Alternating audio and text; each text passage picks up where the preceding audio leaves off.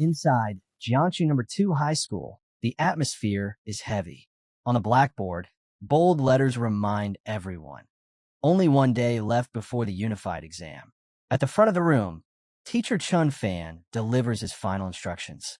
He tells the liberal arts candidates to ready their stationery, then turns sternly toward the martial arts candidates, reminding them to prepare their combat gear and weapons. He warns that the martial arts exam isn't just difficult, it's deadly. Anyone whose awakened ability is below D rank, he urges, should think twice before signing up. From his seat, Su Jingming lets out a faint smirk. He knows the warning is meant for him. Inwardly, he reflects on his situation. Somehow, he has crossed into this new world called Blue Star. Technology here is almost the same as his old world, but it's plagued by vicious, man-eating beasts. To fight back, humanity relies on awakened powers, gifts that surface at age 16 and are ranked from F all the way to S. Most people never awake beyond F to D grade. Su Jingming's own power flickers in his hand, a spark of faint lightning. His ability is E rank, weak electricity. Disappointingly, it's no stronger than a cheap stun baton. As he broods, his desk is tapped. Huang Tan, a blonde-haired classmate, leans in with a sneer. He asks if Su Jingming still dares to take the martial arts exam. Mocking him as E-rank garbage will only drag down the school's reputation. With a smirk, he tells Su Jingming to just stick with liberal arts. If he does, maybe one day, he could be a clerk working under Huang Tian's company. Before Su Jingming can respond, Lin Xingluan rises from her seat. She cuts Huang Tian off, telling him to mind his own business. Huang Tian scoffs at her defense and vows to prove himself during the exam. As he walks away, he throws one last vicious remark over his shoulder, predicting Su Jingming will die in the exam field.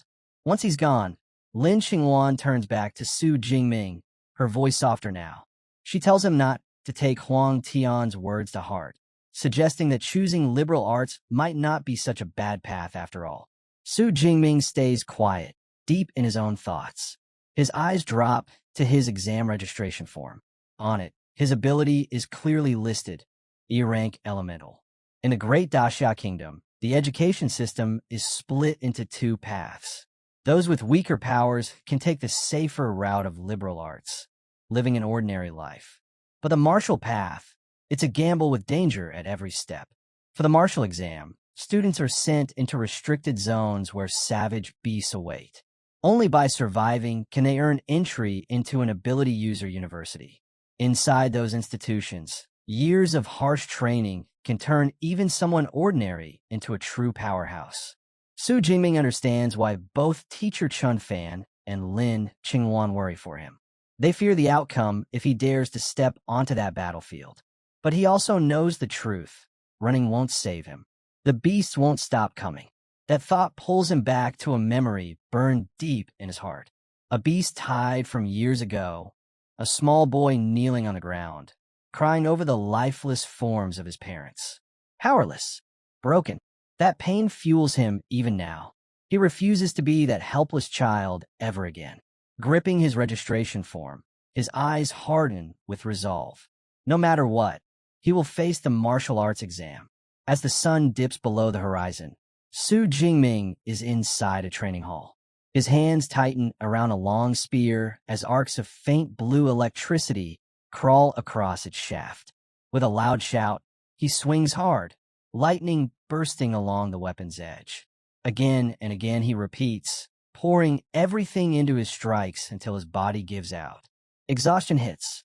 He yawns wide, then slumps onto the floor, the spear clattering beside him. Staring at the ceiling, he mutters about his fatigue. For 2.5 years, he has trained with this spear, yet his mastery is still stuck at the beginner's stage. He remembers the technique he bought, Lightning Gale Break. The price was steep, 300,000. But at least with it, he believes himself a little stronger than the average E-rank awakened. Still, the grim truth lingers. Year after year, the death toll for students below D rank grows higher. That knowledge only hardens his resolve. If he wants to survive, if he wants to step into an awakened university, he must fight with everything he has. Pulling himself off the ground, He walks toward a machine. His fist clenches as he reaches for its panel. Suddenly, a blue holographic screen flickers into existence before him. System activating. His eyes widen. Shock floods him as the display shifts again. Newbie gift package available. Claim. Lying there in disbelief, realization hits. Could this be it?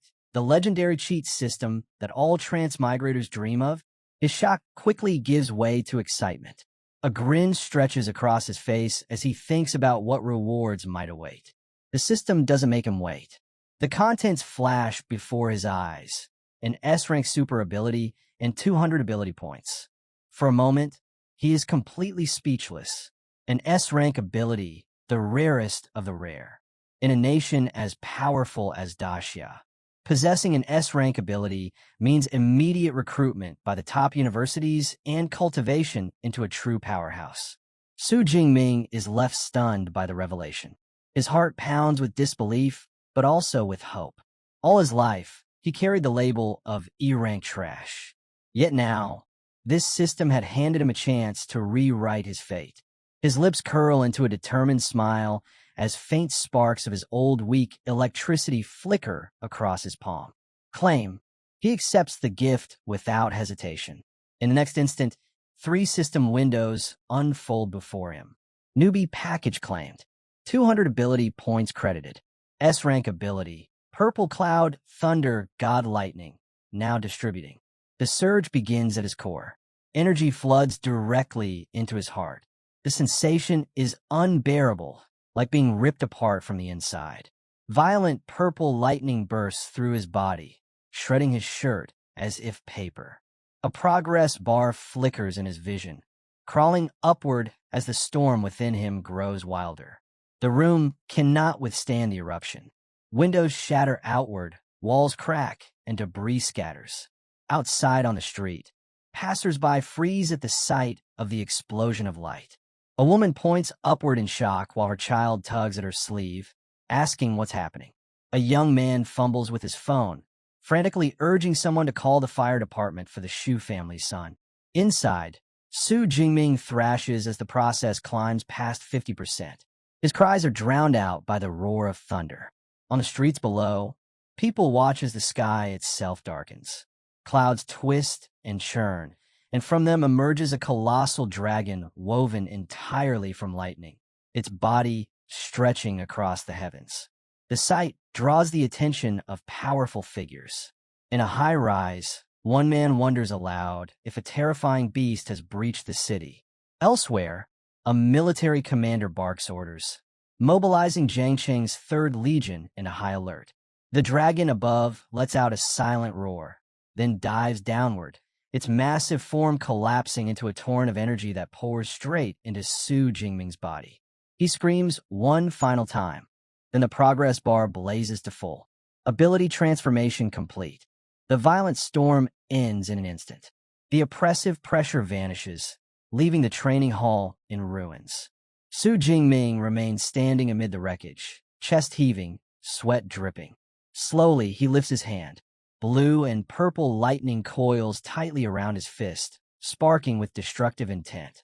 A confident grin forms. This was no longer the feeble current of a stunned baton. This was raw power, enough to obliterate with a single strike. But as his gaze shifts around the room, his excitement dims. The windows are gone, the walls fractured, the floor scorched. The commotion had been far greater than he intended. Relief flickers in him at the thought that he managed to suppress part of it. Then his eyes return to the floating system screen. The reminder of the second reward remains. 200 ability points. What are these used for? He mutters, reaching out to touch the interface once more. The system's voice explains, ability points are earned by slaying fierce beasts. They can be spent to strengthen his body, his spirit, and his skills. A sly grin spreads across Jingming's face. A cheat system this straightforward was everything he could have hoped for. Open system panel. At once, a detailed status screen unfolds before him. Name, Jingming. Level, unranked awakened. Ability, S rank, Purple Heaven Divine Thunder. Ability points, 200. With the unified exam just one day away, his gaze sharpens. He knows these points must be used wisely if he's to maximize his strength. Blue sparks crackle across his fingertips as he commands. Allocate points. He thinks carefully. All abilities stem from the body and the spirit. Only by strengthening both can he unleash his full potential. He directs the system to divide the points between them. The upgrade begins instantly. His stats for physique and spirit skyrocket. A swirl of dark purple energy erupts around him, filling the room with violent pressure.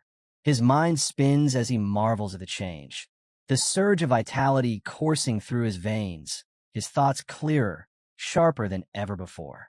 Clenching his fist, he feels power gathering. He swings once.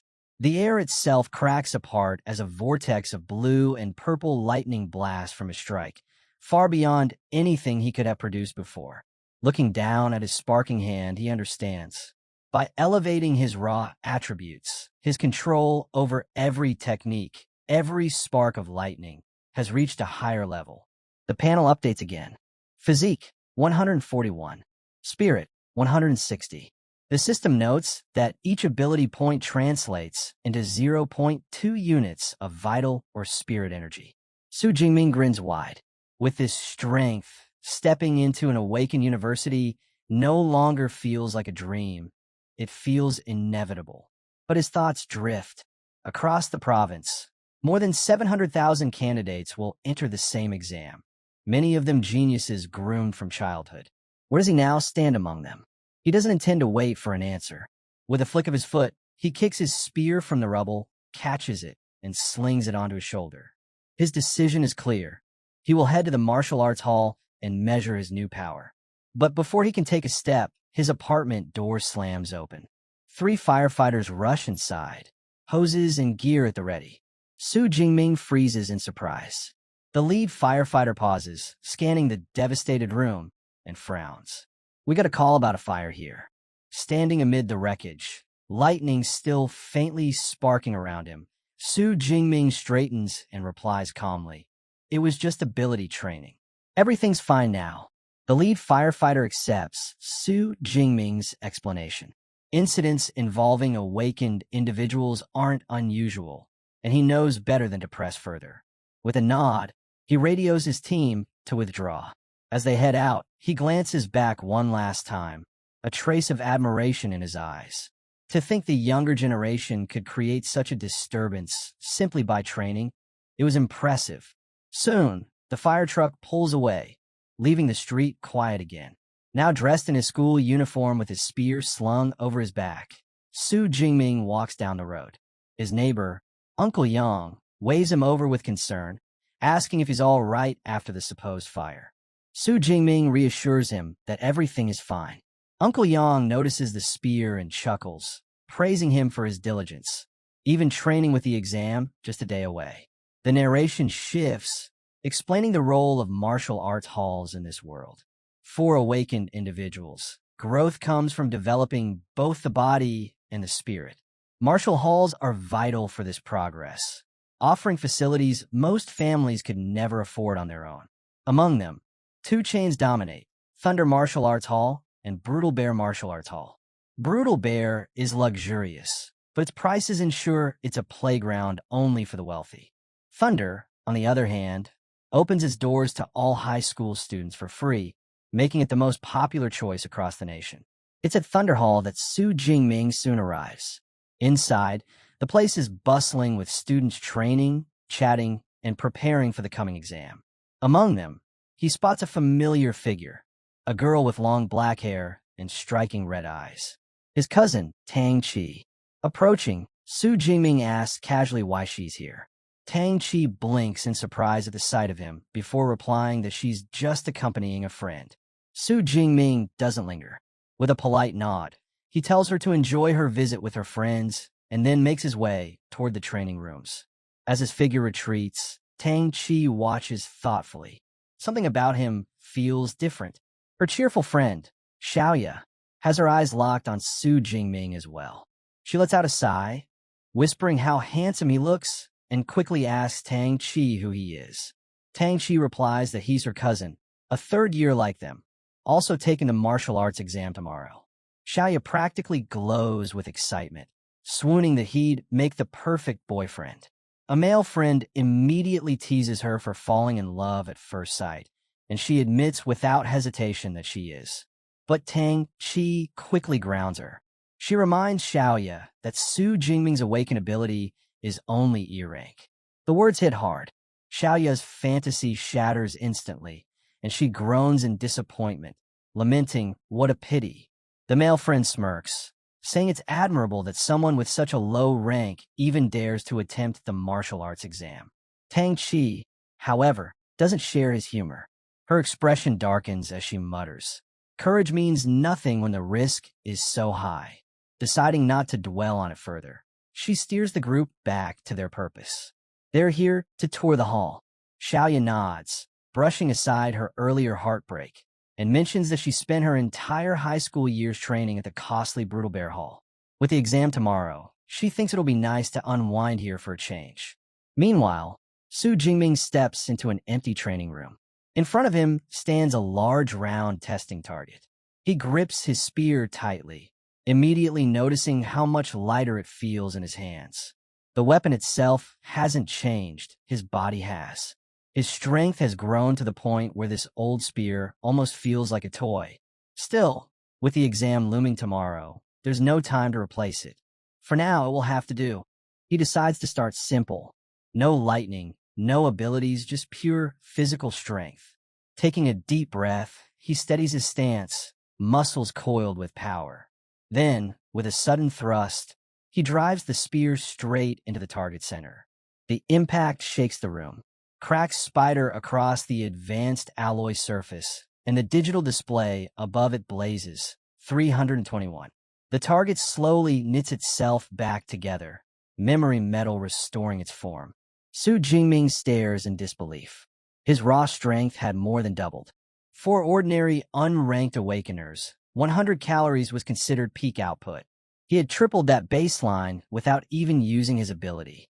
Excitement surges through him. Now, it's time to see the true extent of his new power.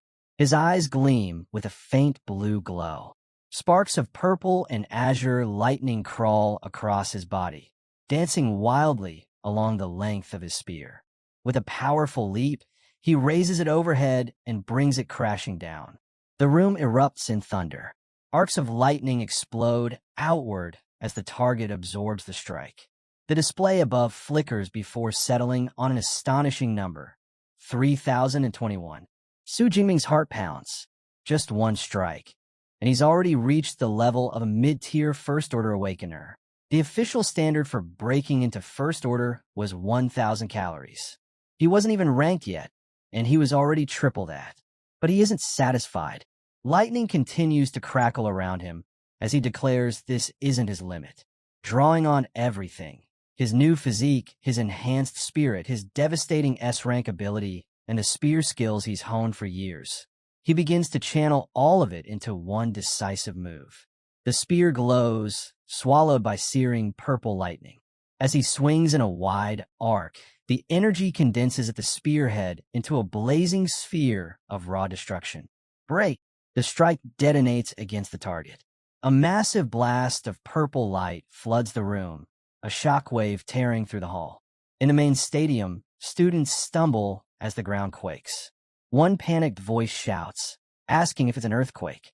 On the training floor, Tang Chi, Xiaoya, and their friends are nearly knocked off their feet, struggling to steady themselves as the tremors ripple through the building. The brown-haired boy in the group frowns, his expression turning serious as he senses the lingering pressure in the air. He mutters that the energy feels like something only a true awakener could release. The group begins to wonder aloud. Could a brand new awakened-level student have just appeared? But all the known ones in the city were supposed to be training at the other hall. Curiosity gets the better of Tang Chi. She insists they go see for themselves. The group follows the trail of residual energy down the corridor. As they round the corner, they nearly collide with Su Jingming, who is just leaving, his spearhead carefully wrapped in cloth. "Jingming," Tang Chi calls out, startled to see him. He doesn't break stride, answering calmly that he's heading home to prepare for tomorrow's exam. His face shows nothing of the storm he just unleashed. One of the boys waves him off, telling the group not to bother with him. Instead, he points toward the training room Jingming just walked out of. That, he says, is where the energy had come from. Driven by curiosity, they push the door open and peer inside, only to freeze in stunned silence. The once sturdy training room is completely destroyed. The advanced alloy target, made of high-grade memory metal, has been obliterated. Even the reinforced wall behind it is shattered into a gaping crater of rubble. The entire room looks like a battlefield. Xiaoyu gasps, her voice trembling with disbelief. She exclaims that even memory metal was torn apart. That level of destructive force should have been impossible in a high school training room. She wonders aloud if any student in Jiangsheng could possibly be that strong. But the brown-haired boy quickly shakes his head, placing a hand against the crater's jagged edge. He says the residual energy is far too violent to belong to a student. His theory is simple. A powerful second-order ability user must have accidentally wandered onto the student floor. Another friend nods in agreement, adding that not even a genius from the provincial capital could cause this much damage, let alone someone from their small city. But Xiaoyu refuses to let it go. Her eyes brighten with excitement as she blurts out her own theory that maybe, just maybe, Jingming is actually a hidden super genius. Her friends immediately burst into laughter.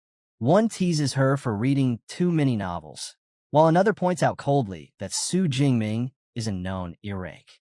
At best, his strikes would only hit 300, nowhere near this scale of destruction. The boy offers another explanation.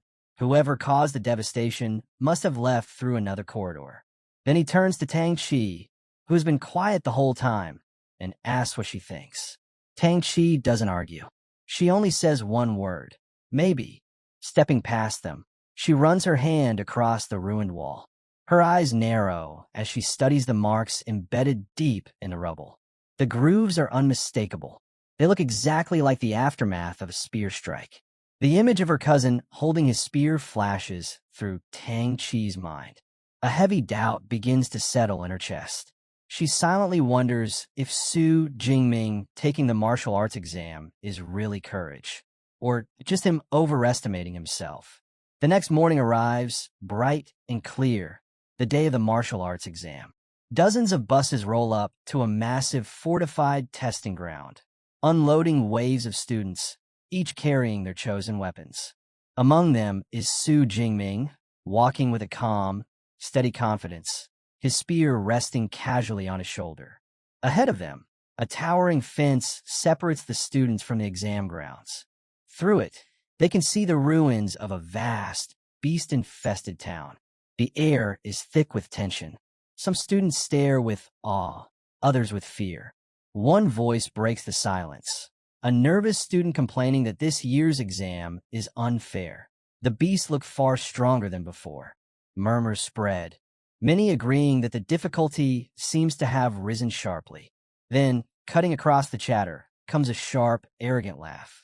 A tall youth with long hair and a massive sword slung across his back sneers at the group. He mocks their fear, declaring that anyone who can't handle a mere unicorn rhinoceros has no right to be here. His scorn leaves the crowd speechless. Nearby, Jingming's best friend, Lu Jie, frowns and leans closer. "Who's that loudmouth?" he asks. Jingming checks his ID, reading the name, Zhou Mingyang. Lu Jie's expression shifts. Zhou Mingyang, the genius. He's B rank, already stepped into first order. That's something only a handful of high schoolers have ever managed. Jingming's eyes linger on the prodigy. A confident smile touches his lips, a flicker of competitiveness shining within. Quietly, he wonders between them who is stronger. Before the thought can deepen, a booming voice echoes over the venue. "Candidates, attention!" All eyes snap toward a scar-faced man in a military uniform standing atop an armored vehicle. His presence alone silences the crowd. "I am Commander Wang Haiyang," he announces, chief overseer of this year's martial arts exam. "Before we begin, listen carefully to the rules. He gestures to the ruined town sprawling beyond the fence. The exam runs for 12 hours, 9 a.m. to 9 p.m. The battleground is divided into 4 zones: outer, central, inner, and core. Points are earned by slaying beasts. The stronger the beast, the higher the score. His voice hardens, his expression grave. The core area is a bonus section. Only the best should dare to step into it. Remember, your lives come first. Do not gamble with them for a higher score. As the commander's warning hangs in the air, Su Jingming closes his eyes briefly, reflecting. Before the system, before his newfound strength, he would have been confined to the outer zone, scraping by on the weakest prey. But now, his body thrums with power, his spirit brims with energy, and his ambition burns hot. When the gates open, he intends not just to survive, but to push deep into the inner circle, and maybe, if fate allows, even challenge the core. An announcement echoes across the grounds, instructing students to collect their exam supplies. Su Jingming and his friend make their way to teacher Chen Fan, who is distributing tactical backpacks. Inside each pack are the essentials: a smartwatch to track points, a few energy bars, a hydration bottle, a medical kit, and most importantly, a safety ball. The sphere can unleash a high-voltage barrier, enough to repel beasts, but activating it will end the exam immediately. As Chen Fan hands the pack to Su Jingming, his voice softens. Remember, your life matters more than your score. If it comes to it, don't hesitate to use the safety ball. Su Jingming bows his head slightly. Thank you, teacher. Just then, a familiar voice calls his name. He turns to see Lin Qingluan running toward him, her expression warm as she invites him to join her team. At her side stands their class president, Lu Qin, a solid C rank who confidently assures Su Jingming that he'll keep him safe in the exam. But before Su Jingming can answer, another student cuts in sharply. He protests that this is a competition, not charity, and claims that dragging along an E rank will only lower their score. Another teammate quickly joins in, glaring at Lu Qin for changing their plan without consent. The two of them make it clear they don't want dead weight holding them back. Lu Jie bristles with anger, ready to defend his friend, but Su Jingming calmly raises a hand to stop him. Smiling faintly, he declines the offer. I appreciate your kindness, but I'll be going in alone. Lin Qingluan hesitates, worry written in her eyes, but eventually nods. Then at least be careful. The complaining student scoffs, muttering that they should just find Huang Tian to team up with instead. He laughs mockingly as the group turns and walks away. Su Jingming watches them leave, his lips curling into a confident smirk. He knows better than anyone. He's more than capable of achieving a high score on his own. Moments later, the loudspeakers blare again. The martial arts exam is officially beginning. Drones rise into the air by the hundreds, their cameras locking on, ready to broadcast every moment to the watching world. With a deafening groan, the massive gates swing open. Like a flood, thousands of students surge forward, shouting their goals and rallying cries as they charge into the ruined city. Tang Shi and her friends push ahead with determination. A girl with a massive sword strides into the fray. At the very front, Zhou Mingyang leaps forward, his wind ability propelling him above the pack. In contrast, Su Jingming doesn't rush. He steps calmly across the threshold, then breaks into a steady run, spear gripped firmly in his hand. His eyes sharpen. The time has finally come. As he moves through the gate, he taps the smartwatch on his wrist. A holographic panel flickers to life, verifying his identity and displaying the real-time rankings. The leaderboard has already taken shape. At the very top sits Zhou Mingyang with 7 points, 2 others trailing just behind him. Standing before the ranking board, Su Jingming takes it all in with quiet confidence. Zhou may have begun his hunt early, but instead of discouraging him, it only sharpens his own determination. While the rest scatter across the outskirts, fighting weaker prey, Su Jingming chooses a different path. He wastes no time, heading directly into the heart of danger, the core area, where the rewards are greatest, but so are the risks. The ruined city grows darker and heavier as he ventures deeper. Suddenly, he halts. Before him lies a chilling sight.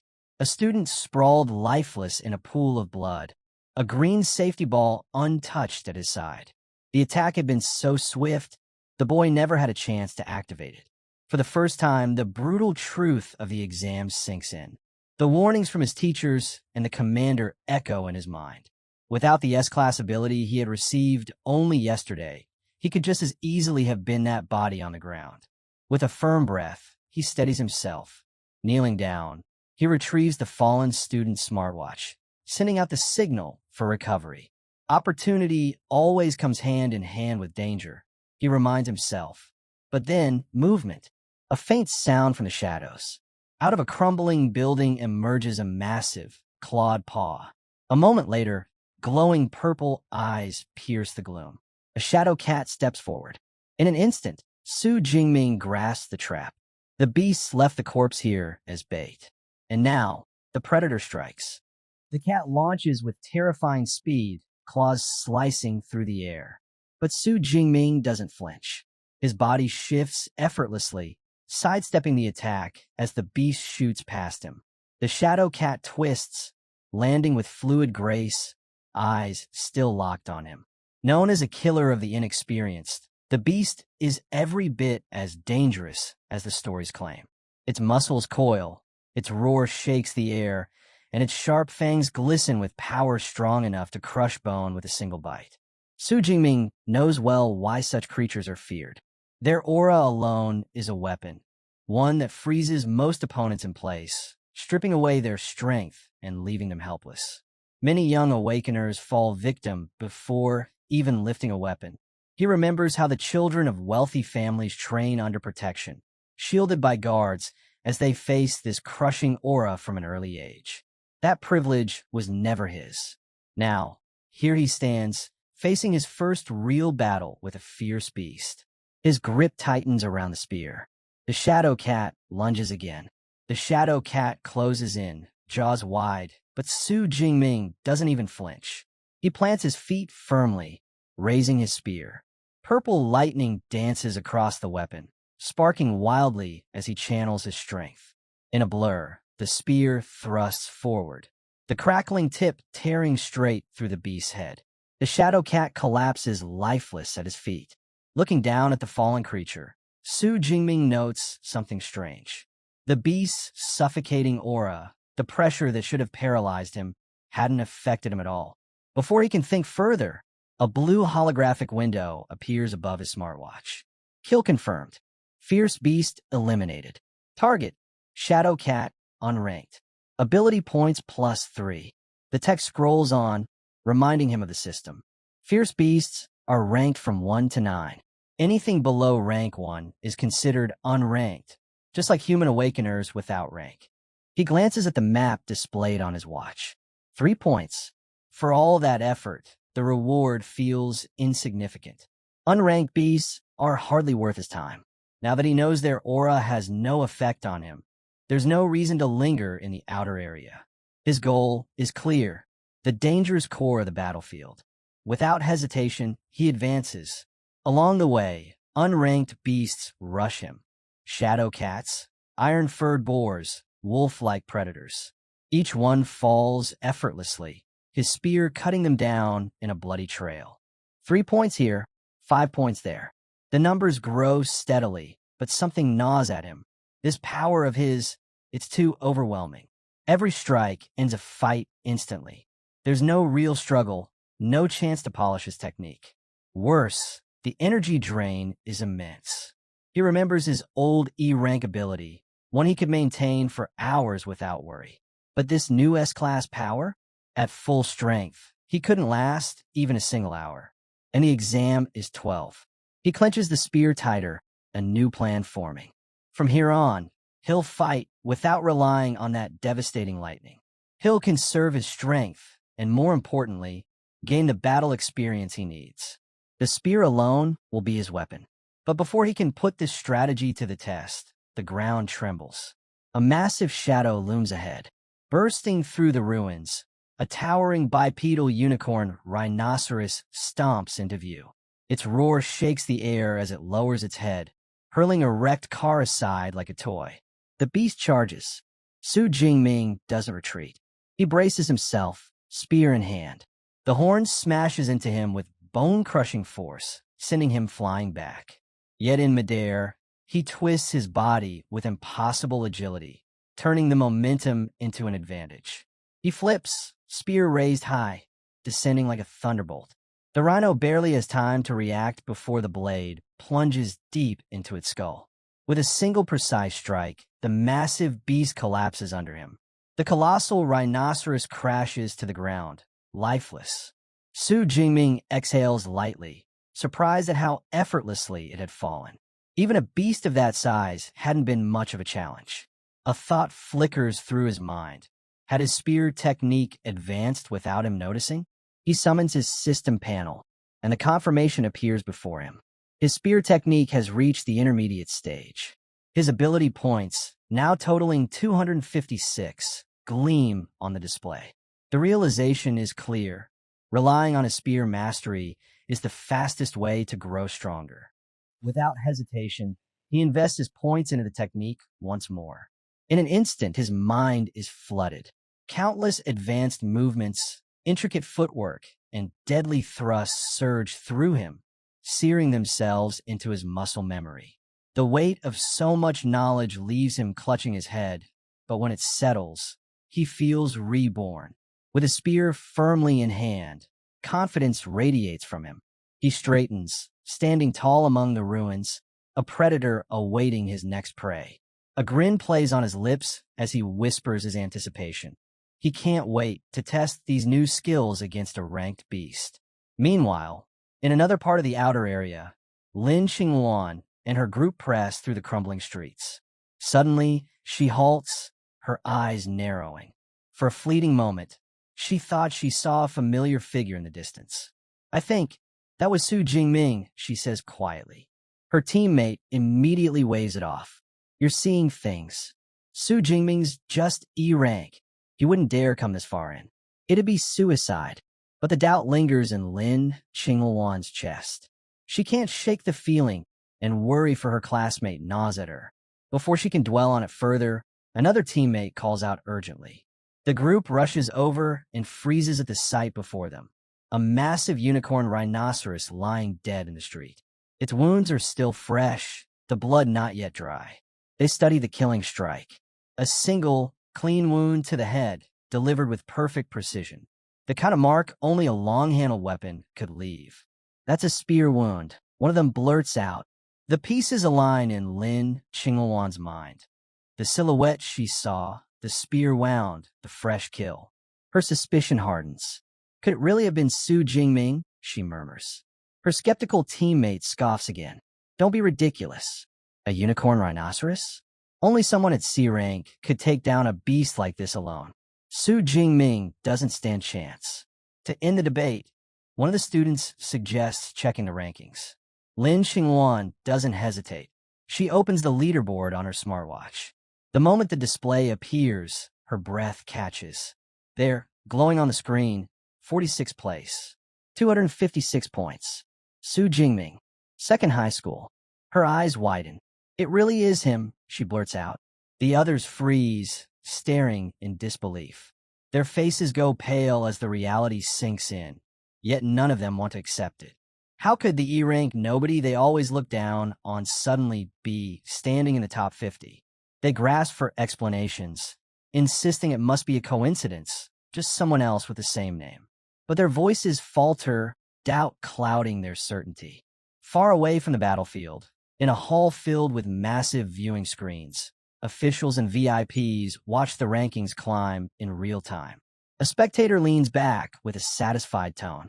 As expected, First High School is dominating. Look at the top 10. In Zhou Yang, rank 1 with 412 points. At this rate, he'll surely be recognized as Jiang Cheng's #1 student. Another official chimes in, eyes narrowing. If he keeps this pace, maybe, just maybe, he could even break into the provincial top 100. Our city hasn't had that kind of talent in years. At the center of the group sits Zhang Wenshan, director of the Jiangxing Education Bureau. A smug smile spreads across his face. Zhou Mingyang is indeed the pride of our city. He will reach the provincial top 100, mark my words. He turns with praise toward the principals of first and third high, complimenting their school's excellence. The two men bow politely, thanking him with practiced humility. But then when Shan's gaze shifts, landing on Principal Zhou of second high, his smile turns cold, his words sharp. Principal Xiao, your school needs to work harder. Your so-called best student is only 18th, hardly worth mentioning. Zhou forces a nervous laugh, sweat trickling as he bows deeply. Yes, director, you are right. We will strive harder. Inside, however, he burns with silent rage. He knows second high is struggling. Only 8 of their students made it into the top 50. He ticks through their names one by one in his mind. Then he stops. Su Jingming? The name catches him off guard. He doesn't recall ever hearing it. Frowning, he mutters aloud. Who is this student? Why haven't I heard of him before? He turns to the teacher beside him. Chun Fan. Teacher Chun, do you know this Su Jingming? The reaction is instant. Chun Fan's jaw drops, his face stiffening in shock. He wipes the sweat from his brow, stumbling over his words. Su Jingming? That's the weakest E rank in my class. The room falls silent. Chun Fan shakes his head furiously, struggling to process it. Could Su Jingming have been hiding his true power all along? No, impossible. It makes no sense. Frustration boils inside him as he looks at the monitors. Only the top 10 students have cameras trained on them, and Su Jingming's name is far below that threshold, which means for now, nobody has any idea what he's doing or how an E rank is tearing his way up the ranks so fast. Back inside the exam venue, Su Jingming has already broken through the outer area and stepped into the central zone, where danger thickens with every step. The ruined streets are quiet, almost unnervingly so. A glass bottle crunches under his boot as he walks, pausing only to unwrap an energy bar and take a few steady bites. He notes the change immediately. Fewer beasts prowl here. That only means one thing: ranked creatures. Beasts with intelligence, instincts, and territory of their own. The kind of opponents who truly test strength. Suddenly, he freezes. His senses sharpen, locking onto something ahead. His gaze narrows. Finally, my target arrives. A thunderous crash erupts as a striped monster bursts through a heap of wrecked cars. Muscles rippling, blades of bone jutting from its forelimbs. It's a first-rank fierce beast, the arm-blade tiger. Su Jingming doesn't back away. Instead, he lifts his spear and chuckles softly. What luck! A first-rank beast already? Perfect. The tiger snarls, unleashing a roar that rattles the ruins before lunging forward, claws slicing through the air. Su Jingming stands unmoved, spear held firm. At the last moment, he twists with elegant precision, spinning his weapon to parry the blow. The shaft meets claw, redirecting the strike and forcing the beast back a step. To Su Jingming, it feels effortless. He tilts his head, almost bored. This is all? So this is the strength of a first-rank beast? If it were a Tiger King, perhaps I'd bother to take it seriously. The mockery hits its mark. The arm-blade tiger's roar grows harsher, fury blazing in its eyes. Su Jingming narrows his stance, voice calm but decisive. Enough. I'll send you on your way. In a burst of speed, he lunges forward. His spear blurs through the air before sinking deep into the tiger's shoulder. Blood sprays, and the beast bellows in agony. But there's no pause, no room for recovery. Su Jingming's calm grip and relentless momentum keep pressing forward. The wound only drives the beast into madness. Its eyes ignite with a glowing teal light as it rises high on its hind legs, looming over him like a mountain. With a deafening roar, it brings its massive bladed claws crashing down in a strike meant to cleave him apart. But Su Jingming is faster. His body bends, pivots, he catches the nearest lamppost, swinging his weight around it with perfect control. The tiger's claws shred empty air where he once stood. In that same instant, his maneuver positions him perfectly for the counterattack. Landing lightly after his swift maneuver, Su Jingming steadies himself. His eyes fix on the arm-blade tiger, bleeding, battered, but still unwilling to back down. Its stubborn fight earns a brief nod of acknowledgement from him. But then his voice cuts through the air, cold and final. Enough. Any further resistance is meaningless. He raises his spear, channeling energy into the weapon. A swirling gale of blue lightning coils around the shaft, humming with raw power. Lightning gale break. His body blurs into motion. With a fierce cry, he spins, the spear slicing through the air again and again. Brilliant arcs of light streak outward, forming a storm of slashing energy. The devastating strike crashes into the beast. The arm-blade tiger roars one last time, a sound of pain and defiance, before its body is shredded by the violent vortex. With a thunderous crash, it collapses to the ground, lifeless. Almost instantly, his smartwatch chimes. Kill confirmed. Target, first rank arm-blade tiger. Ability points plus 14. Su Jingming glances at the notification with quiet satisfaction. 14 points, nearly double the reward of an unranked kill. A thought crystallizes in his mind. While this exam is a battlefield of life and death for others, for him, it's a treasure ground, an opportunity to grow stronger at an incredible pace. His grip tightens on the spear. Determination burns within him. He vows to claim as many points as possible, hunting the most powerful beast this arena can throw at him. Far away, in the audience stands, the tension thickens. Every eye is fixed on the leaderboard. Su Jingming's name now glows at 32nd place, 328 points. An official leans forward, turning sharply toward teacher Chen Fan. This student, he's from your class, isn't he? Suddenly, Chen Fan is the center of attention. Colleagues turn to him with admiration. Incredible. Only students from your class have broken into the top 50 from second high. Another nods approvingly.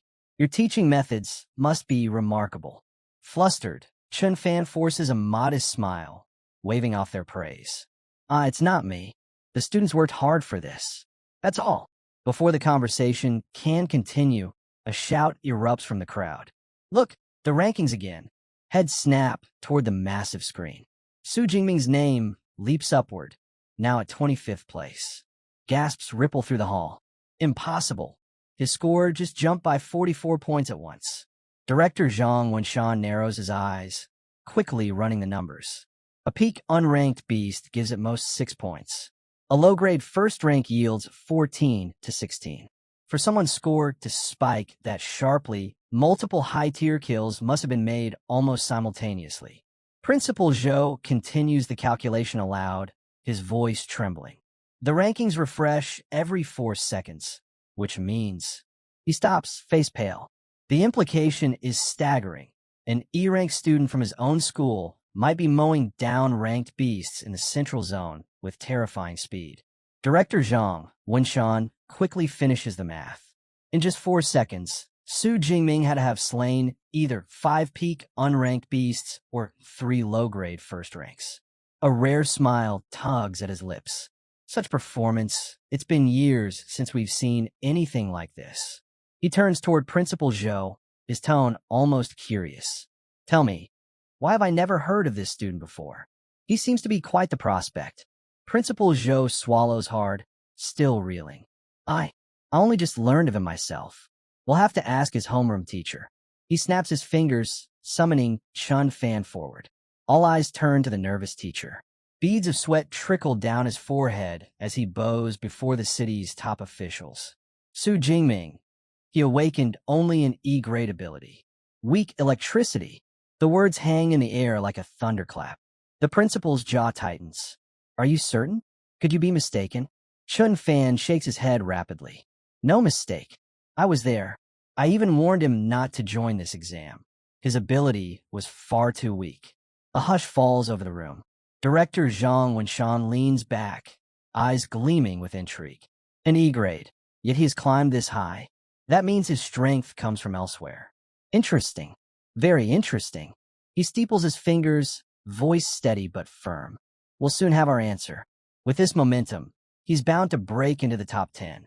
Once he does, the cameras will be on him, and we'll see exactly how he's achieving this. His smile fades into a sharp edge. But if he's cheating, there will be consequences. No sooner do the words leave his mouth than gasps erupt. Principal Zhou and Teacher Chun fans stare wide-eyed at the leaderboard. Rank 9, Su Jingming. He has done the impossible, forcing his way into the top 10. And sitting just beneath him at number 12, his cousin Tang Chi.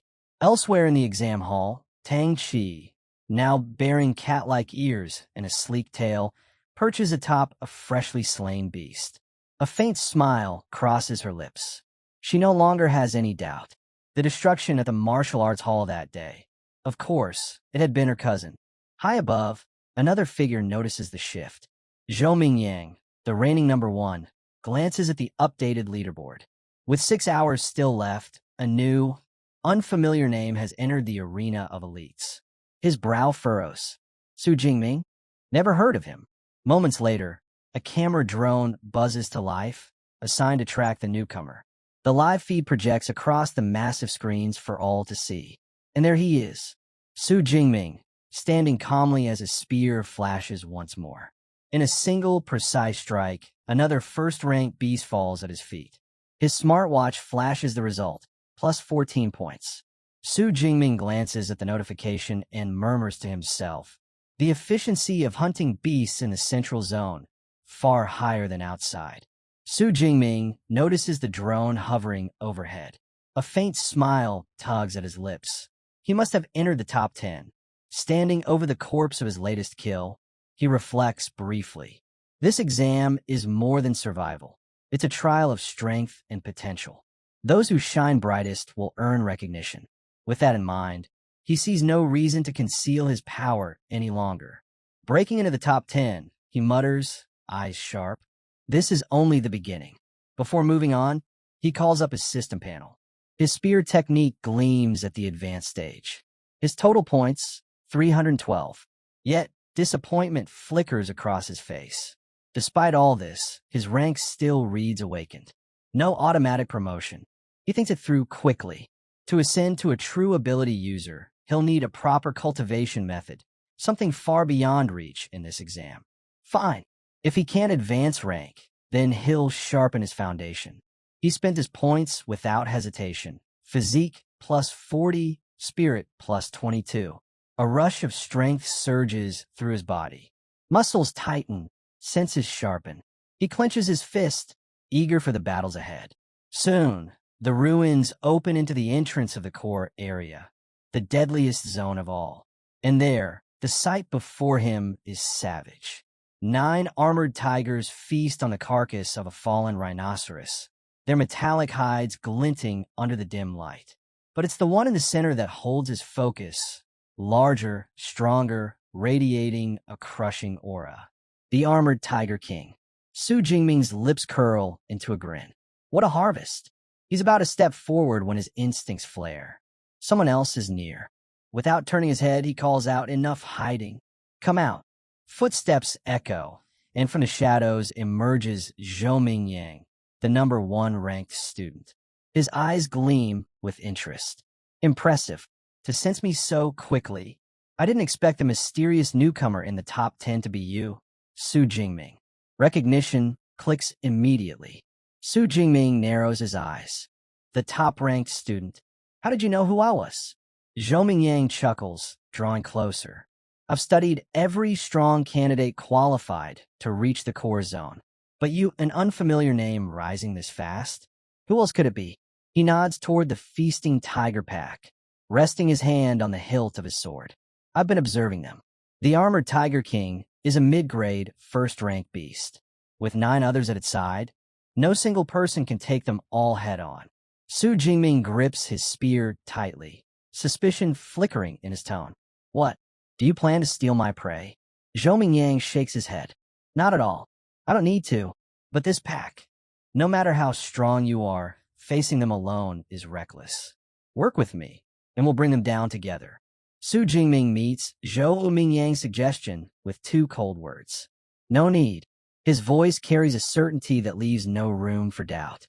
I'm more than enough on my own. Without waiting for a reply, he steps boldly into the open. The sound of his boots crunching against the broken pavement immediately draws every armored tiger's gaze. A chorus of growls rumbles from their throats. The Tiger King, looming atop the rhino carcass, throws back its head and roars, its dominance shaking the ruins. Su Jingming's eyes narrow, analyzing the scene. As expected of a pack led by a king, the beasts have formed a crude formation, stronger ones in the front, the weaker flanking behind. They're not mindless, they're disciplined. The tension snaps as one tiger breaks rank, barreling toward him with murderous speed. From his hidden vantage point, Zhou Mingyang stiffens. He watches with both disbelief and fascination. Is Su Jingming charging to his death, or is his confidence real? Su Jingming doesn't move. He waits, his spear lowered casually, an aura of calm radiating around him. The charging beast closes the distance, until, in a sudden blur, his weapon comes alive. The spear spins with such velocity that the shaft becomes a whirling circle, energy building in violent waves. Then, boom, he unleashes a devastating sweeping strike. A crescent arc of raw force tears through the air, wide enough to engulf multiple targets. The first tiger never stood a chance, nor did the beasts beside it. Flesh and bone split cleanly as the spinning sweep rips through them. Blood erupts across the ruined street as 4 tigers collapse instantly. Notifications flare across his smartwatch. +14, +14, +14. The pavement runs red as the broken bodies slump to the ground. In an instant, half the pack has been erased. The Tiger King's furious roar splits the sky, the air trembling with rage. Su Jingming glances at the carnage with only mild dissatisfaction. TCH, my body's still not strong enough. Could have ended them all in one strike. The surviving tigers regroup, circling him like predators cornering prey. The king steps forward, its teal eyes burning with fury. Then, it opens its jaws wide. The roar that follows isn't just sound. It's a sonic weapon, vibrating with lethal force. The shockwave shatters every nearby window, sending glass raining down like a storm. The ground itself seems to tremble under the beast's fury. Even from his safe vantage point, Zhou Mingyang winces, clutching his head as pain rings through his skull. That roar alone, it could tear apart most challengers. Yet in the eye of the storm, Su Jingming stands alone, spear in hand, his expression unshaken. Su Jingming stands tall in the storm of broken glass, unfazed by the Tiger King's deafening roar. The sonic blast that could cripple most fighters is nothing to him. His voice cuts through the chaos, steady and defiant. You might terrify others, but you can't scare me. The pack responds with violence. The surviving tigers leap in from every direction, claws flashing, fangs snapping. Su Jingming meets their charge head-on. His spear flows like water, deflecting one strike, then another. With fluid precision, he twists, planting the shaft against the ground and vaulting upward. His feet kick off a tiger's back, sending him soaring above the snapping jaws of another. The Tiger King sees its chance and lunges, but Su Jingming is already in position. Still midair, he channels his full strength into a single decisive blow. His spear arcs down like a guillotine, splitting the air with unstoppable force. Crack! The weapon slams into the beast's skull, cleaving it open in one brutal strike. The king crumples where it stands, dead before it even hits the ground. Su Jingming lands lightly, spear in hand, as his smartwatch flashes. Kill confirmed. Upper rank first order arm blade tiger. Plus 20 ability points. From the shadows, Zhou Mingyang can only stare. His body stiffens, sweat sliding down his face. Wide-eyed, he mutters under his breath. Impossible. He wiped out the entire pack by himself? What kind of monster is he? Su Jingming, meanwhile, is exhilarated. His points have surged, the tiger pack slaughter granting him a massive harvest. He grins, thoughts racing. If I keep this pace, how many points can I rack up before the 12 hours are over? The more I gain, the stronger I become. He turns to leave, ready to hunt again. But before he can take another step, Zhou Mingyang bursts from his hiding place. Wait, Zhou demands, his voice sharp. How did you do it? Crushing an entire pack like that, with just a spear? Your ability, is it some kind of reinforcement type? Su Jingming barely glances his way. With a powerful leap, he pushes off into the distance, calling back casually, lightning type. Zhou Mingyang freezes, rage boiling beneath his skin. He clenches his fist, teeth grinding. Lightning type? TCH, does he think I'm a fool? He's mocking me. The thought burns deeper as realization hits him. If Su Jingming is killing this many beasts, his score must be skyrocketing. Hastily, he checks his smartwatch. The sight nearly makes his heart stop. Rank 1. Su Jingming, 1122 points. Rank 2. Zhou Mingyang, 985 points. Su Jingming hasn't just caught up. He surpassed him. No, no, no. Zhou's roar of frustration echoes across the ruined city. A cry of disbelief and fury as his #1 position slips away. Back in the stands, the audience erupts into cheers. Officials are on their feet, voices buzzing with excitement. Director Zhang Wenshan himself rises, his face glowing with pride. Magnificent! That level of spearmanship, this confirms it. Su Jingming is a true genius. He clasps Principal Zhou's shoulder with both hands, his voice booming across the room. With Su Jingming representing us, Jiangxun will finally break into the provincial top 100. The declaration draws thunderous applause. Zhang Wenshan goes further, promising that Second High will receive special accommodations once the exam is over. Tears well in Zhou's eyes as he bows repeatedly, overwhelmed. At last, Second High has its day to shine, he thinks, his chest swelling with pride. And it's all because of Su Jingming. 3 hours later, deep within the core zone, the mood is very different. Zhou Mingyang trudges through the deserted streets, his brows furrowed in frustration. He mutters under his breath, "Where have all the beasts gone?" A voice answers from behind. "Why don't you ask the #1 ranked student?" He spins around. His cousin Tang Chi stands there, flanked by other top-ranked fighters, Waha and Manga. Tang Chi gestures at the empty ruins. It's simple. Su Jingming already killed them all. We searched everywhere. Nothing left. Zhou Mingyang's jaw tightens. Impossible. One person couldn't clear out the entire core zone. But Tang Chi's gaze is cool, unwavering. Cousin, it's obvious you've only recently become a ranked ability user. Otherwise, you'd understand. She lifts her smartwatch and activates the leaderboard. Look for yourself. Zhou's eyes lock onto the glowing numbers. His face drains of color. Rank 1. Su Jingming, 3,435 points. Rank 2. Zhou Mingyang, barely a third of that total. He stammers, unable to find the words. The sheer gap is suffocating. Tang Chi explains calmly, almost coldly. Do the math. In the central zone, he earned about 700 points. That means here, in the core zone, he collected more than 2,500. Almost 200 fierce beasts slaughtered single-handedly.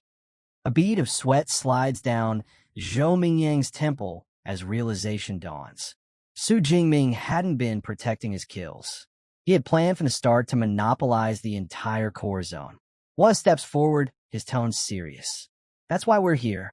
The innermost core zone is all that's left. It's crawling with high-ranked beasts and even a second-order beast king. Charging it alone is suicide. Mengda nods firmly, then turns to Zhou Mingyang. That's why we've united. Join us, Zhou. Together, we might survive what waits inside. With no other choice, Zhou Mingyang clenches his fists and shouts, "Count me in." The uneasy alliance is sealed. The scene shifts. Under the pale glow of the moon, Su Jingming sits silently atop a mountain of beast corpses. His spear is planted firmly at his side, its blade glinting in the faint light. Around him, the air reeks of blood and steel. His rations are gone, his supplies completely drained, yet his hunt for strength is far from finished. The exam is drawing to its close, but he isn't satisfied. Not yet. If I want more power, I have to go deeper. The innermost core zone awaits, where second-order beasts roam. The thought brings a faint grin to his face. With deliberate calm, he summons his system panel. The number before him is staggering. 2413 ability points. Time for one last upgrade. The mischievous grin widens as he channels his points. Power floods through his body, coursing through every muscle, every nerve. He exhales sharply, the ground cracking beneath his feet from the pressure alone. Standing over the colossal corpse of a bear-like beast, he finally allows himself a breath of relief. Yes, with this boost, I can face the exam's finale head-on. Meanwhile, the remaining top students dash toward the final battlefield, their footsteps pounding against broken stone. The last sprint of the combat exam has begun, and deep within the innermost zone, something stirs. From the ruins, a nightmare emerges. A massive wolf-like creature, its fur ghostly white under the moonlight, its eyes glowing with a predatory crimson. Red crystalline spines jut from its back, pulsing with a deadly energy. The air around it vibrates with menace. The final trial has appeared, and as the beast's howl shakes the battlefield, Su Jingming arrives, calm, collected, spear in hand. His gaze fixes on the monstrous wolf, unflinching. Confidence radiates from him as he whispers to himself. So, this is the second-order beast they've prepared. Let's see what you're worth. Just as Su Jingming steps into the final stage, the top-ranked students also make it into the deepest part of the core zone. The moment their eyes lock onto the colossal, crystal-backed monster, they know exactly what it is: a bloodthirsty savage bear. With a single swipe of its massive paw, the beast reduces a wrecked car to scrap metal, showing off its terrifying strength. The sight leaves the group shaken. Zhou blurts out that they're in serious danger. Manga explains that this rare creature's hide is tougher than E-grade alloy, strong enough to shrug off even missiles. Worse yet, a single blow from its paw could wipe them all out instantly. Hearing this, Tang Chi suggests they abandon the mission entirely, knowing the odds are stacked against them. But the nightmare doesn't end there. Guarding the compound isn't just the Bear King. An entire pack of elite first-level beasts surrounds it. One member grimly points out that if they charge in, the horde alone will slaughter them before the bear even moves. The tension breaks when one student suddenly throws in the towel, saying there's no reason to risk dying just to get a higher score. Zhou snaps at him, mocking the idea of looking good if he's only going to run headfirst into a death trap. Still, the team spirit is shattered beyond repair. Then Mengda shouts and points toward the compound. Everyone's eyes snap in that direction. A lone figure is walking straight into the danger zone. Tang Chi's eyes widen in shock. She recognizes him. It's Su Jingming, stepping fearlessly into the heart of the beast horde. With a fluid leap, Jingming lands inside the compound. The others watch in disbelief. Zhou curses the difficulty of the test, while another student panics, crying out that Jingming's entrance has enraged the entire pack. The beasts roar in unison and rush him from all directions. Standing tall in the middle of the street, Jingming doesn't flinch. Within moments, the wave of snarling creatures swallows him whole. From the rooftop, the students can only watch in horror. Tang Chi's face tightens with worry for her cousin, but Waha shakes his head, saying Jingming was reckless. Tang Chi insists she has to go help. Ming Di grabs her arm to hold her back, and Waha calls her insane, arguing it would only mean a useless death. But Tang Chi refuses to back down, shouting that Jingming is her cousin. She can't just stand by and watch him die. Before she can act, a massive surge of purple and blue lightning explodes from the center of the beast horde. The raw energy tears through the battlefield. Its brilliance, so blinding the rooftop group, is forced to shield their eyes. Zhou stares wide-eyed, asking if this is the lightning power Su Jingming once spoke of. As the blinding storm fades, the aftermath becomes clear. The battlefield is littered with scorched corpses. The entire horde of first-level beasts has been annihilated. At the center of the destruction stands Su Jingming, untouched, his body still wrapped in crackling purple lightning. He admits that raw strength alone wouldn't have been enough, so he unleashed his hidden trump card, his superpower. Feeling the surge of his S-grade ability, he allows a confident smile to spread across his face. With the lesser threats erased, his eyes turn to the real challenge. The bloodthirsty, savage bear towering above the corpses of its fallen pack. The monstrous beast unleashes a roar that shakes the air, but Jingming stays composed. He studies his foe carefully, noting its massive frame and lack of agility. Against his thunder ability, this could still be manageable. But then he notices the beast isn't standing alone. Several dangerous minions remain at its side. Knowing they'll only interfere, he makes his decision. His gaze sharpens, his eyes glowing with fierce determination as he declares he will clear the battlefield first. In a flash, he bursts into motion, lightning coursing through his body. His speed is blinding as he tears through the beasts. A high-ranked shadow cat leaps at him, but he cuts it down instantly. His smartwatch chimes, 13 points. Grinning, he marvels at how his thunder power amplifies his body, though he knows he can't maintain this heightened state for long. Still, it's more than enough to wipe out the stragglers. One by one, the lesser creatures fall beneath his spear. With a single sweeping strike, he cuts down a unicorn rhino, earning another 15 points as his watch flashes the confirmation. With the field finally cleared, the real battle begins. The savage bear bellows in rage, slamming its massive paws into the ground. The impact sends a shockwave ripping through the pavement, shaking the earth itself. Then it charges, every step rattling the ground beneath it. Su Jingming, cloaked in his lightning aura, doesn't retreat. He launches forward to meet the beast head-on.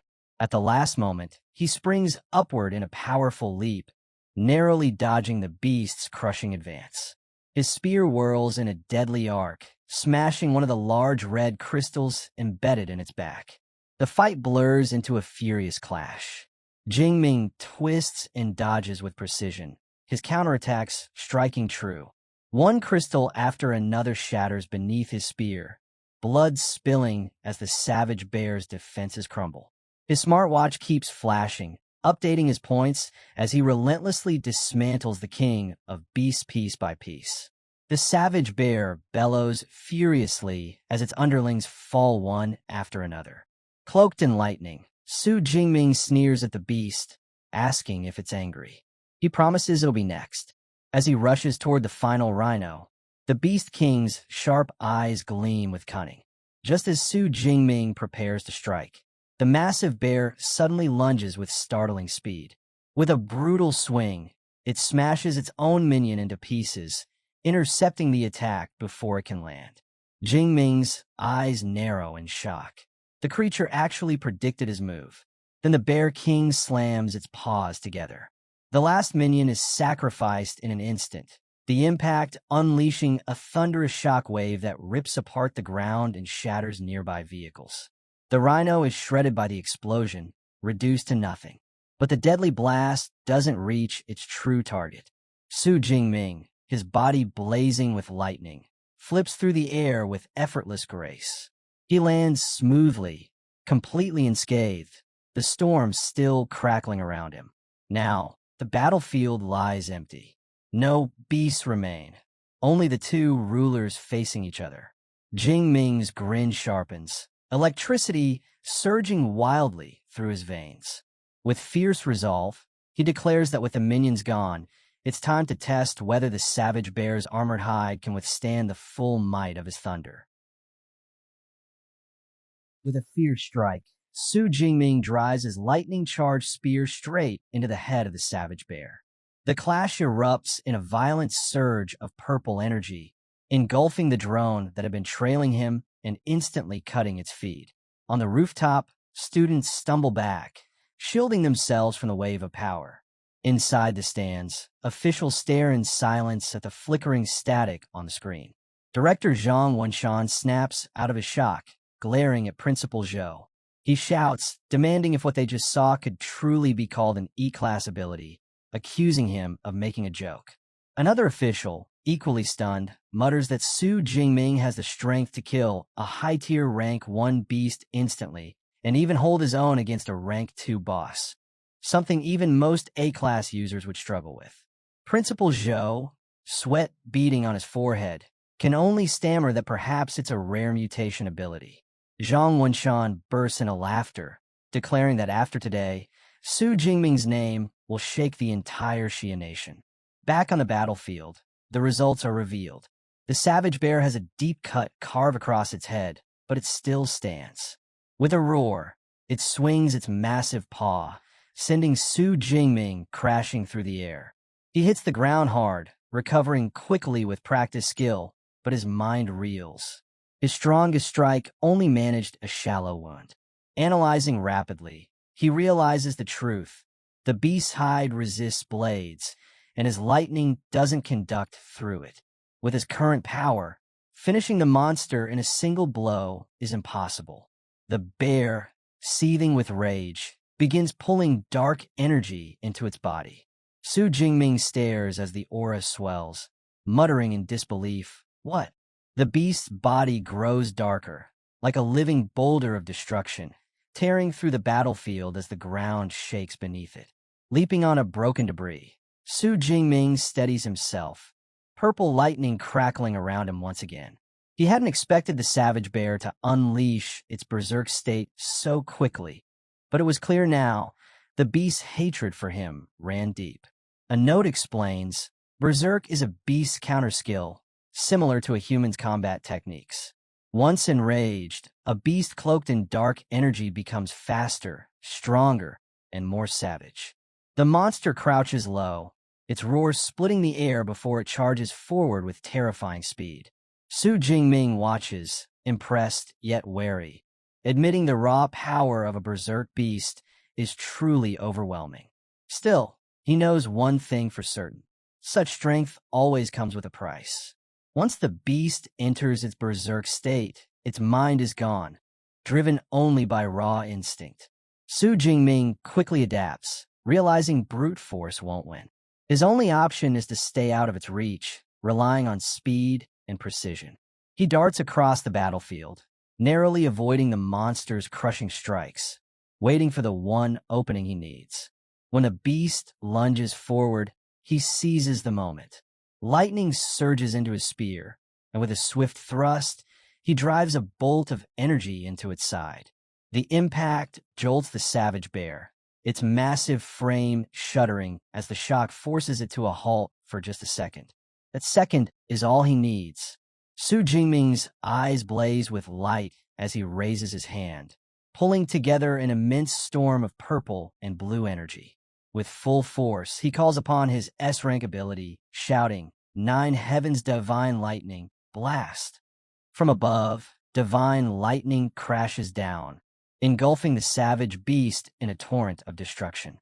The ground trembles under the impact as thunder roars louder than the beast's cries. When the storm fades, smoke rises from the charred body, lying motionless on the shattered street. Su Jingming stands tall, purple lightning still dancing along his fingertips, a confident smile on his face. He declares that not even the toughest hide could withstand half a minute of his divine lightning. But the fight isn't finished. One of the beast's eyes snaps open, burning crimson.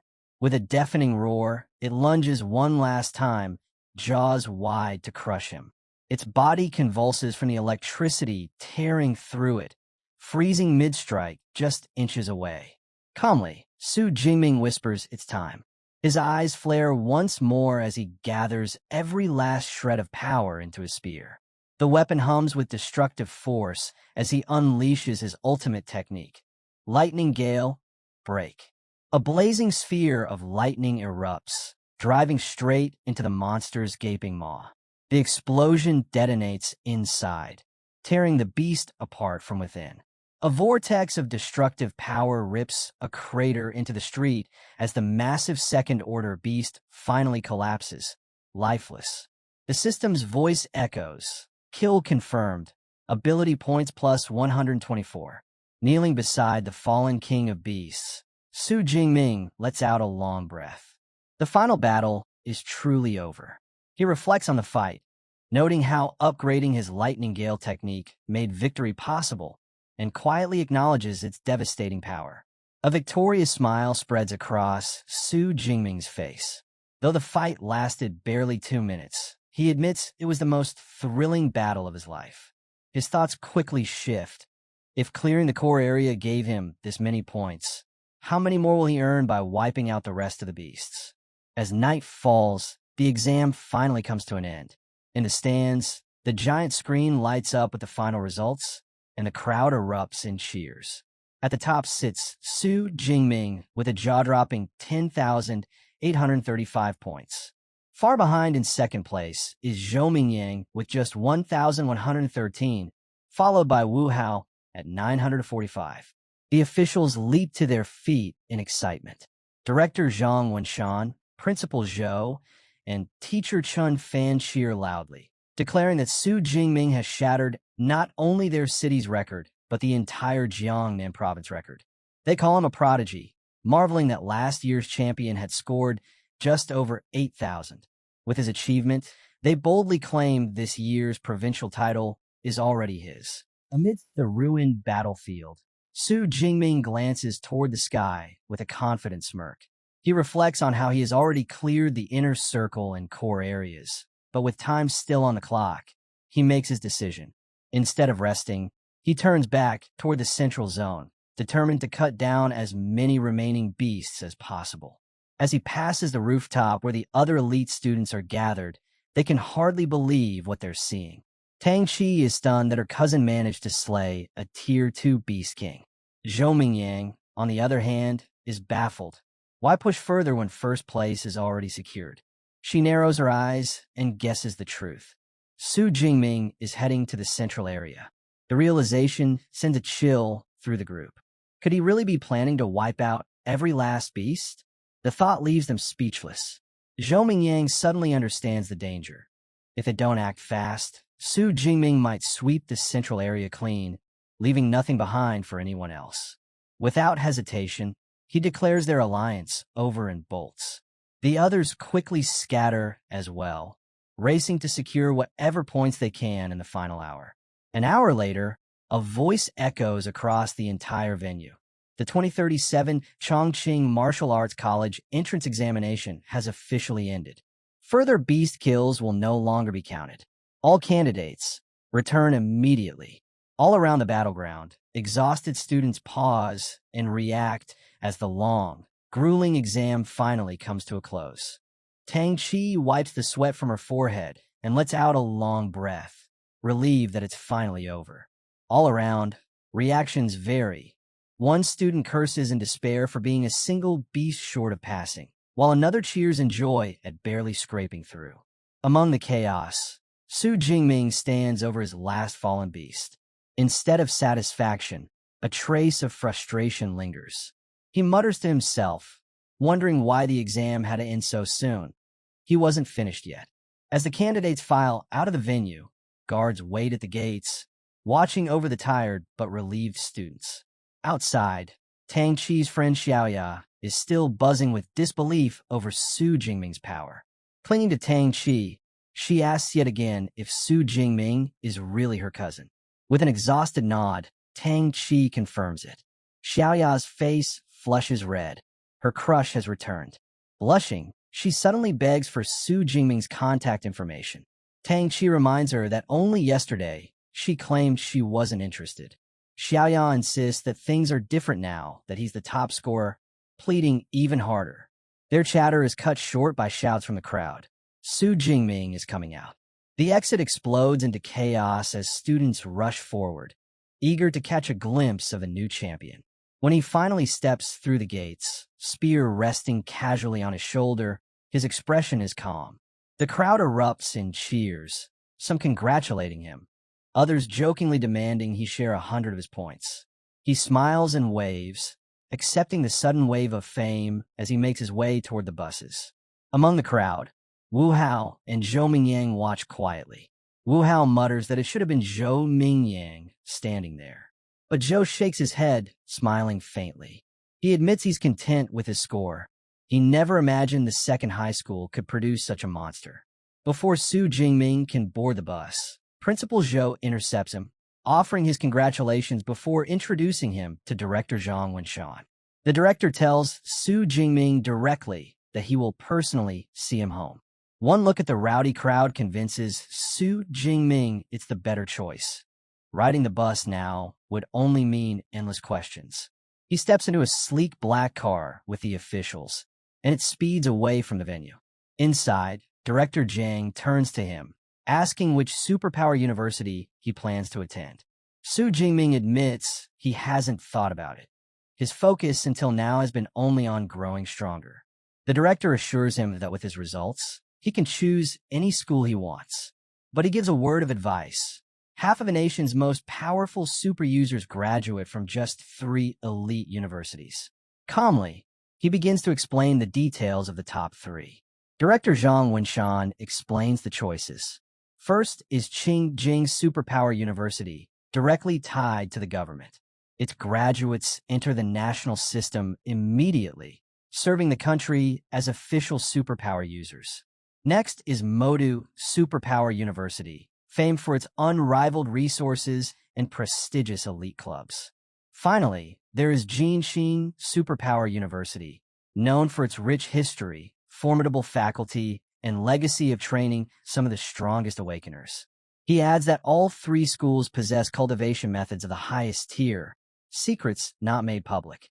Su Jingming listens closely, understanding that without such methods, an awakened one cannot become a true superpower user. Curious, he asks what sets a top-tier cultivation method apart. The director answers plainly, with a beginner method, advancing could take 3 to 4 years. With a top-tier method, the same progress could be achieved in only half a year. Smiling, he assures Su Jingming that with his score, even the top 3 universities will open their doors to him with special admission. Later that night, after parting ways with the officials, Su Jingming finally returns to his apartment. Exhausted, he showers the next morning, feeling renewed. Checking his system panel, he notes the 2,534 ability points remaining, more than enough for the path ahead. Drying off, he wonders if beast-killing competitions exist within the universities. If not, he decides he will enter the wilderness himself to keep honing his strength. Just then, his cousin Tang Chi arrives with her mother, Shu Qingwan. Spotting the broken door, Tang Chi grins, taking it as the perfect chance to sneak in and surprise him. They step inside, and Tang Chi calls out cheerfully. Her timing couldn't be worse. Su Jingming steps out from the bathroom in nothing but a towel, stopping dead at the sight of his aunt and cousin. His aunt is just as startled, blurting out what he thinks he's doing, while Tang Chi freezes, her face flushed red. Then Shu Qingwan notices the ruined state of the apartment and immediately demands to know what happened. A flashback reveals their bond. After Su Jingming's parents passed away, his aunt took him in, offering him the warmth of a home. She carried out her duty as his guardian with care, sometimes even cooking his favorite meals to comfort him. Once the awkwardness settles, they sit down together. Shu Qingwan finally voices her feelings. She was terrified when she learned he was taking the martial arts exam. Seeing him safe now fills her with relief. She insists his score doesn't matter to her. Su Jingming blinks in confusion and asks if Tang Chi hadn't told her the results. Tang Chi gives a playful wink, saying it's better if Su Jingming explains it himself.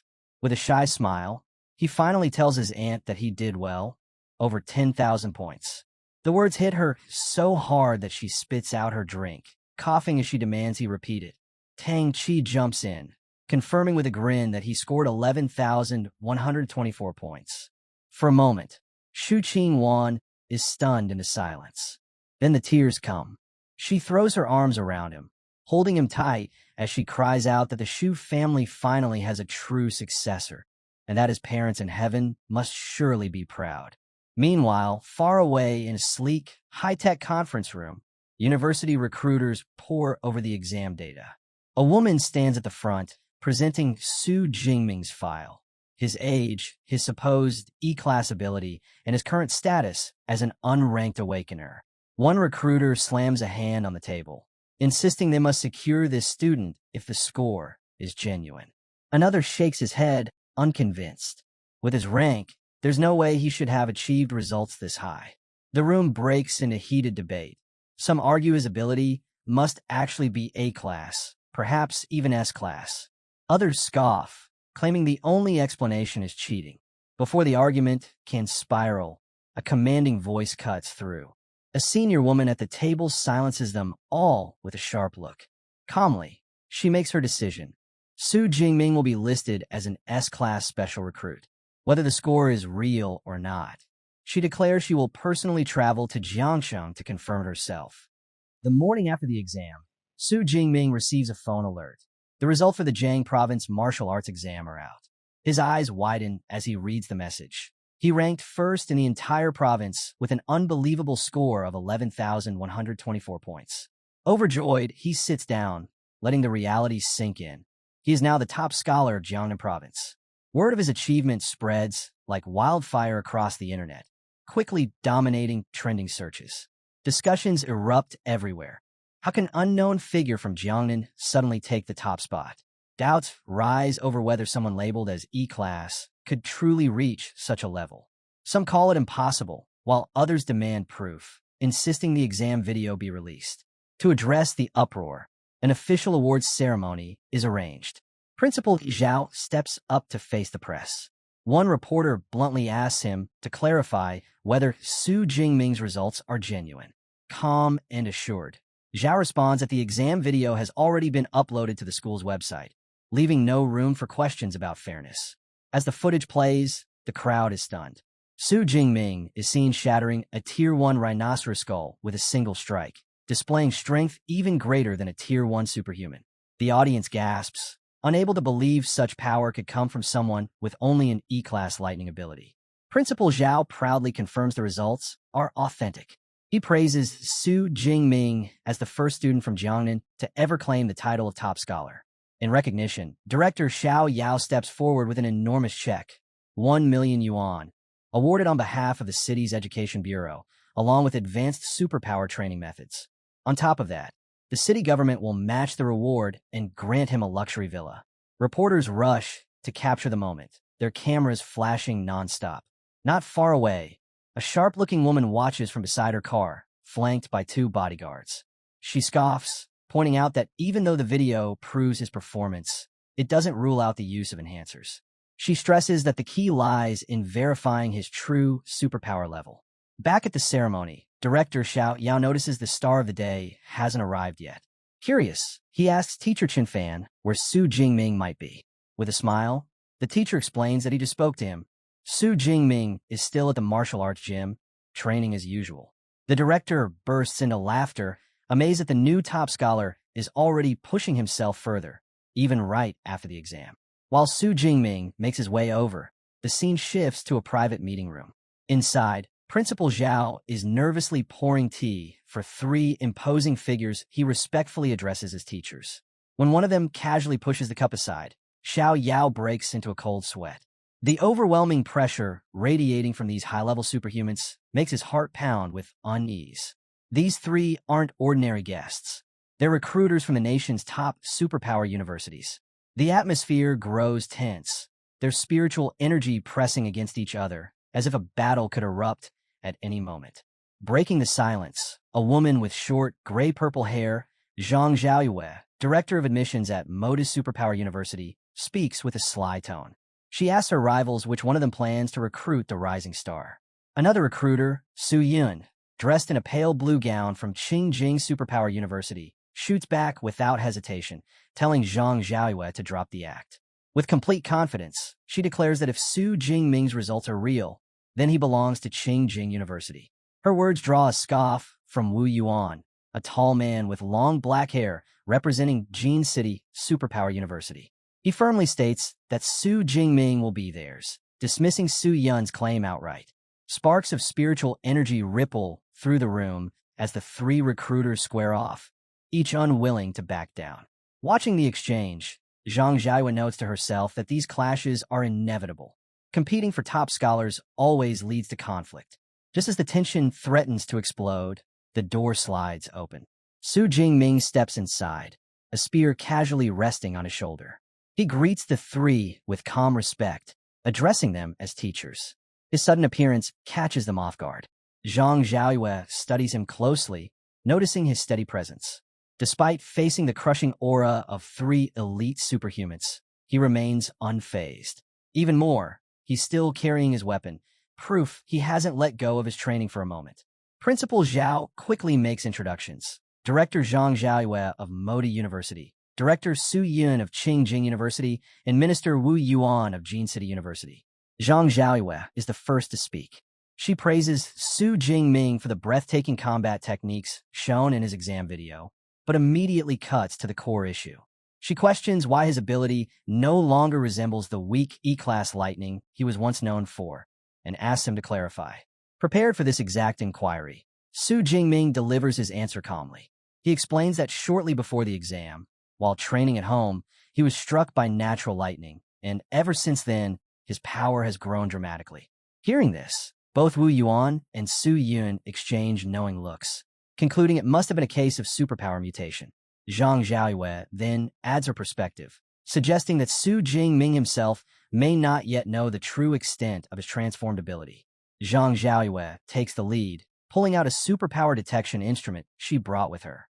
The device glows with a circular pattern as she places it on the table, inviting Su Jingming to test his power. Without hesitation, Su Jingming presses his hand against it and releases his energy. Instantly, a torrent of purple and white lightning bursts out, wild and violent, engulfing the device. The sheer intensity makes Su Yun's eyes widen in disbelief. The scanner hums as it attempts to read his ability, flashing with unstable lights before finally displaying the result. Purple cloud divine thunder. But as it tries to measure the level, the readings go haywire. The machine beeps erratically, cracks splitting across its surface. Suddenly, a brilliant golden flash erupts. The device shatters in an explosion of sparks, sending electric arcs crackling through the room. Principal Zhao jumps back in shock, stammering out a question about what just happened. Wu Yuan and Su Yun, however, look ecstatic. They immediately confirm what the explosion means. Su Jingming's power has far surpassed the device's capacity. To overload it like that, his superpower must be at least S-class. Hearing this, Zhang Xiaoyue allows herself a smile. Their gamble has paid off. With his S-class potential confirmed, the recruiters waste no time and the bidding war erupts. Wu Yuan moves first, his voice booming as he lays down his offer. Jin City University will provide a 4 million yuan admission bonus, a complete set of C-class equipment, and unrestricted access to all cultivation methods for 4 years.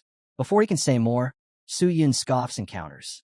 Flashing Su Jingming a confident smile, she announces her proposal: 5 million yuan upon entry, plus unlimited access for 4 years to Qingjing University's most advanced S-class techniques and superpower training methods.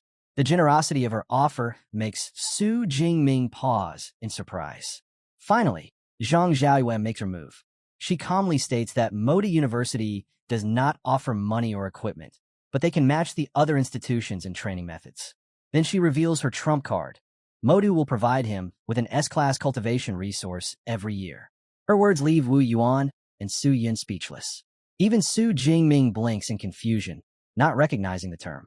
He asks her directly what exactly an S-class resource is. Zhang Xiaoyue explains with a knowing look.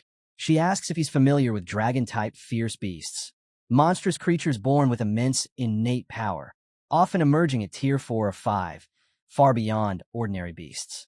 Then she delivers the shocking detail.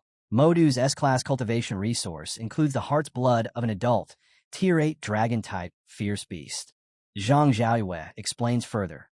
Consuming dragon heart blood would transform one's body, strengthening it to rival the raw power of a dragon-type beast itself.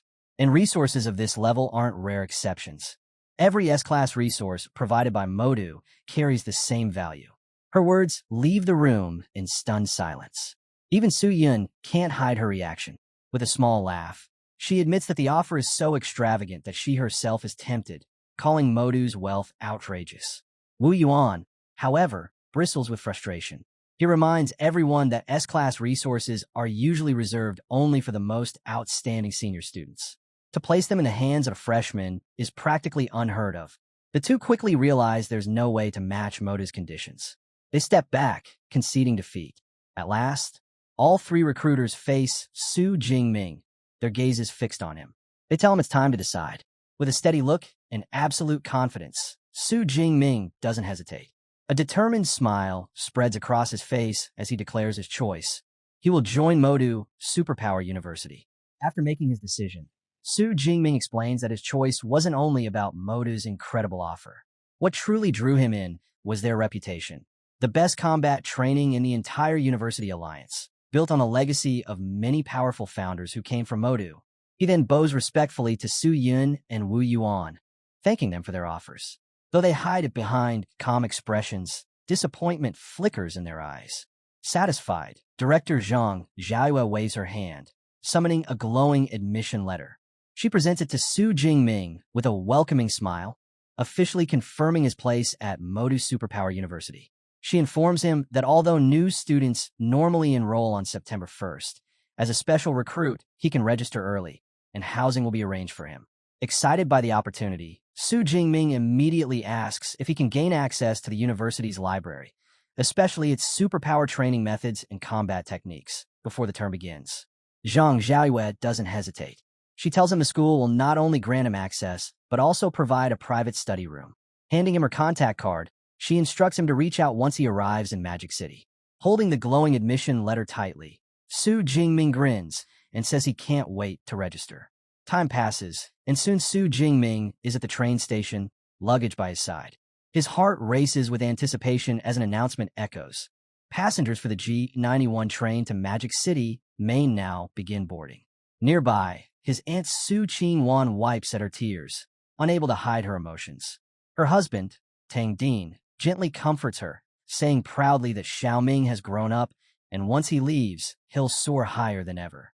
Their daughter, Tang Yi, listens quietly as her father reminds her that it's time for her to start filling out her own university applications. He suggests that since her cousin is headed to Magic City Superpower University, she should also consider schools there. Shu Qingwan agrees, adding that it would be good for them to look out for each other. Tang Yi blushes slightly but nods, giving a soft reply. On board the train, with 6 hours left in the journey, Su Jingming wastes no time. He opens his materials and begins studying. His thoughts focus on the most valuable reward from the provincial exam, the Universal C-Class training method. Like Superpowers, training methods are also divided into levels: beginner, intermediate, advanced, and top tier. A chart flashes in his mind, showing that the higher the level of the method, the faster one can cultivate and the stronger the results. Su Jingming immerses himself in the study of the Universal C-Class method, noting that it's classified as intermediate. With his current spiritual power of 180, it takes him half a day to fully memorize it. He recalls his first attempt.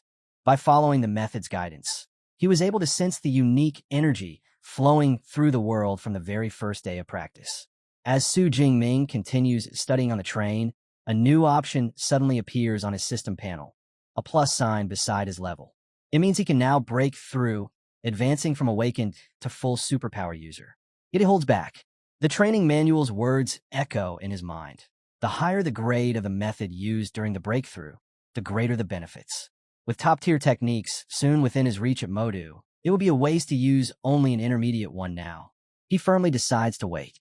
When the train finally pulls into Magic City, Su Jingming is left in awe at the sight of Modu Superpower University. From the car window, the sprawling campus stretches across hundreds of meters, vast beyond imagination. A sleek red sports car pulls up beside him. Director Zhang Xiaoyue has come personally to welcome him. She smiles and tells him to hop in so she can guide him through his admission procedures. As they drive, Su Jingming takes in the breathtaking scenery. Rows of cherry blossom trees lining wide paths, elegant buildings rising in the distance. Zhang Xiaoyue proudly explains that the university's grounds cover a staggering 40,000 mu, so large that even visiting students couldn't explore it all in a single day. Su Jingming nods in admiration, admitting that seeing it in person is far beyond anything he imagined.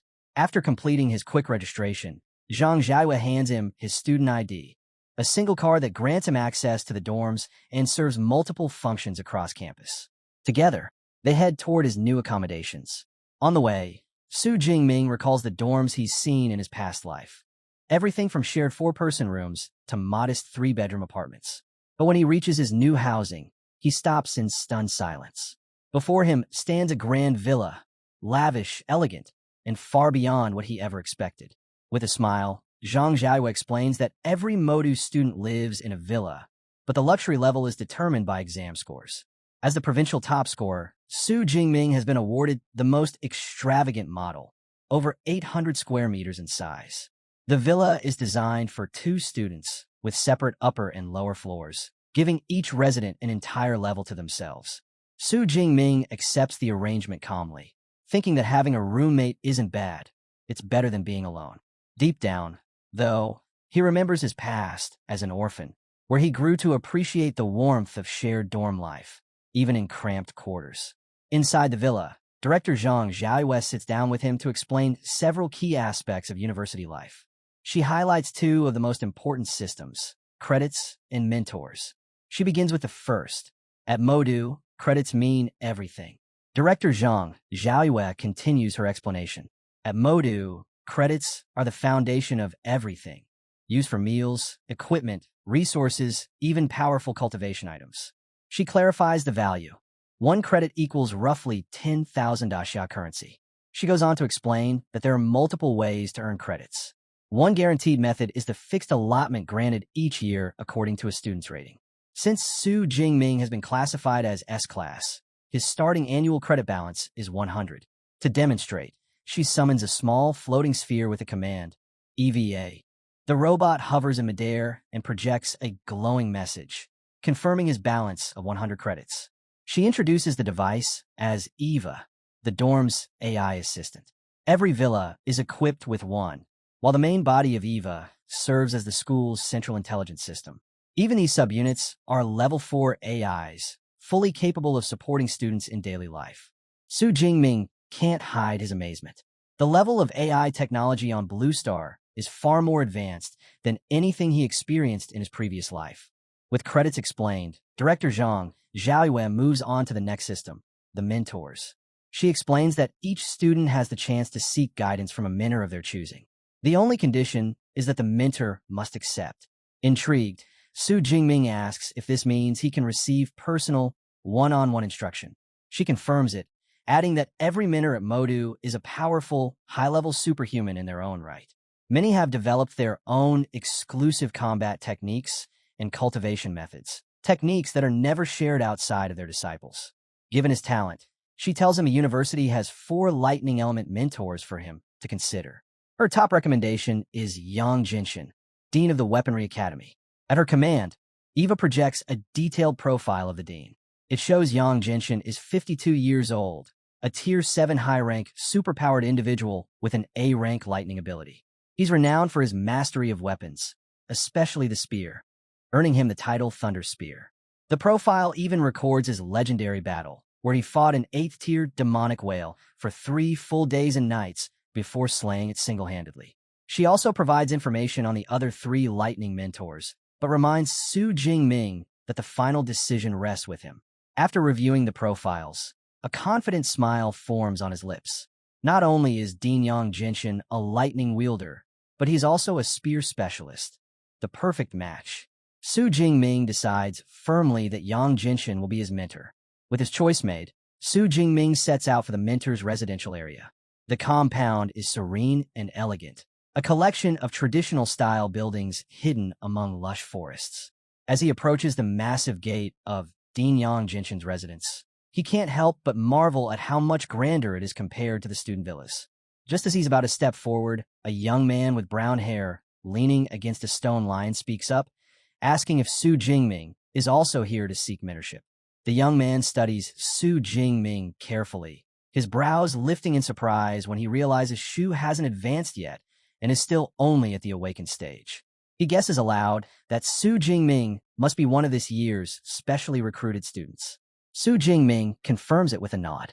The other student remarks that in previous years, special recruits were usually already mid or even high-tier level 1.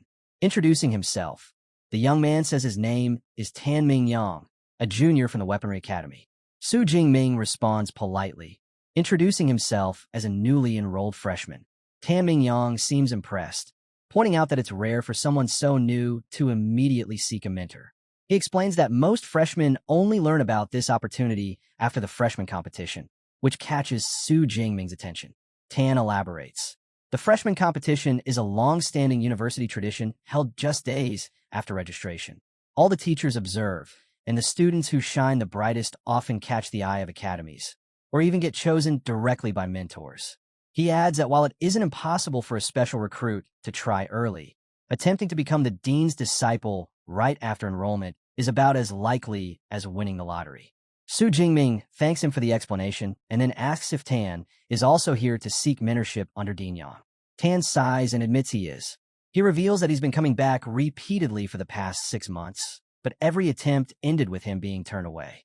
This was supposed to be his last try before giving up. Just as Tan finishes speaking, the massive doors creak open. A middle-aged man steps out, likely a butler. Tan nearly jumps in shock, but the man's stern expression quickly softens.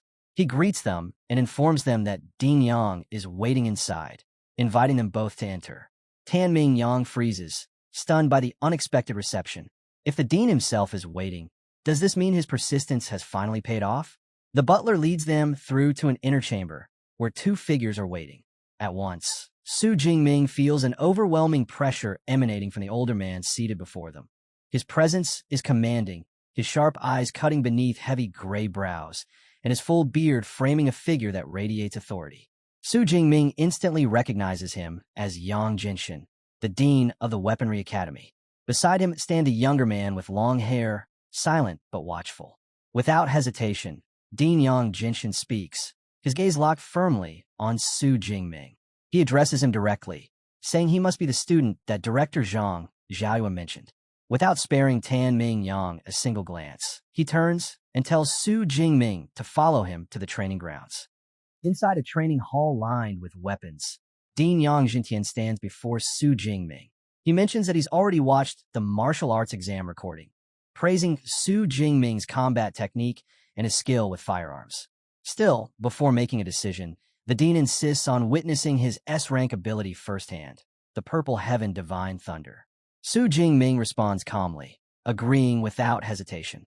Under the dean's gaze, arcs of violet lightning begin to coil around his arms. In the next instant, he unleashes a surge of blinding power, purple and white energy exploding outward, filling the entire room with violent force. Yang Jintian's eyes light up as he takes in the display. A grin spreads across his face. He knows instantly this is the mark of an S rank. Inwardly, he compares it to his own A rank ability and admits the truth. The difference between the 2 ranks is a gulf no one can cross. This student's potential is undeniable. If Su Jingming continues refining his abilities, his future could even surpass his own. Satisfied, the dean declares that with such potential, accepting him as a disciple is no issue. But his tone turns stern. He warns that his life has earned him both powerful allies and dangerous enemies. He cannot promise his enemies won't target his disciples. He asks Su Jingming if he is still willing to accept him as a master despite the risk. Without a trace of fear, Su Jingming falls to his knees, a broad grin on his face.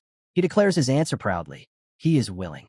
He explains that he deeply respects those who grow strong through bloody battles, and the sheer number of foes his teacher has overcome only proves his unmatched strength.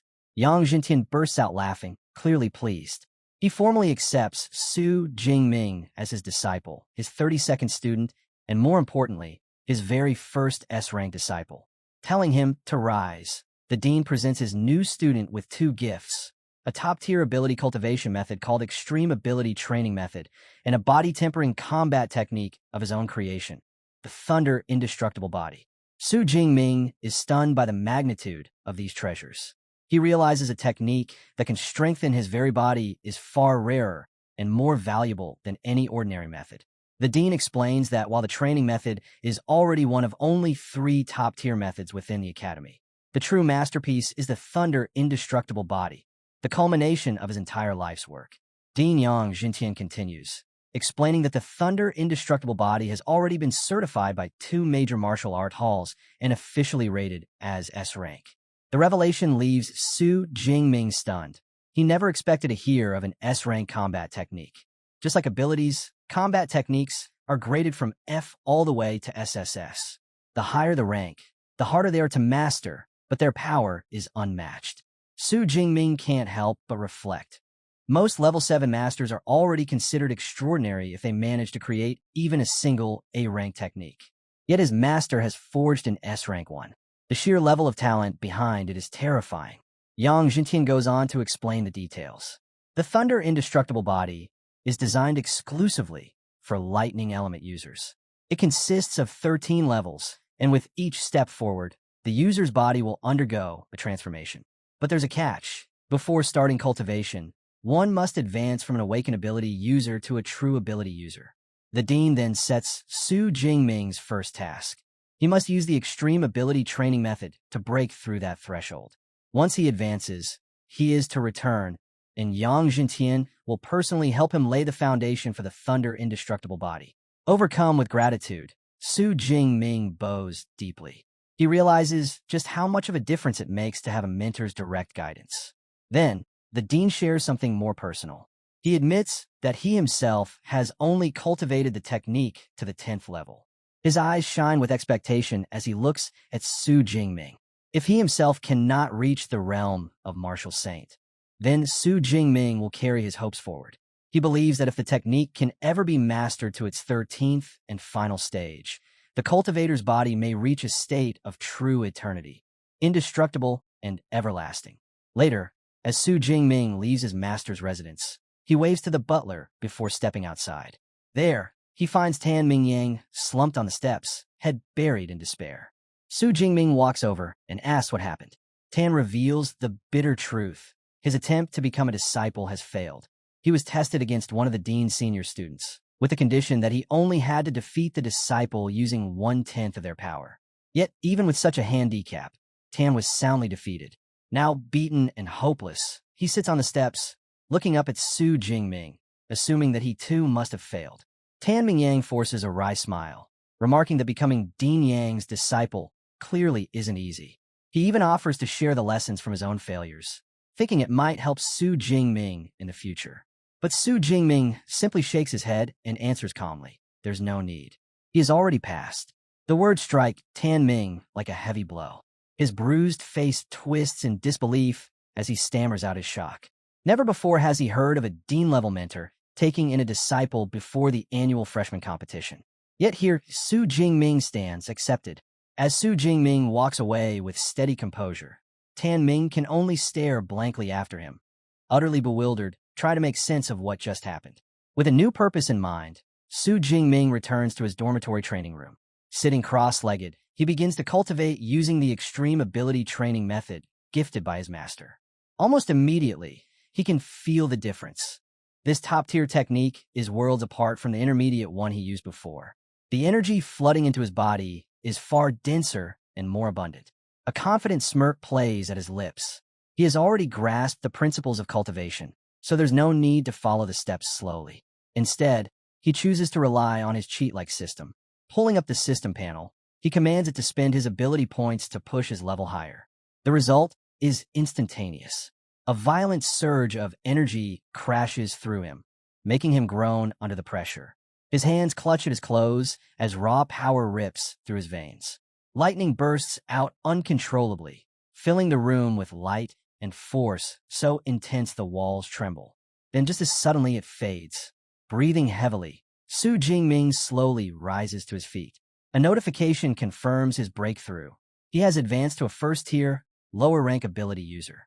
Blue lightning dances steadily in his palm, far more stable and powerful than before. He channels it once more, and a torrent of energy pours out, stronger and sharper than anything he's unleashed before. Clenching his fist, he marvels at the transformation. His strength has multiplied at least 4 to 5 times over.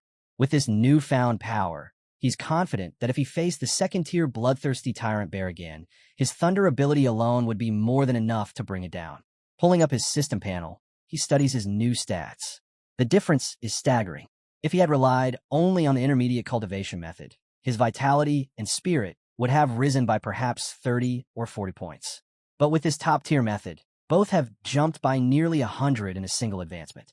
Now he fully understands why all ability users crave higher-level cultivation techniques. The difference in results is impossible to ignore. Su Jingming notes that the breakthrough only cost him 300 ability points. Choosing to save the rest, he reminds himself that mastering the Thunder Indestructible Body, an S-rank technique, will likely demand a massive amount of points. With his advancement complete, he feels ready for the next stage. A thought crosses his mind. Since he's now at the university, it may be time to explore the school's library.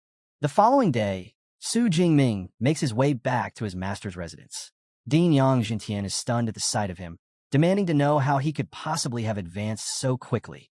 The dean begins pacing, muttering that in 2 decades of teaching, he has seen countless prodigies, yet even the brightest of them needed far more time to make the leap to becoming an ability user. Less than 24 hours have passed since Su Jingming received the manual. With a modest smile, Su Jingming admits that perhaps the only thing he can truly boast about is his extraordinary speed in advancing. But then he confesses that when he attempted to begin cultivating the Thunder Indestructible Body, he found even its introductory stage difficult to grasp. The dean listens carefully before explaining the process in detail. Building the foundation requires the blood of a lightning element beast, fused with one's own lightning, to temper the body's muscles and bones. He stresses an important point. The ultimate strength of the technique depends heavily on the grade of beast blood used. Now that Su Jingming has officially advanced, Yang Jintian declares that they will begin forging the foundation that very day. Originally, his plan was to use the blood of a 7th-tier storm giant bear. But upon learning that Su Jingming is entitled to 1 S-rank resource each year, he made a bold decision. Combining this entitlement and making a personal appeal to the principal, he secured something even rarer, an SS rank resource. From within his robes, he presents a vial containing a glowing crimson liquid, the essence blood of an 8th-tier beast, the Thunder Tyrannosaurus. Su Jingming is shaken by the gesture. That his new teacher and even the principal would go so far on his behalf fills him with gratitude. Accepting the vial, he vows to repay this kindness many times over. Satisfied with his response, the dean declares that they should waste no time. Together, they head into a training chamber, where Su Jingming kneels bare-chested, ready to begin the ritual. Dean Yang Jintian uncorks the vial and pours the glowing crimson blood across Su Jingming's head and back. The instant it touches him, Su Jingming groans through clenched teeth, the heat and pain searing into his body. The dean calmly warns him to endure. It is natural. For low-level users, the blood is extremely toxic and the pain is unavoidable. He then prepares to assist, telling Su Jingming that he will now use his own A-rank ability, Wind Fire True Thunder, to forge the foundation. How much Su Jingming can absorb, however, will depend entirely on him. With that, the dean releases his power, a violent storm of scarlet lightning, and channels it straight into Su Jingming's body. The energy floods through him, glowing red patterns burning across his chest and back. The agony is unbearable, forcing Su Jingming to throw his head back with a guttural scream as his body is hammered by the violent lightning, each strike forcing his muscles and bones to harden under the strain. Days pass in this brutal tempering. On the 5th day, the senior disciple Lu sits with the butler, Uncle Fu, sipping tea. Lu remarks in awe at his junior's resilience, lasting 5 full days under the process. He recalls that he himself only endured 2 days, and that was with the weaker blood of a 7th-tier beast. Though a tinge of jealousy lingers, he admits that Su Jingming's performance proves he truly deserves to use the essence blood of an 8th-tier dragon-type beast. With an S-rank lightning ability on top of that, Lu says he can't wait to see what kind of thunder indestructible body his new junior will forge. Suddenly, a deafening crash shakes the residence, coming from the training chamber. Lu immediately leaps up, rushing upstairs. He cautiously pushes the door open and freezes at the sight before him. Inside, Su Jingming stands shirtless, drenched in blood, his eyes glowing a sinister red. A wild, chaotic aura radiates from him, dark energy and blue lightning entwining violently around his body. In that moment, he looks less like a human and more like a beast. Lu's breath catches. An oppressive pressure floods the room, one that feels just like the presence of a top-tier ferocious beast. His body trembles instinctively. Lost to his primal state, Su Jingming locks onto Lu at the doorway. Without hesitation, he lunges forward to attack, his aura surging with bloodlust. But just before he can strike, a thunderous voice cuts through the chaos. Yang Jintian roars, "Jingming, wake up!" The command slams into his mind, shattering the haze of violence. Su Jingming halts, his hand trembling inches from his senior disciple. Soaked in sweat, gasping for breath, he blinks in confusion. "Teacher, what happened? Why did I feel such a powerful urge to destroy everything?" The dean steps forward, his expression grave. He explains that it was the essence blood of the Thunder Tyrannosaurus.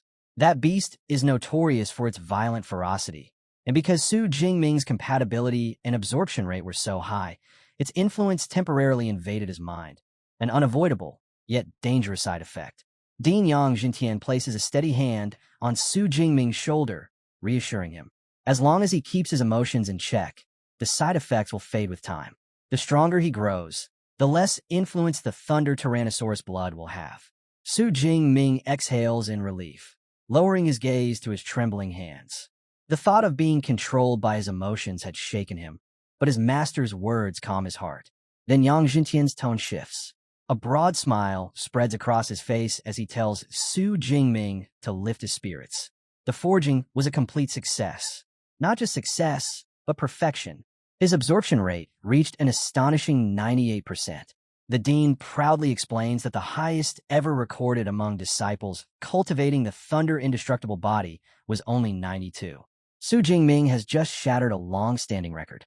Senior disciple Lu steps forward, offering his congratulations with a smile. He tells Su Jingming that with such a foundation, his path in martial arts will be smooth from here on. The dean then makes a formal introduction. This is Lu Ming, a peak third-tier ability user. If Su Jingming encounters any difficulties in cultivation, he should seek Lu's guidance. Su Jingming greets his senior with respect. Lu chuckles, pulling out his phone. Since he hadn't prepared a gift, he decides to send credits instead. A moment later, Su Jingming's phone vibrates with a notification. 200 credits have just been transferred to him. His eyes widen in shock. That amount equals 2 million great coins. He quickly insists it's far too much, but the dean waves it off. For Lu, 200 credits is nothing, and it is a senior's responsibility to look after his juniors. One day, when Su Jingming has juniors of his own, he too will need to prepare gifts for them. Humbly, Su Jingming accepted this lesson. With the training finished, the dean reminds him that after 5 days without food or water, his body needs rest. He instructs Su Jingming to return the next morning to begin learning fist and spear techniques under Lu's guidance. Grateful, Su Jingming bows deeply, thanking his teacher before leaving. When he returns to his luxurious villa, he finds someone already there. A young man with spiky white hair and striking red eyes lounges on the couch, absorbed in a video game. Sensing he's no longer alone, the young man turns his head and greets Su Jingming casually, guessing he must be his new roommate. With a friendly grin, he introduces himself as Lu Wentao. When Su Jingming introduces himself, Lu Wentao's eyes go wide. He leaps up, pointing in excitement, blurting out that Su Jingming is the top scorer from Jiangnan province. Su Jingming blinks in surprise and asks how he knew. With a grin, Lu Wentao declares his nickname is Mr. Know-It-All. He claims to know nearly everything about the new freshman.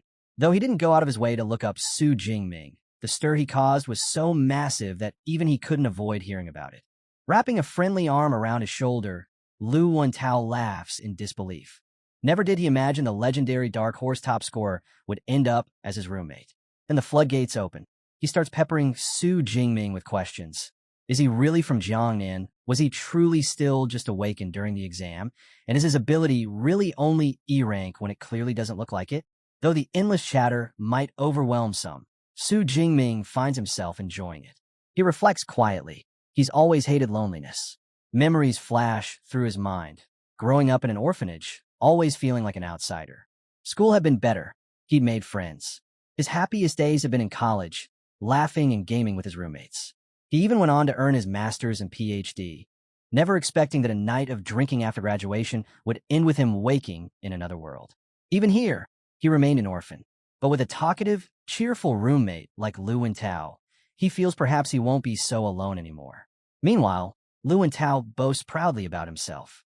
He's a top student from Sichuan province, with an A rank ability, currently a first-tier, middle rank ability user. He declares boldly that his dream is to major in military tactics and someday command a region's forces to wipe out the ferocious beasts plaguing Blue Star.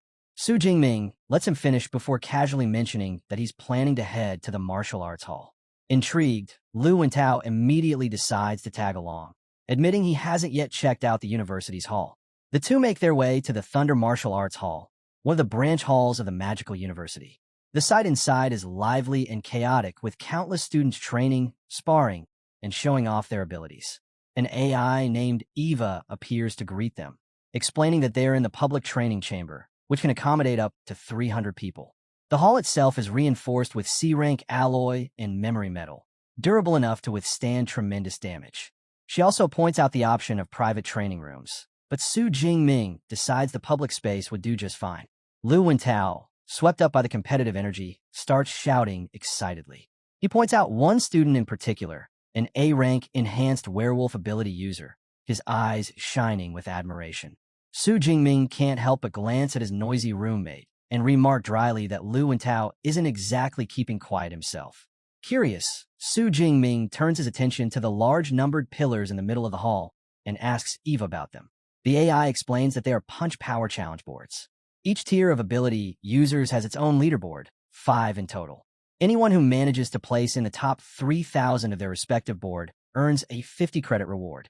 The moment he hears the word reward, Lu Wentao's eyes light up, and he quickly accepts the challenge. Thinking it sounds easy, he smirks confidently. But Eva clarifies that there are just over 4,000 students currently enrolled, and only the top 75% of them even qualify. Unbothered, Lu Wentao swipes his student ID to begin. Eva announces his attempt aloud, drawing the attention of nearby upperclassmen. They immediately begin to sneer, mocking the fact that he's just a first-tier, middle-ranked freshman daring to try the challenge. Feeling the pressure of all eyes on him, Lu Wentao steels himself. He clenches his fist, lets out a shout, and drives a heavy punch straight into the pillar. The numbers flash onto the screen, 476 kilograms. Breathing hard, Lu Wentao grins in relief. Not bad at all. With that, he's sure breaking into the top 3,000 will be no problem. But his confidence shatters in the next instant. Eva coldly declares his ranking, beyond 100,000. The room falls silent before bursting into laughter. Eyes wide, Lu Wentao yells in disbelief. How could that be possible? There aren't even 5,000 students in the whole university. Eva responds without emotion, explaining that the leaderboard isn't limited to current students. It has tracked every challenger since the university's founding over 100 years ago. The realization hits him hard. The crowd hadn't gathered out of curiosity. They were waiting for him to make a fool of himself. And he had delivered. The older students roar with laughter, some nearly doubled over, calling the spectacle priceless. Face flushed with humiliation, Lu Wentao can barely lift his head. At his side, Su Jingming offers a calm word of comfort. He reminds him that as a spiritual element user, physical punch strength isn't supposed to be his specialty. Hearing this, Lu Wentao lifts his chin and manages a faint smile, grateful for the reassurance. Then, try to recover some dignity, he urges Su Jingming to give it a try instead, insisting his roommate is bound to score higher. Su Jingming nods, saying he had wanted to test his strength anyway. He swipes his student ID, and Eva announces a challenge. The crowd's attention shifts, but their reaction is just as dismissive. Seeing that he's only a first-tier, lower-rank ability user, most scoff and guess his punch power won't even reach 400 kilograms. Yet among the whispers, one student frowns. The name Su Jingming sounds strangely familiar to him. Meanwhile, Su Jingming stands calmly before the pillar. His thoughts are steady. He has advanced to a first-tier ability user, endured 5 days and nights of brutal tempering, and successfully forged the foundation of the Thunder indestructible body.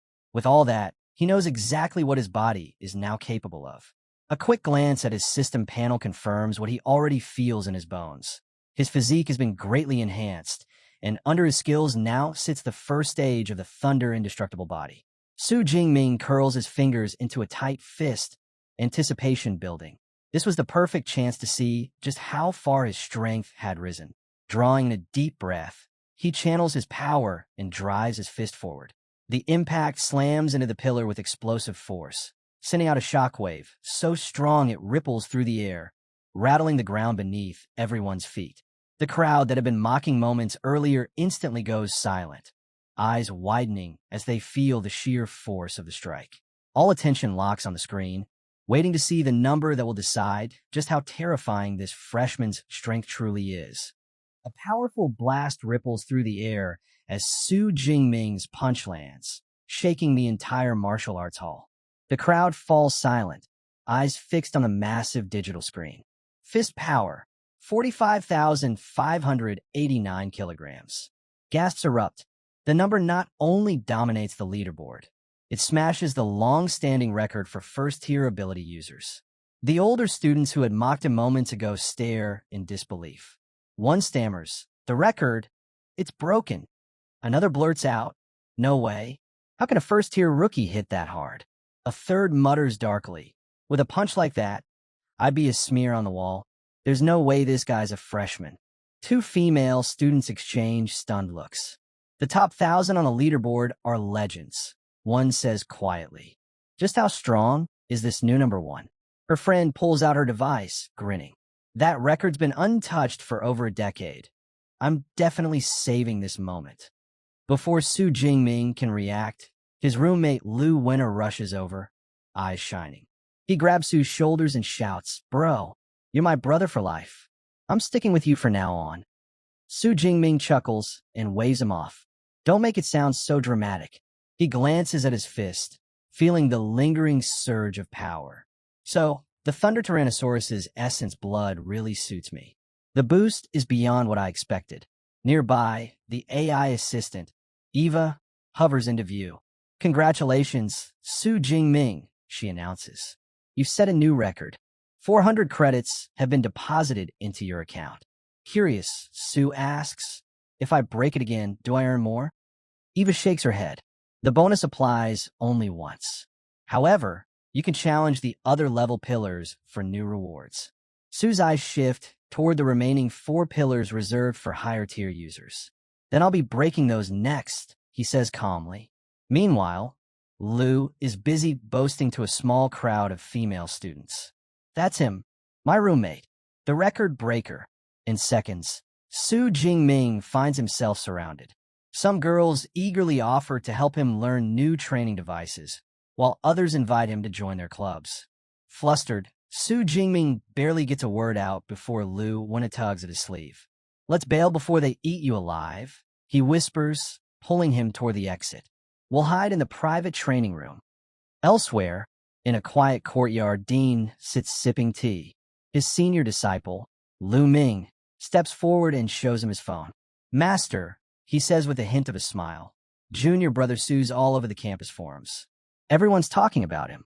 Dean leans back, setting down his teacup with a soft clink. A faint smile tugs at his lips as he shakes his head. "That boy, breaking records instead of resting," he muses. "His physical strength is beyond reason."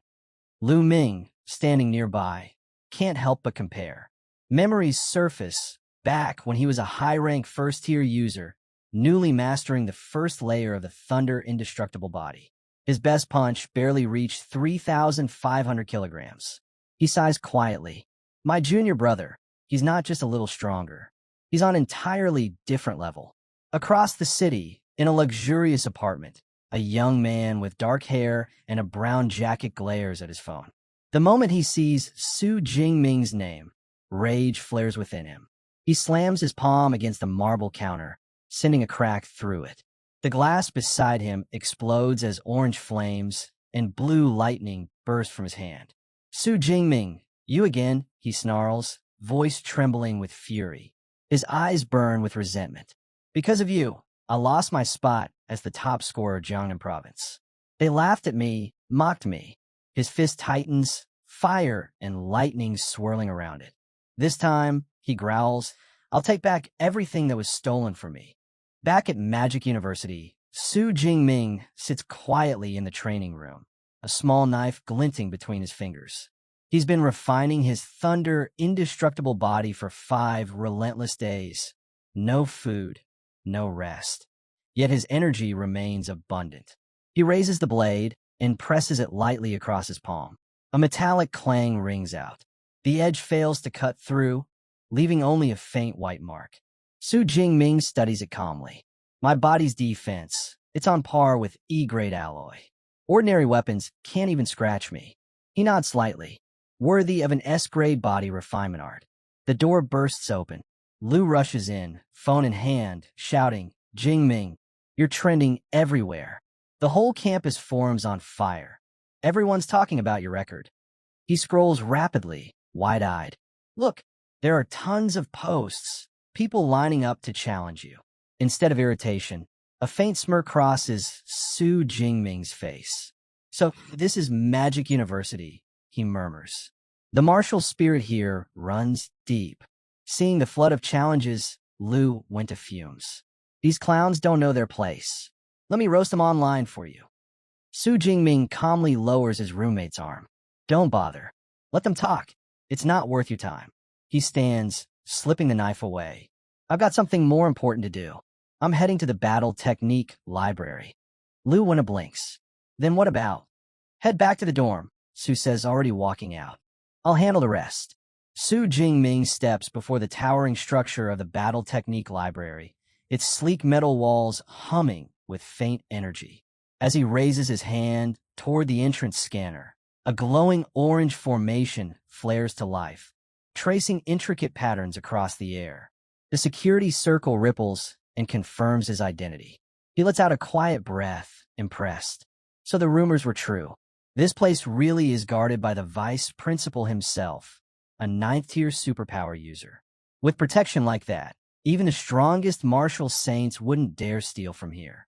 Swiping his student ID, Su Jingming walks through the gate as the glowing circle scans him one last time before granting entry. The moment he steps inside, he's greeted by a grand hall bathed in soft blue light. 3 librarians stand behind a curved counter. The one in the center smiles warmly. Welcome, S-grade student Su Jingming. How may we assist you today? Startled, Su raises a brow. You already know my name? The librarian nods politely. Students with S-grade clearance are automatically registered in our system. You have access to every battle technique in the library. Behind her professional smile, she's thinking quickly. S-grade authority means his potential is enormous, at least Grandmaster level. I should definitely build a connection with him. I'm looking for lightning element battle techniques, Su Jingming says. Which floor should I go to? B grade and below are on the 2nd and 3rd floors, she explains. The advanced ones are kept in the 4th floor reading room. You can enter by swiping your card. She gestures for him to follow, personally escorting him upstairs. The 4th floor chamber is elegant and quiet, lined with glowing shelves. In the center, a small floating AI device hovers above a crystal table. Welcome, the AI says, its voice soft but precise. Once you choose your desired techniques, the original manuals will be delivered here. Please handle them carefully. When the AI goes silent, Su Jingming gives a simple command. Show all lightning element battle techniques, B grade and above. Instantly, the room fills with light. Dozens of blue holographic screens appear, each displaying a detailed description of a different technique. He scrolls through the list, scanning the names and ranks until 2 stand out. The first, 10,000 Prisons Heavenly Thunder Guidance, is an SSS-grade technique capable of forming a vast thunderstorm domain that traps enemies within its lightning field. But the note below it reads, requires 5th tier or above. The second, Wrath of the Thunder God, is an SS-grade technique that channels destructive divine thunder. Requires 4th tier or above. Su Jingming studies the screens, eyes gleaming with quiet admiration. The power behind these techniques, it's beyond imagination. Seeing the dazzling lineup of SS and SSS-grade techniques before him, Su Jingming can't help but be awed. The university's collection is incredible. They really have everything. For a moment, he wonders if he can access them freely, but his excitement fades as the reality of their strict tier requirements hits him. With his current rank, he can only practice A-grade battle techniques. Even so, the number of available options is staggering.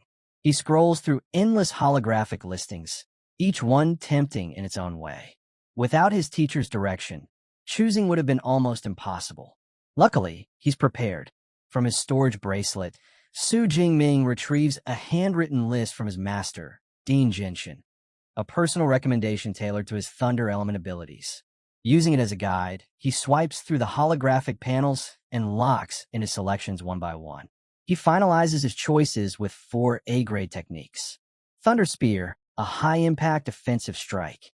Chain Thunder Gun, a technique for continuous ranged attacks. Thunder Flash, a rapid movement art. Thunder Prison, a method of trapping enemies with lightning-based control. He mentally maps them out. Thunder Spear for instant offense. Chain Thunder Gun for sustained pressure. Thunder Flash for mobility. And Thunder Prison for control. Combined with his S-rank Thunder Indestructible body, his combat setup feels perfectly balanced. Offense, defense, and mobility all covered. The AI Eva analyzes his choices and chimes in. Based on your current data, the average time to reach elementary mastery for each A-grade technique is 6 months. It is advised to mix in lower-tier skills for efficiency. Su Jingming smiles faintly.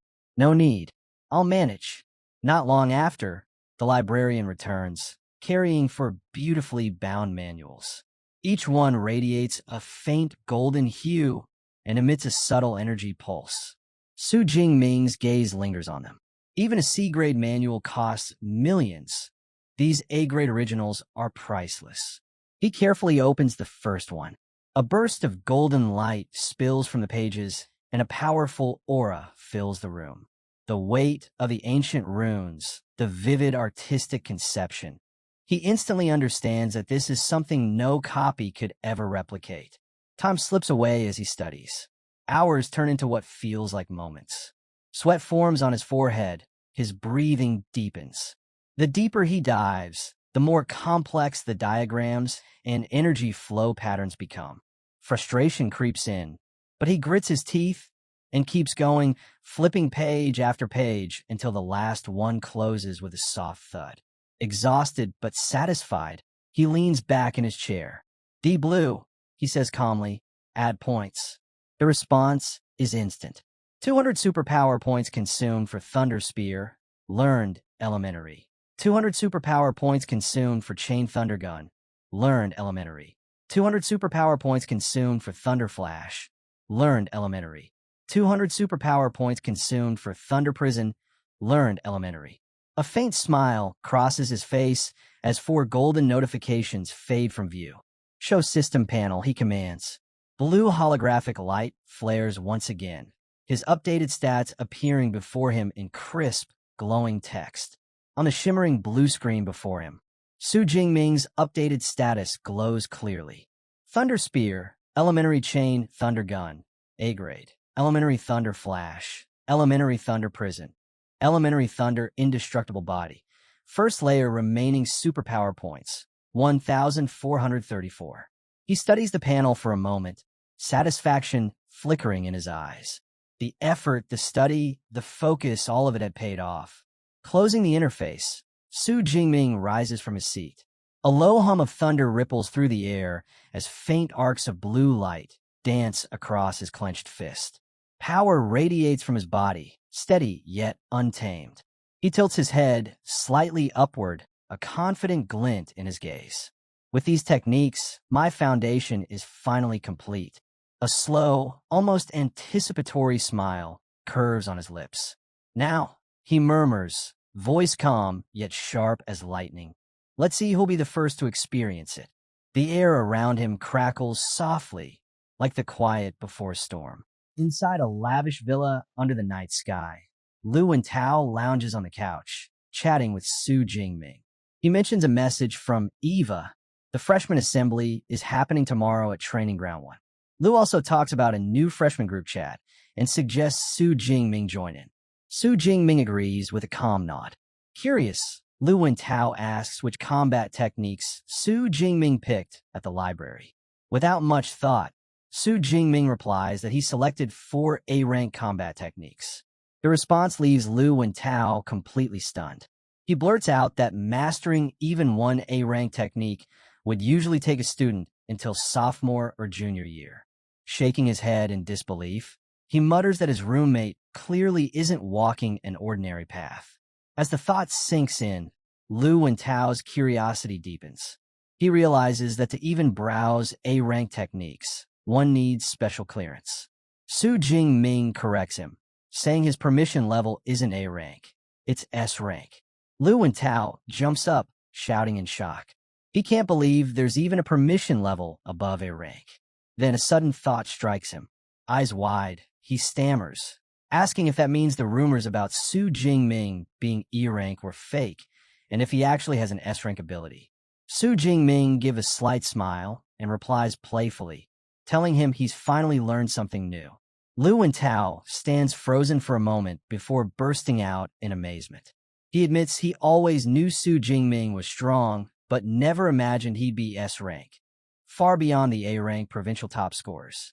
With a grin stretching across his face, he gives a thumbs up, feeling proud of himself for becoming a fan early. Later that night, Su Jingming heads to the second-floor training room. Holding a practice spear, he quickly finds it too light for his current strength. With his new combat techniques in hand, he knows it's time to upgrade his equipment. He recalls that his old F-rank obsidian spear is still back home, and far too weak for him now. Deciding to get something more suitable, he calls out to Eva, asking her to open the school mall and search for spear-type weapons. In response, holographic screens appear, displaying a lineup of spears ranging from F-rank to D-rank. Su Jingming scans through them, noting that he can adjust their length and weight. Higher ranks mean heavier builds and higher prices.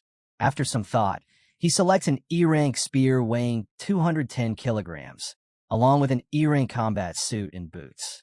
Once he confirms the order, Eva displays the total, 237 credits, leaving him with 382.6. As the transaction completes, Su Jingming can't help but sigh softly. His balance has nearly been cut in half in just one purchase. With his new equipment set to arrive the next day, Su Jingming tightens his grip on the practice spear. Though it's only a temporary weapon, it'll have to do for now. With a confident smirk, he declares that tonight, it'll serve its purpose, helping him master all 4 of his newly acquired A-rank combat techniques. The following morning, the freshman assembly at Modu Superpower University is in full swing. As Su Jingming walks in, conversations immediately ripple through the crowd. Students whisper and point, recognizing him as the one who shattered the school's punch power record. Others murmur that he's the top scorer from Jiangnan province, impressed by both his strength and his striking looks. Before he can even find a place to sit, a tall, broad-shouldered student steps into his path. The young man, Lei Zhou, points at Su Jingming and loudly challenges him in front of everyone. Gasps spread through the crowd. They recognize Lei Zhou instantly, the second-place scorer from Jiangnan province, boasting a score of over 9,300. Whispers fill the air. Some note that both of Lei Zhou's parents are powerful Tier 4 superpowered beings, giving him an elite background. Others sigh, saying it's no surprise he's so bitter. After all, no one ever remembers who came in second. But Su Jingming remains calm, unbothered by the public challenge. In a composed tone, he simply replies that he's not interested. His response shocks Lu Wentao, who watches in disbelief. Lei Zhou, however, smirks and leans forward, clearly not willing to back down. He brings up a personal matter, Su Jingming's aunt's family, who runs a business dealing in rare plants. His grin turns cold as he mentions that his family is their biggest client and that they also owe his family a large loan. He casually adds that if the payment isn't made on time, things might get difficult for them. The crowd goes silent. The air thickens instantly. Su Jingming's expression darkens, and a deep, chilling aura flares from his body, a fierce, dark blue energy that ripples through the air. His voice drops as he asks quietly, "Are you threatening me?" The pressure from his aura hits like a physical force, making Lei Zhou instinctively step back. Sweat forms on his forehead as his bravado wavers. The overwhelming presence feels less human and more beast-like, suffocating and primal. Stammering, he insists it was just a reminder, not a threat. Su Jingming lets the tension linger for a moment before reining in his aura. His tone returns to calm as he asks for the time and place of the duel. Gathering himself, Leizhou announces that the battle will take place in 7 days, at noon, on broadcast platform 3. Su Jingming nods once, replying that he'll be there, and advises Leizhou not to regret his choice. The tension breaks, replaced by a wave of excitement among the watching students. Buzz spreads instantly. The school's top-ranked freshman versus the runner-up, set to fight in 1 week. Moments later, the atmosphere settles as an older official with a gray beard steps onto the stage. With a steady voice, he welcomes the new students to Modu Superpower University and explains that today's assembly is meant to answer questions and introduce them to the university systems. The gray-bearded official clears his throat and continues, saying there's something important he wants to introduce before anything else: the school's combat power ranking system. He explains that every student will use the virtual dive pods, advanced devices for holographic combat simulations. Each student's rank will be determined by how many levels they can clear.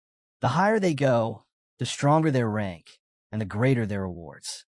He encourages everyone to give it their all, emphasizing that the prizes for top performers are extremely generous. After nearly an hour of orientation, the meeting finally ends. Su Jingming stretches and lets out a long yawn. To him, the only interesting part was the mention of the virtual dive pod. He figures he'll give it a try when he has some free time. For now, though, his focus remains on training, his daily sessions with senior Lu Ming and his mentor, Dean Yang Genshin.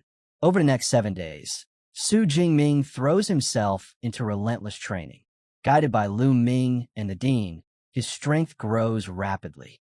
At the end of the week, Lu Ming looks at him with disbelief. "Junior brother," he says, astonished. "You've already reached mid-level of the first tier? How did you advance that fast?" Su Jingming just smiles lightly and replies, "Guess I got lucky." But deep down, he knows the truth. He had deliberately waited a few days before using his system to level up, which reduced the cost to just 380 superpower points. If he'd advanced any faster, he muses, Lu Ming probably would have been too shocked to handle it. Switching topics, Lu Ming suddenly remembers something. "Right, you've got that duel today, don't you?" At noon. Su Jingming nods. "Yeah." With a confident grin, Lu Ming pats his shoulder. "Then I'll be sure to observe 3 minutes of silence for your opponent." He chuckles and decides to tag along to watch the fight. The scene shifts to broadcast platform 3, a massive arena buzzing with excitement. A crowd has already gathered to witness the showdown. Leizhou arrives first, surrounded by his friends. One of them smirks, saying, "Perfect chance to see how strong the so-called top scorer really is." Another laughs. "That high score of his must have been a fluke. My money's on Leizhou." Someone mentions the punch power record, but Leizhou scoffs. A record like that means nothing. Strength in this school isn't about fists, it's about superpowers. Then the atmosphere changes. Su Jingming appears at the entrance, walking in with Lu Ming by his side. Dressed in a sleek black coat and holding his newly purchased spear, he draws every eye in the arena.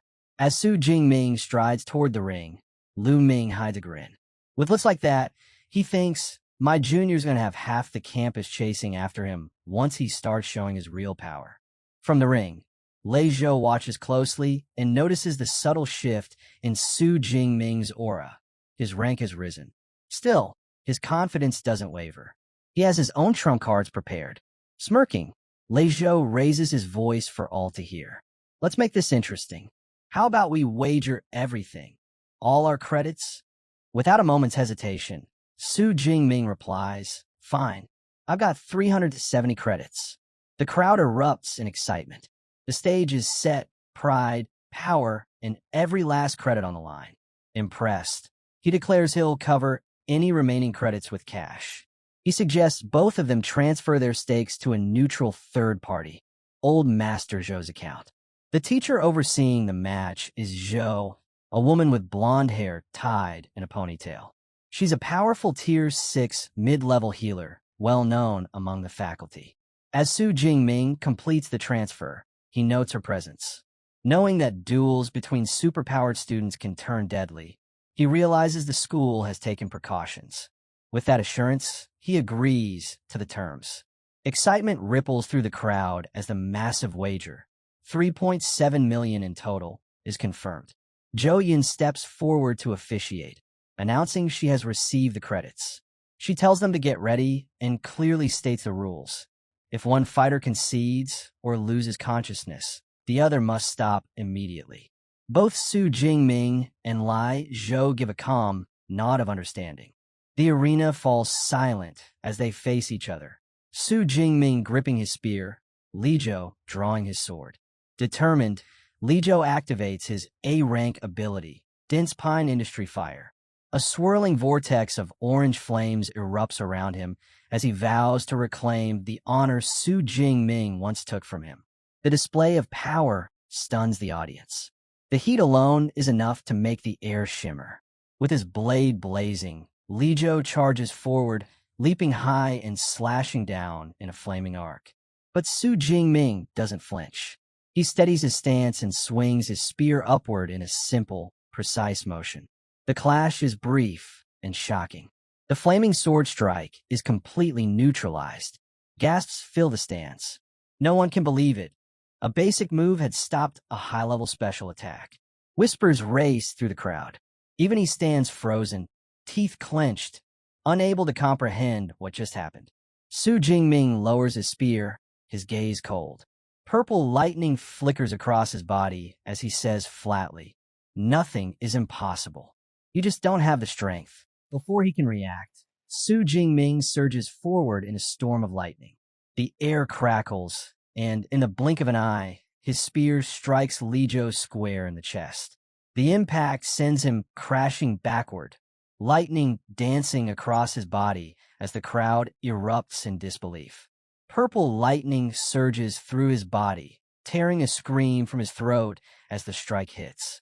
His sword spins away in a flash of steel, blood spraying through the air. The impact sends him crashing to the ground, smoke curling from his scorched body as he slumps motionless on the arena floor. The audience falls silent. The fight has ended almost before it began. His supporters stare in disbelief. One gasps that Su Jingming won in just 2 moves, while another scoffs bitterly, asking what happened to all that talk about Li Zhou being stronger. Murmurs ripple through the stands. Everyone now sees it clearly. Su Jingming's power stands far above the rest of the freshmen. Off to the side, Lu looks on completely unfazed. To him, the match was dull. His junior brother didn't even need to show a fraction of his real strength. Back in the ring, Teacher Zhou steps forward to declare the winner, but Li Zhou suddenly stirs. He forces himself up, trembling, blood still dripping from his mouth. "I haven't lost. The match isn't over," he shouts, voice hoarse with defiance. Gritting his teeth, he pulls out a small red pill. Zhou's eyes widen in alarm. "Stop. That's a rampaging blood pill," she warns sharply. "This is just a match. Don't throw your life away." Gasps echo through the stands. The spectators recognize the pill too. They whisper among themselves. It's known to multiply one's strength for a brief time, but the aftermath is brutal, leaving the user crippled for weeks, even months. Ignoring the warnings, he clenches the pill in his fist. "The risk is mine to bear," he growls.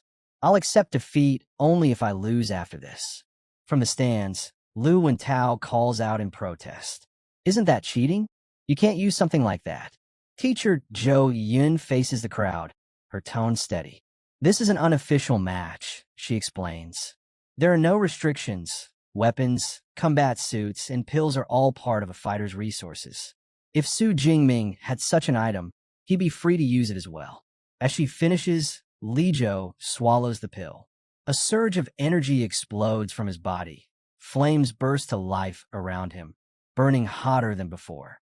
His eyes ignite with a fierce orange glow as he roars, the arena trembling under the force of his aura. Teacher Jo Yun's expression darkens. She can feel it. The pill has pushed Li Zhou's power beyond his limits, elevating him to the lower ranks of the second tier.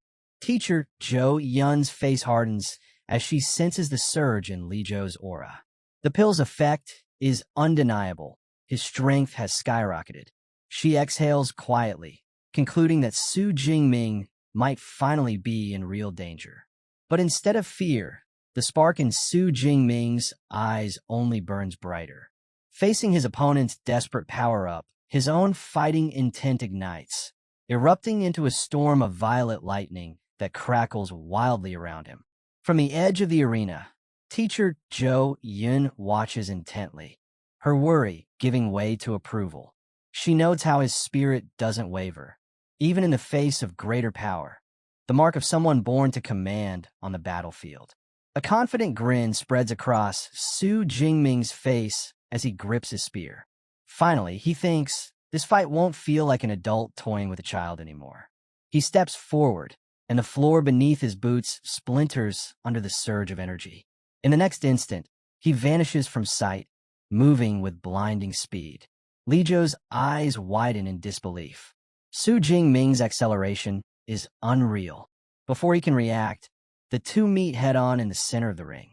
The collision shakes the air, sparks of fire and lightning scattering in every direction. Li Zhou barely manages to block the first thrust, but the sheer force behind it drives him backward.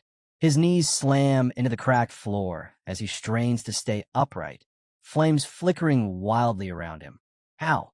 He gasps, struggling against the weight of the strike. Even boosted to the second tier, I still can't overpower him? What kind of monster is he? Realizing brute strength won't save him, Li Zhou quickly retreats. Flames surge around his arms as he switches tactics, hurling a storm of blazing fireballs across the ring. Su Jingming doesn't even flinch. With a smooth motion, he swings his spear in a wide arc. A vortex of lightning bursts forth, swallowing every fireball and scattering the flames into harmless sparks. He glances at Li Zhou with a faint smirk. That's it? Is that all you've got? Li Zhou grits his teeth, sweat dripping down his temple. His opponent's lightning tears through every attack like it's nothing. I can't get close, but if I can just hold out, if I can drain his strength before this pill wears off, maybe. But Su Jingming doesn't plan to give him that chance. He plants his spear into the ground, purple energy roaring to life around him. In an instant, it condenses, forming a massive weapon of pure, crackling lightning. Thunder spear, he mutters. With a single motion, he hurls it forward. The spear streaks through the air like a lightning bolt and slams into Li Zhou's shoulder, tearing through his defenses with brutal precision. The impact sends Li Zhou stumbling backward, clutching his wound as pain floods his body. His eyes widen in horror, a chilling realization dawning on him. Li Zhou's eyes widen in horror as realization dawns. Su Jingming isn't just unstoppable up close. He also commands terrifying long-range power. Before Li Zhou can even steady himself, the air above him crackles violently. A massive sphere of lightning takes form, pulsing with deadly energy. In the next instant, torrents of purple electricity rain down from it, engulfing him completely. The shock rips through his body, leaving him trembling and gasping in pain. What kind of technique is this? He mutters, forcing his head up. Expressionless, Su Jingming raises his hand and points straight at him. His voice rings out cold and sharp. A rank control skill, Thunder Prison. Bolts of lightning whip out in every direction, weaving themselves into a cage of blinding purple energy. The crackling prison closes around Li Zhou, sealing him inside. Li Zhou curses under his breath. A restriction skill, damn it. Desperate, he summons every last bit of his remaining power. Flames explode from his body, swirling upward into a blazing vortex. The fiery barrier roars around him, shielding him within a cocoon of heat and light. If I can't get out, he shouts, voice strained, then you can't get in. Let's see who lasts longer, Su Jingming. But his challenge only draws a faint smirk from his opponent. Su Jingming looks at the barrier with calm disdain. That flimsy wall. How many hits could he even take? Without hesitation, he bends his knees and launches himself into the air. In a blur, He soars high above the arena, the light from his lightning reflecting off his armor. Hovering above the fiery prison, he calls forth his full power. The sky seems to darken as dozens of enormous lightning spears materialize around him, each one humming with lethal energy. The air trembles. Then, with a wave of his arm, Jingming unleashes them all. A storm of glowing purple spears rains down like divine punishment, each one screaming toward the trapped Li Zhou. The sight is overwhelming, a devastating evolution of Jingming's chain thundergun. Li Zhou looks up, terror freezing his heart. He knows instantly. If that barrage hits, there will be nothing left of him. His pride crumbles. His voice breaks. I surrender. I surrender. In that instant, the lead lightning spear halts just inches from his eye. The rest of the spears vanish in a mist, the storm dying as quickly as it appeared. Jingming descends, landing softly within the ring. Without a word, he thrusts his physical spear forward one final time, driving it clean through Li Zhou's chest, a single decisive strike that ends all doubt. Li Zhou collapses to his knees, the fight completely drained from him. Jingming withdraws his weapon, standing tall over his fallen opponent, calm and unshaken. Teacher Zhou Yun's voice echoes through the arena. Winner, Jingming. The crowd erupts, but their cheers are mixed with awe and disbelief. Gasps and exclamations ripple through the stands. For battle techniques in seconds, one whispers. He completely dominated from start to finish, another adds. Everyone now understands. This wasn't just a victory. It was total annihilation. In the stands, two students can't stop talking about what they just saw. Those moves, they had to be at least B-grade techniques, right? One says, eyes still wide. His friend shakes his head in disbelief. B-grade? I'd be lucky to master a C-grade. And he just chained all that together like it was nothing. Not far away, Lu Ming overhears their conversation and lets out a quiet sigh, rubbing his temples. They really have no idea, he thinks. My junior brother didn't use B-grade skills. All four were A-grade techniques, and he's already mastered them to combat level. The memory of his own freshman days flashes through his mind, how he'd struggled for months just to control a single A-grade technique. He's beyond gifted. It's honestly terrifying, he admits to himself, feeling both proud and pressured by his prodigious junior. Back in the ring, Li Zhou forces himself up, battered but no longer defiant. Bowing his head slightly, he speaks with sincerity. Thank you for sparing my life. I lost completely. He pauses, then adds, the wager is yours. I'll transfer the credits and pay my debt to your aunt's business. You have my word. Teacher Zhou Yun steps forward, nodding in acknowledgement. The match is concluded.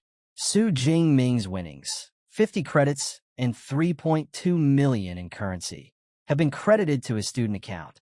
Jingming glances at the notification on his wristband and smiles faintly. A gambling fight really is a fast way to make money, he muses. The moment the announcement ends, Lu and Tao bursts into the ring, grinning from ear to ear. Brother Ming, you're loaded now. Come on, let's hit the city center tonight and celebrate. Jingming starts to decline politely. I can't. I've got training with my senior. But Lu Ming steps in, a calm smile on his face. Go, he advises. Even the best warriors need rest. Balance is part of strength. After a moment's thought, Jingming nods. All right then, I'll come. As they head toward the exit, Lu and Tao excitedly points at Lu Ming. By the way, Brother Ming, that's the Lu Ming, vice president of the Ash Club, the lightning powerhouse himself. I told you he's amazing.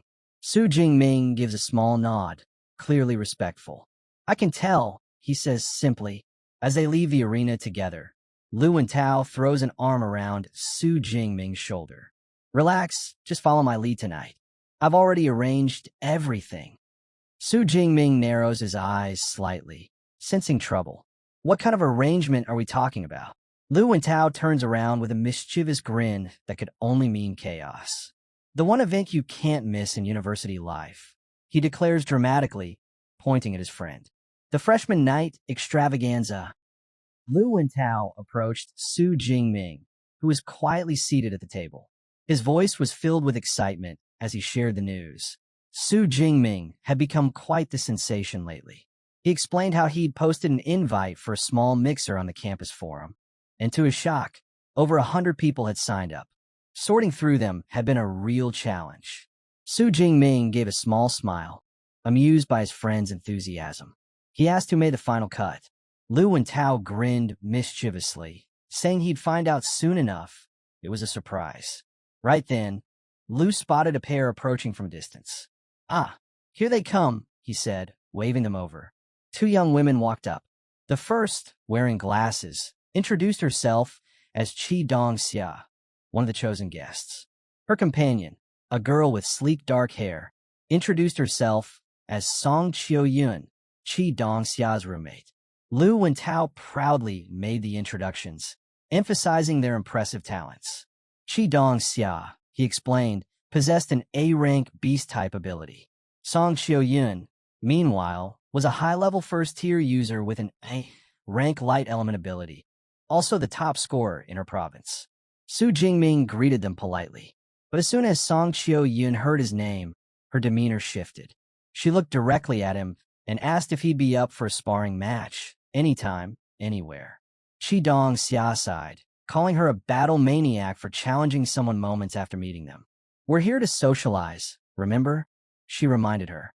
Song Chio-yun shrugged, admitting that meeting Su Jingming was her real reason for coming, to see if the rumors about his strength were true. Su Jingming chuckled lightly and gestured for them to sit.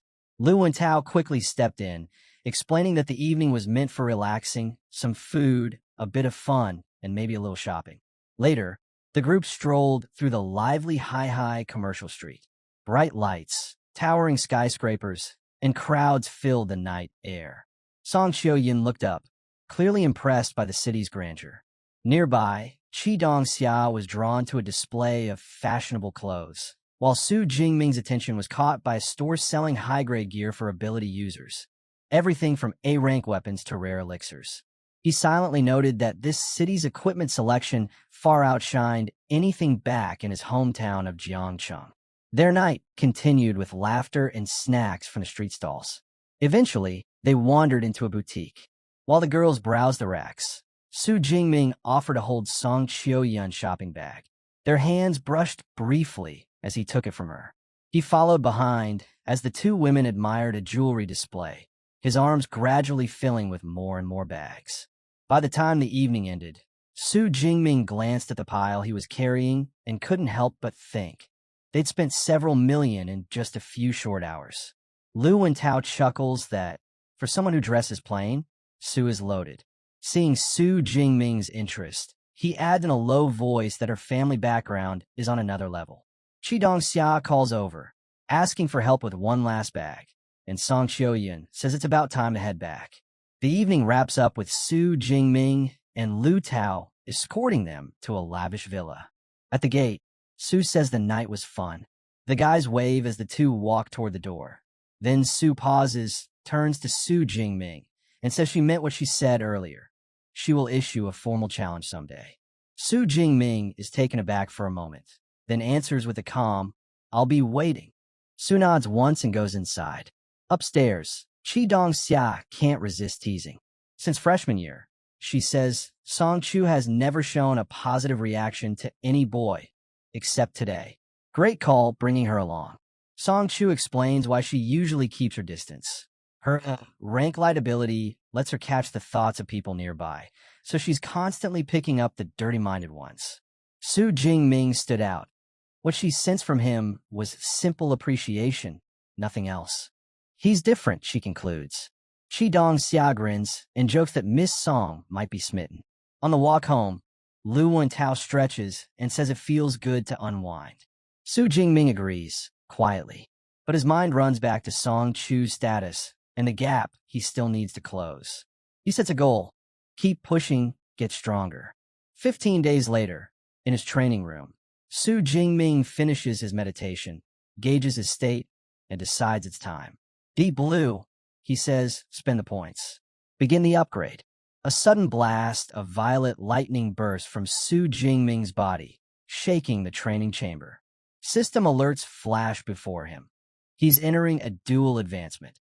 His cultivation surging from mid-level to high first tier, and his thunder indestructible body ascending to level 2.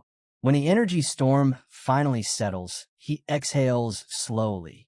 The difference is clear. His strength, speed, and endurance have all skyrocketed. The second stage of his body technique, he recalls, focuses on refining bones and muscles, making them nearly unbreakable. Opening the training manual, he reads the next section. At level 3, he'll unlock Thunder Extreme State, a temporary form that grants overwhelming speed and power. Satisfied, he checks his system panel. His stats have grown impressively, but his ability points have dropped to just 62. Not enough to advance further. He knows what he must do next. Venture into the wilderness and hunt high-rank beasts to earn more points. Later, Su Jingming visits his master Dean. The old man's eyes widen the instant he senses the new aura around his disciple. "You advanced again?" he asks in disbelief. Su Jingming nods calmly. "Last night, I also reached the second level in body tempering." The dean hides his astonishment. His student speaks of breakthroughs as if they were everyday matters. With an S-rank ability and that relentless drive, he thinks there may truly be no limit to what this boy can achieve. Standing nearby, senior disciple Lu Ming lets out a low whistle. "You really are a monster, junior brother. It took me half a year to reach that stage." Dean Genshin smiles faintly. "Power is important, but so is battle experience. Let's test your progress. Lu Ming, you'll spar with him." Su Jingming's eyes light up. "I accept." Inside the training hall, the air crackles with tension. Lu Ming grips his spear and says, "I'll hold back. Limit my power to a low second tier. You, however, will go all out." They take their positions. 3, 2, 1, begin. Both figures explode into motion, spears clashing with a deafening crack. A surge of purple and green energy floods the room, shaking the walls.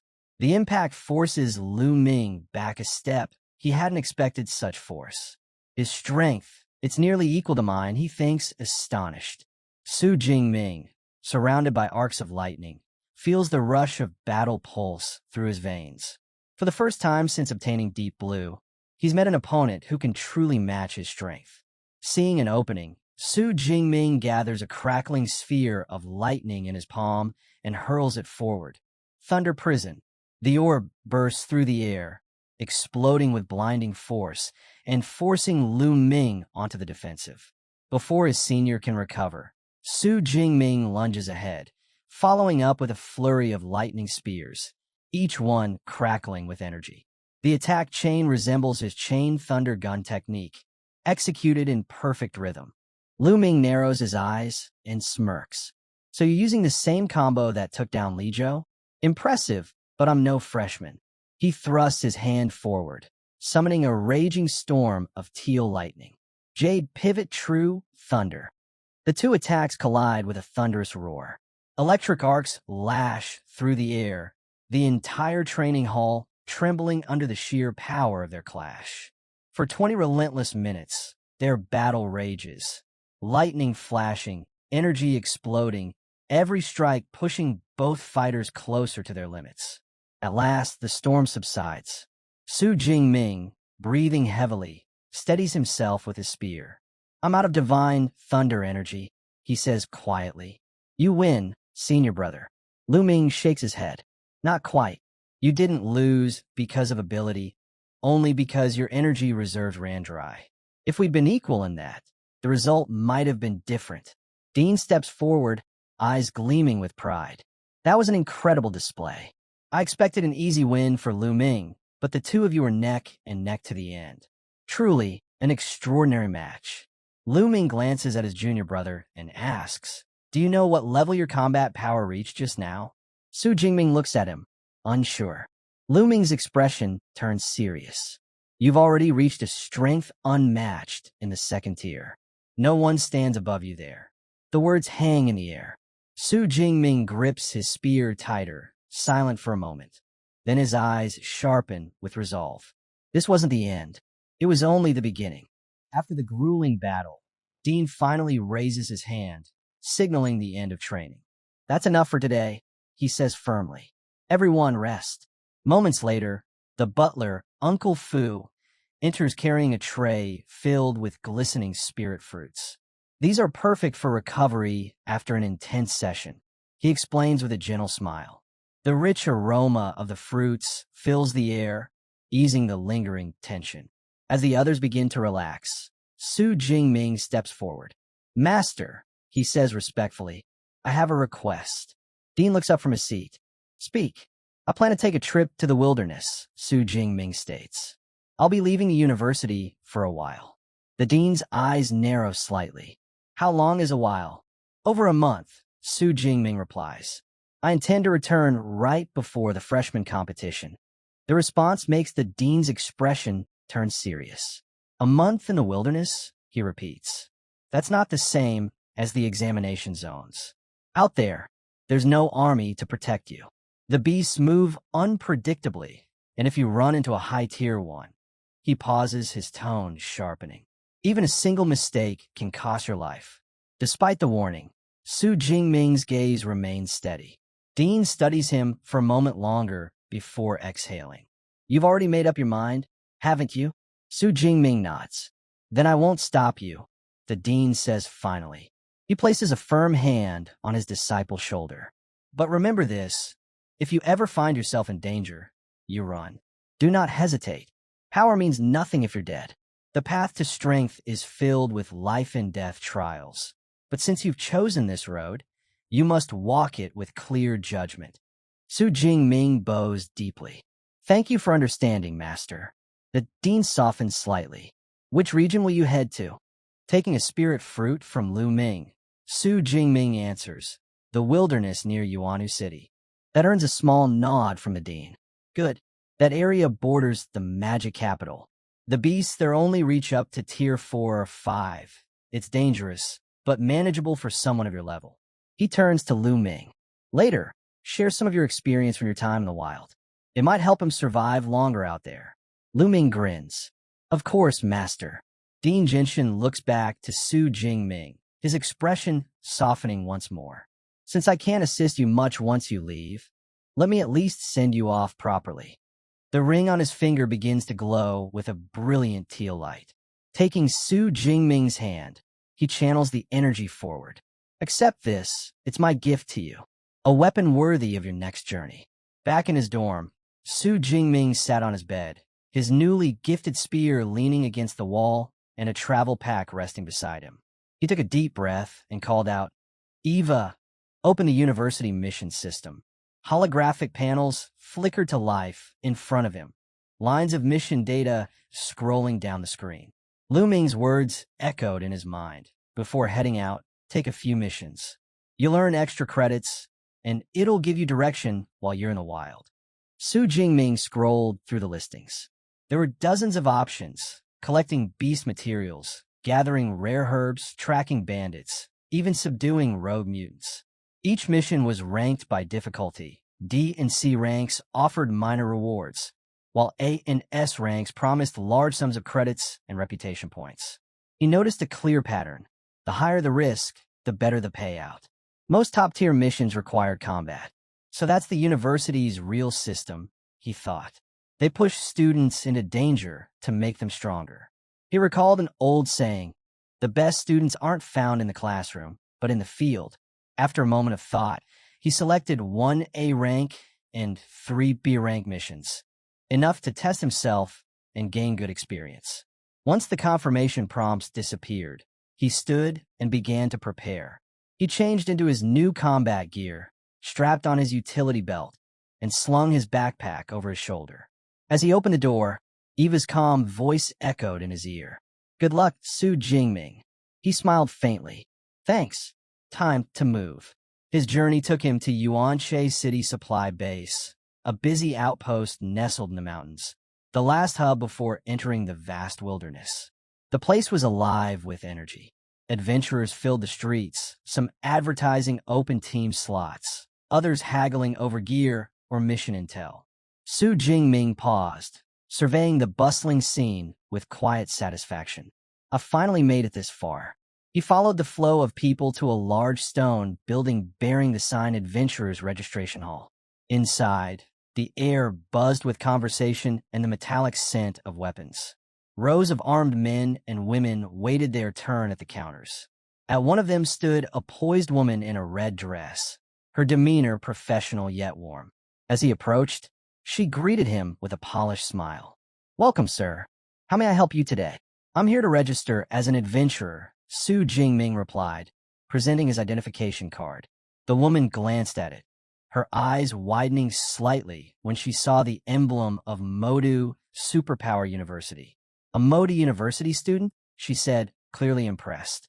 "It's rare for someone of your rank to enter the wilderness this early. Most wait until they reach mid-second tier." Su Jingming said nothing, only giving a calm nod. She processed the application, explaining that registration might take a little while. "Please, make yourself comfortable in the hall while we finalize the paperwork." "Understood," he replied. While waiting, Su Jingming walked slowly through the room. Around him were hardened adventurers, some laughing over old hunts, others checking their gear in silence. He watched them closely, taking in the atmosphere of those who live by their strength. For the first time, he felt it clearly. He was no longer just a student. He was stepping into the real world. A loud commotion suddenly ripples through the hall. Voices rise near the entrance as several adventurers turn to look. "Is that her?" One of them whispers. "It's Jiang Chuxian, the goddess from Modi University," another exclaims, eyes wide. "Man, she's even more stunning in person." All heads turn toward the doorway, where a striking woman strides in with confident grace. Her long white hair flows behind her, and dark sunglasses hide her eyes. Two muscular bodyguards flank her, while a cameraman follows, recording her every move. The hall erupts in chatter. "She's really here filming again?" someone murmurs. "Her videos always get millions of views." "Millions?" another scoffs. "She passed 15 million followers last month. She's basically a celebrity now." A third man sighs dramatically. "I'd give 10 years of my life just to be her boyfriend." Ignoring the excitement, Jiang Chuxian walks past with calm composure, her confidence radiating with every step. From a distance, Su Jingming watches quietly. He recognizes her uniform badge, another Modi University student. "So she's from the same place as me," he thinks, noting that her beauty rivals even Song Chiu-yun's.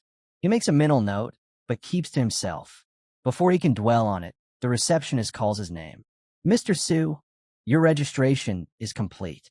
He approaches as she hands him a sleek adventurer ID card along with a dark satellite smartwatch. "This device contains wilderness maps," she explains. "It updates in real time with beast activity and danger zones. It'll keep you safe if you stay alert." "Thank you," Su Jingming replies, slipping the watch on his wrist. He turns to leave, but a rough voice stops him. "Hey, kid." A man with greasy hair and shifty eyes blocks his path, his grin a little too wide. "First time heading into the wild, huh? Dangerous place out there. You'll need proper elixirs." Su Jingming gives him a neutral glance. "Oh, what kind?" The man grins and pulls open his coat, revealing rows of small bottles and pills. "First-grade healing elixirs, only 20,000 each. Antidote elixirs for 15,000. And if you've got the cash, I can sell you second-grade ones. Strong stuff, but pricey." Su Jingming tilts his head. "Those prices aren't bad." The man laughs, clearly pleased. "Of course, I'm known for giving fair deals. Everything here's top quality. You won't find better in this base." But Su Jingming's eyes narrow slightly. Something's off, he thinks. He knows the market price. First-grade elixirs run for at least 30 to 40,000 credits. The only reason they'd be this cheap is if they're diluted or fake. His tone turns cold. "Tell me, how many of those do you have?" The man blinks, suspicious. "Enough for you, why?" Su Jingming steps closer, voice calm but cutting. "Because I'm curious. How many other newcomers have you scammed today?" The grin vanishes. The man's expression darkens. He takes a threatening step forward, face twisting.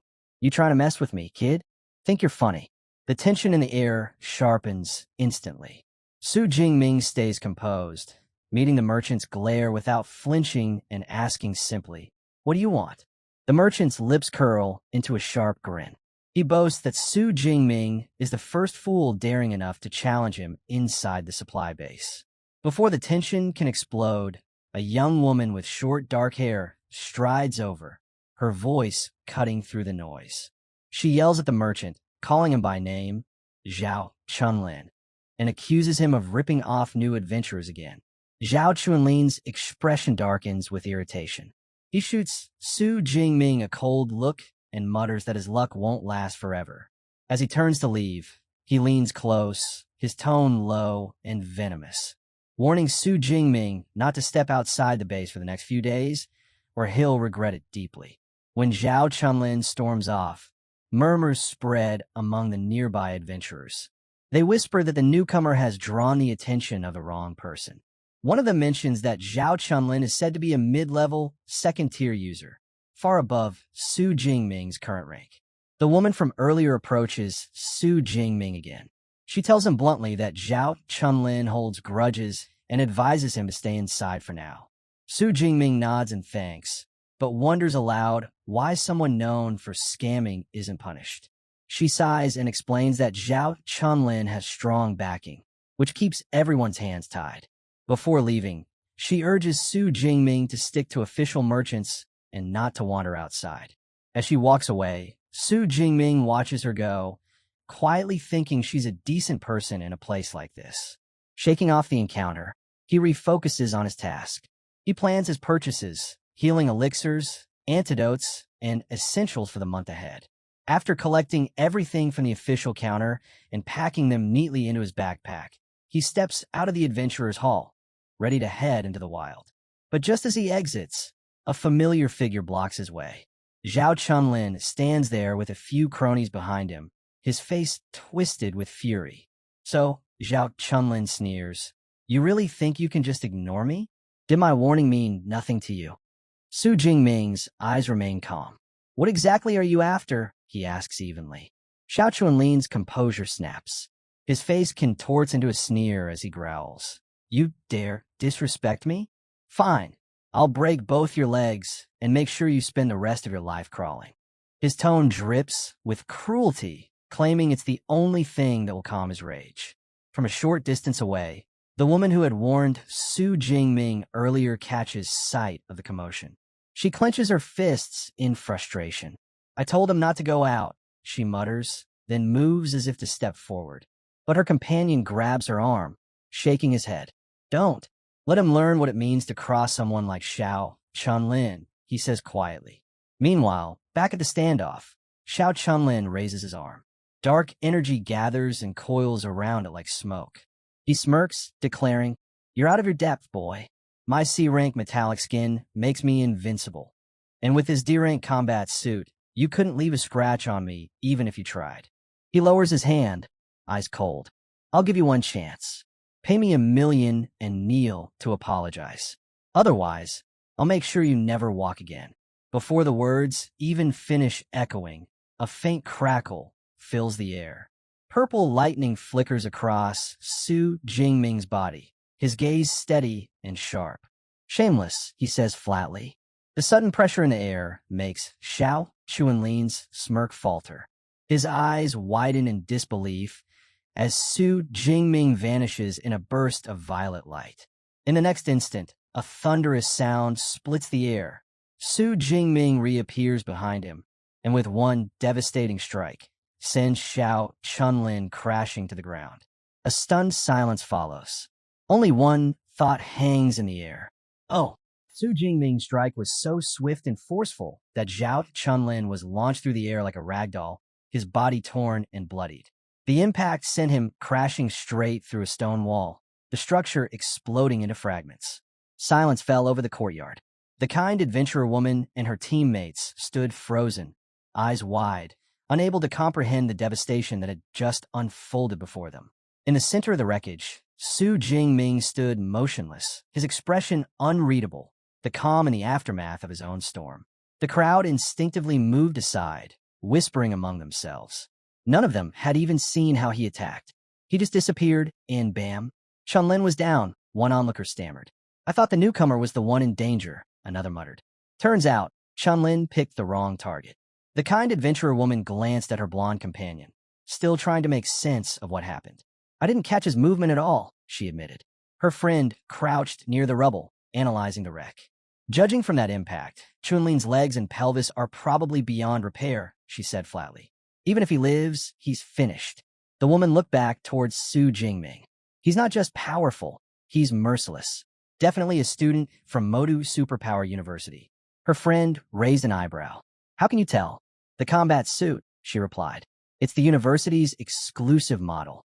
Impressed, she turned thoughtful. We're still short an attacker. Maybe we should try recruiting him. Her companion immediately protested. Did you forget our team rule? No men allowed. The others laughed, nudging her playfully. Oh, come on, Xiao Qian. Admit it. You just think he's cute.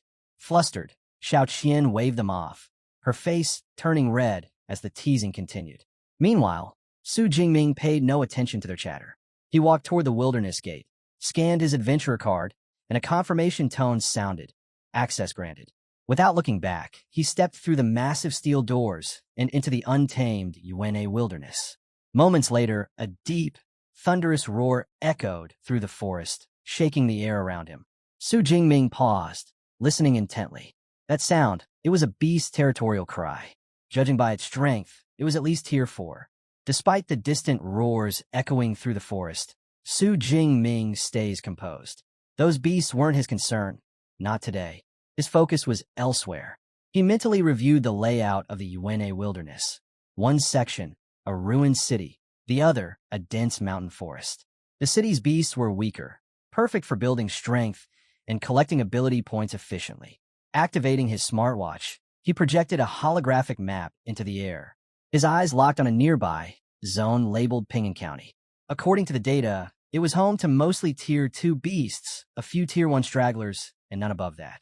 With an area this large and roughly 500 to 600 creatures, it was the ideal place to start his hunt. Pingan County? Huh, he muttered under his breath. Let's see what you've got. A faint blue glow enveloped his body as he broke into a sprint, his movements blurring through the wilderness. The forest gave way to crumbling streets and broken buildings, the remnants of Pingan County. No sooner had he stepped onto the cracked pavement than a dark shape leapt from the shadows. A wolf-like creature with glinting eyes and razor-sharp claws lunged straight at him. Su Jingming didn't even flinch. Tier 2 Shadow Cat, he identified calmly. Right on cue. He raised his hand to strike, but suddenly staggered, clutching his chest. A violent surge pulsed through him. Deep inside, the blood of the Thunder Tyrannosaurus stirred, flooding his mind with chaos and rage. The urge to destroy, to kill, clawed at his sanity. The harder he tried to suppress it, the stronger it grew. A twisted grin curved across his face. Fine, he hissed. Let's see how far this power goes. Purple lightning erupted from his body, crackling across the ruins. The shadow cat froze mid-leap, its instincts screaming in terror. The air itself trembled under the force of his unleashed bloodlust. 1 month later, a squad of 4 adventurers walked through the same deserted streets, their boots echoing in the eerie silence. Captain, one of them complained, glancing around nervously. Why is it so empty? We've been searching all day and haven't seen a single beast. The bald man with the red beard scowled. Don't ask me. A city this size should have hundreds of beasts crawling around. Even if they migrated, there's no way they'd all vanish like this. Before he could finish, a thunderous growl cut through the still air. A massive tiger-like creature with twin bone blades protruding from its forearms stepped into view, its eyes glinting with primal hunger. The team froze on the spot. The arm-blade tiger had found them first. Seeing the massive arm-blade tiger before them, the captain's eyes lit up with relief. Finally, a target, he barked. Everyone, take it down together. The team raised their weapons, ready to strike, but before they could take a single step, the sky split open. A colossal spear of pure purple lightning crashed down from above, slamming straight into the beast. The explosion was deafening. A surge of energy ripped through the street, hurling debris in every direction. When the smoke cleared, nothing remained of the tiger but a scorched crater. The adventurers stood frozen, their minds blank with shock. What was that? Some kind of new laser weapon, one whispered. The captain shook his head, his eyes narrowing. No, a laser moves faster than that. This was a lightning-type combat technique, and a powerful one. The realization hit him like ice water. Someone had claimed this territory. That blast was a warning, he said grimly. This whole area belongs to whoever used that attack. We're trespassing. He spun on his men. Move! Now! They stumbled into motion, hurrying to escape. Captain, that lightning spear, it was terrifying, one of them muttered. Another nodded, pale. Now I get it. That's why there are no beasts left. They've all been wiped out. Save your breath, the captain snapped. If that monster notices us, we'll end up the same way. High above the ruins, the monster they feared, Jingming, sat calmly on the edge of a half-collapsed high-rise. A soft chime sounded beside him as a system notification appeared. Tier 2 Arm Blade Tiger eliminated. Ability points plus 19. He exhaled slowly, satisfied. His control over the Thunder Spear technique had grown. Its range now exceeded a full kilometer. Pulling up his status interface, Jingming scanned through his month's progress. Over 8,000 ability points earned. From a high-tier level 1 user, he had risen to a high-tier level 2. His Thunder Indestructible body had broken through to the 3rd stage. Several A-rank techniques had advanced to the intermediate level, progress few could dream of achieving in such a short time. The city of Pingyang County lay silent beneath him, completely purged of life. His work here was done. It's time to head back, he murmured, deactivating the display. I'll rest at the supply base tonight, then move deeper tomorrow. The next morning, at the supply base, a group of adventurers stared in disbelief as Jingming approached the checkpoint. His massive backpack was overflowing, stuffed with materials, monster cores, and equipment to the point it looked ready to burst. One man blinked, baffled. Is it just me? Or does his pack look alive? Another snorted. Maybe he dragged back an entire beast corpse. A third laughed nervously. If that's true, I don't even want to know what kind of monster could fill a bag that big. They all watched as Jingming passed by silently, completely ignoring their chatter, his eyes already set on whatever awaited him next in the wilderness. Hidden from everyone's view, Jingming quietly thinks to himself that buying the reinforced version of his backpack was a wise move. Without it, there's no way it could have carried the more than 400 kilograms of beast materials he had gathered. He makes his way to the adventurer's hall and steps up to the receptionist's counter to sell his haul. The woman greets him politely, asking what kind of materials he'd like to sell, then gestures toward a large weighing scale. Jingming sets down his pack and opens it up, revealing a massive pile of pristine, high-grade beast parts. The receptionist freezes, wide-eyed, as he calmly tells her he's brought over 400 kilograms of Tier 2 beast materials and asks her to check their worth. Still in disbelief, she begins inspecting the materials: tiger tendons, razor-sharp claws, rhino horns, all perfectly preserved and of top quality. Overwhelmed, she apologizes and explains that the quantity is far too large for her to process alone, requesting a moment to call for assistance. Moments later, a well-dressed man appears, accompanied by 2 attendants in red dresses. He introduces himself as Zhao Yi, the acquisitions manager of the hall. After a polite exchange of names, Zhao Yi shakes Jingming's hand with a smile, impressed that someone so young could bring in such a haul. He offers to have his team handle the inspection and invites Jingming to sit with him while they wait. As they talk, the staff begin their appraisal, using hovering scanner drones to catalog and evaluate the mountain of beast parts. Zhao Yi can't help but feel increasingly impressed by his young guest's ability. Wanting to build goodwill, he personally presents Jingming with a platinum membership card for the supply base, a privilege that grants generous discounts on all purchases, and urges him to accept it as a small token of respect. Jingming nods and thanks him courteously. Before long, a female employee approaches with the final report. She announces the totals: 89 high-tier, 107 mid-tier, and 221 low-tier Tier 2 materials.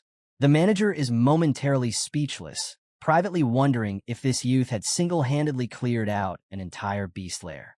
Composing himself, he turns back to Jingming with the valuation: just over 24.76 million. With a generous smile, he offers to round it up to 25 million. Jingming agrees without hesitation, accepting the deal with quiet satisfaction. A few moments later, Jingming's phone buzzes with a notification. He checks the screen and sees the deposit confirmation. His account balance now exceeds 29 million. A faint smile crosses his face. Overnight, he's gone from an ordinary adventurer to a wealthy man. As he gets ready to leave, manager Zhao hands him a business card with a friendly smile, inviting him to join him for tea sometime. Su Jingming nods politely and accepts before heading out. Zhao watches him walk away, quietly thinking that this young man's potential is limitless. Just as Su Jingming disappears from sight, Zhao Yi's phone rings. He picks up, and the voice on the other end is harsh and filled with fury. It's Zhao Chunlin. From a hospital bed, his body covered in bandages and seated in a wheelchair, the enraged merchant shouts that he's seen the person who attacked him return to the base. He demands Zhao Yi's help to get revenge. Maintaining his composure, Zhao Yi calmly asks if Zhao Chunlin is talking about the high-level first-tier adventurer. When Zhao Chunlin confirms, his tone grows even more vicious. He orders Zhao Yi to send out the Tiger Shark squad and makes Su Jingming's life miserable. After a moment's silence, Zhao Yi agrees to lend him the elite unit, but with one clear condition. Once this is over, their cooperation ends for good. Gritting his teeth, Zhao Chunlin accepts the deal and swears that after he gets his revenge, he'll leave the city for good. When the call ends, Zhao Yi leans back in his chair, an uneasy feeling creeping in. He shakes it off, convincing himself that there's nothing to worry about. The Tiger Shark squad are seasoned Tier 2 elites. Handling one first-tier adventurer should be no problem. Meanwhile, out on the bustling streets of the supply base, Su Jingming suddenly sneezes loudly. Rubbing his nose, he mutters to himself, wondering if someone, somewhere, is bad-mouthing him. Manager Zhao Yi speaks excitedly into his phone, reporting to his superior about a remarkable newcomer, an ability user named Su Jingming. He explains that the haul of beast materials this young man brought in was worth more than what a dozen entire teams usually manage combined. On the other end of the line, the base's chief manager, Wang Chuang, pauses when he hears the name. Frowning, he quickly pulls up Su Jingming's file. As the details appear on his screen, his expression shifts from curiosity to shock. Moments later, he calls Zhao Yi back, his tone suddenly serious. He instructs him to alert him immediately the next time Su Jingming returns to the base. Zhao Yi agrees without hesitation, puzzled by his superior's reaction. After the call ends, he sits back and thinks that only someone with a powerful background could make Manager Wang react that way. He feels a quiet sense of relief that he had shown Su Jingming proper respect earlier. At the same time, Wang Chuang studies the young man's profile more closely. Recognition flickers in his eyes. Su Jingming is another disciple of the renowned Yang Jintian. Reading further, Wang realizes that this youth's potential even surpasses Lu Ming, another of the dean's famed students. He exhales slowly, concluding that Su Jingming is a true prodigy, someone no one in the base should dare to offend. Elsewhere, Su Jingming strolls down the bustling commercial street of the supply base. His attention catches on a store displaying spatial storage rings. He steps closer and examines the price tags, his mood sinking. Even the smallest ones, barely large enough to fit a suitcase, cost over 10 million. Despite the outrageous prices, the convenience is tempting. He can't help but wonder how much a larger one, big enough to store his spear, would cost. Before he can think further, his phone rings. It's his roommate, Lu Wentao, calling with his usual cheerful tone, asking when Su Jingming plans to return to the university. Su Jingming replies that he'll be back in about half a month, then casually asks if something happened. Unbeknownst to him, from the shadows of a nearby alley, a figure watches closely. Seated in a wheelchair, Zhao Chunlin's bandaged form is surrounded by a group of hardened mercenaries, the Tiger Shark squad. The squad's leader, a muscular man with a blonde buzz cut and one arm in a sling, narrows his eyes as he spots their target. That's him, he mutters coldly. Break his hands and legs, then drag him back to the boss. One of the female members nods with a cruel smile. Got it. Back on the street, Su Jingming continues his call. Lu Wentao begins talking about a cocky new freshman who's been causing trouble on campus. But Su Jingming suddenly stops mid-step. His eyes flicker slightly as he senses multiple hostile gazes on him. Su Jingming? What's wrong? Lu Wentao asks, concerned. Su Jingming's voice remains calm. He glances over his shoulder, eyes steady, and replies quietly, it's nothing. Keep talking. Su Jingming turns down a quiet, deserted alley, his steps steady and unhurried. Hidden in the shadows, the Tiger Shark squad, lies in wait. The squad leader raises a hand, signaling that their target has entered the kill zone. Target in position, he says coldly. He analyze his strength. A burly man beside him snorts. Captain, he's just an upper first rank. You're overthinking this. Ignoring the comment, the captain gestures for He to proceed. The woman closes her eyes, focusing as faint ripples of psychic energy spread through the air. But within seconds, her composure shatters. Her eyes snap open in disbelief. This can't be right, she stammers. The captain frowns. What's wrong? He trembles slightly. You need to see this for yourself.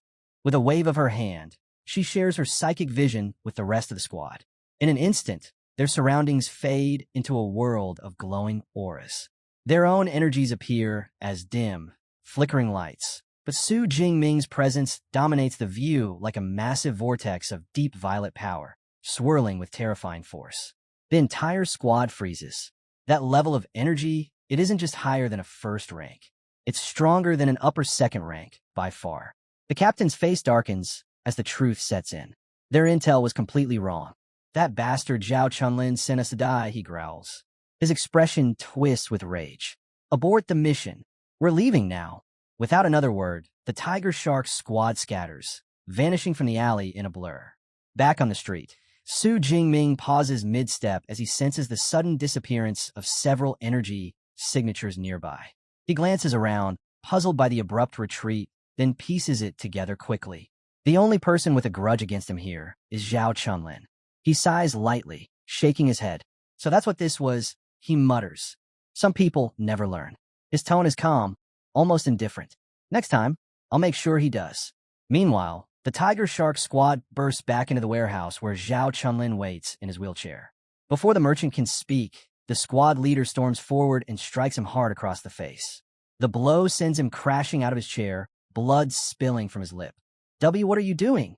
Zhao Chunlin screams, clutching his cheek. The captain glares down at him, eyes burning with fury. You nearly got us all killed. Your intel was garbage. Zhao Chunlin blinks in confusion. Killed? What do you mean? The captain spits on the floor. That man you told us to cripple, he's not an upper first rank. He's a high-tier second rank, maybe even stronger. You set us up for a suicide run. The merchant's face drains of color. Impossible, he mutters. He was barely stronger than me a month ago. I don't care, the captain snaps. Your revenge isn't worth dying for. The Tiger Shark squad is done with this. Without another word, he turns and walks away, his team following in silence, leaving Zhao Chunlin sprawled on the cold floor, humiliated and trembling. Later, the squad leader arrives at the adventurer's hall and reports to manager Zhao Yi. Zhao Yi raises an eyebrow, surprised to see them back so quickly. The mission's been called off, the captain reports flatly. Zhao Chunlin's information was wrong. Completely wrong. Zhao Yi listens quietly, a faint chill running down his spine. He doesn't press for details, but he can already guess who they'd try to target. The target was supposed to be an upper second rank user, or so they thought. But as the report came in, the leader quickly corrected himself. The truth was worse. The scanner confirmed that the target's combat strength reached at least third rank, forcing them to retreat in panic. Manager Zhao Yi slammed his fist on the table, furious. How could Zhao Chunlin mess this up so badly, he snapped. But as the details sank in, an uneasy chill crept up his spine. Something didn't add up. He demanded the target's name. The squad leader hesitated, replying that Zhao Chunlin hadn't given a name, just a description. A tall, muscular man, around 1.90 meters, armed with a long spear. The moment those words left his mouth, Zhao Yi froze. His expression drained of color. The realization hit him like a thunderbolt. He knew exactly who they had targeted. The scene cut to another office, manager Wang Chuang's. With a furious roar, he slammed both hands on his desk, scattering documents and books across the floor. Zhao Yi bellowed. Who gave you the guts to ambush Su Jingming? Pale and trembling, Zhao Yi stammered. But he's just an upper second rank kid. Isn't this overkill? Wang Chuang glared at him as if looking at an idiot. A fool like you doesn't deserve your position, he growled. With a gesture, a hovering drone projected Su Jingming's personal records into the air. As the information scrolled before them, Zhao Yi's body went rigid. The file confirmed the terrifying truth. Su Jingming, age 18. Upper second rank. Top scholar of Jianghan province. a freshman at Modus Superpower University. And worst of all, his mentor, the legendary Yang Jintian. Now you understand? Wang Chuang's tone was ice cold. A man like Yang Jintian could wipe this base off the map, and the state wouldn't dare intervene. The weight of those words crushed Zhao Yi. Spikes burst from his back in a panic as he bowed deeply. I'll take care of it immediately, sir. Moments later, guards dragged in a bloodied and broken Zhao Chunlin. The merchant was thrown to the floor, trembling, his pleas for mercy echoing through the room. Zhao Yi's voice was calm, too calm. A beating won't cut it, he said flatly. The one responsible must die. Zhao Chunlin's eyes widened in horror, but Zhao Yi didn't hesitate. You brought this on yourself, he said coldly, and with one swift motion, he snapped the man's neck. Silence filled the office. Wang Chuang stared down at the corpse, unimpressed. Do you really think that's enough to satisfy Su Jingming? He asked. His tone was low and dangerous. I've ignored your under-the-table dealings for years, Zhao Yi. But this, he leaned forward, eyes sharp as blades. This mistake is unforgivable. His voice dropped to a deadly whisper. Everyone involved, every last member of the Tiger Shark squad, must be punished. We'll make sure not a single rumor leaves this base. Zhao Yi stood frozen, horror etched across his face as the weight of his superior's words sank in. The scene shifted to the entrance of the Adventurers' Hall, where the atmosphere was tense and formal. The base's top officials stood in a neat line, their uniforms pressed and expressions serious. A large crowd had gathered, among them Shirao Qian and her team, whispering among themselves as they watched. At the front stood manager Wang Chuang, flanked by the heads of every department. The sight alone made the onlookers murmur. Such a lineup only appeared for the most important guests. Then, one of Shirao Qian's teammates nudged her and pointed. Hey, isn't that the guy from Modus Superpower University? All eyes turned toward the entrance. Su Jingming had just returned from running errands, staring in confusion at the assembled management. He clearly had no idea what was going on, or why the base's top brass were waiting for him. A man at the very front stepped forward with a warm smile. Welcome, Student Shu, he said respectfully. I'm Wang Lin, the chief manager of this base. The crowd gasped. Even Shirao Qian and her teammates were speechless. The base's highest authority personally greeting a student? There was clearly far more to Su Jingming than any of them had imagined. Manager Wang Luan's tone was steady and formal. We owe you an apology, he began. For the incident earlier, Zhao Chunlin has already been punished. Every accomplice has been arrested and will spend the rest of their lives in prison. He gave a short nod to his attendants.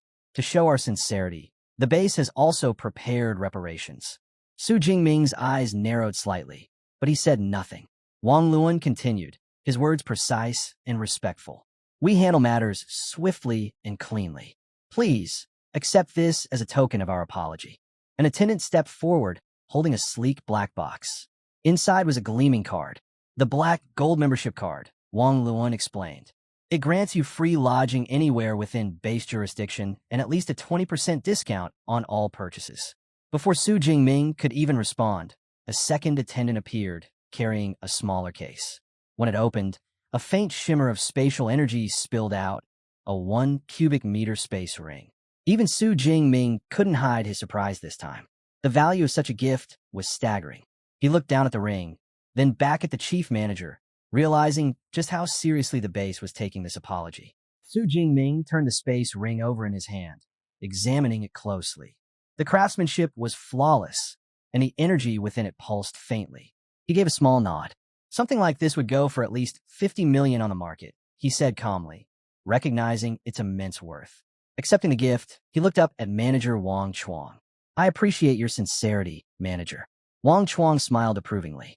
As expected from a student of Master Yang Jintian, he said. That confidence suits you. Your senior, Lu Ming, also trained here before. You two share the same fearless spirit. Before Su Jingming could leave, Wang Chuang added with a polite but meaningful tone, if you ever encounter trouble within the city, don't hesitate to contact me. My influence here carries some weight. Su Jingming understood perfectly. All this respect, all this caution, it wasn't because of him, but because of the man behind him. His master's name alone could shake entire institutions. Later, in a lavish room that came with his new black gold membership, Su Jingming finally allowed himself to relax. After a month of non-stop training, the quiet luxury felt like a rare luxury. He took out the space ring again, deciding it was time to bind it.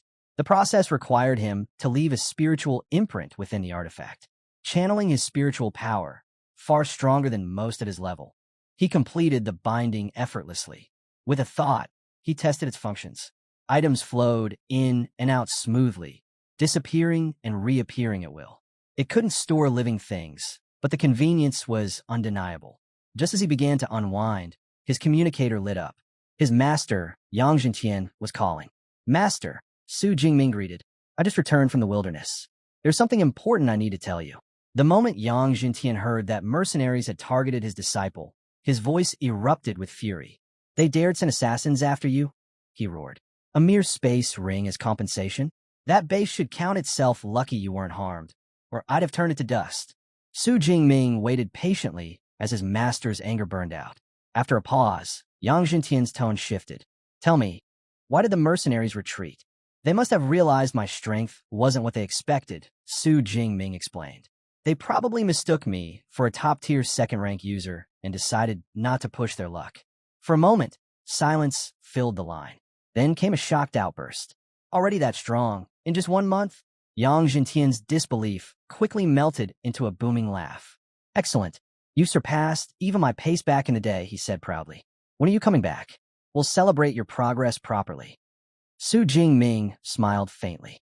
"I'll return before the new semester starts. I still plan to explore a few of the more dangerous regions before then." "Be careful out there," his master warned. "I will," Su Jingming replied. The call ended, leaving the room quiet once again. Su Jingming set the communicator aside, his eyes glinting with determination. The road ahead was still long, but he was ready for it. After the call ends, Yang Jintian is still glowing with excitement. Uncle Fu, his loyal butler, can't help but comment, "It's been ages since I've seen you this happy." The dean chuckles, deeply impressed by Su Jingming's astonishing progress. He thinks to himself that while most people grow stronger after facing life-and-death experiences, for his disciple, those moments act like an overpowered boost, pushing his development at lightning speed. Following the dean's guidance, Su Jingming heads into the forest mountain range, an advanced and far more dangerous part of the wilderness. The air trembles with the roars of powerful beasts all around him. Compared to the ruined city he had cleared before, this place is overflowing with resources. As he moves forward, a sudden crunch of a twig under his boot echoes through the quiet forest. Instantly, his instincts flare. Without warning, invisible slashes of energy slice through the air toward him. Su Jingming reacts in a flash, twisting out of harm's way as the attacks shred the trees where he stood moments ago. From the shadows emerges his attacker, a massive gale dreadwolf. The creature's fur ripples with wind energy, its sharp eyes locked on him. Su Jingming sizes it up calmly, noting that most third-rank beasts possess unique elemental traits. Judging by its aura, this one must be a mid-tier wind element type. He wonders how many ability points defeating it might yield. Just as he steadies himself for battle, movement catches his attention. A group approaches Jiangchu Xian, a well-known streamer, along with her bodyguards and a cameraman. One of them points at the dread wolf excitedly, suggesting it would make the perfect fight for Miss Jiang's next video. Their leader quickly agrees and orders his men to block the wolf's escape, clearly planning to claim it for themselves. Su Jingming frowns. They're trying to take his kill, something strictly forbidden under the wilderness rules. The first person to encounter a beast has the right to it.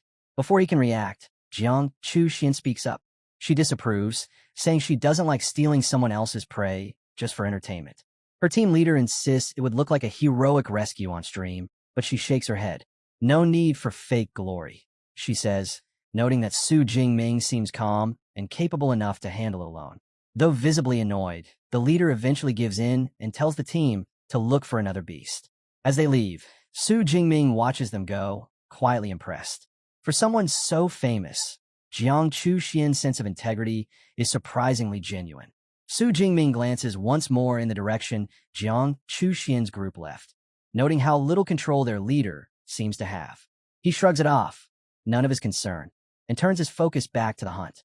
The Gale Dreadwolf, furious that Su Jingming hasn't backed down, launches a savage attack. The ground trembles as it charges, claws tearing through dirt and air alike.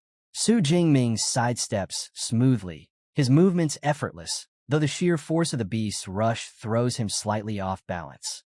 The dread wolf snarls, enraged that its prey dares to treat it so lightly. In the next instant, Su Jingming steadies his stance. Lightning gathers around his weapon, crackling violently. With one swift motion, he brings his spear down like a bolt from the heavens. The electrified tip pierces straight through the beast's skull. The dread wolf lets out a final growl before collapsing lifelessly to the ground. A system notification flashes before him. Kill confirmed. Plus 34 ability points. Su Jingming nods in satisfaction. Over 30 points from a single third-rank beast. Not bad. With a faint grin, he looks ahead. 10 days remain in his expedition, and he intends to make every one of them count. 7 days pass in a blur of battles. Deep within the wilderness, Su Jingming encounters a group of massive ape-like creatures. Just as they notice him, a surge of lightning splits the sky. He summons his signature ranged attack, a colossal spear made of pure thunder energy. It descends from above and crashes into the ground, erupting in a deafening explosion. When the dust settles, a wide crater smokes beneath him. The leader of the ape beasts lies inside, gravely wounded but still alive. Su Jingming raises an eyebrow. So even my thunder spear couldn't finish you in one hit. As expected of a third-rank leader. Crackling purple lightning surges across his body as he grips his weapon tighter. He has no intention of wasting more time. In a single motion, he bursts forward like a storm given form. Lightning arcs around him as he cuts through the remaining beasts one after another, their roars fading beneath the hum of energy. When the last of them falls, the forest grows quiet once again. Su Jingming stands among the defeated creatures, breathing steadily. Pulling up his system panel, he smiles faintly, over 3,000 ability points. That should finally be enough to unlock the S-rank combat techniques he's been aiming for. Just as he's about to move on, his smartwatch emits a sharp tone. A holographic projection flickers to life, a distress signal. The image reveals Jiang Chuxian, darting through the forest in sheer desperation. She leaps from branch to branch, her breath ragged, pursued by a massive armored beast resembling a dragon. Panic flashes across her face as she recalls what happened. Her team scattered after an encounter with a terrifying fourth-rank monster. In the chaos, she had stumbled into yet another danger, a low-tier, third-rank ground-digging dragon. Even in her panic, one thought runs clear. Any creature with dragon blood is deadly. As a mid-level second-rank user, she knows full well that victory is out of reach. Even a power-enhancing pill won't change that. Her only chance lies in someone answering her distress signal before it's too late. The situation worsens as she bursts out of the thick forest and into an open clearing. The realization hits hard. Without the trees to shield her, there's nowhere left to hide. The beast wastes no time, closing the distance with terrifying speed, cutting off every escape route. Just when it's about to strike, the sky cracks open with a blinding flash. A colossal spear of violet lightning crashes down between them, halting the creature's attack in an instant. From that brilliant surge of energy, Su Jingming emerges, lightning still dancing around him. As he steps forward, positioning himself between her and the beast. Jiang Chuxian freezes, eyes wide, recognizing immediately who has come to her rescue. Seeing him stand firm, Jiang Chuxian's heart sinks. She shouts for him to run, desperately warning that the creature is a low-tier, third-rank, ground-digging dragon, something far beyond his ability to defeat. But Su Jingming doesn't budge. He drives his spear into the earth, his gaze steady on the advancing beast. Her frustration builds. Why won't he listen? If she were to die alone, that would be one thing. But dragging someone else into this, someone trying to help, was something she couldn't allow. Determined, she darts past him, yelling for him to get away while she holds the creature off. The dragon bellows, shaking the ground, and charges forward. Jiang Chuxian braces herself to fight. But before she can move, an overwhelming surge of power erupts behind her. A colossal spear of pure lightning materializes above Su Jingming's hand. In an instant, he hurls it past her, the air splitting with a deafening crack. The weapon tears through the sky and slams straight into the charging beast's head. A violent explosion of purple lightning and blood follows, and when the flash fades, the dragon lies motionless, its skull obliterated. Jiang Chuxian drops to her knees, speechless. The creature that had driven her to despair was gone, destroyed in a single strike. She can barely form words as she stares at Su Jingming, realizing with disbelief that the thunderous sonic boom she heard earlier must have come from him. How could someone classified as only an upper-tier second-rank user wield such devastating strength? A faint chime sounds, his system notification confirming the kill. 36 ability points gained. Su Jingming allows himself a small, knowing smile. As expected of something with dragon in its name, he muses silently, more generous than the usual prey. Once the dust settles, Su Jingming walks over to Jiang Chuxian, who's still trembling slightly. He asks if she's all right. She manages a weak smile, saying she's fine, just a little unsteady, and thanks him for saving her. He waves it off humbly, replying that anyone in his place would have done the same, then offers her a hand up. Once standing, she looks at him seriously and says she owes him her life. Anything he wants, she'll grant it. Su Jingming chuckles and says he's not looking for repayment, but if she could sign a photo for his roommate, that'd be more than enough. Caught off guard, she blinks, then laughs softly. She doesn't have one with her, but promises to bring it to him once they return to the supply base. Her gaze then shifts to the weapon in his hand. Recognition sparks immediately. That spear, is it the Dark Cloud Gale spear? She asks. You're from Modi University, aren't you? Su Jingming nods slightly. Yeah, he says. My master gave it to me. Jiang Chuxian points out that the weapon he's holding, the Dark Cloud Gale spear, is renowned across the academies. Its sheer weight makes it nearly impossible to use unless one possesses incredible strength. Introducing herself, she says she's a second-year student from the elementary academy. Hearing that, Su Jingming greets her respectfully as a senior. She blinks in mild surprise. The name Su Jingming doesn't ring any bells. For someone that powerful, it's strange she's never heard of him. He must be one of those quiet, low-profile upperclassmen who avoid attention. Su Jingming quickly catches on to her assumption. Since few students ever reach his level of power before their third year, it makes sense she'd think he's older. Deciding it's not worth correcting, he just smiles and lets it be. Still in awe, Jiang Chuxian can't help but bring it up again. How he managed to destroy a high-tier third-rank beast with a single blow. Just as Su Jingming prepares to take his leave, she calls out to him. Her cheeks flush slightly as she hesitates, then asks if she can travel with him for a while. She explains that she was separated from her guards and can't survive alone out here. Su Jingming considers it, then nods. All right, he says. I'll take you as far as the ruined city. You should be safe there. Her relief is instant, and she thanks him warmly. As they walk together, she suggests checking the beast's den for anything valuable. That's likely what it had been guarding when it attacked her. Su Jingming agrees. It's a reasonable idea. On the way, she grows curious about him. So, which academy are you from? She asks. The Weaponry Academy, he answers. Her eyes widen. Oh, isn't your dean Yang Zenshin? I heard he has quite the fearsome nickname. Without changing expression, Su Jingming replies, he's my master. She freezes mid-step, her face turning red. I'm so sorry. I didn't mean. He's clearly an incredible person, she stammers.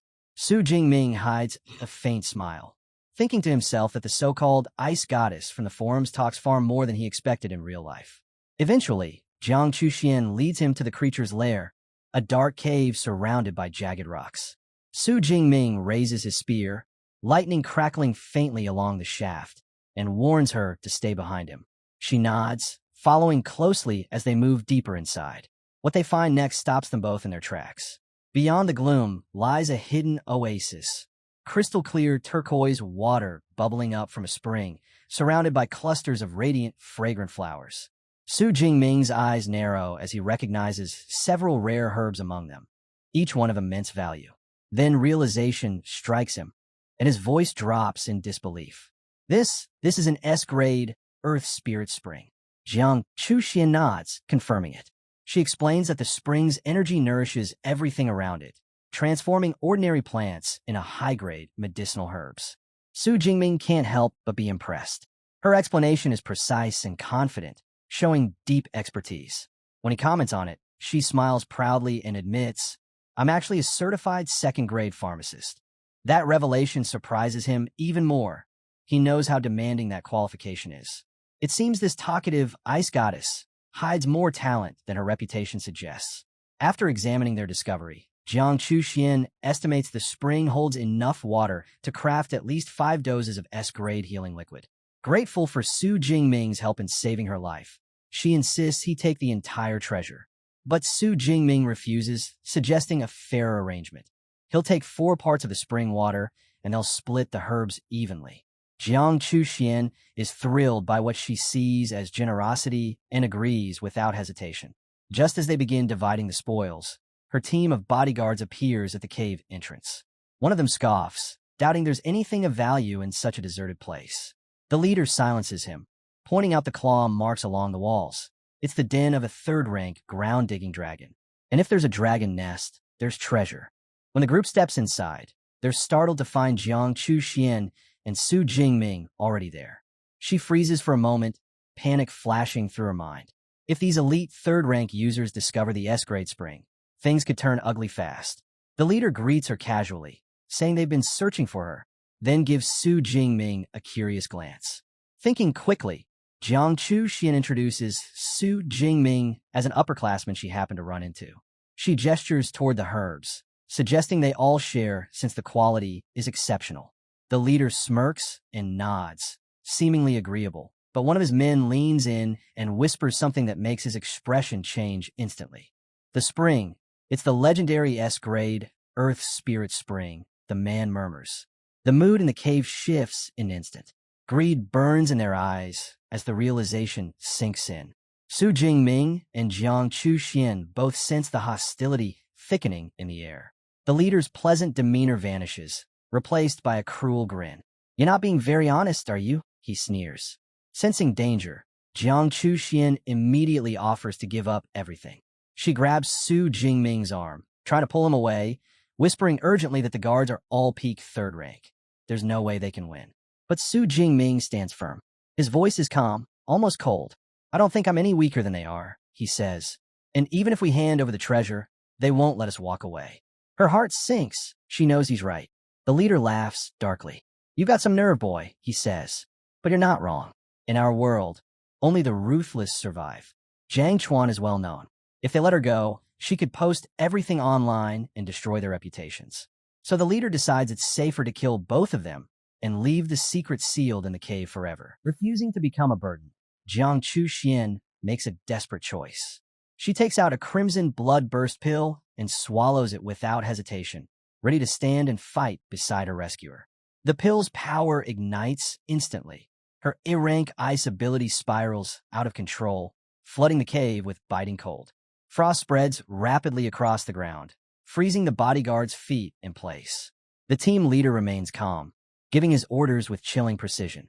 He commands one man, Zhou Chong, to take down Su Jingming, mockingly calling him her lover. The rest are told to guard the exit and let no one escape. Then, turning toward Jiang Chuxian, his body begins to shift and expand. His C-rank beast ability activates, morphing him into a towering, saber-toothed tiger. With a savage grin, he growls, "Your life ends here." His men jeer, making vile jokes and suggesting they record the scene before killing her. Their laughter echoes through the cave, revealing just how twisted they truly are. Jiang Chuxian's heart sinks. She's surrounded by monsters wearing human faces. Despair washes over her. She can't accept dying in this place. Her only regret is dragging Su Jingming into her nightmare.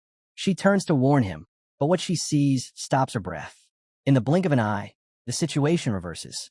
The tiger-like leader freezes as his instincts scream danger.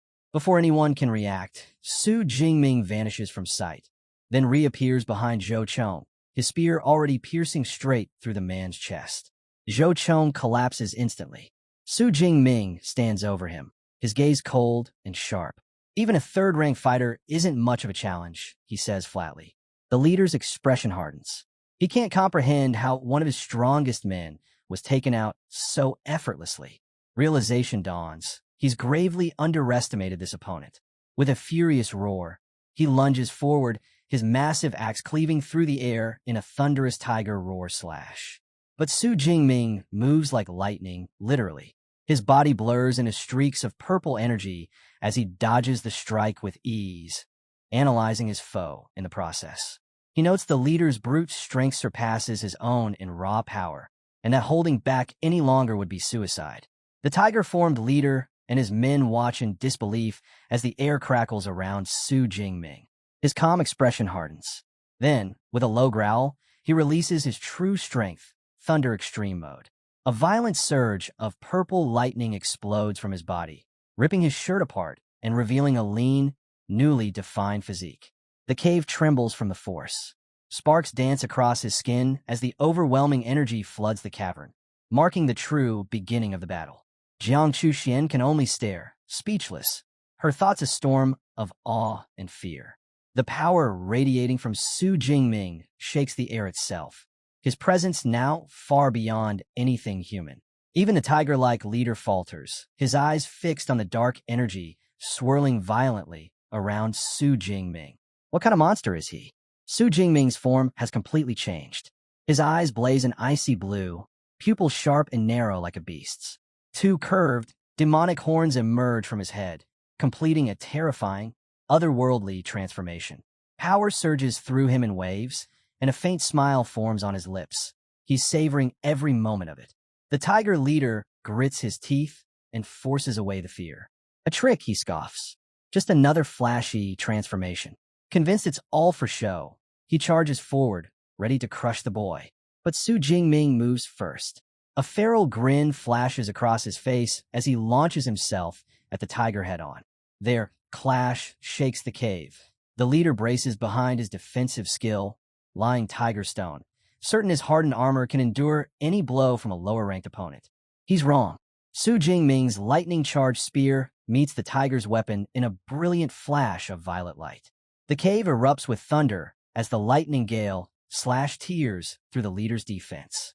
The supposedly indestructible armor shatters like glass. The Tiger Man is sent flying backward, slamming into the rock wall with a bone-cracking thud, his form flickering back to human before collapsing. Standing tall amid the smoke and sparks, Su Jingming glances down at his opponent. My body's strength is 3, maybe 4 times greater now, he says quietly. Your beast hide never stood a chance. But the battle isn't finished. Another bodyguard charges in, his hands blazing with crimson energy. Flame Claw, he roars, swinging with everything he has. Su Jingming doesn't flinch. His lightning arcs outward, meeting the fire head-on. The flames vanish instantly, snuffed out by raw electricity. The attacker staggers back, disbelief written all over his face. Impossible, that's a B-rank skill. Su Jingming steps forward, his gaze cold and unrelenting. Not bad, he says, acknowledging the man's strength. You're a true peak 3rd tier. But this ends now. The bodyguard's bravado crumbles. He drops to his knees, begging for mercy. Please, take the Earth Spirit Spring. Take everything I have. Just let me live. Su Jingming's expression doesn't change. His voice is flat, almost emotionless. Too late for that. The cave flashes once more with lightning, and then silence. From the sidelines, Jiang Chuxian can hardly process what she's seeing. The elite squad she had hired, fighters whose captain was said to be unbeatable, had been annihilated in minutes. Who is this man? She wonders, her thoughts spinning. No one at our university, no one I've ever heard of, has power like this. Could he be S-rank? As the echoes of the last strike fade, Su Jingming turns his gaze toward the remaining bodyguards. The flicker of purple lightning in his eyes says everything. They're next. In his awakened form, the savage instincts of the Thunder Tyrannosaurus blood surge through him once again. With a cold, commanding tone, he declares that it's now their turn to face despair. The 2 men before him are paralyzed in fear, whispering that he's no human, he's a monster. Su Jingming lets out a sharp laugh. Monsters, he says. Compared to you murderers, I'm practically a saint. Realizing escape is impossible, their leader shouts for everyone to take their blood-burst pills. One by one, they obey, their bodies trembling as they prepare for a final, desperate fight. What follows is a storm of violence, quick, merciless, and absolute. When the dust settles, the battlefield is silent. Su Jingming stands among the fallen, his transformation fading, his body returning to normal. His upper body is bare, marked with wounds, his breath uneven. He leans against the rock wall, completely spent. The sheer force of his thunder mode lingers in his veins, but so does its cost. 10 minutes in that state had drained him more than hours of combat ever could. He takes a long breath, acknowledging silently that such power comes with a steep price. Just then, Jiang Chuxian rushes toward him, her voice filled with concern. Su Jingming, are you okay? He manages a faint smile, waving off her worry. I'll live. Let's get what we came for before we rest. By the edge of a crystal-clear spring, Jiang Chuxian looks down and sighs in relief. Thankfully, the battle didn't ruin it. The water's still pure. Together, they carefully collect the glowing Earth Spirit spring water, filling several glass bottles until they have more than expected. Su Jingming hands her 1.5 bottles. Take these. You earned them. Her eyes widen in gratitude. Really? Thank you, Su Jingming. But before she can say more, her expression twists in pain. She stumbles forward, collapsing against him. Her body trembles violently as realization dawns. The blood-burst pill she took earlier is finally taking its toll. The crushing side effects of the blood-burst pill finally overwhelm Jiang Chuxian. A sharp cry escapes her lips as her body gives out, and she collapses against Su Jingming. Startled, he steadies her before she sinks to the ground, trembling and pale. Lying weakly on the grass, she realizes she can't even summon her energy. Her limbs feel heavy, her body powerless. Reaching for her space ring proves useless. She doesn't have the strength to retrieve even a piece of clothing. Her face burns with embarrassment at how helpless she must look, worrying that Su Jingming will think poorly of her. He studies her for a moment, then speaks calmly. The side effects are worse than I thought. You need rest. I'll take you somewhere safe. Before she can protest, he lifts her effortlessly into his arms. The sudden motion catches her off guard, and her heart races uncontrollably. She wonders, flustered, if it's because this is the first time she's ever been held by a man. Su Jingming carries her through the forest until they reach a quiet grassy clearing. Gently, he sets her down and says, "Stay here and rest. I'll gather the rest of the herbs." Before turning to leave, he removes his black shirt and offers it to her. Use this to cover yourself. Jiang Chuxian hesitates, then accepts it gratefully, her thoughts swirling. He's actually very kind. As she recovers, Su Jingming moves among the fallen bodyguards, checking their belongings. From one of them, he retrieves a space ring and inspects its contents. His expression darkens slightly. Just cash, beast materials, herbs, and a C-grade combat technique. Not much for an elite team.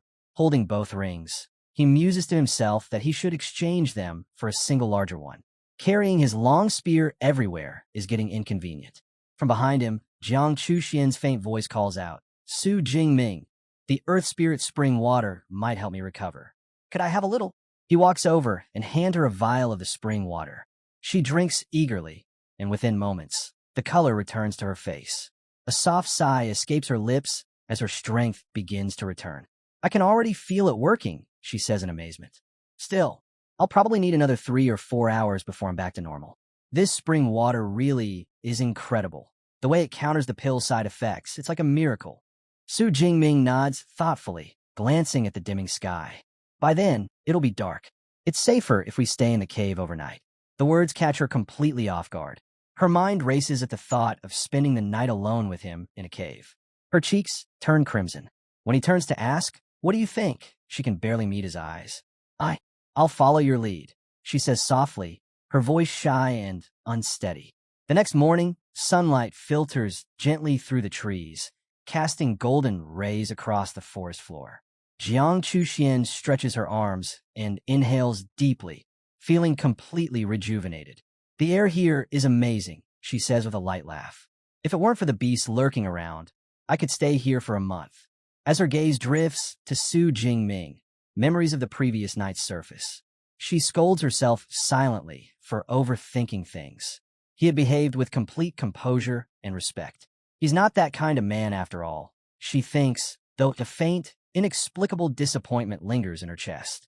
Before her thoughts can wander further, Su Jingming's voice breaks the quiet. "We should get moving. I'll see you safely to the forest's edge." Startled but grateful, she nods. All right. The two set off swiftly through the woods, moving with practiced ease. Su Jingming leads the way, scanning the surroundings for danger. Suddenly, he halts and throws an arm in front of her. A deafening roar echoes above them. Then a massive, flaming beast hurtles through the air, its mane blazing like fire.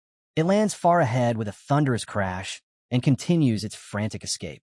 Jiang Chuxian's eyes widen in shock. A fifth-tier, blazing tiger. They both duck behind a tree, watching as the tiger disappears into the distance. Su Jingming frowns. It didn't even notice us, he murmurs. Jiang Chuxian studies its movements closely. No, look at it. It's terrified. Something's chasing it. Before he can respond, the ground trembles. A wave of gray, furred creatures floods through the forest.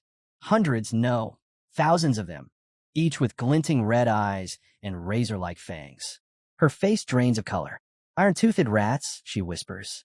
They're only first-tier beasts, but in swarms like this, even a sixth-tier expert wouldn't stand a chance. Now understanding why the mighty tiger ran, her panic surges. We have to get out of here now. Without hesitation, Su Jingming seizes her hand, and they sprint in the opposite direction, the endless tide of rats surging after them. As they race through the dense forest, he quickly assesses the situation. The swarm stamina is terrifying. There's no outrunning them for long. With the supply base still 90 kilometers away, the odds are grim. His long spear weighs him down, and he clenches his jaw. I'll have to drop the spear. But Jiang Chuxian shouts over the roar of the chase. No need. My space ring can hold it. She reaches out, and in an instant, the heavy weapon vanishes into her ring's storage. Freed from the burden, Su Jingming moves faster, but not fast enough. Glancing at her, he says firmly, holding hands is slowing us down. I'll carry you on my back. Jiang Chuxian's eyes widen, her steps faltering for a split second. What? He doesn't elaborate, his tone steady but urgent. It's the only way to outrun them. She's left speechless, her face flushed as the swarm's growls close in behind them. Before she can say a word, he hoists her onto his back and dashes forward, his pace even faster than before. The forest blurs behind them until they burst into the ruins of a once thriving city. But their momentary relief shatters instantly. Ahead, a massive swarm feasts on the carcass of a fallen beast. Su Jingming's face darkens. The unthinkable has happened. The rat tide has consumed everything. With nowhere left to run, he steels himself for battle. In an instant, thunder crackles around him, his body engulfed in violet lightning as dark horns twist from his head. He tells Jiang Chuxian to hold on tight and charges into the sea of rats like a living storm. Every strike sends electricity tearing through the horde, each kill earning him precious ability points as he carves a path through chaos. Elsewhere, inside a military command post, Manager Wang Chuang and his team monitor the spreading disaster. Reports come in. The rat tide numbers over 300,000. Wang Chuang grimly notes it will cripple the ecosystem. A subordinate points to a map showing countless trapped ability users, despairing that most won't make it out alive. Wang Chuang's thoughts turn to Su Jingming. Without his master Yang Jintian's aid, the young man doesn't stand a chance. Then, one of the soldiers shouts, a massive sphere of purple lightning appears on the surveillance feed, moving fast. Wang Chuang instantly orders his unit to prepare for combat. Moments later, sensors register the target's speed, 80 meters per second. The troops open fire, but their bullets bounce harmlessly off the glowing energy field. Through the storm, Su Jingming bursts forth, still cloaked in demonic power. With Jiang Chuxian in his arms, he vaults over the barricade in a single leap and lands within the outpost. The lightning fades, leaving him human again, shirtless, drained, but alive. The soldiers can only stare, speechless. One mutters that he thought the energy signature belonged to a thunder beast, not a man. Another whispers about the sheer pressure of his aura. A third, squinting, swears the girl looks oddly familiar. Breathing heavily, Su Jingming reassures Jiang Chuxian. They've made it to the supply base, and they're safe. She clings to his arm, murmuring her thanks in relief. Just then, Manager Wang Chuang hurries over, recognizing him immediately. Su Jingming, he calls out both shocked and impressed. He asks how he can assist after such an escape. Su Jingming, weary from the 40-minute sprint through the mountains, simply requests a room to rest. Inside, Wang Chuang is reeling. The young man's survival defies every expectation. Wang Chuang silently calculates the distance, over 90 kilometers from the mountains to the base. Even a fourth-tier ability user would struggle to survive that far against such a massive horde. The feat leaves him stunned. Still, he He quickly offers to prepare a room for Su Jingming to rest. Before he can act, Jiang Chuan steps forward, insisting she'll take care of him personally. As she helps the exhausted Su Jingming toward the quarters, whispers ripple through the soldiers nearby. Some recognize her instantly, the famed goddess Jiang. Envy fills their voices as they mutter about how lucky the young man must be. A few joke bitterly, saying their goddess has been stolen before their very eyes. 2 days and nights pass. Su Jingming finally stirs awake, lying in a soft, clean bed. Sunlight filters in through the curtains, and by his side sits Jiang Chu Xian, smiling brightly. She greets him warmly, relieved to see him awake, and tells him he's been asleep for quite some time. She adds that she was just about to give him some Earth Spirit Spring to speed up his recovery. Still groggy, Su Jingming is startled by how long he's been out. He asks about the situation outside. Jiang Chuxian replies that the rat tide hasn't retreated yet. The area remains under full lockdown. She explains that once it finally passes, there will be few, if any, beasts left in the wilderness. Realizing there's nothing more for him to do here, Su Jingming decides it's time to return to the university, especially with the new semester approaching. Hearing this, Jiang Chuxian immediately says she's heading back as well and suggests they travel together. Su Jingming agrees without hesitation. As they finalize their plans, Jiang Chuxian suddenly remembers something. Reaching into her belongings, she retrieves an envelope and hands it to him with a teasing smile. Inside lies the autographed picture she promised. When Su Jingming unfolds it, his eyes widen. Instead of a typical photo, it's her posing boldly in revealing lingerie, far more daring than anything he'd imagined. Caught off guard by the provocative photo, Su Jingming's face instantly flushes red. Stammering, he quickly explains that he only asked for the picture on behalf of a friend, not for himself, and gently suggests that this one might be a bit too much. He asks if she might have a more normal photo instead. Jiang Chu Xian freezes for a moment, her eyes widening as realization hits. She had completely misunderstood his request. Internally, she curses herself for jumping to conclusions, feeling her cheeks burn. Trying to recover, she awkwardly offers to replace the photo and shyly asks for the other one back. But before she can reach for it, Su Jingming glances down at the picture again, hesitating. Then, almost under his breath, he asks if he could maybe keep it for himself. His words catch her completely off guard. For a second, she just stares at him. Then a delighted smile slowly spreads across her face. Of course, she says softly. Desperate to change the subject, Su Jingming clears his throat and says he should probably arrange a train ticket, since he's been asleep for 2 whole days. Jiang Chuxian waves off the idea with a grin, explaining that she brought her own car and can give him a ride back instead. Later, the two of them speed down the highway in a sleek yellow convertible. The car's engine hums smoothly as the wind rushes past. Su Jingming looks around, impressed, commenting that only a famous influencer like her could own such a limited edition model. He admits it's his first time riding in a self-driving car. Jiang Chu Xian laughs lightly, saying it's actually very easy to control. Before long, they roll back into the campus of Modus Superpower University. Both have changed into casual outfits, and Su Jingming now carries his spear slung casually over his shoulder. Their entrance draws plenty of attention. Students whisper among themselves, admiring Su Jingming's striking looks, though some can't help but sigh at the sight of the gorgeous woman beside him, assuming she must be his girlfriend. As they stroll across the familiar grounds, Su Jingming quietly reflects on how far he's come in the short month and a half since he left. Jiang Chuxian asks where his dorm is, and he replies that he's in District 3. She smiles, saying she lives in District 2, so they'll part ways there. Before leaving, she turns to him and says warmly, "If you ever need anything, don't hesitate to ask." Su Jingming nods, grateful. Just as he's about to say goodbye, Jiang Chuxian suddenly steps forward. Without warning, she leans in and presses a quick kiss to his cheek. Su Jingming freezes, completely taken aback. With a playful smile, she says it's a small thank you for saving her life, then waves and walks away. Standing there, Su Jingming touches his cheek, still stunned, as the realization sinks in. He was just kissed out of nowhere. Later that evening, in her lavish dorm room, Jiang Chuxian lounges on her bed, lost in thought. Someone as capable as Su Jingming couldn't possibly be an unknown name. There had to be more to him. Determined to find out, she flips open her laptop and starts digging for information. While scrolling, she mutters to herself about how the whole campus has been buzzing lately about the new freshman. Before long, she stumbles upon Su Jingming's student file and freezes. Her eyes widen as she reads every detail carefully.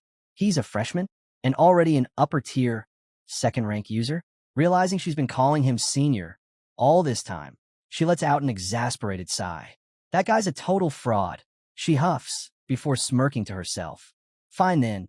Next time we meet, I'll make sure my junior brother gets what's coming. Meanwhile, back in his dorm, Su Jingming sits at his desk reviewing his recent spoils. Mission accomplished, 2 space rings secured, and more than 25 million deposited in his account. It had been a productive trip. Still, he can't help but regret that the rat tide ended things prematurely. If it hadn't, he could have earned far more ability points. He opens his system panel and studies the data. Upper second-tier user, S-rank ability, 3,712 ability points. A faint sense of satisfaction crosses his mind. That should be more than enough to start mastering high-level S-rank combat techniques. Just then, his roommate, Lu Wintao, bursts through the door. "You're finally back," he shouts. "You could have at least told me. Do you know how worried I was when I heard about the rat tide?" Su Jingming looks up calmly. "Yeah, it happened, but the military's already taken care of it." Before he can say more, Lu Wintao suddenly stiffens, staring at him in disbelief. He can feel it. Su Jingming's aura is completely different. "Wait, you broke through to the second tier?" Su Jingming shakes his head lightly. "Upper second tier," he corrects. Lu Wintao's jaw drops. Shu give a small shrug. "A few close calls out there. Guess I got lucky." His roommate whistles. "You're seriously built different. Maybe I should throw myself into a life-or-death fight too. Might tough me up." "Don't even think about it," Su Jingming warns. "My situation was unique. The wilderness isn't forgiving, especially for you." Lu Wintao laughs awkwardly. Yeah, I'll stay put." Then something seems to click in his memory. "All right. Song Chu came by a few times looking for you. You should probably give her a call." "I will," Shu replies, reaching into his bag. "But first, here's something for you." He hands over a small envelope. Lu Wintao opens it, puzzled, only to find an autographed photo inside. What's this?" he asks, completely confused. Su Jingming just smiles faintly in response. Lu Wintao's puzzled look doesn't last long. The moment he realizes what he's holding, his eyes practically sparkle. "Goddess Jiang," he yells, clutching the photo to his chest like it's a priceless treasure. He jumps around the room in sheer excitement, completely forgetting Su Jingming is even there. Meanwhile, Su Jingming is already back at Madu University, making his way to the Battle Technique Library. As he walks through the Grand Hall, he reflects on his recent missions. 4 completed tasks, earning him 871 credits in total. Not bad for a few days' work. Credits were hard to come by, and this was a quick way to build them up. Settling at a desk, he activates the library's AI system. "Eva, display all S-rank lightning combat techniques," he commands. At once, a series of holographic panels light up around him, listing names and descriptions of high-level techniques. He scans through them. Thundermark, a deadly strike that leaves targets scorched by lightning. Thunder Prison, an electric cage no one could break free from. Each one radiates immense power. But as he scrolls, he can't help but frown. For a top-tier academy like Madu University, the number of S-rank lightning techniques barely exceeds 20. Still, these were the foundation for any future growth. He needed to choose wisely. After careful thought, 2 skills catch his eye. Heavenly Thunder Art, a wide-range ability that calls down natural lightning from the sky, and Thunder Armor, a defensive shield formed entirely of electricity. A perfect combination, offense and defense in balance. He leans back slightly, a confident smirk forming on his face. For most students, mastering even one of these would take months of effort and countless resources. But Su Jingming isn't most students. With his cheat-like system, he doesn't need to pick just one. He can have both. While studying the Heavenly Thunder Art's details, he notices something intriguing. It's a prerequisite for an even greater technique. The Myriad Heavenly Thunder Guide, an SSS rank ability known for controlling heavenly lightning itself. That seals the deal. He decides to start with Heavenly Thunder Art. He opens the manual and begins reading. The deeper he goes, the more he realizes how complex it is. The formulae and lightning diagrams are far more intricate than even his Thunder Indestructible Body technique. His focus sharpens, sweat beginning to form as he deciphers each passage. It feels harder than the advanced research papers he used to study in his past life's doctoral program. 6 grueling hours later, Jingming finally leans back, utterly spent. He's gained only a surface-level understanding, but it's enough. He lets out a quiet sigh and closes the manual. That's enough reading, he mutters. Time for Deep Blue to handle the rest. He clenches his fist and calls out firmly, Deep Blue.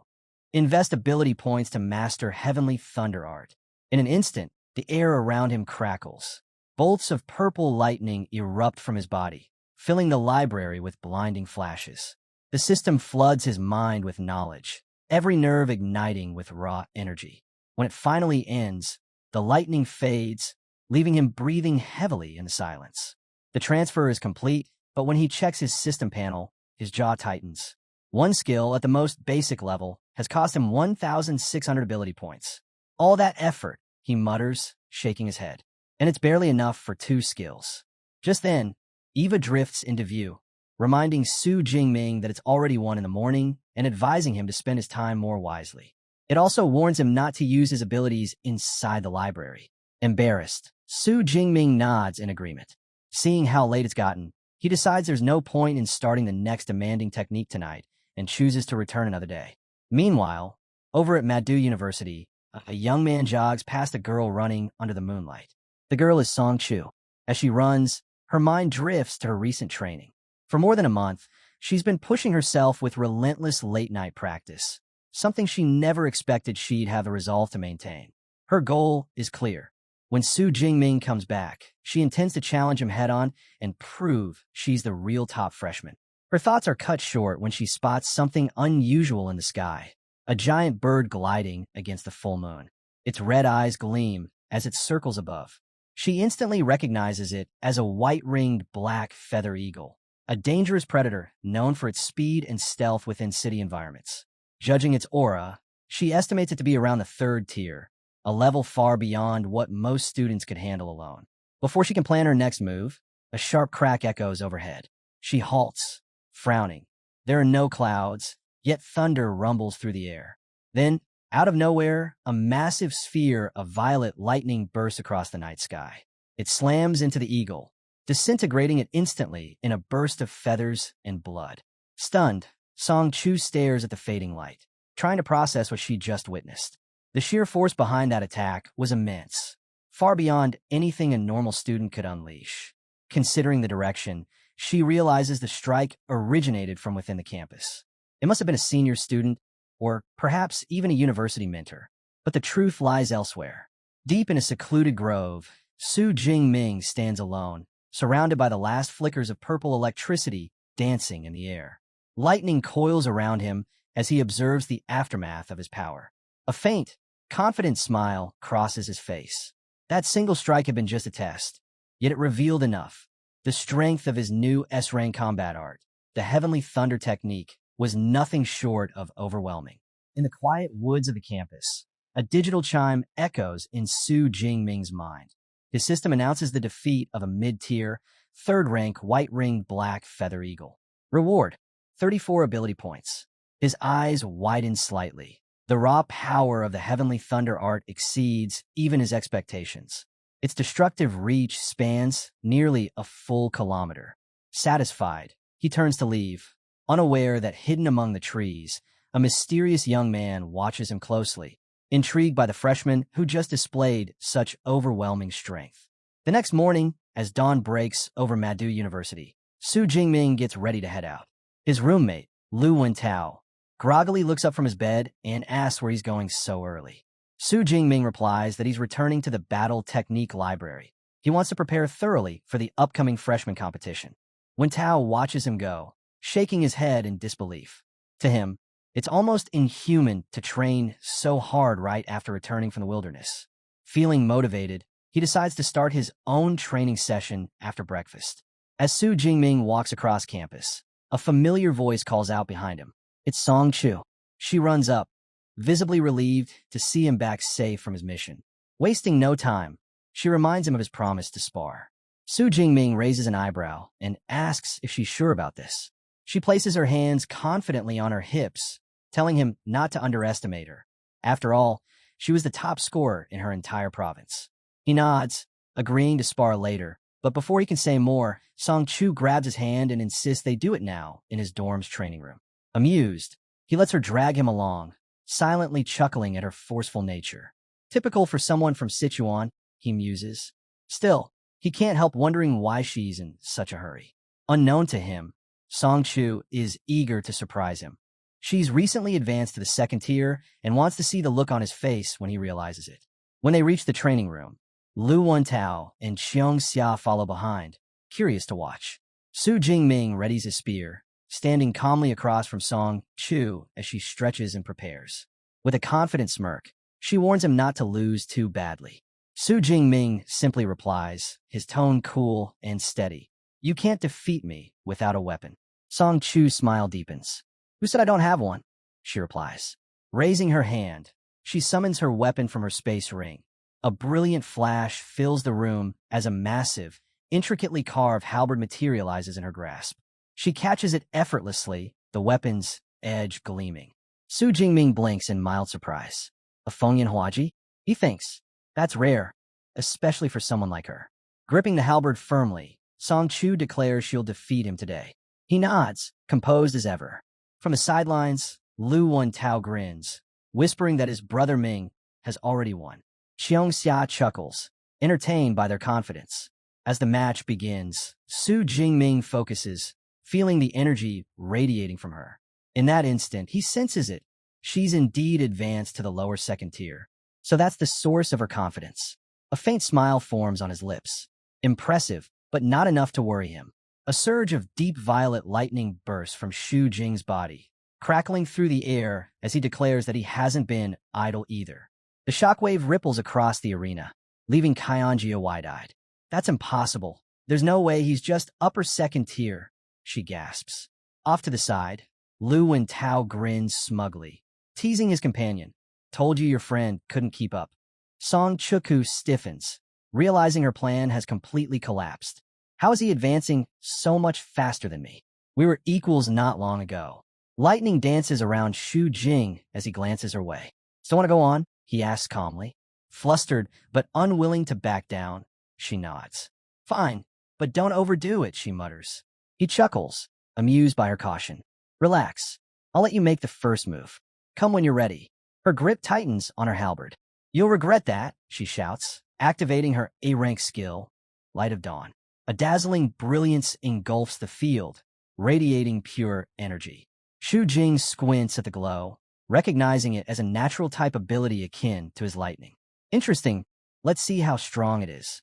Song Chuku charges forward, her halberd blazing with fiery light. He notes with interest, a weapon-enhancing skill? That's new. Sparks scatter as his spear meets her weapon, the clash igniting a storm of light and thunder. With one smooth motion, he parries her strike, his overwhelming strength breaking through her offense. The impact drives her back several steps, her eyes wide with disbelief. Xu Jing lowers his spear slightly. Good form, he says evenly, but not enough force behind it. From the sidelines, Lu Wentao whistles. Now that's beautiful. She used her best move, and he blocked it like nothing. Song Chuku refuses to quit. I'm not done yet, she shouts, unleashing a blinding flurry of strikes, her movements leaving trails of light in every direction. But Xu Jing remains unbothered, deflecting each blow with precise, effortless swings. Too slow, he comments between strikes. Not enough power. You still need work. Her furious assault drains her stamina quickly, and her breathing grows heavy. Finally, she stops, shoulders heaving. He countered my full technique, over 100 strikes, without even using a skill, she murmurs in disbelief. Resting on her halberd, she stares at him. Your spear technique, it's beyond advanced, isn't it? He nods simply. Master level. Her jaw drops. I've trained since I was 8, and I've barely reached advanced. You're a monster. Turning away, she exhales and lowers her weapon. I concede. With your S-rank ability and that kind of talent, there's no way I can surpass you. Xu Jing tilts his head. Not interested in testing my other techniques? She shakes her head. There's no point. Against someone like you, none of my skills would matter. As a gesture of thanks, Song Chu invites Su Jingming to lunch. He accepts without hesitation. Great, she says with a smile. See you at noon. With that, she leaves alongside Chi Don-jia, who glances back and comments, seems like he's the stronger one after all. Once they're gone, Lu and Tao walks up grinning and flashes him a thumbs up. Nicely done. You're definitely the strongest among us. Su Jingming shakes his head. She's not weak. Her progress is actually amazing, he replies modestly. Lu laughs. That's just because your power skews your perspective. Then, leaning in, he adds, you probably don't know this, but Song Chu's not just anyone. She's the great-granddaughter of Song Duan, the S-rank grandmaster from the history archives. The revelation stops Su Jingming cold. Song Duan, the grandmaster from 80 years ago, he mutters, remembering an entire chapter about the man from his studies. Lu nods. Exactly. Her family's based in Sichuan. She's the old master's most beloved descendant. With that kind of lineage, it's no wonder she's advancing so quickly, or that she can afford high-grade gear. Now it all makes sense to Su Jingming. The talent, the confidence, the resources. Feeling a wave of determination, he straightens up. I need to get back to training, he says, already turning to leave. Back in the quiet of the library, he focuses completely on his cultivation. Hours pass until he finally succeeds. His second S-rank skill, Thunder Armor, activates. Purple lightning coats his body, forming a shimmering shield. He tests it and feels the impact resistance, 90% reduction, plus an automatic counterattack. Perfect defense, he murmurs, impressed. For hours later, he checks his system panel. Only around 700 ability points remain after unlocking both S-rank skills. I'll need to hunt in the wilderness soon to restore my points, he notes quietly. With his preparations complete, his focus shifts to the next big goal, the freshman competition. When September 1st arrives, Su Jingming and his group head toward the grand arena. As they walk, he eyes his teammates' weapons curiously. Those are some unusual choices, he remarks. Chang Xia raises her large mechanical claws and grins. A unique weapon gives me an edge. I'm aiming for the top 50. Song Chu smirks beside her. I'm going for second place. That's so. Su Jingming asks, intrigued. Giving up on challenging me, then? She nods, smiling faintly. You're too far ahead. No point wasting effort. Lu Wentao chimes in. There's another one to watch out for. Li Chengxi, Qinghai Academy's top scorer. He's already hit second tier too. Song Chu's eyes light up. Now that's someone I want to test myself against. Before they can say more, Chi Donjia points toward the distance. We're here. They look up to see the enormous competition grounds rising before them. In the stands, Zhang Chuchuan sits with Tong Chi. Tong Chi glances over surprised. Didn't expect you to be interested in this event. Zhang Chuchuan smiles faintly. I'm here for someone, she says. Someone worth keeping an eye on. Tang Chi blinks in surprise. A boy? Who is it? Zhang Chuchuan's lips curve into a knowing smile. You'll see, she says softly, pointing toward the entrance below. He's just arrived. Down on the arena floor, Su Jingming and his friends make their entrance. The vast stage stretches endlessly before them, its sheer scale drawing gasps from the group. Lu and Tao whistles. This place is insane. Why would the school build something this huge? Su Jingming glances around calmly. My instructor mentioned the format. It's a 100-person battle royale. A small field wouldn't cut it. Lu's eyes widen. 100 people at once? That's wild. But while the others take in the sight with awe, Su Jingming's reaction is different. The corners of his mouth lift into a sharp, eager grin. His gaze sweeps across the massive battlefield, lightning faintly crackling in his eyes. A large-scale battle. He murmurs, voice low with anticipation. Now, this is going to be interesting.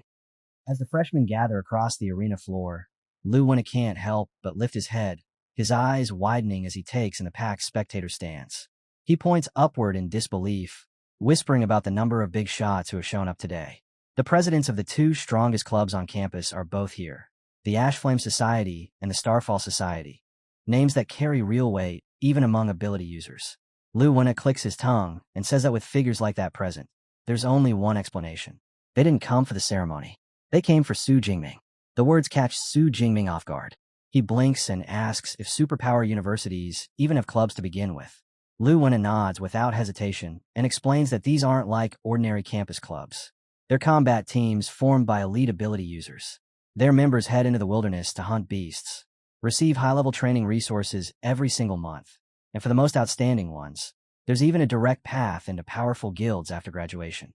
Then Lu Wenna lowers his voice and adds something more troubling. Su Jingming Sr., Lu Ming, is the vice president of the Ash Flame Society.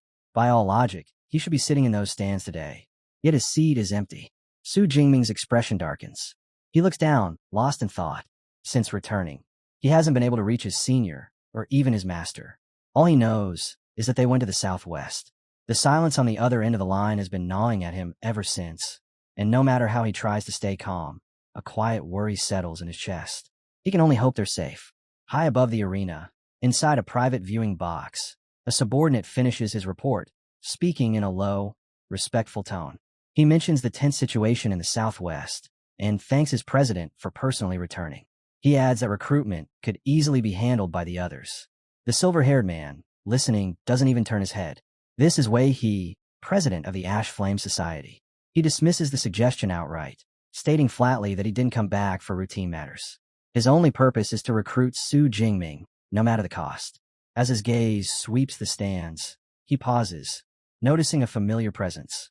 His eyes narrow slightly as he wonders why Wu Yuan of the Starfall Society is here as well.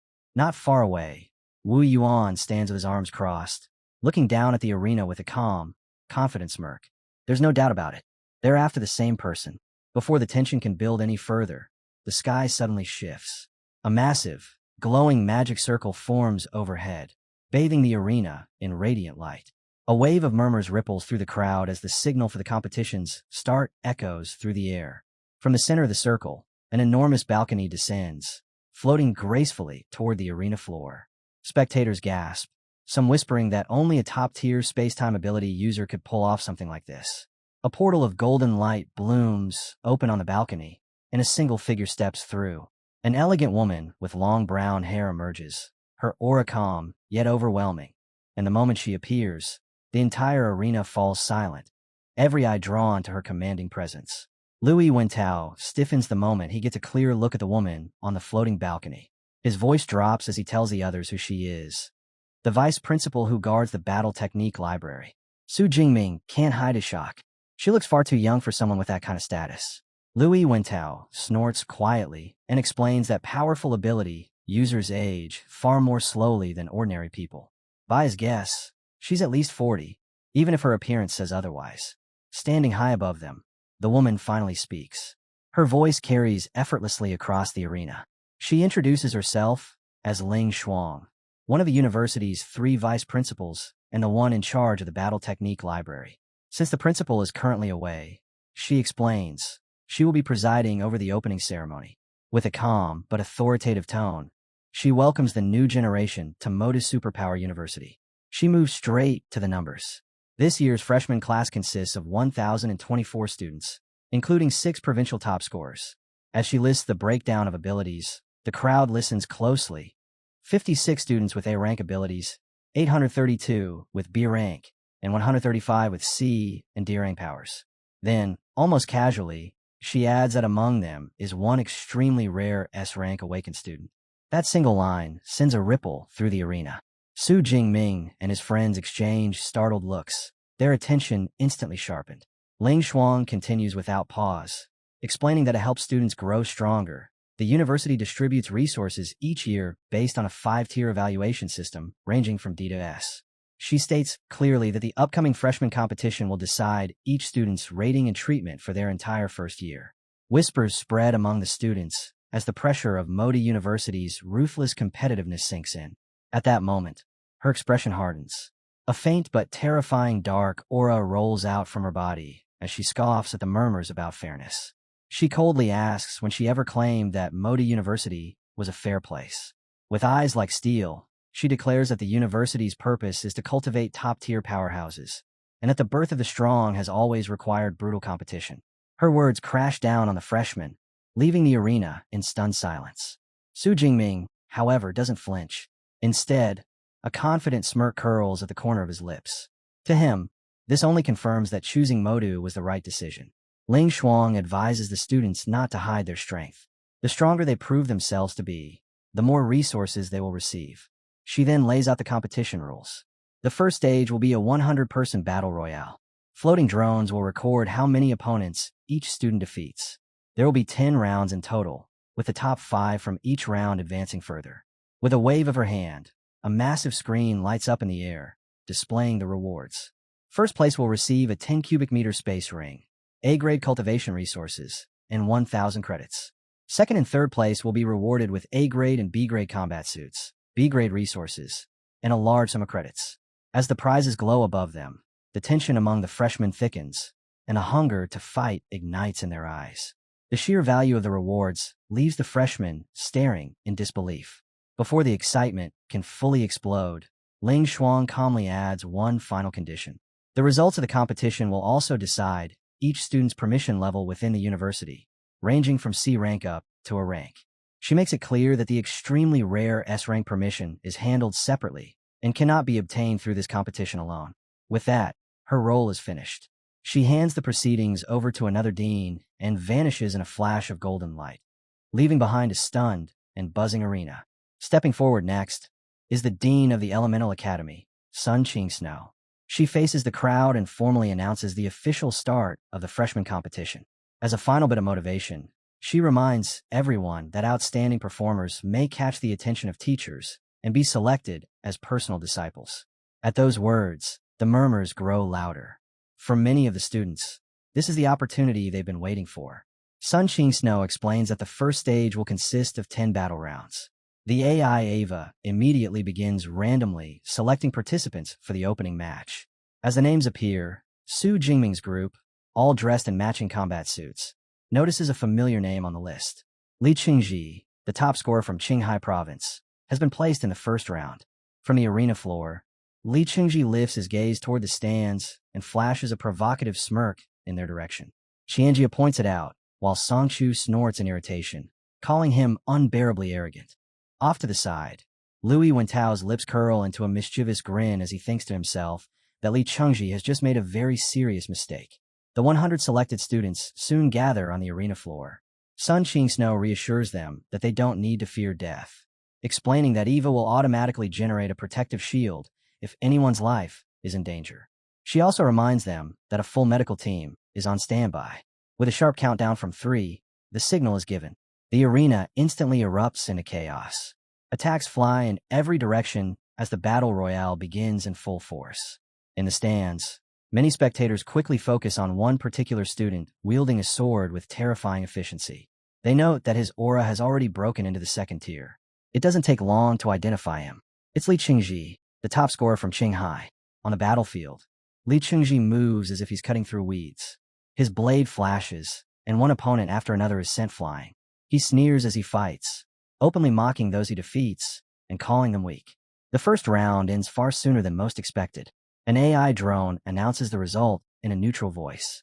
Li Qingji has taken first place, defeating 36 opponents on his own. As he steps off the arena floor, Li Qingji looks straight towards Su Jingming. A clear challenge shines in his eyes as he wonders aloud whether Su Jingming can surpass his record. Watching the scene unfold, Louis Wentao breaks into a cold sweat. He shakes his head and mutters that the guy is beyond saving, saying he's never seen anyone so determined to run straight toward disaster. In the spectator stands, a member of the Starfall Society leans toward their president and points out Li Qingji's breakthrough, asking if they should shift their focus and make him their main target. Wu Yuan doesn't even hesitate. He calmly shuts the idea down, saying their number one target has always been Su Jingming.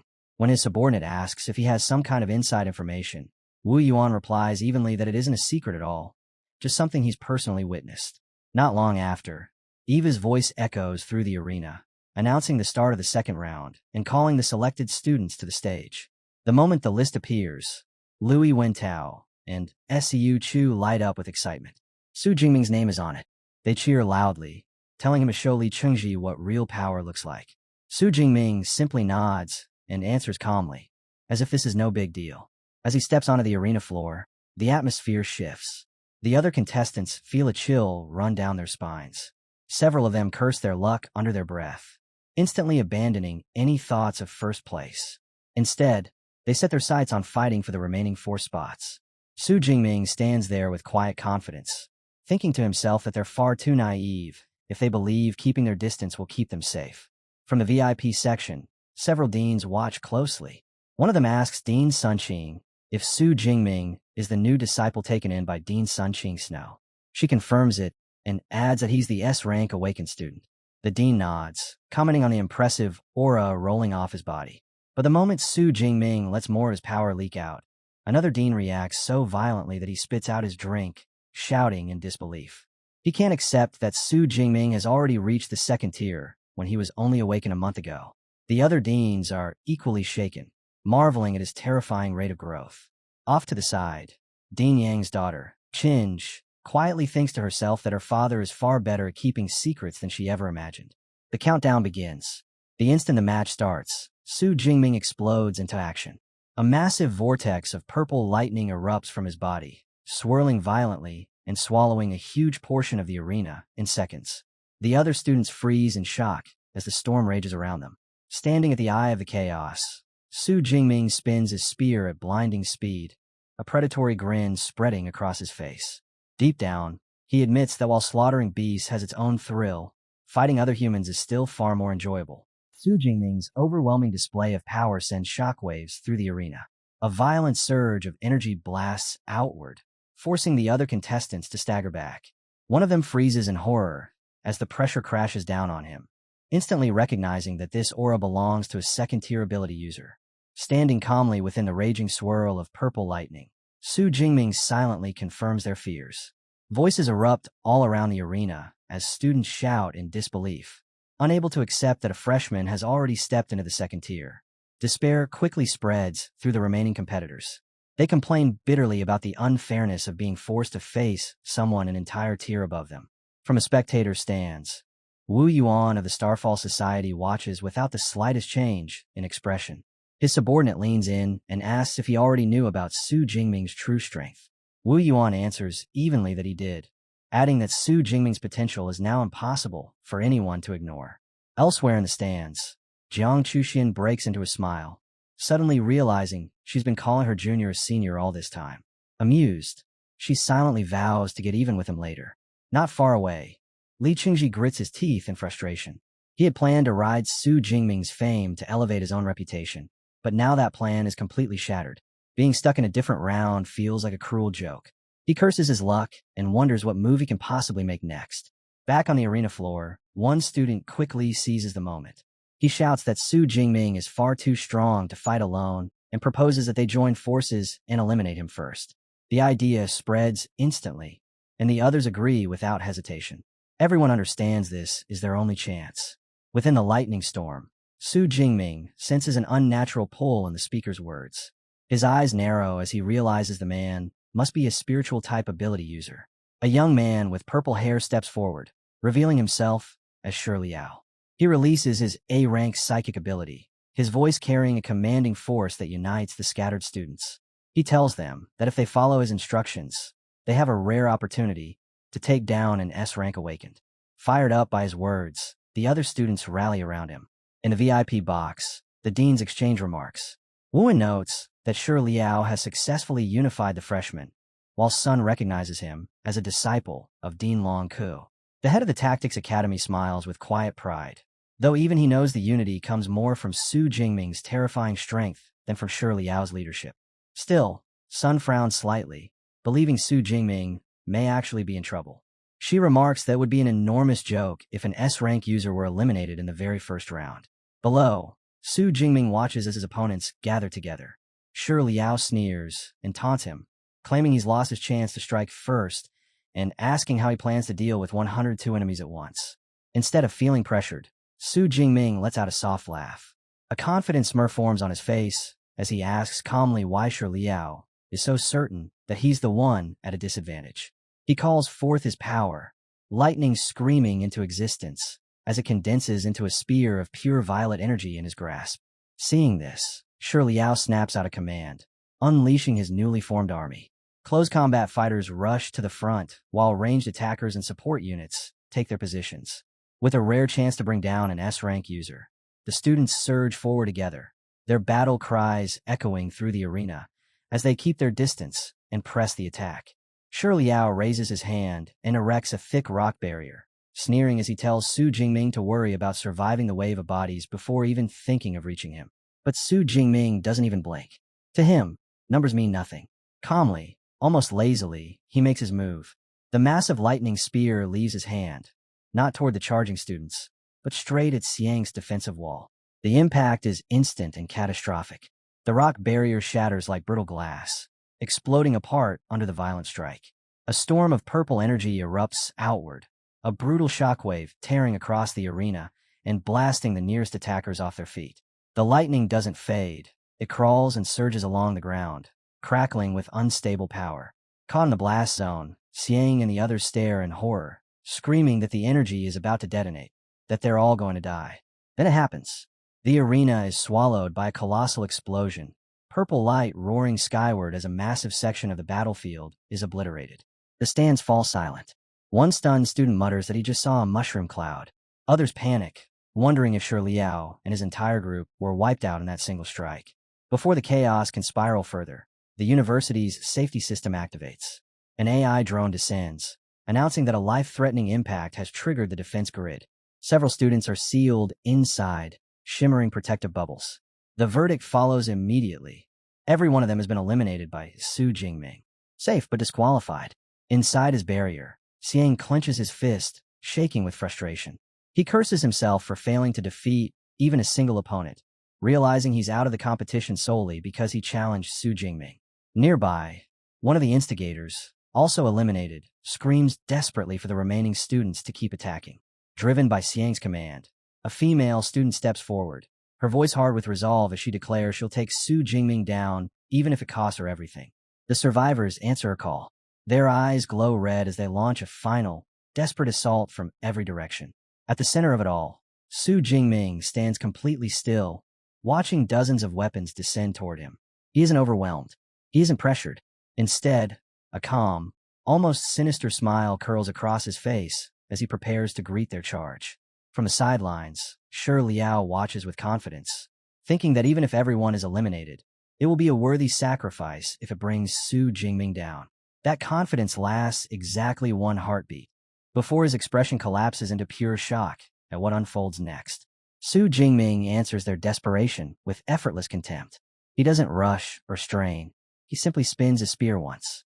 That single motion births a roaring vortex of purple lightning, a violent spiral that tears outward and swats every attacker away like leaves in a storm. Bodies are flung across the arena, attacks crushed before they can even reach him. When it's over, Su Jingming exhales softly, looking almost bored. Xiang stares in disbelief. His mind reels as he tries to understand how such a simple application of power erased all their elemental attacks at once. Is this what true S-rank strength looks like? The realization crushes him. He drops to his knees, utterly defeated, bitterly admitting that even with their numbers, they were nothing more than ants beneath Su Jingming's feet. The arena erupts. Spectators shout in shock and awe, marveling at the terrifying dominance of Su Jingming's lightning. They note how every other element was completely useless against it. A student who also wields lightning watches in confusion, unable to comprehend why Su Jingming's thunder feels like it exists on an entirely different level. In the stands, Jiang Chuxian cheers loudly, declaring that she knew her senior would be just fine. Beside her, Sanuka lets out a knowing smirk, thinking how foolish it was for the students to believe a plan that simple could ever bring down Su Jingming. In the VIP section, the deans quietly dissect the battle. Dean Long Cu comments that Su Jingming's mastery of the Thunder Spear must already be at an advanced stage. Another dean adds that the throw produced a sonic boom, proof of terrifying speed and an exceptionally strong physique. Dean Sunqing watches in silence, a thoughtful look on his face, wishing Dean Sunqing Snow were present to explain how he produced such an extraordinary disciple. Back on the arena floor, the few remaining students are frozen in place. Fear grips them as they realize there's no way to break through his defense. Completely demoralized, one mutters that their only option might be to run.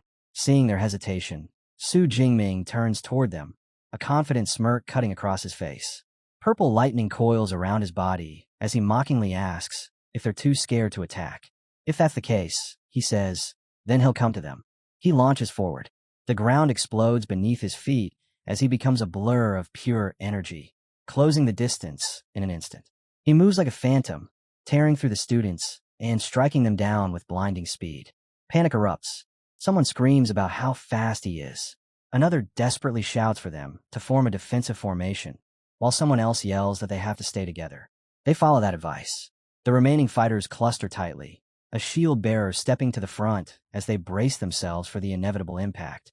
Watching their hastily organized defense, Su Jingming's smirk only widens. For the first time, he thinks to himself that this might finally be getting interesting. He slips through their ranks like a living storm, lightning and steel blurring together as he tears their formation apart. Every movement is precise, almost casual. As he strikes, he speaks, calm, cutting, merciless. He tells one student their angle is wrong, another that they're too slow, and a third that their strength is simply lacking. Each critique lands at the same time as his spear, leaving no room for argument. A desperate student releases a sweeping wave of ice, trying to freeze his path and halt his advance. Su Jingming drops into the attack and lands lightly within it, lightning hissing around him as if the ice never mattered. He doesn't slow down. He doesn't hesitate. Seconds later, it's over. The arena floor is scattered with fallen bodies, every remaining contestant defeated. Su Jingming stands alone at the center, looming over the last student to fall, his gaze cold and utterly indifferent. He delivers a final, contempt-filled judgment that they were all too weak, then drives his spear into the ground. The sound echoes through the arena, a clear, undeniable end to a one-sided slaughter. The defeated students lie scattered across the arena floor, their spirits completely crushed. One of them groans that Su Jingming didn't just beat them effortlessly. He even had the audacity to call them weak. Another curses his own misfortune, lamenting that out of everyone, he had to be placed in the same group as that monster. High above, Eva hovers into view and announces the end of the round. With a relaxed, confident smile, Su Jingming rests his spear across his shoulder as the drone officially declares him the sole qualifier. After confirming that he defeated 102 opponents, the drone begins listing the remaining qualifiers, then abruptly stops. Dean's son steps in, explaining that since only Su Jingming advanced, the remaining candidates will have to compete in an additional round to determine the other 4 spots. The stands immediately erupt into excited chatter. A female student says it was a complete crushing victory, admitting it's the first time she's ever seen a round where only one person advanced. Her friend agrees, predicting that the university's clubs will be fighting each other just to recruit Su Jingming. The deans are no less shaken. Dean Longke remarks that in over 40 years of this competition, the previous elimination record was 87, set by another S-rank user in a 7-minute match. They agree that Su Jingming's new record is likely something no one will ever surpass. Dean Longke then wonders aloud how Dean's son, Ching Snow, managed to train Su Jingming's spearmanship all the way to a master level. Dean's son Ching can only stare in disbelief, acknowledging that Su Jingming must possess an extraordinary talent with weapons. She admits she initially wanted him for the Elemental Academy, but now realizes there's no need. A faint smile appears on her face as she thinks that with a student like him, there's no reason to worry about the upcoming 3-school freshman research trip. Back on the arena floor, SEU and Song Chuyin rush over to congratulate him. Lui Wentao excitedly points toward Li Chengji, laughing as he says the man's face turned completely purple the moment Su Jingming eliminated Xiang. He jokes that Li Chengji could take lessons in face-changing. Su Jingming glances in his rival's direction, thinking that Li Chengji is nothing more than a paper tiger who bullies the weak.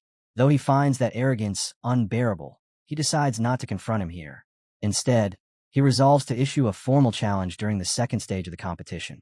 Turning back to his friends, he gives Lui Wentao's shoulder a light pat and tells them it's their turn next.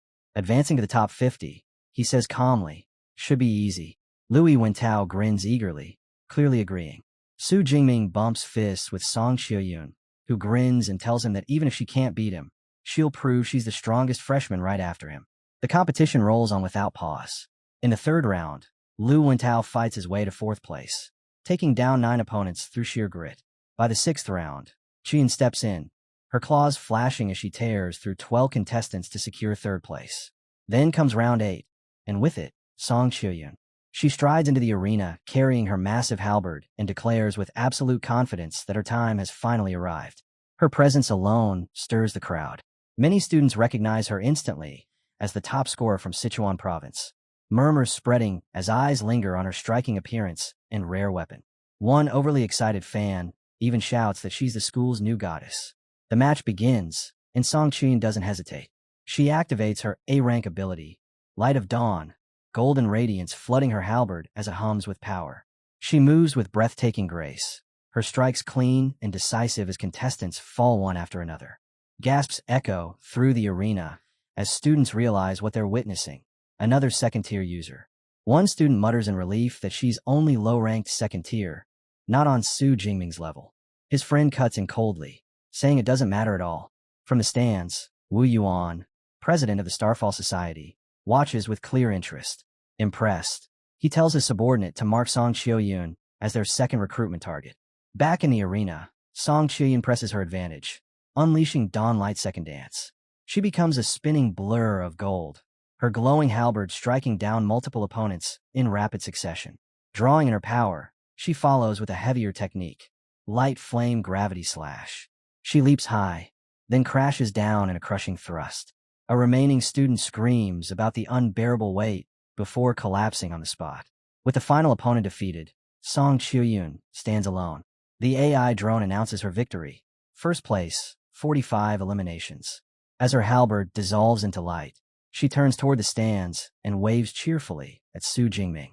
Moments later, she jogs over, teasingly asking what he thought. He praises her without hesitation, saying her blend of magic and close combat was incredible, and admits he's looking forward to facing her in the second round. 2 hours later, the second stage begins. Floating platforms rise high above the arena, forming the battlefield for a free challenge round. Each student is given 3 chances to challenge someone ranked above them, though only those in the top 50 are eligible targets. Now, it's Su Jingming's turn. He briefly considers challenging second place Sachuku, then calmly dismisses the idea. He calmly tells the AI drone that he is issuing a challenge to the third place student, Li Qingji. The moment the words leave his mouth, the arena erupts. Li Qingji freezes, then explodes with rage, pointing furiously at Su Jingming and demanding to know why the top-ranked student would dare challenge him. Su Jingming answers without emotion, reminding everyone that the rules never say he must challenge someone ranked higher. Then his gaze sharpens as he delivers a cold warning, asking if Li Qingji truly believed he could provoke him and walk away without consequences. Confusion ripples through the crowd until a student nearby explains what started it all. Earlier, Li Qingji had made an openly arrogant throat-cutting gesture towards Su Jingming. The atmosphere instantly changes. The AI Eva assigns them an arena, and still seething with fury, Li Qingji accepts without hesitation. He wants to see the true power of an S-rank user with his own eyes. On the floating platform, the two stand facing each other as the AI begins the countdown. The moment the battle starts, Li Qingji releases everything. His body swells, muscles bulging as red fur bursts across his skin. His face reshapes into that of a lion, and the system announces his A-rank ability, Berserk Blood Lion King. He throws his head back and roars, red aura surging violently around him as he charges forward, shouting that Su Jingming forced him into this. Su Jingming's eyes crackle with purple lightning as he looks back with icy disdain. He tells him flatly that no one forced anything, and that this disaster is the result of Li Qingji's own arrogance. In the next instant, lightning flashes. Su Jingming vanishes from sight, moving faster than the eye can follow, and reappears high above his opponent, spear raised to strike. The Lion Man whirls around in shock, sneering at the idea of a lightning-type user daring to face him head-on. He swings his massive sword and unleashes his wild lion slash. Their weapons collide in a blinding explosion of power. The impact overwhelms Li Qingji, sending him flying backward through the air. As he struggles to steady himself, disbelief fills his eyes. Even in his transformed state, his opponent's raw physical strength is overwhelmingly greater. Su Jingming doesn't give him a moment to recover. He drives forward and releases a relentless storm of purple cloud divine lightning. The crackling energy wraps around the transformed Li Qingji, who roars in unbearable agony. The audience watches in stunned horror. They realize that if even a second-tier enhancement-type user can endure the pain, then it must be beyond excruciating. One student trembles as he points out the most terrifying detail of all. Su Jingming is carefully controlling the lightning's output, torturing his opponent without delivering a finishing blow, deliberately preventing the AI from stepping in to end the match. The consensus becomes painfully clear to everyone watching. It is better to provoke anyone else than Su Jingming. After a few more unbearable moments, Li Qingji finally collapses. His beastly transformation fades, leaving him broken on the ground. The AI drone's voice echoes through the arena, officially declaring Su Jingming the victor. Su Jingming stands there in silence, looking down with cold indifference. Inwardly, he clicks his tongue in mild disappointment. It's a shame he couldn't torture him a little longer, but 10 seconds of pure agony should be more than enough. A lesson like that won't be forgotten anytime soon. He hopes Li Qingji learns what humility feels like. On the ground, Li Qingji pants heavily, his mind still reeling. He mutters to himself in disbelief, unable to accept that he survived when he was certain death was seconds away. His eyes follow Su Jingming as he turns and walks off the platform. Only when that terrifying figure disappears does Li Qingji finally dare to sigh in relief. That relief lasts only a heartbeat. A sharp presence steps forward. Song raises her halberd and points it toward him, her voice calm and confident as she informs Eva that she, too, wishes to challenge the third-place student, Li Qingji. The words hit him like another blow. A fresh wave of terror crashes over his battered body as he realizes, with despair sinking deep into his bones, that his nightmare isn't over yet. The fight ends almost before anyone can react. The already battered Li Qingji is sent flying by Sechik's overwhelming strike, his transformed body finally failing to endure any more punishment. Her halberd slams into the ground with a heavy thud, and with a confident smile, Sechik stands tall as the AI drone announces her victory. Not long after, an unconscious Li Qingji is carried off the arena on a stretcher by the medical team, his fate sealed for the day. Sechik walks up proudly to Su Jingming, grinning as she asks if he saw how badly she beat their rival. Su Jingming replies calmly, acknowledging her strength without exaggeration. The two exchange a firm fist bump, a simple gesture that clearly marks the growing bond between them. Their interaction doesn't escape notice. Nearby, a group of male students watch with visible despair. One mutters bitterly that the goddess of their freshman class has already been claimed. Another complains that Su Jingming works far too fast, pointing out that the school year hasn't even officially begun. His friend hurriedly shuts him up, whispering that he doesn't want to end up like Li Qingji. 4 hours later, Dean Sun steps forward and formally declares the freshman competition at an end. A massive holographic screen lights up behind her, displaying the final rankings. Su Jingming stands firmly in first place. Sechik takes second, and Lai Chung settles into third. Louis Wentao is also shown to have secured the 39th rank. With the competition concluded, the students are instructed to log into the academy website and select their respective academies. Afterward, Sechik asks Su Jingming which class he was assigned to. He shows her his phone, revealing that he has been placed in the Weaponry Academy. She laughs and tells him she's in the Elemental Academy. Watching them, Chi Dongjia nudges Louis Wentao and points out how close the two have already become. Louis Wentao chuckles and jokes that if she's calling him Jingming today, she'll be calling him darling by tomorrow. Dean Long makes one final announcement, officially closing the ceremony. She reminds the standout performers that they will receive messages from their exclusive mentors later that evening. In the VIP stands, the deans quietly discuss the results, agreeing that this year's freshmen are exceptionally strong. One dean specifically points to Su Jingming, predicting that within a year or two, he will dominate the entire student body. They conclude that the student clubs will soon be fighting desperately just to recruit him. As the crowd begins to disperse, Louis Wentao suggests that everyone should go out to eat together to celebrate, bringing the long and brutal day to a well-earned close. Chi Dongxiao immediately agrees and grins mischievously, teasing that since Su Jingming is a newcomer king and also a rich man with a space ring, he should obviously be the one treating everyone. Su Jingming laughs and accepts without hesitation. Louis Wentao cheers loudly, praising Brother Ming for his generosity as the group happily heads off campus together. Their celebration doesn't last long. 2 young men suddenly step into their path. The one walking in front calls out to student Shu, causing Su Jingming to pause in confusion. He doesn't recognize the man at all. The stranger introduces himself with a confident smile as Wu Yuan, the president of the Starfall Society, and formally states that he's here to invite Su Jingming to join their club. Wu Yuan wastes no time and makes his offer clear. As the Academy's only S-rank student, Su Jingming deserves sincerity. If he joins the Starfall Society, he will immediately become vice president, receive 100 credits every semester, and gain access to B-rank resources. The surrounding students erupt in quiet disbelief. One can't hide his envy, muttering that regular members have to pay fees and work themselves to the bone. Another adds that the Starfall Society is a top-tier club, and becoming vice president is practically a guaranteed path into an elite guild after graduation. Before Su Jingming can respond, Another voice cuts through the air. Wei Yi, the president of the Ash Flame Society, steps forward and mockingly asks Wu Yuan if offering only a vice presidency isn't a bit stingy. With a confident smirk, he presents his own offer. If Su Jingming joins the Ash Flame Society, he can immediately become president in training. Wei Yi promises that the moment Su Jingming graduates, the full presidency will be his, along with even more benefits. The crowd is stunned all over again. Everyone knows the Ash Flame Society is pouring an absurd amount of resources into this recruitment. Wu Yuan calmly admits that he can't match such an offer, explaining that his society's affiliated guild has strict rules when it comes to appointing presidents. Caught between two powerful invitations, Su Jingming falls silent and considers his options carefully. He tells them honestly that he needs time to think and will give his answer in a few days. In his mind, memories from his past life surface.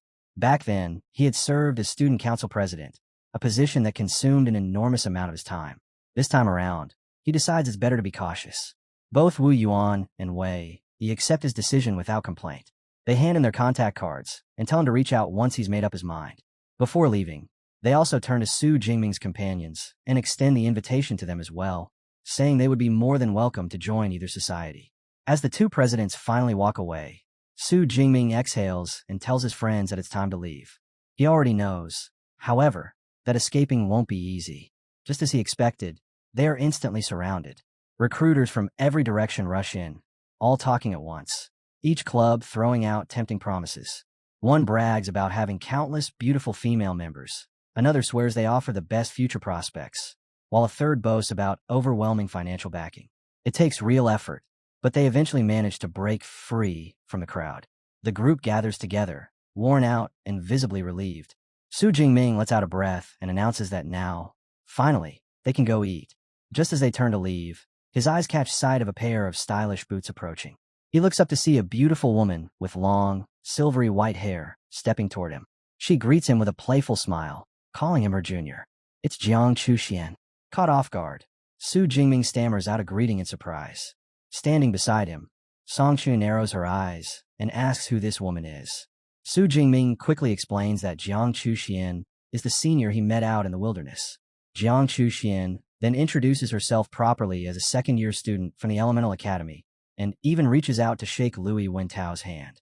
Louis Wentao freezes on the spot, completely starstruck, barely managing to stammer out, "Goddess Young." He can't believe the famously cold ice goddess is actually smiling in front of him.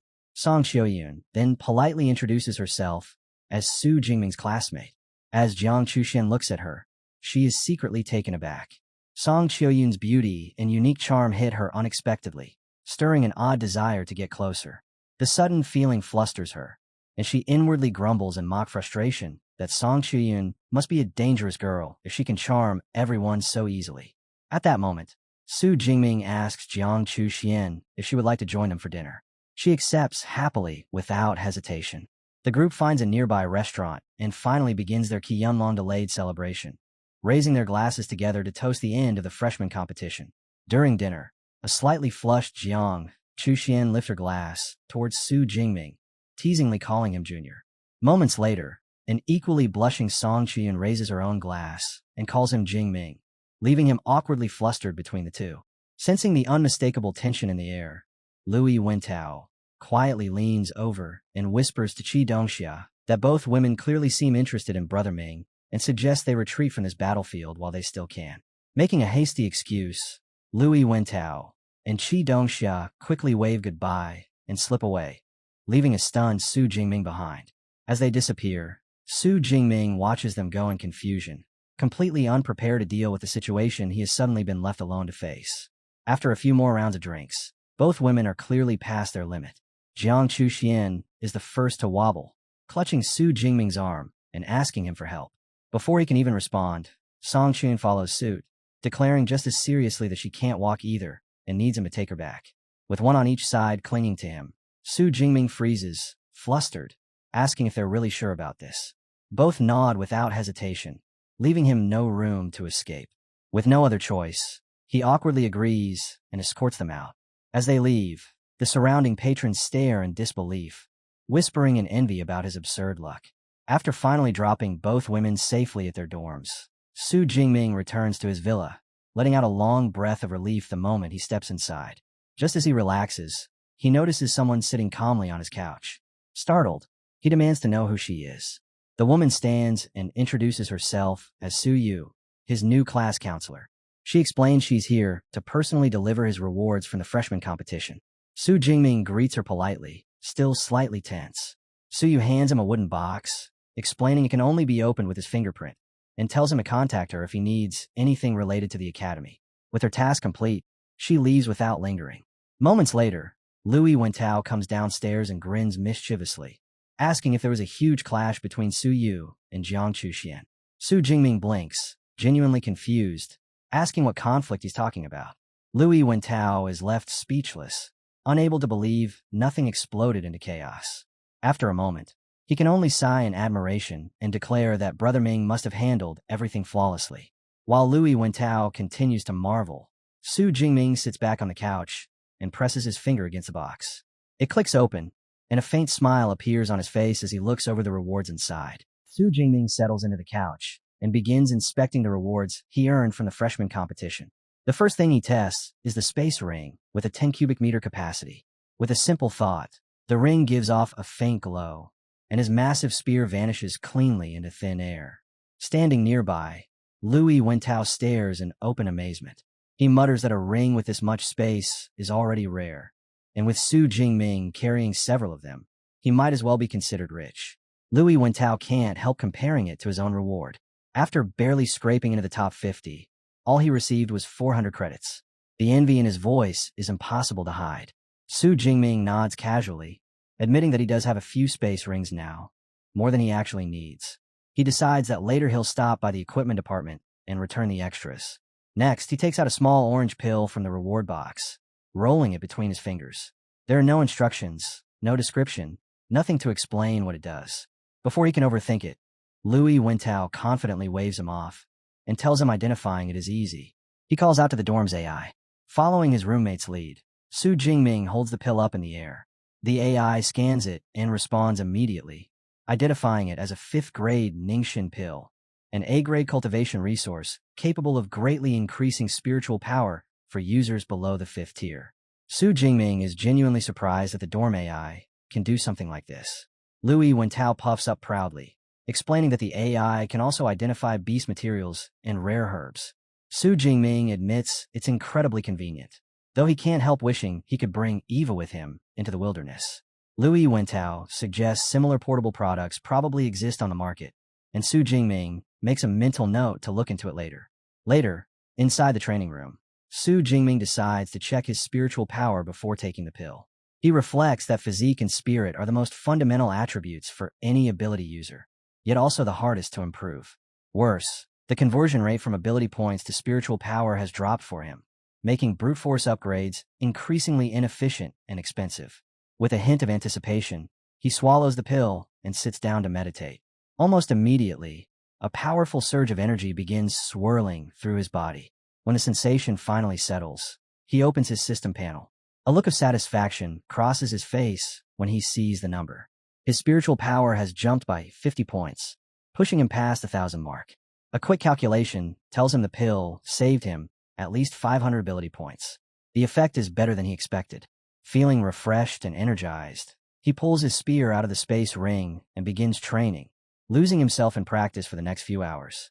The following day, Su Jingming walks across campus in a relaxed mood. He has already sold off his extra space rings, boosting his assets to over 100 million. As he moves through the academy grounds, one thought lingers in his mind. Being an ability user really is absurdly profitable. Su Jingming heads to the university's pharmacy department and takes a number at the counter. One glance at the screen tells him everything he needs to know. The wait time is over an hour. Rather than waste it, he finds a seat, closes his eyes, and begins quietly cultivating. Not long after, a familiar voice calls his name. He opens his eyes and looks up, spotting Jiang Chuxian standing nearby. A hint of amusement crosses his face as he asks if she's finally sobered up. She answers casually, saying she woke up early. Then she gets straight to the point, asking if he's here to sell the rare herbs they found together. Su Jingming replies that selling is part of it, but he'd rather have a professional pharmacist refine them. Jiang Chuxian smiles brightly and leans in, asking if he really can't see a beautiful and highly skilled pharmacist sitting right in front of him. Su Jingming raises an eyebrow, questioning whether she isn't just an amateur. She immediately fires back, telling him she's a certified second-grade pharmacist and that refining first and second-grade pills is effortless for her. She adds, almost casually, that she no longer plans to return to the wilderness and will instead focus on being a full-time pharmacist. The words hit Su Jingming like a thunderbolt. Completely stunned, he can only stare at her. As they sit and wait, Jiang Chuxian calmly explains her decision. She says that after facing death so closely, she realized the wilderness isn't where she belongs. She plans to keep making videos, but from now on, they'll be about her daily life as a pharmacist instead. Su Jingming points out that such a shift might cost her a lot of fans. She nods quietly, admitting she knows that already. After a brief pause, she opens up even more. She tells him she's an orphan, that her parents died during a beast tide. After awakening her A-rank ice ability, she struggled just to survive until videos of her fighting beasts suddenly went viral. That fame brought her money, but she admits that refining pills was always what she truly loved. She reminds him that he saved her last time, but she knows she can't rely on luck forever. That's why she chose to change her path. Su Jingming listens silently, then sincerely wishes her success. Curious, he asks how an ice element user could even become a pharmacist. Jiang Chuxian laughs and tells him that question only proves how little he knows. She explains that specialized equipment, like enchanted cauldrons, can convert any elemental energy into flames. Even his lightning ability, she says, could be used for alchemy. Fully convinced, Su Jingming takes out the box containing all the rare herbs and hands it to her, formally entrusting everything to her care. Jiang Chuxian looks slightly surprised and asks if he really trusts her that much. Then she breaks into a radiant smile, accepts the herbs, and promises the refined pills will be ready within a week. Just as she finishes speaking, Su Jingming's phone suddenly starts ringing. The scene shifts to a vast traditional estate hidden deep within a lush green forest. Inside one of the halls, a young man speaks casually to a woman beside him, mentioning that he's seen countless posts about their junior brother flooding the school forums. People are calling him a monster. The woman turns to him, curious, and asks if their junior is really as terrifying as the rumors claim. The man's purple eyes gleam as he smirks confidently, telling her she won't need to wait long to find out, and that she'll definitely be surprised. The woman with green eyes narrows her gaze in interest, saying she'll have to see it for herself to believe it. Not long after, Su Jingming arrives at the estate. He immediately greets his master, Yang Jinshin, bowing respectfully and explaining that he rushed over the moment he received the call. As he straightens up, his eyes suddenly land on a familiar figure nearby. His breath catches. Lu Ming, his senior brother, is seated in a wheelchair, both legs wrapped thickly in bandages. Shock flashes across Su Jingming's face as he urgently asks what happened. Dean's son Qing Snow answers with a heavy expression. An 8th-tier grandmaster named Wang Lin used Lu Ming as bait to lure out a powerful monster. The mission went disastrously wrong. Their guild suffered severe losses, and Lu Ming was gravely injured in the process. Lu Ming himself speaks up calmly, adding that he did clash directly with Wang Lin.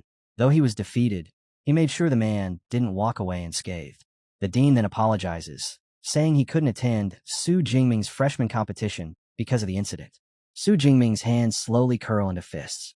Rage boils in his chest as he mutters that it's disgusting for an 8th-tier grandmaster to act so despicably. At the same time, a bitter realization settles in. As a first-tier ability user, facing someone like that would mean instant death. He would be crushed into dust. That thought ignites something fierce inside him. In this world, you either become strong or you get trampled. There is no middle ground. Sensing the violent emotions surging through his disciple, Yang Jinshin places a steady hand on Su Jingming's shoulder, telling him not to dwell on it for now. He then turns and formally introduces the others present. Su Jingming meets his senior brother, Su Wei, and his senior sister, Tong Yu. Another senior, Su Wei, also steps forward. They greet him warmly, without arrogance. As a gesture of welcome, Su Wei directly transfers 200 credits to Su Jingming. Su Jingming bows deeply, thanking his senior brother and sister with sincerity. Just then, Lu Ming speaks again, glancing toward Tong Yu and noting that she seems doubtful. With a faint smile, he urges Su Jingming to clear things up himself. He asks him directly whether the rumors are true, and if he has really mastered 4 A-rank lightning combat techniques. Su Jingming answers calmly, confirming that everything Lu Ming said is true. The moment the words leave his mouth, Su Wei and Tong Yu both freeze in disbelief. Their shock quickly spills over as they demand to know how that's even possible. 4 A-rank techniques, and he still managed to advance into the upper second tier. To them, it sounds absurd. Tong Yu exhales slowly and explains just how brutal A-rank techniques really are. She admits that she only recently reached the upper second tier herself, and even that took immense effort while mastering just 2 A-rank techniques. Looking at Su Jingming again, she finds it completely incomprehensible that he's standing at the same level as her while having learned double that number. When they finally ask him for his secret, Su Jingming scratches his head and gives a modest reply, saying he's simply a fast learner. The answer only leaves his seniors more frustrated. Internally, Su Jingming sighs in relief. There's no way he can explain the existence of his cheat system. At that moment, Dean's son Qingsno speaks up, his tone filled with approval as he tells Su Jingming that he's very satisfied with his efforts. He adds that his own son, Xinggu, has been praising Su Jingming non-stop and promises they'll celebrate his victory properly another time. Su Jingming quickly waves it off, deflecting the praise, before turning serious. He asks his master to help him test a new combat technique. Lu Ming grins and jokingly volunteers himself, but Su Jingming completely ignores him. Instead, he looks straight at his master and states that the technique he wants to test is an S-rank combat skill called Thunder Armor. The words land like a thunderclap. The entire group goes silent. His master and all 3 seniors are left utterly speechless. Su Wei even stumbles back a step, admitting in disbelief that even as a low-rank third-tier user, he was completely unable to break through that technique's defense. Realizing this needs a proper setting, Yang Jinshin orders everyone to move to the training grounds. They soon arrive at a massive octagonal arena, its scale alone enough to hint at the intensity of what's about to happen. As they take their positions, Su Wei mutters nervously, wondering if Su Jingming truly learned an S-rank technique. Lu Ming answers without hesitation, saying that knowing his junior, he would never boast about something like this. Tong Yu finally lets out a breath, conceding that she now understands why Lu Ming called him a monster. Standing at the center of the arena, Su Jingming's lips curve into a confident smirk. In the next instant, violent waves of purple lightning erupt from his body, crackling through the air. He activates the S-rank technique. A dazzling, complex suit of armor forged entirely from lightning materializes around him, every line humming with terrifying power. His eyes glow as he turns to face his master, his voice steady and assured as he declares that he's ready for the test. Master steps forward, eyes sharp as he prepares to test his disciple's new technique. He calmly tells Su Jingming that he'll begin with an attack equivalent to a peak third-tier user. The next moment, a massive sphere of red energy forms in his palm and detonates, swallowing Su Jingming's position in a violent explosion. Smoke and scorching air roll outward, filling the space with silence. When the haze finally clears, Su Jingming is still standing exactly where he was. His lightning armor crackles faintly, untouched, not even showing a scratch. He lifts his head with a confident smirk and tells his teacher that it wasn't enough, urging him to increase the power. Instead of being offended, Master laughs in excitement. He agrees, warning Su Jingming to speak up if it becomes too much. The bombardment resumes. Power surges forward as Master calls out the increase. Twice 4 times, then 6 times the original strength. Each wave slams into the thunder armor like a hammer, lightning flaring violently with every impact. When the power reaches 10 times its initial level, Su Jingming finally grits his teeth, his body trembling as he struggles to hold his ground. The pressure becomes overwhelming, and only then does the attack cease. The lightning armor fades away, and Su Jingming drops to one knee, breathing heavily. His master bursts into laughter, clearly satisfied. He explains that the final attack carried the power of a lower-stage 4th-tier user, roughly 10 times stronger than a peak 3rd tier. To break that armor, he says, it would take at least a 4th-tier A-rank expert. From the side, the senior disciples stare in disbelief. They whisper among themselves about the terrifying combination of an S-rank skill and an S-rank ability, realizing their junior brother just defended against power 2 tiers above his own. Calling him a monster no longer feels sufficient. As Master suggests they celebrate, Su Jingming forces himself back to his feet and tells his teacher to wait. His eyes burn with fierce determination as he declares that he hasn't reached his limit yet. In the next instant, power erupts from him. He leaps into the air as chaotic lightning explodes outward, his hair turning pure white. The sudden transformation shocks everyone present. His seniors instantly recognize it and cry out in disbelief. It's the Thunder Extreme State, a special ability unlocked when the Undying Thunder body reaches its third layer. The sheer ferocity radiating from Su Jingming leaves them speechless. Master narrows his eyes, finally understanding how his disciple withstood that attack. It's because the Undying Thunder body has already advanced to the third layer. Excited to witness its full potential, he raises his hand once more, summoning another massive sphere of red energy to test him again. As the Dean prepares to unleash the next attack, Su Jingming remains in his enhanced state, lightning still dancing faintly across his body as he braces himself. The pressure crashes down again, relentless and unforgiving. 3 long minutes pass before the test finally comes to an end. When the energy disperses, Su Jingming is kneeling on the ground, drenched in sweat, his transformation completely gone. Yang Jinshin steps forward and announces the result with clear astonishment in his voice. It took an attack with the power of a middle-stage 4th-tier user, nearly 20 times the original force, to finally break his defense. He looks at Su Jingming with undisguised pride, admitting that his disciple's achievements have far exceeded all expectations. Despite his exhaustion, Su Jingming bows his head and thanks his teacher, inwardly satisfied that he now has a clear grasp of his defensive limits. Yang Jinshin reaches out and helps him to his feet, shaking his head with a smile as he remarks that among all his students, Su Jingming is the most worry-free. He learns everything on his own without needing guidance. In high spirits, the dean declares that it's time to eat and insists they order the most expensive dishes. Laughter fills the air as the group heads off together. Later, while riding in the car, Su Jingming turns to his senior Lu Ming and asks for advice on which university club he should join, the Ash Flame Society or the Starfall Society. Without hesitation, Lu Ming tells him to choose Starfall. Shu Saiwei, who is driving, glances at him in surprise, prompting Lu Ming to explain that the Ash Flame Guild has run into serious trouble recently, making Starfall the safer option. Yang Jinshin then shares his own thoughts. He suggests that Su Jingming join a society for a year or two to gain experience, but eventually form his own. He explains that the people Su Jingming recruits will become his core force after graduation. Su Jingming is confused, wondering if creating his own faction is really necessary. His master calmly explains that the reason he himself never reached the Grandmaster rank is because he lacked a faction, forcing him to handle everything alone and waste precious time. He reminds Su Jingming that having people to manage affairs will allow him to focus fully on cultivation. Understanding dawns on Su Jingming. He thanks his master and decides to seriously consider the idea once he becomes stronger. The next day, classes at Modus Superpower University officially begin. Walking through the bustling hallways, Su Jingming feels a quiet sense of satisfaction, believing that everything is finally getting back on track.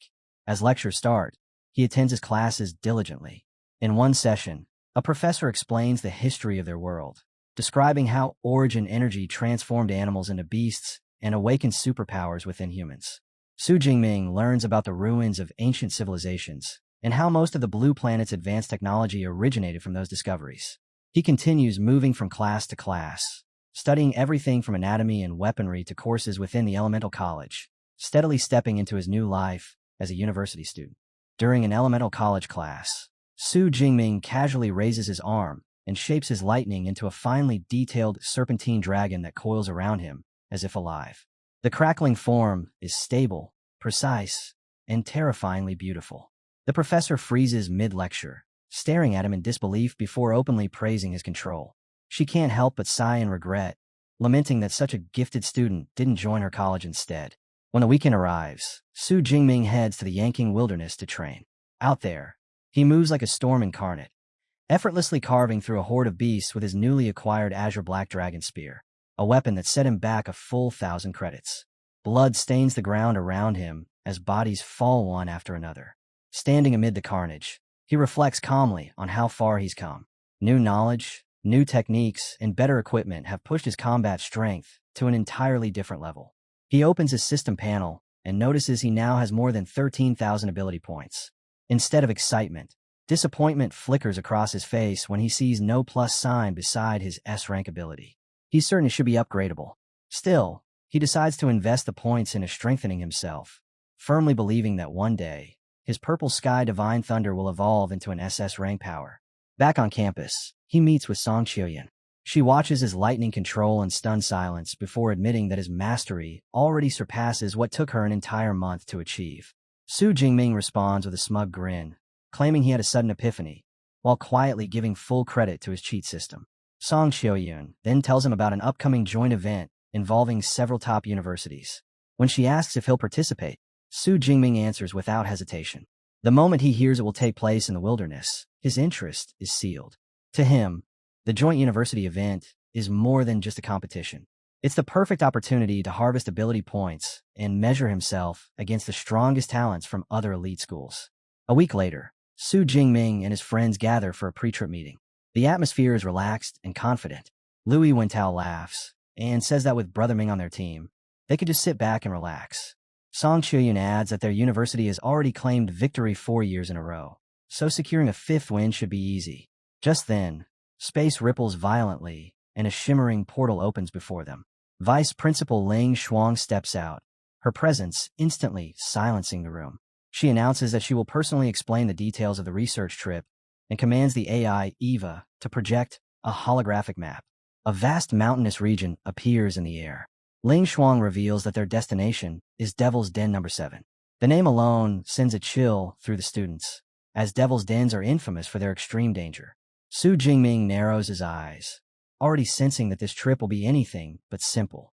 Ling Shuang continues, stating that she will lead the team herself and that all resources will be distributed based on individual performance. Rankings will be determined by the number of beasts slain and their tiers.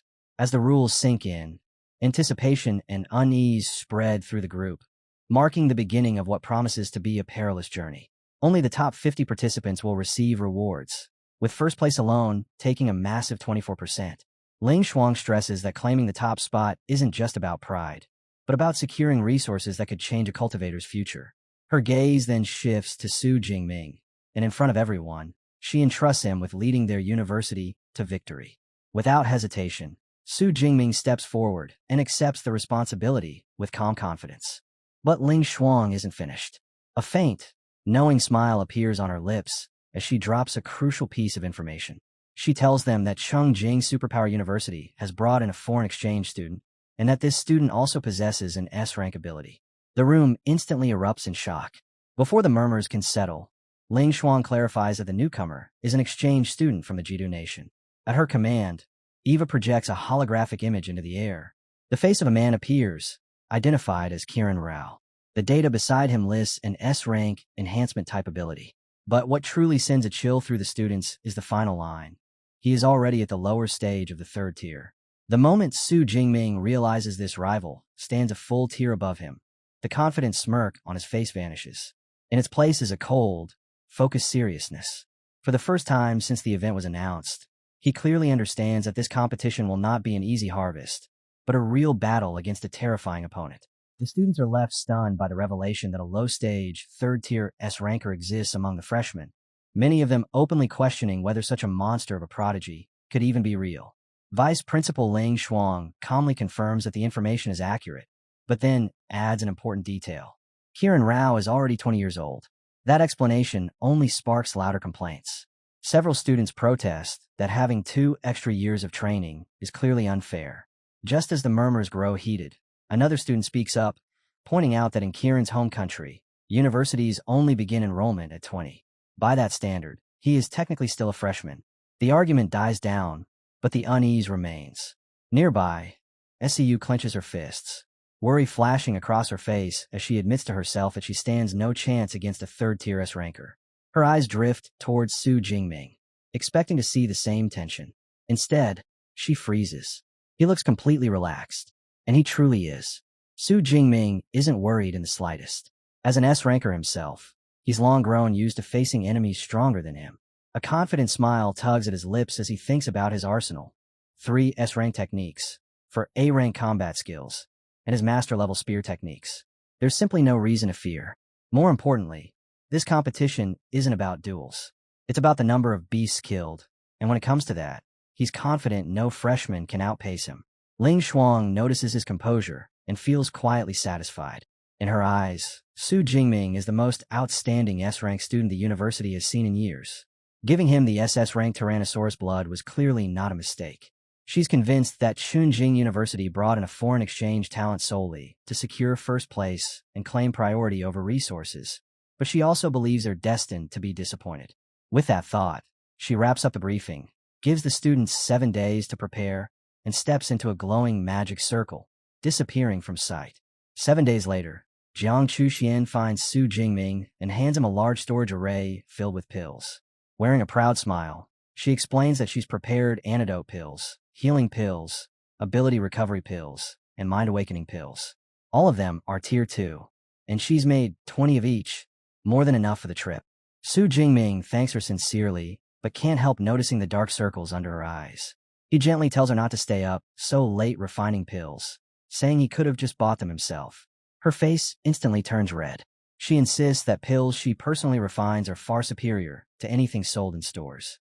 Then, hesitating for a moment, she nervously adds that she prepared a second set as well, meant for him, to give to Song Chuyun. Su Jingming blinks in surprise and asks when the two of them became so close. Jiang Chuxian only blushes harder and says she's not telling. Before leaving, she wishes him and Song Chuyun luck and safety on their journey. With a final shy smile, she turns and walks away, leaving Su Jingming holding the pills and watching her disappear down the path. Alone in his room, Su Jingming stares at the mountain of pills laid out before him. One look is enough to tell how much effort went into making them. She must have stayed up night after night, pushing herself to exhaustion. He lifts a vial in his hand, silent for a moment, fully understanding what those pills represent and what she feels for him. But his eyes harden just as quickly. He tells himself that feelings can wait. If he isn't strong enough, romance has no place in his life yet. The day of the research trip arrives, and the university playground is packed with people. Freshmen crowd the field as far as the eye can see. Standing with his friends, Su Jingming is genuinely surprised to learn that almost all 856 freshmen signed up. He looks around, confused, wondering why they were gathered on a playground instead of a train station. Louis Wentao, barely able to contain his excitement, reveals the answer. They aren't taking a train at all. They're traveling by aircraft. Song Chuyun frowns immediately, glancing around and pointing out the obvious problem. There's no runway. Before anyone can respond, a student suddenly yells for everyone to look up. Shadows sweep across the field as a massive, futuristic aircraft descends from the sky. Its sheer size leaves the students stunned, mouths hanging open as it slowly lowers itself onto the grass without a single tremor. The ship settles gently, like it's defying every law they know. As the ramp lowers, one student mutters in awe that the airship is a relic from an ancient civilization, powered by anti-gravity technology that modern science still can't fully explain. Moments later, Vice Principal Ling Shuang steps down from the ramp, her presence immediately commanding silence. She instructs the freshmen to board. Before departure, Ling Shuang raises her hand and releases her power. A brilliant blue magic circle blooms into existence, expanding outward as she declares her spatial yin-yang domain. Energy wraps around the airship, and inside, gasps echo as the walls suddenly turn transparent, revealing the sky and surroundings beyond. Louis Wentao hurriedly explains that this is the domain of a Tier 8 Grandmaster, forming a protected space around the ship to shield them from flying beasts during the journey. Watching the display, Su Jingming feels a quiet shock settle into his chest. This is the level of a true high ranker. He wonders if, one day, his indestructible thunder body will evolve far enough to let him fly freely through the skies like this. When everyone is aboard, Ling Shuang calmly orders the AI to depart, and the transparent airship lifts off, shooting into the heavens. Before long, they arrive at the Shunin Supply Base in Qian Province. A guide greets them and directs the students toward their dormitories, explaining that a cafeteria and training ground are located nearby. After receiving their room cards, Su Jingming and his friends exchange contact numbers. Su Jingming checks his card and notes he's in room 504. Sek Chuka beams as she reveals she's in room 505, right next door. Su Jingming casually mentions that with his space ring, there's no need to drop off luggage. He announces that he plans to check out the training room first. Song Chuyun doesn't hesitate for even a second before eagerly declaring that she's coming with him. Su Jingming and Sechu step into the massive training ground, instantly surrounded by noise and movement. The place is packed with students from all 3 universities, weapons clashing, weights slamming, and spiritual energy rippling through the air. Sechu nudges him and subtly points toward a corner of the hall.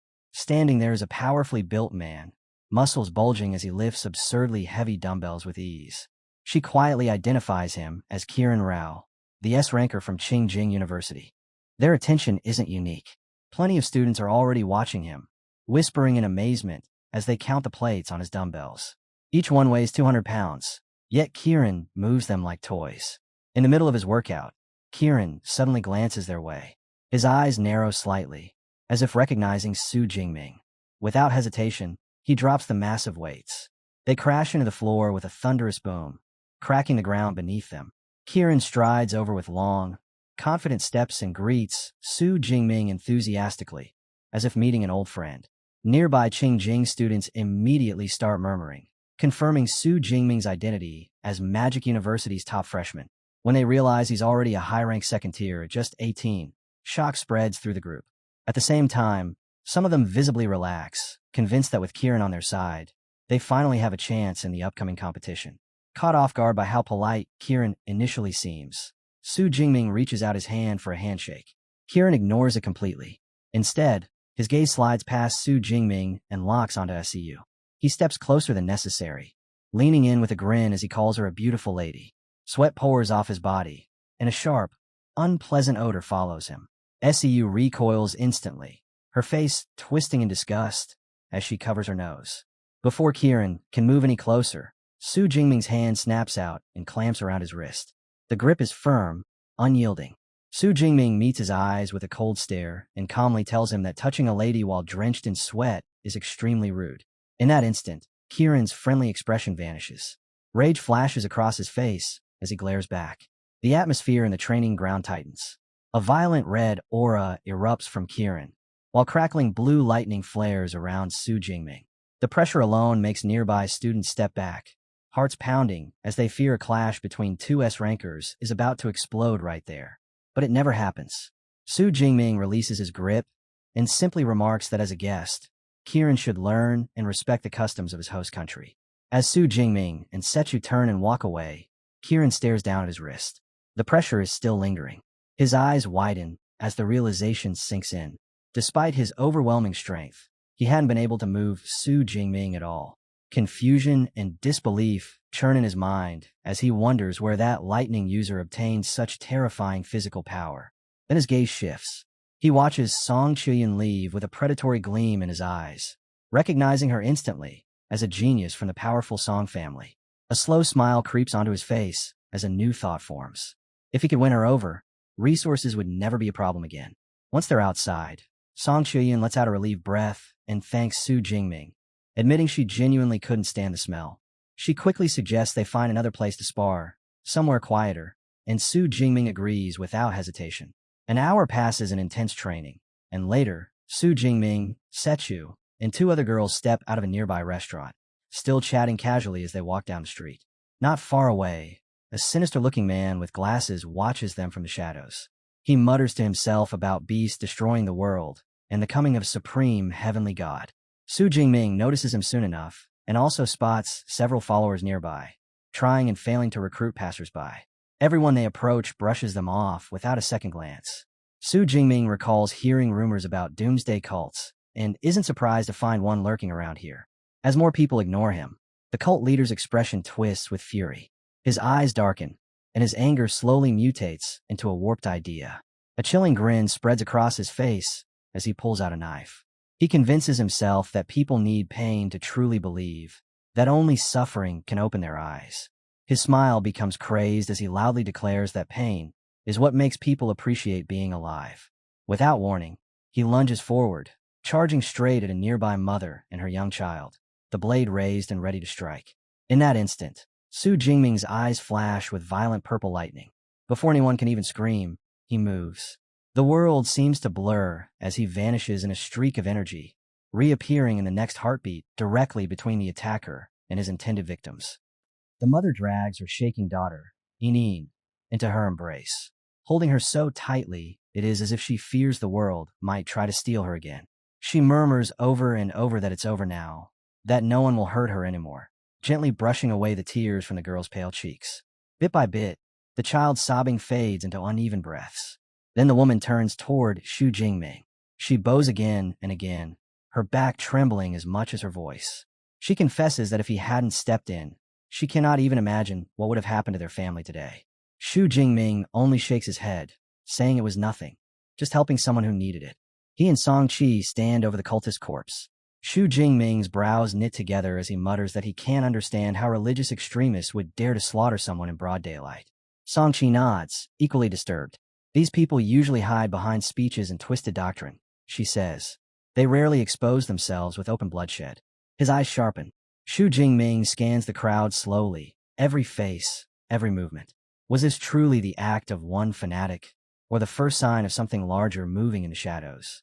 Not far away, a man in a dark hood lowers his head and slips quietly into the flow of people. No one notices him vanish into the streets. Later, he arrives at a vast estate hidden from prying eyes. Inside, he kneels before a figure cloaked in shadow and addresses him as Archbishop. In a low voice, he reports that the one who ruined their plan was Shu Jingming from Magic City Ability University. The Archbishop lifts his head slightly. A crimson orb glows in his palm. His voice is cold as he asks whether this is the same Shu Jingming, the high second tier, S-rank prodigy. The subordinate confirms it, then adds the detail that makes the atmosphere turn suffocating. Shu Jingming reached that realm in less than half a year after awakening. Silence presses down like a weight. The Archbishop's gaze narrows. A talent like that cannot be allowed to mature freely. After a pause, he orders the man to retreat for now. God's blood is about to surface within the Devil's Cave, and that matter comes first. He hands over 2 God's blood indicators and warns him that under no circumstances is the sect's name, the Heaven's Mandate sect, to be mentioned. When the subordinate leaves, the Archbishop slowly clenches a crystallized heart in his hand. In a low, fevered whisper, he declares that in 1 month the sect's mandate will descend upon the world. When that day arrives, Shu Jingming and every other S-rank genius will become offerings. The scene cuts to a sprawling supply base packed with movement and noise. Students from the 3 great universities fill the grounds, gathered for a joint expedition that will last an entire month. Above them, on a high balcony, a man steps forward and introduces himself as Xu Ping, vice principal of Qingjing University. His voice carries effortlessly across the base as he declares the official beginning of the Devil's Cave mission and informs everyone that smart wristbands will soon be distributed. Devices are handed out one after another. Once the students secure them, Vice Principal Xu Ping explains their purpose. Every beast slain inside the Devil's Cave will be automatically recorded. Combat footage will be stored, kills will be verified, and all of it will be converted into points. Then he reveals the rewards. The top 1,000 students will receive prizes. The top 3 will gain the right to select any technique from the combined libraries of all 3 universities. In first place will receive something extra, a special reward provided personally by their own school. The atmosphere shifts instantly. Some students snort in disbelief, muttering that first place is nothing but a dream. Others stare ahead with burning eyes, already imagining the clash for the number 1 position. Kiran Rao, or Shu Jingming. The name lingers unspoken, but understood. With the announcement nearly finished, Vice Principal Xu Ping adds one final rule. There are no restrictions on team formation. Students may organize themselves however they wish. Hunt actively. Earn points by any means within the rules. The moment his words fall, the base explodes into motion. Shouts echo in every direction as alliances form on the spot. Some call out for support-type ability users to complete 5-person squads. Others search urgently for an A-rank powerhouse to anchor a smaller team. The expedition hasn't even begun, yet the competition is already alive. Ding Yu steps forward and approaches Shu Jingming, inviting him to join one of the squads his class is organizing to sweep the outer perimeter of the Devil's Cave. Shu Jingming answers with a relaxed smile and declines politely, telling the class monitor to lead the others without him. After Ding Yu leaves, Song Chuku turns toward him, surprise written clearly across her face. She asks if he truly intends to enter the Devil's Cave alone. Shu Jingming nods without the slightest pause. His destination isn't the outer zone. It's the central region. Moving in a group would only slow him down. The logic in his mind is simple. The outer perimeter is crowded with Tier 1 to Tier 3 beasts. The central region, however, holds Tier 3 to Tier 5 monsters. Low Tier 4s are within his reach, and even against a Tier 5, he is confident he can withdraw safely if needed. Efficiency matters. For him, the center is where the real hunt begins. Song Chuku's brows knit together, unease flashing across her face. The central region, she admits quietly, is a place she cannot survive. Just reaching it would take at least a day, maybe two. After a brief hesitation, she lowers her voice and asks if she can travel with him until they arrive there. Shu Jingming agrees, as if it requires no thought at all. Color rises to Song Chuku's cheeks. She nods quickly, unable to hide her satisfaction. Without wasting more time, they prepare to depart together. Before they can move, a familiar voice cuts through the noise and calls Shu Jingming's name. Kiran Rao approaches with steady steps, his gaze sharp and faintly disdainful. He says he's looking forward to seeing Shu Jingming's results and hopes he won't lag too far behind. Shu Jingming answers evenly, his voice calm and unwavering. He says he will win. The certainty in those words freezes Kiran for a brief second. Shu Jingming repeats it without hesitation. He will take first place. Then he turns and walks away, not offering him another glance. Kiran's expression darkens instantly. Fury twists across his face as he stares after him. In his heart, he vows that he will use his absolute strength to crush that arrogant fool, and the pride of Great Xia along with him. Moments later, Vice Principal Xu Ping formally declares the expedition underway. The crowd erupts. Students surge toward the entrance of the Devil's Cave, shouting promises of glory and dominance as they disappear into the depths. 7 hours pass. Deep inside the Devil's Cave, within a dense stretch of forest, Shu Jingming and Song Chuku advance carefully between towering trees. Suddenly, 5 massive figures block their path, pangolin-like beasts clad in heavy armor. Song Chuku reacts instantly, warning him that these are Tier 2 iron fur pangolins. Their hides are tougher than E-rank alloy, she explains. They are notoriously difficult to break through. Shu Jingming tells her step back. Then he moves. The iron fur pangolins unleash guttural roars and curl into spiked spheres, rolling toward him with crushing force. The ground trembles beneath their charge. Shu Jingming does not retreat. He steps forward to meet them. His body shifts with smooth precision. He slips between the spinning masses as if he had already predicted their paths. His spear flashes once, clean and direct. A sharp sweep follows, then a decisive thrust. Each strike lands exactly where it must. One after another, the beasts collapse. From the side, Song Chuku stand frozen. Every attack had targeted a fatal weakness. Not a single wasted movement. Not a single unnecessary strike. This wasn't reckless strength. It was absolute control. Instinct sharpened to a blade, experience carved into every motion, and power wielded with terrifying accuracy. In that moment, Song Chuku finally grasps it. Shu Jingming's strength isn't merely high. It is honed to a frightening degree. Around him lie the bodies of 12 Tier 2 iron fur pangolins, scattered across the forest floor. Shu Jingming calmly reviews his gains. 276 ability points. 1,200 points added to his competition tally. Acceptable. He stores his spear and looks deeper into the Devil's Cave, already calculating. If progress continues at this pace, 30,000 ability points over the month is realistic. The thought settles in his mind. Would that be enough to force his ability into SS rank? Song Chuku steps forward and offers to help process the carcasses. As they work, her eyes remain on him. After a while, she remarks that he feels different from other lightning-type users. Shu Jingming pauses and asks her to clarify. She explains that most lightning users fight recklessly, overwhelming opponents with explosive bursts at every opportunity. He doesn't. Every move he makes feels measured, controlled, almost restrained. He nods. Endurance matters more than spectacle. He could have erased the pangolins instantly with Purple Cloud Divine Lightning, but that would be wasteful, like crushing a nut with a hammer. Efficiency ensures more kills over time. She understands the logic. Still, a faint disappointment lingers inside her. Part of her had wanted to witness his full power unleashed. Now she wonders whether she ever will. As evening approaches and the sky darkens, Shu Jingming suggests finding a place to rest before advancing at dawn. Song Chuku agrees without hesitation. While scanning the holographic map on a smartwatch, he notices a nearby water source. In the wild, water draws beasts. Opportunity. He tells her they'll head there before night fully falls. They move swiftly and soon reach a clearing where a calm pool reflects the fading light. The scene appears serene. Too serene. A water source this size should not be empty. The stillness presses unnaturally against his senses. Then something shifts. From the trees, a massive tiger emerges, its forelimbs reinforced with blade-like bone structures. It steps cautiously toward the pool and lowers its head to drink. The next instant, the water detonates. The pool detonates. A colossal armored crocodile bursts from the depths, its green eyes burning with savage light. Before the tiger can even react, the monster's tail whips through the air. A wall of water erupts across the clearing, smashing into the tiger with crushing force and hurling it away like debris. The tiger never rises.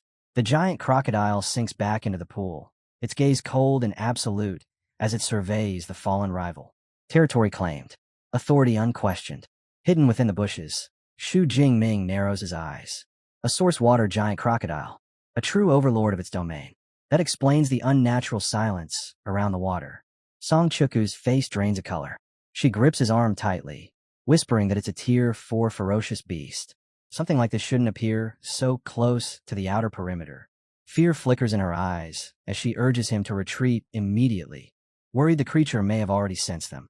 Shu Jingming doesn't move. His fist tightens. A faint smile curves at the corner of his mouth. Calmly, he tells her there is no need to panic.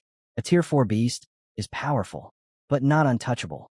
Purple lightning begins to coil around his body, crackling softly as he steps forward. His aura sharpens like a blade drawn from its sheath. This is an unfamiliar territory. In the Yongqing wilderness, he has already slain more than one creature of this level. Song Chuka stares at the surging power surrounding him, her thoughts racing. Is this the result of a secret technique passed down by Dean Yang Genshin? Shu Jingming only smiles faintly. The indestructible thunder body is formidable, yes, but against a true Tier 4 overlord, he intends to end this decisively. The sky darkens without warning. High above, a massive spear of condensed lightning takes shape, its blazing outline carving through the gloom as it begins its descent. At first, Song Chuku glances upward in confusion, assuming clouds have gathered. Then she understands. This is no storm.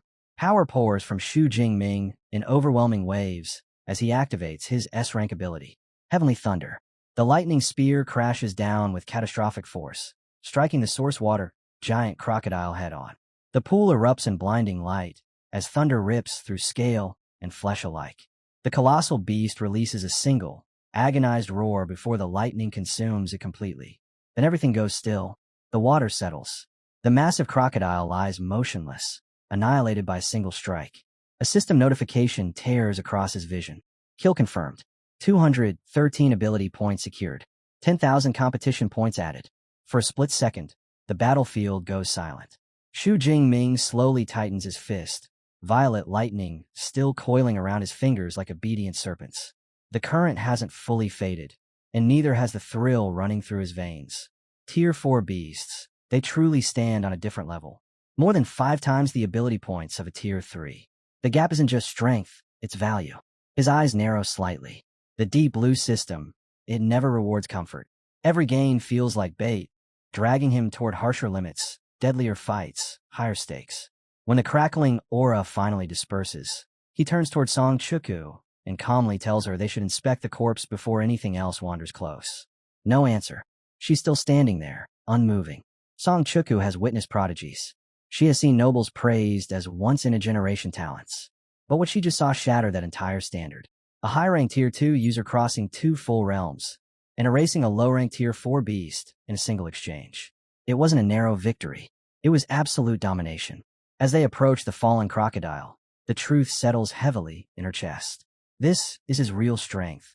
Shu Jingming crouches beside the remains and exhales softly, a rare trace of regret in his expression. The crocodile's hide alone should have fetched at least 20 million. Now it's nothing but charred ruin, torn apart by his own lightning. Song Chuka nods, regaining composure. Every part of a Tier 4 beast is priceless, she says quietly. Then she offers a solution. Her space ring is large enough to contain the entire carcass. She'll store it for now and return it once they reach the supply base. Moments later, the massive body vanishes into the ring. With the area cleared, Shu Jingming scans the surroundings and suggests finding a nearby cave to rest. A territorial overlord was just killed here. For a while, no other creature will dare approach this water source. They begin preparing to settle in when Song Chuku suddenly stops him. Her face turns faintly red. Avoiding his gaze, she asks him to wait a moment. Since they're already beside a pool, she would like to wash off the grime from the battle. Shu Jingming nods without hesitation, but caution overrides everything. He tells her to hold on until he finishes checking the pool for hidden threats. Purple lightning gathers in his palm. In the next instant, a violent surge crashes into the water. The response is immediate and wrong.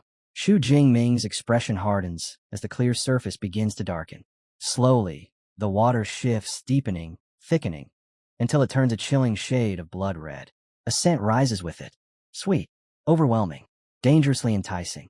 The moment it reaches him, his pulse stutters. Heat spreads through his limbs, something ancient and primal stirring inside his veins. It isn't ordinary blood. It's calling to him, and his body recognizes it.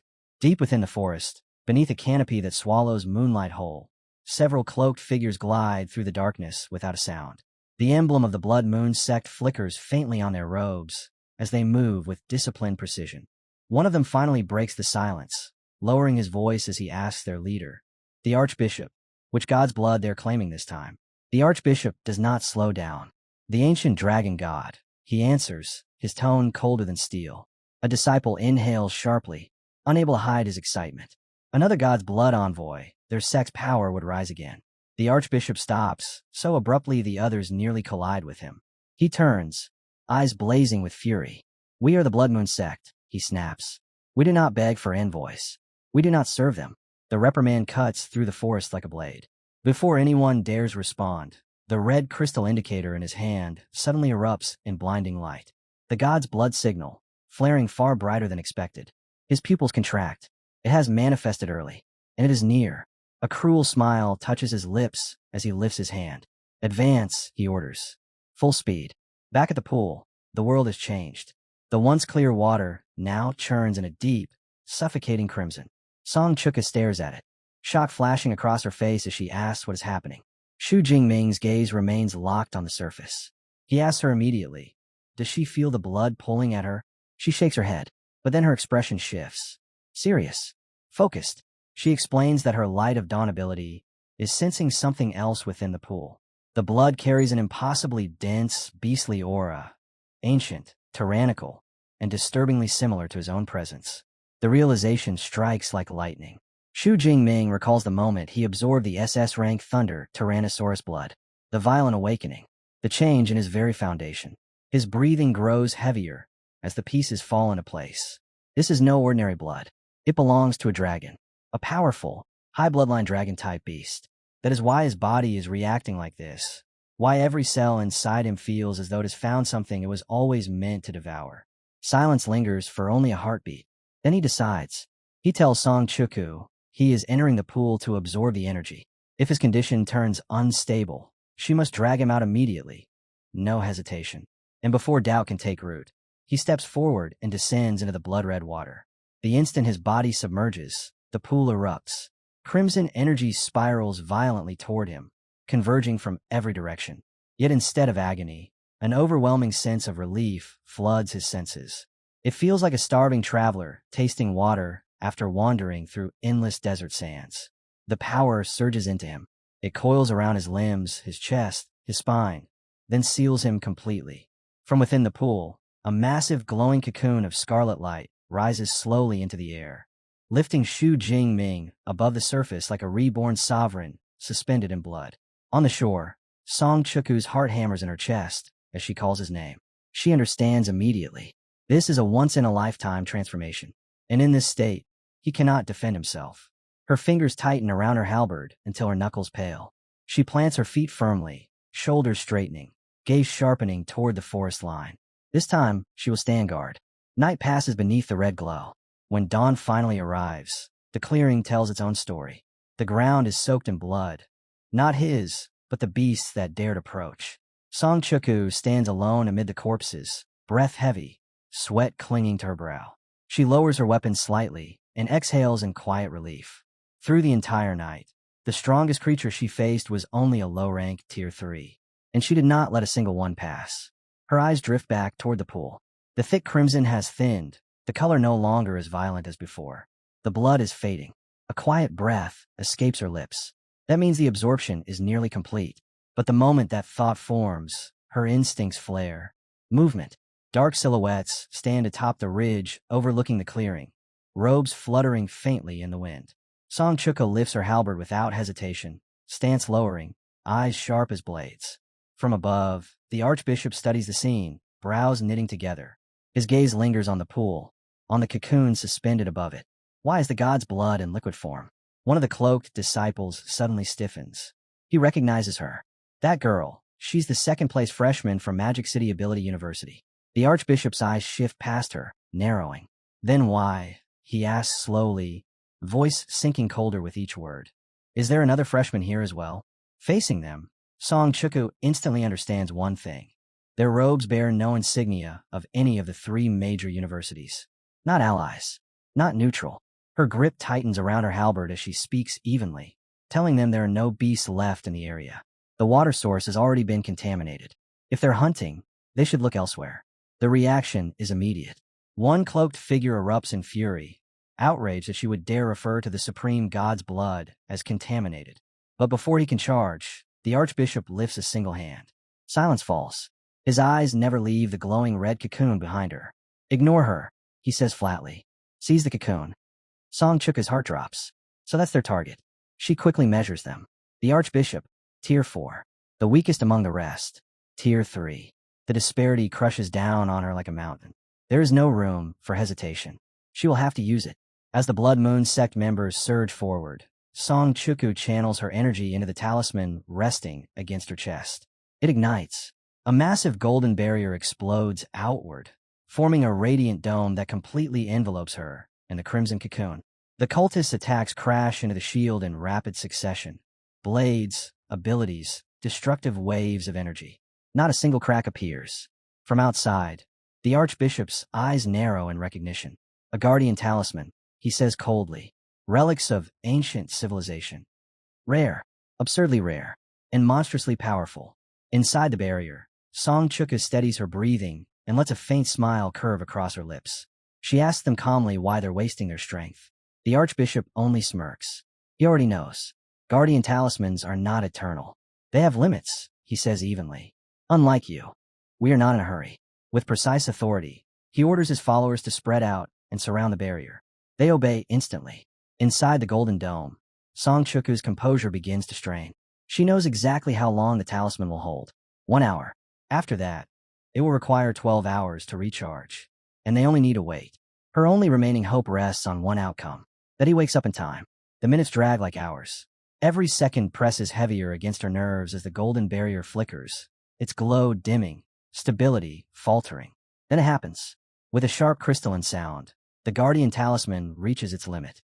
The radiant dome fractures, then shatters into drifting fragments of fading light. The protection is gone. The Archbishop steps forward slowly, boots crunching against the blood-soaked ground. A smug smile curves across his face as he looks down at her. Be sensible, he says calmly. Hand over the talisman. Otherwise, your death will not be pleasant. Song Chuku's jaw tightens. There is no retreat. Her hand moves into her storage ring and emerges holding a small crimson pill. Forbidden medicine. A reckless gamble that will force her power beyond its natural ceiling, at a cost. If she takes it, she may cripple her foundation. But if she doesn't, she raises it toward her lips. Why do I get the feeling? A calm voice slices through the clearing. That you're the ones about to die. The air freezes. Behind her, a sharp cracking sound echoes. The blood-red cocoon begins to fracture. Thin lines spread rapidly across its surface, glowing brighter with each passing heartbeat. The energy inside swells violently. Then the cocoon explodes. A surge of crimson force tears outward, scattering dust, shaking trees, forcing the surrounding cultists to brace themselves. Red tendrils of condensed energy lash through the air like living whips before collapsing inward. From the dispersing storm, a figure steps forward. Jingming. The transformation is complete. A dense, tyrannical aura radiates from his body. Heavier, deeper, ancient. The air around him feels charged, oppressive, almost draconic in nature. He opens his eyes. They burn with cold intent. And as his gaze locks onto the stunned members of the Blood Moon sect, the murderous killing intent within them becomes unmistakable. Jingming steps out of the cocoon, and the restless blood energy left swirling in the pool surges upward as if answering his call, twisting and condensing behind him until it forms the phantom outline of a colossal crimson dragon, savage and ancient, its shadow stretching across the clearing. Across from him, the Archbishop of the Blood Moon sect goes rigid, eyes widening as he recognizes Jingming as one of his chosen vessels. Yet even as a Tier 4 powerhouse, he cannot suppress the tremor that runs through him under the crushing aura pouring off this mere Tier 2 student, his heart pounding wildly until he forces himself to breathe, thrusts a shaking finger forward, and roars for his followers to kill them. Purple lightning ignites within Su Jingming's eyes, and before the cultist can take more than a few steps, he releases his power without hesitation, summoning a violent storm from above as thunder crashes down in a relentless barrage that engulfs the Tier 3 believers, bolts tearing through them with merciless precision until their bodies convulse and collapse where they stand, defeated in an instant.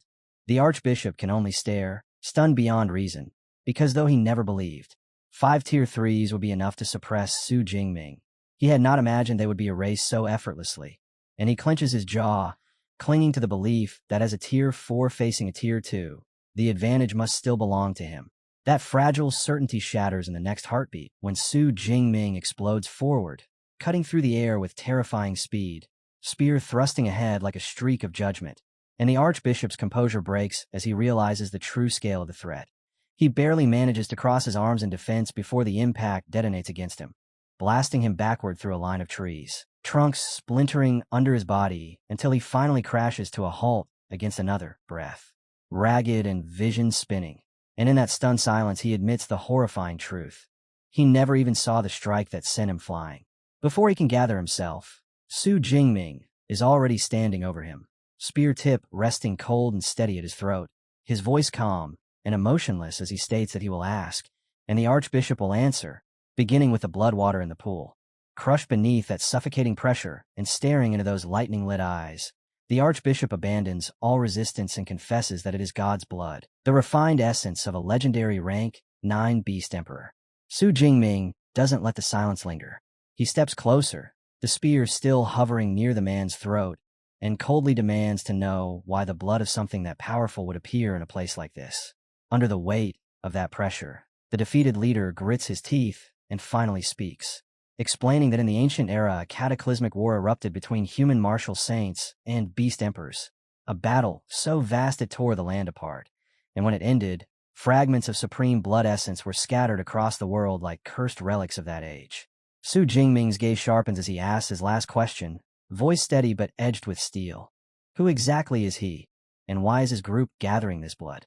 The Archbishop refuses to answer the second part. Instead, he lifts his chin and curls his lips into a stubborn smile, declaring only that they belong to the Blood Moon sect, and nothing more will pass his mouth.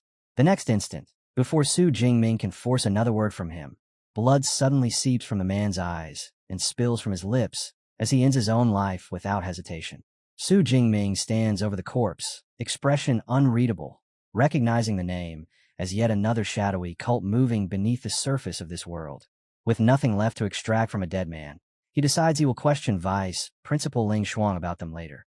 And just as he turns, he sees Song Qiuyan rushing toward him, panic and worry written clearly across her face as she asks whether he's hurt. He barely has time to answer before her legs give out from exhaustion, her body swaying forward. Su Jingming moves instantly, catching her before she falls and pulling her steady into his arms, telling her he's perfectly fine and thanking her for standing guard over him. His hand comes down in a gentle pat on her head, and in the same smooth motion, he steadies her fingers in his own, a simple gesture that still makes her cheeks flush despite the chaos around them. He calmly explains what happened, that the cultists came specifically for the blood and claimed to be members of the Blood Moon sect, and the moment she hears that name, her entire body stiffens.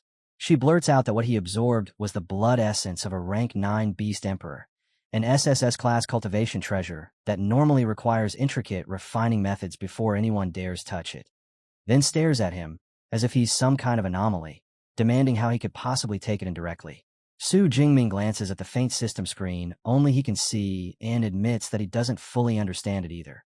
Not only did he suffer no backlash whatsoever, but the blood essence actually propelled his indestructible thunder body into the 4th stage. And since he can't yet determine what other changes may be hidden within him, he concludes the effects likely run far deeper than surface improvement, deciding that once they return, they will have to consult a teacher to uncover the truth. Seeing how pale and unsteady Song Qiuyan has become, Su Jingming tells her to stop forcing herself, pointing out that she can barely remain upright, and she doesn't argue. The two of them move to a quiet meadow washed in warm sunlight, and she lowers herself onto the grass, resting her head directly against the earth as exhaustion finally pulls her under. Night falls elsewhere.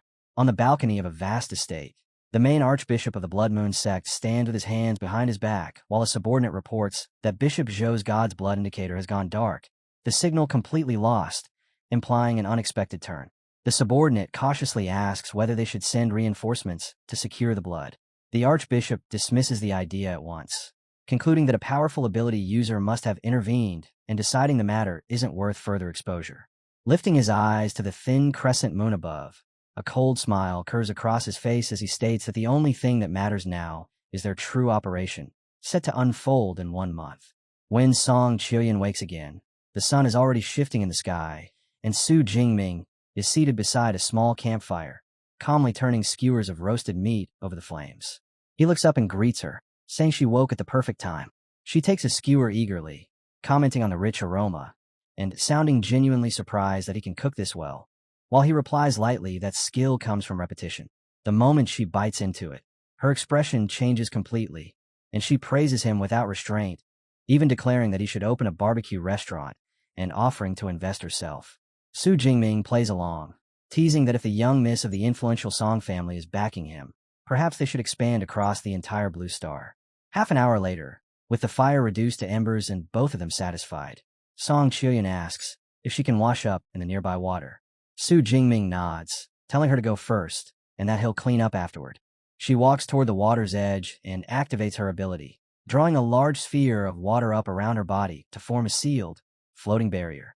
Within that translucent globe, she changes into fresh clothes, the rippling surface shielding her completely. When the water disperses and falls away, she steps out dressed in clean garments, hair and shoulders still damp, and informs him she's finished. For a fleeting second, Su Jingming's gaze lingers, and he appears slightly unsettled by how refreshed she looks. But he quickly reins himself in, states that it's his turn to wash, and turns away without further comment. Watching his back as he leaves, Song Qiuyan tilts her head faintly, unable to shake the feeling that the look in his eyes just now carried a meaning she couldn't quite grasp. Left alone in the clearing, Song Qiuyan suddenly freezes, a soft gasp escaping her lips as she looks down and realizes the thin fabric clinging to her body has turned almost transparent from the water. The simple dress she's worn countless times without a second thought now outlines every curve, and she hurriedly grips the damp material, face burning as embarrassment floods in. An hour later, both of them have changed into full combat gear, the earlier awkwardness buried beneath composure. They stand facing one another for a brief moment. She tells him to be careful. He answers in kind. They agree to meet again in 1 month. Their fists meet in a light, friendly bump, a quiet promise sealed without further words. Then they turn and sprint in opposite directions. As Song Qiuyan cuts through the forest at full speed, her gaze sharpens, resolve hardening in her chest. She tells herself she has to push harder than ever. At the very least, she must secure third place in the competition. 1 month later, in a jagged stretch of rocky terrain, Su Jingming stands wreathed in crackling purple lightning, arcs snapping across his skin as he looks up with an icy stare. Perched high on a cliff, above him crouches a massive black panther-like beast, muscles coiled, red eyes blazing with feral hunger. It throws its head back and releases a thunderous roar before launching itself down the rock face, claws tearing through stone as it dives straight at him. Even as the enormous dark night leopard crashes forward, Su Jingming remains unmoved. He compresses the raging lightning around him into a single concentrated point, then thrusts his spear ahead with absolute precision. The weapon drives clean through the beast's chest mid-lunge. In the same motion, he wrenches it upward and slams the creature violently into the ground, ending its life in an instant. A system notification materializes, confirming the kill of a peak Tier 3 beast and awarding him 43 ability points. With the battlefield silent once more, Su Jingming decides the time has come. He sits down and begins drawing in his energy. Lightning erupts around him in a furious storm, bolts snapping and colliding in a relentless surge as he clenches his jaw and commands his power to break through its ceiling. In the next instant, a massive explosion of electricity bursts outward from his body, flooding the cave in blinding purple light and chaotic force.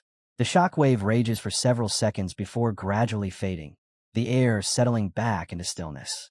When the glow dims, lightning still coils faintly around him as he exhales, the breakthrough complete. He has stepped into Tier 3. Thinking of the so-called geniuses at the university who would require at least half a year to achieve the same leap, he allows himself a small, satisfied smile.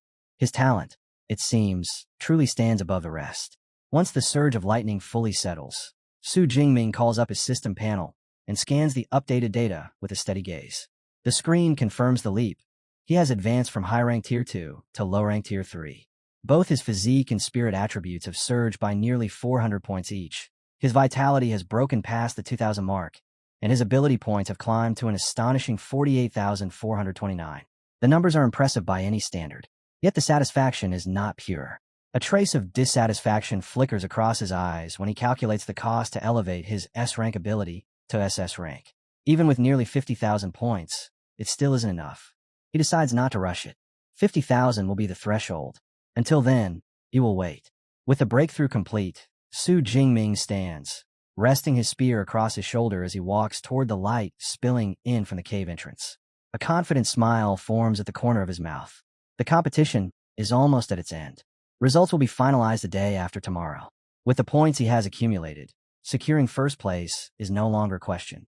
It's the final day of score settlement for the joint university event, and the massive hall is packed wall to wall.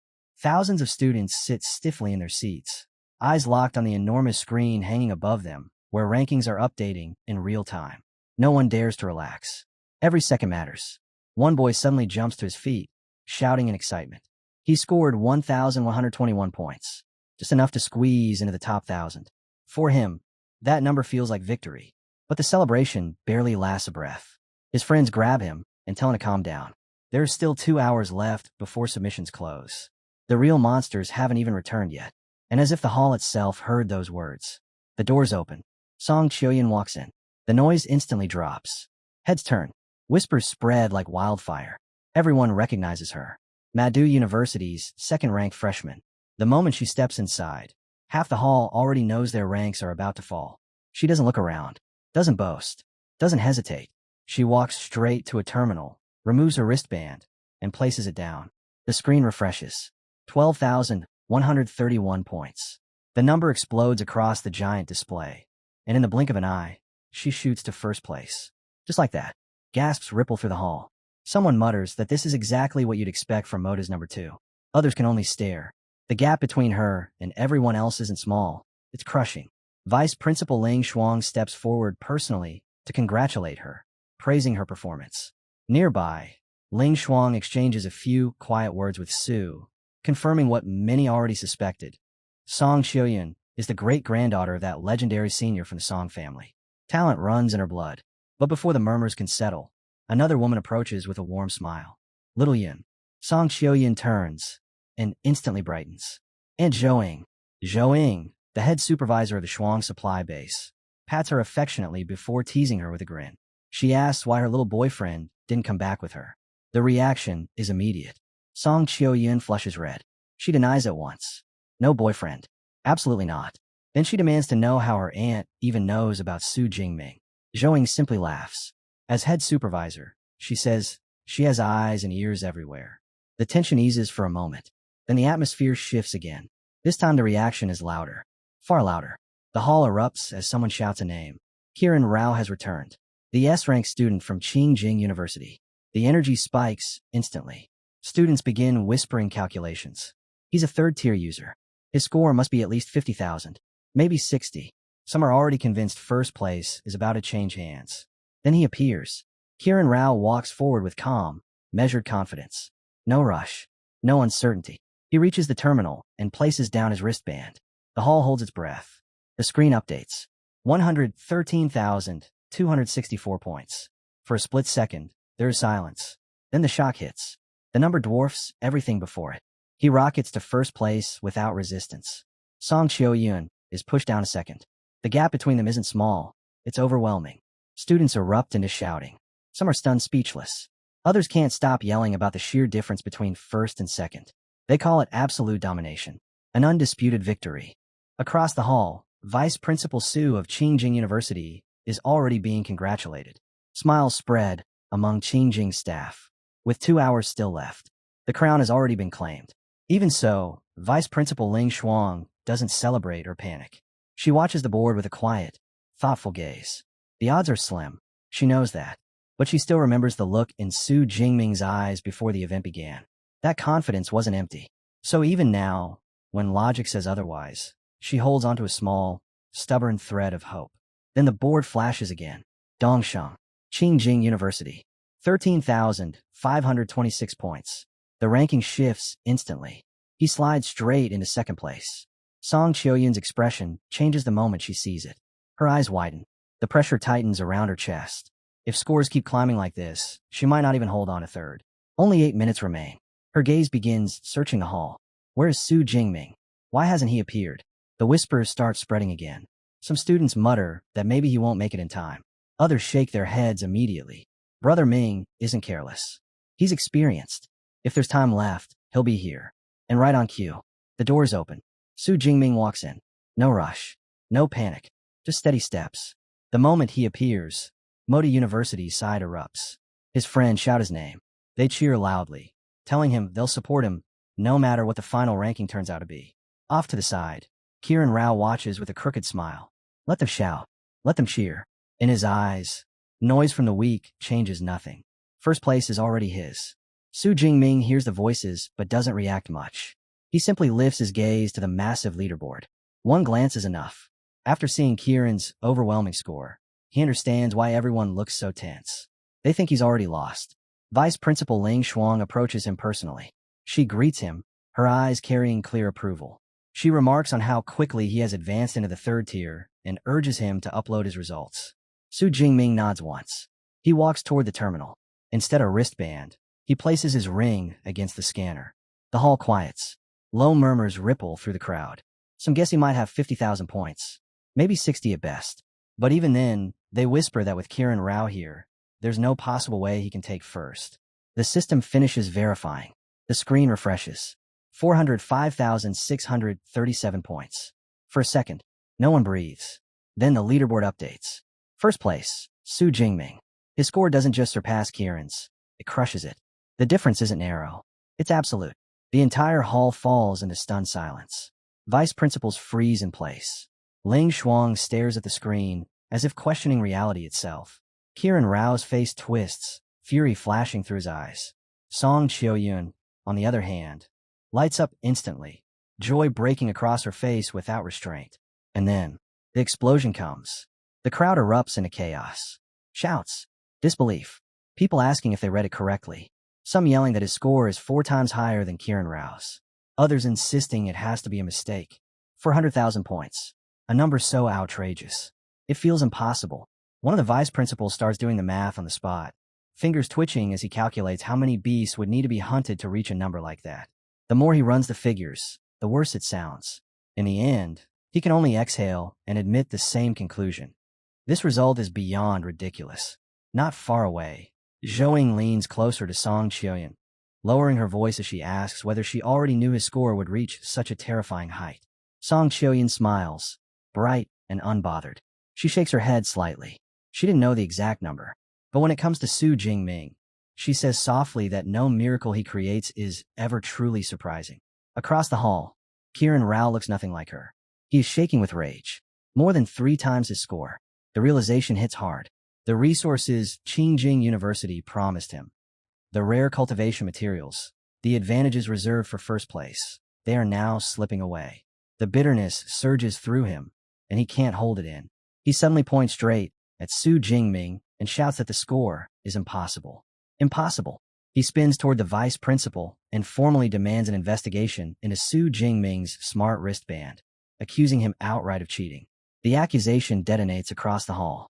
Modi University's students immediately erupt in protest. They call it shameless. They remind everyone that all smart wristbands were officially inspected before the event began. Are they now saying the technology itself is flawed? The noise swells until Vice Principal Su finally turns to Ling Shuang and asks for her position. Ling Shuang answers calmly. Checking the records, she says evenly, is no issue at all. But as she speaks, the atmosphere changes.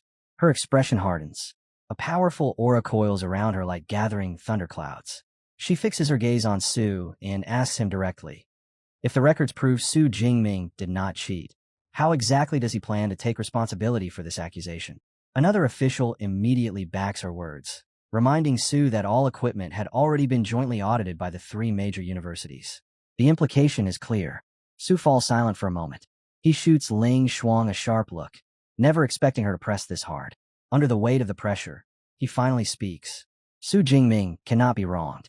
If the records show no irregularities, Qingjing University will compensate him with a high-value S-class cultivation resource. A ripple runs through the hall. Ling Shuang accepts without hesitation. The records will be inspected. She calls Su Jingming forward. Su Jingming walks up casually, a faint smile playing at the corner of his lips. In his mind, he's already calculating the outcome. If there was never any cheating to begin with, then this challenge has just earned him an S-class resource for free. When Vice Principal Su sees that calm confidence, a thin bead of sweat slides down his temple. He may have misjudged this. Two technicians step forward and begin pulling up the detailed combat logs from the wristband. The giant screen flickers as data loads. Kieran Rao watches closely, a cold smile on his face. He wants to see it with his own eyes. He wants to know how anyone could possibly earn a score that absurd. The recorded footage begins to play. At first, the hall is noisy. Then within seconds, it falls quiet again.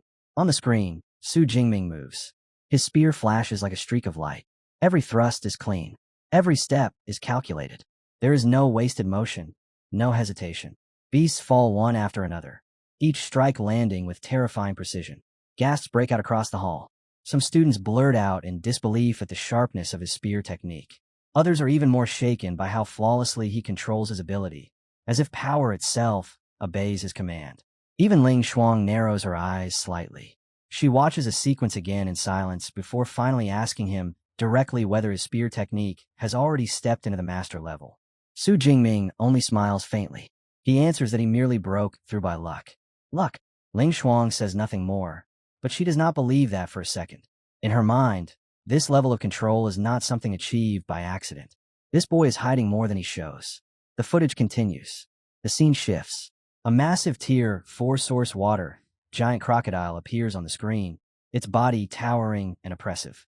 The moment the crowd recognizes the creature, alarmed voices explode everywhere. Why isn't he running? Does he seriously intend to fight that? The beast roars, the water around it surging violently. Su Jingming doesn't retreat. He steps forward. Then the sky darkens. Lightning gathers. What follows is not a simple strike. It is annihilation. A colossal bolt crashes down, swallowing the giant crocodile entirely. The screen flashes white for an instant, and when the light fades, the enormous Tier 4 beast is gone. Erased. The hall is struck with genuine fear. Students cry out in shock. What kind of battle technique can erase a powerful Tier 4 creature in a single attack? Some can barely process what they've seen. Kieran Rao stares at the screen, stunned. Was that an S-rank magic technique? But how? Su Jingming is a spear user. How could he possibly wield something like that? Ling Shuang's eyes sharpen as the lightning footage replays in her mind. She identifies it immediately. The heavenly lightning technique from the Elemental Academy. The realization makes her expression shift ever so slightly. In her own academy, very few students ever manage to grasp that technique properly. Fewer still can release it with that level of destructive precision. And yet here stands a freshman from the Weaponry Academy, wielding it as if it were second nature. The absurdity of it only deepens. After a moment, she decides they've seen enough. She turns toward Vice Principal Su, whose composure has long since begun to crack. A thin sheen of sweat glistens across his forehead. Calmly, she asks whether there's any need to continue reviewing the footage. He hesitates only briefly. Then he concedes. There is no need. He steps forward and faces Su Jingming directly. His tone is restrained, but the acknowledgement is clear. Su Jingming's ability is undeniable. The promised S-class resource will be delivered as agreed. Su Jingming thanks him with polite composure, then turns and walks away without another word. Behind him, Vice Principal Su can only stand there in silent frustration. Regret churns in his chest. If he had known this boy was such a monster, he would have moved heaven and earth to recruit him first. Moments later, Vice Principal Su addresses the hall and formally declares the competition concluded. The final rankings are locked. Third place goes to Jincheng University. They will receive 27.5% of the resource allocation. Second place belongs to Qingjing University, 31.5%. Then he pauses deliberately before announcing first place.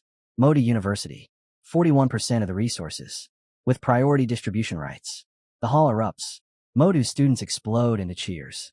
Some shout that Brother Ming turned the entire tide of the battle. Others chant in celebration as they realize this marks their 5th consecutive championship. Vice Principal Su continues, explaining the reward details. Rare herbs located in the outer region of the Devil's Cave. All freshmen, under instructor supervision, will enter the next day to harvest them. Afterward, each university will arrange its own half-month instructional schedule. The crowd begins to disperse, but a voice cuts through the noise. Kiran Rao. He steps forward, his expression still tight with unwilling acceptance. He declares openly that he is not satisfied. He demands a direct fight with Su Jingming. A wager. If he loses, Qingjing University will personally cover the resource difference. But if he wins, the resources awarded to Modi University will instead be handed over to Qingjing. The atmosphere tightens again. Vice Principal Su looks at him with a measured gaze. He asks how confident he truly is. Kiran speaks without hesitation. Su Jingming's S-rank technique, he argues, requires at least 1 or 2 seconds to activate. In a true one-on-one duel, that delay would give him the decisive advantage. The logic hangs in the air. Vice Principal Su's eyes narrow slightly. He, too, is unwilling to accept the outcome so easily. After a brief pause, he agrees. The competition had barely settled when Vice Principal Ling Shuang fixed her sharp gaze on Su Jingming and asked what he intended to do during the half-month teaching break. Most students would have chosen rest, training halls, maybe quiet consolidation. Su Jingming didn't hesitate. He said he was going back into the Devil's Cave to continue hunting beasts. That answer made her frown. She reminded him that he had already fought for nearly an entire month without pause. Wasn't he exhausted? He admitted the truth. Yes, he was tired. Every bone ached. Every muscle carried the weight of battle. But exhaustion didn't matter. Life and death combat was the only thing pushing his growth at this speed. If he slowed down, he would fall behind. Ling Shuang didn't deny the logic. Real battles sharpen talent faster than any classroom ever could. But she made it clear. Growth without balance leads to collapse. Effort must be matched with recovery. Otherwise, even the strongest blade will crack. Su Jingming listened carefully, then bowed his head in agreement, promising that once this next trip ended, he would properly rest. Then he brought up something else. He described the strange pool deep inside the Devil's Cave, the blood-red water, the violent reaction in his body when he absorbed it, and the cultists he had encountered who called themselves members of the Blood Moon sect. As he finished, Ling Shuang's expression changed. She confirmed what he had only suspected. What he encountered was the blood essence of a rank 9 Beast Emperor, an SSS-class cultivation treasure. Even hearing that title carried weight. But she clarified one crucial fact. What he absorbed must have been extremely diluted. The pure essence of such a creature would be impossible for him to survive, let alone refine. His ability to withstand it likely came from his unique body-forging technique. As for the Blood Moon sect, she dismissed them with a casual wave. A fringe cult, nothing more. Not worth his attention. He accepted that answer. Liu Yushan then told him to finally get some sleep.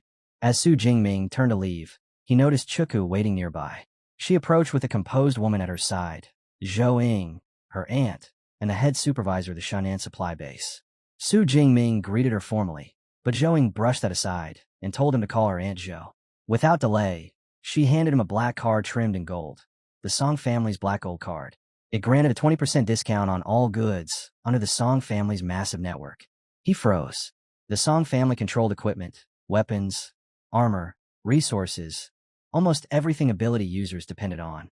A 20% reduction wasn't a small favor. It was enormous. Chuka nudged him to take it, reminding him that his gear upgraded at terrifying speed. He accepted the card, though a ridiculous thought crossed his mind. Was he being sponsored by a wealthy patron? He barely had time to process it. The moment he stepped further into the supply base, the crowd surged. Reporters, corporate representatives, microphones thrust toward him, offers for interviews, endorsement contracts from weapon and armor brands. The noise exploded around him. There was no denying it now. His name had already spread. That afternoon, Su Jingming sat across from Vice Principal Ling Shuang and Vice Principal Su. The air carried none of the casual warmth from earlier conversations. Ling Shuang didn't waste a single word. Kiran Rao wanted to challenge him. She laid out the stakes without embellishment. Kiran would wager 20% of his resources. Modu's side would put up a ruins pass. Then she looked directly at Su Jingming and asked whether he was willing to fight. He didn't answer immediately. Instead, he asked what exactly a ruins pass was. Xu Ping explained it plainly. A ruins pass was a required ticket to enter the remains of an ancient civilization. Jingming University had brought Kieran to this competition for one purpose: to secure 40 of those passes.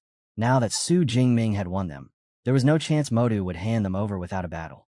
The explanation triggered a memory. A history lecture. A professor describing a civilization that had once stood at the peak of the world, advanced beyond imagination, before vanishing almost overnight. City swallowed, structures buried beneath the earth.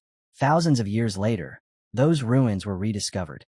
From them, humanity unearthed training systems, cultivation frameworks, even SSS-rank combat techniques that reshaped the modern era. With that memory resurfacing, the weight of a ruin's past became clear. Access to such places wasn't symbolic. It was opportunity carved from the bones of history. Ling Shuang added one more crucial detail. These passes were for Civilization Ruin Number 9. It opened once per year and only allowed Tier 4 to Tier 6 users to enter. If Su Jingming defeated Kieran, she could allocate one pass to him personally. The decision was his. Xu Ping couldn't resist adding a sharp remark, pointing out that the small arena favored enhancement-type fighters like Kieran. It was a subtle attempt to plant doubt. Su Jingming didn't blink. A relaxed smile touched his face as he said he would accept the challenge. Vice Principal Su nodded in satisfaction and stated he would notify Kieran. The match would be held in the supply base's arena. After he left, Ling Shuang observed how decisively Su Jingming had agreed. There wasn't hesitation in him, only certainty. Su Jingming responded calmly. He estimated his chances of victory at 90%. Then he paused, the corner of his mouth lifting slightly. He corrected himself. That had been modesty. In truth, he held absolute confidence. 100%. Ling Shuang exhaled, half a sigh, half a laugh. She wondered what Xu Ping and Kieran would think if they truly understood the gap between them. Elsewhere, the news hit Kieran raw like a slap. Su Jingming had accepted. For a brief second, he just stared. Then the shock curdled into anger. If Su Jingming dared to step onto the stage with him, then whatever happened next would be his own fault. Kieran turned to Vice Principal Xu Ping and asked plainly whether it would be a problem if Su Jingming got hurt. Xu Ping's expression didn't change. Instructors from all 3 universities would be present. If there was real danger, someone would intervene. That was enough. Kieran's lips stretched into a sharp grin. Once the match started, Su Jingming wouldn't have the right to complain. The scene shifted to the arena. The stands were already packed. Voices overlapped into a restless hum. Excitement thick in the air. A clash between 2 S-rank users wasn't something students got to witness every day. Predictions flew back and forth. Some argued that since both were Tier 3, the outcome was unpredictable. Others analyzed it more carefully. Su Jingming's Heavenly Lightning technique dominated wide battlefields. But this was a confined arena. Close range. Tight space. That favored an enhancement-type fighter like Kieran. If Su Jingming wanted to win, he would need something beyond the technique everyone had already seen. From a high balcony, Kieran listened to the speculation and sneered. For a freshman to master even one S-rank technique was already absurd. A second? Impossible. Then Su Jingming appeared. The Modus students erupted. His name rolled across the arena in waves, shouted again and again, as if volume alone could reinforce his strength. Kieran looked down at him, impatience written across his face, and told him to hurry up. Su Jingming's reply carried no emotion. If someone was in a rush to die, he had no objection to fulfilling that request. They stepped into the ring together. An elderly man descended between them, his presence steady and overwhelming. He introduced himself as Dong Sheng, Vice Principal of Jingcheng University, a Tier 8 Grandmaster serving as referee. His voice carried easily across the arena as he laid out the rules. The match would end if either fighter lost consciousness or admitted defeat. Once that point was reached, any further attack was forbidden. They were free to go all out. Powerful figures were present to ensure no life would be lost. As he released his aura, a veil of water mist spread outward, forming a protective barrier around the arena and sealing off the crowd from stray shockwaves. He ordered both sides to prepare. Then the countdown began. With a thunderous shout, Dong Sheng declared the match started. The moment the final word left Dong Sheng's mouth, Kieran Rao moved. There was no probing step, no testing strike. Power erupted from him instantly. His S-rank ability activated. Muscles swelled beneath his skin as his frame expanded, veins rising like cords. Bones shifted. Horns pushed out from his head. Crimson patterns crawled across his body, glowing faintly as if something ancient had awakened inside him. The name rang out clearly. Brahma be sovereign. The air around him seemed to thicken under the pressure of his transformation. Raw, oppressive strength radiated from every movement. Across from him, Su Jingming didn't react. He simply watched. No panic, no urgency, just steady eyes observing the change. Now towering in his empowered form, Kieran rolled his shoulders and let out a low breath, savoring the weight of his own strength. He looked down at Su Jingming with open contempt, then spoke with exaggerated generosity. He would give him time to prepare his own S-rank technique. After all, when Su Jingming lost, he shouldn't have any excuses left to cling to. The arena fell into a tense rhythm as both sides began moving for real. In the stands, eyes tracked every shift of muscle and flicker of energy. Whispers spread quickly. Kieran's S-rank enhancement ability was tailor-made for a 30-meter arena. Tight space, limited distance. That meant Su Jingming's long-range lightning advantage was restricted. Still, most assumed he had anticipated that when he agreed to this fight. Inside the ring, purple lightning crawled over Su Jingming's body like a living current. He watched Kieran carefully. For him, this wasn't just a duel. It was a measurement. The perfect chance to test what his full third-tier power truly meant. He didn't hold back. Lightning exploded outward. Purple and blue arcs tore across the arena in a violent surge, flooding every corner. The air trembled.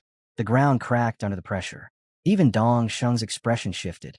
The burst of power slammed against the water mist barrier, pressing so hard that its surface rippled violently. That shield had only been meant to withstand peak Tier 3 rank attacks. This was already beyond that. Without hesitation, Dong Sheng poured in more strength, reinforcing the barrier to keep the storm contained. In the stands, faces drained of color. The purple cloud divine lightning radiating from the arena carried lethal intent. Even a stray arc felt like it could erase them instantly.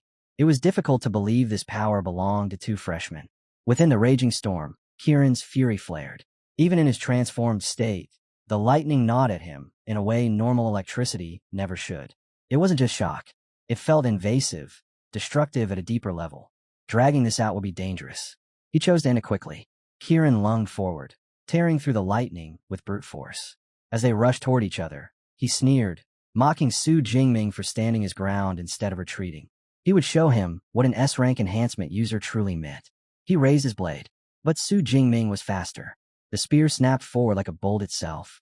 Kieran's eyes widened. He barely managed to block the electrified strike. Even so, the impact detonated through his arms and chest, blasting him backward. His boots scraped violently across the arena floor as he slid. He stopped, staring in disbelief. How? How is Su Jingming's raw, physical strength matching his? After activating an S-rank transformation, purple lightning roared around Su Jingming like a storm given human shape. He looked at Kieran and asked calmly if he was surprised. There was no rule saying a lightning-type user had to be weaker in close combat. Kieran admitted it. He had planned to toy with him. That clearly wouldn't happen. If Su Jingming could push him this far, then he would respond properly.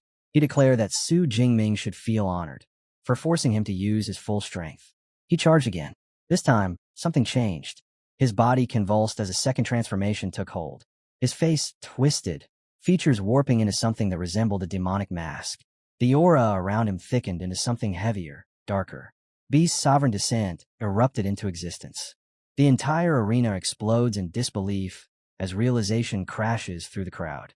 They're not just witnessing a clash. They're watching an S-rank ability, Brahma Beast Sovereign, being stacked on top of an exclusive S-rank combat technique. Two apex powers layered together. The pressure alone feels suffocating. On the sidelines, Vice Principal Su doesn't blink, his gaze fixed and unreadable. Beside him, Vice Principal Ling Shuang observes in silence, recalling that Din Zhongshan commands a similar S-rank combat art, and concluding that Su Jingming must have mastered it as well. Inside the ring, Kieran's evolved form surges violently.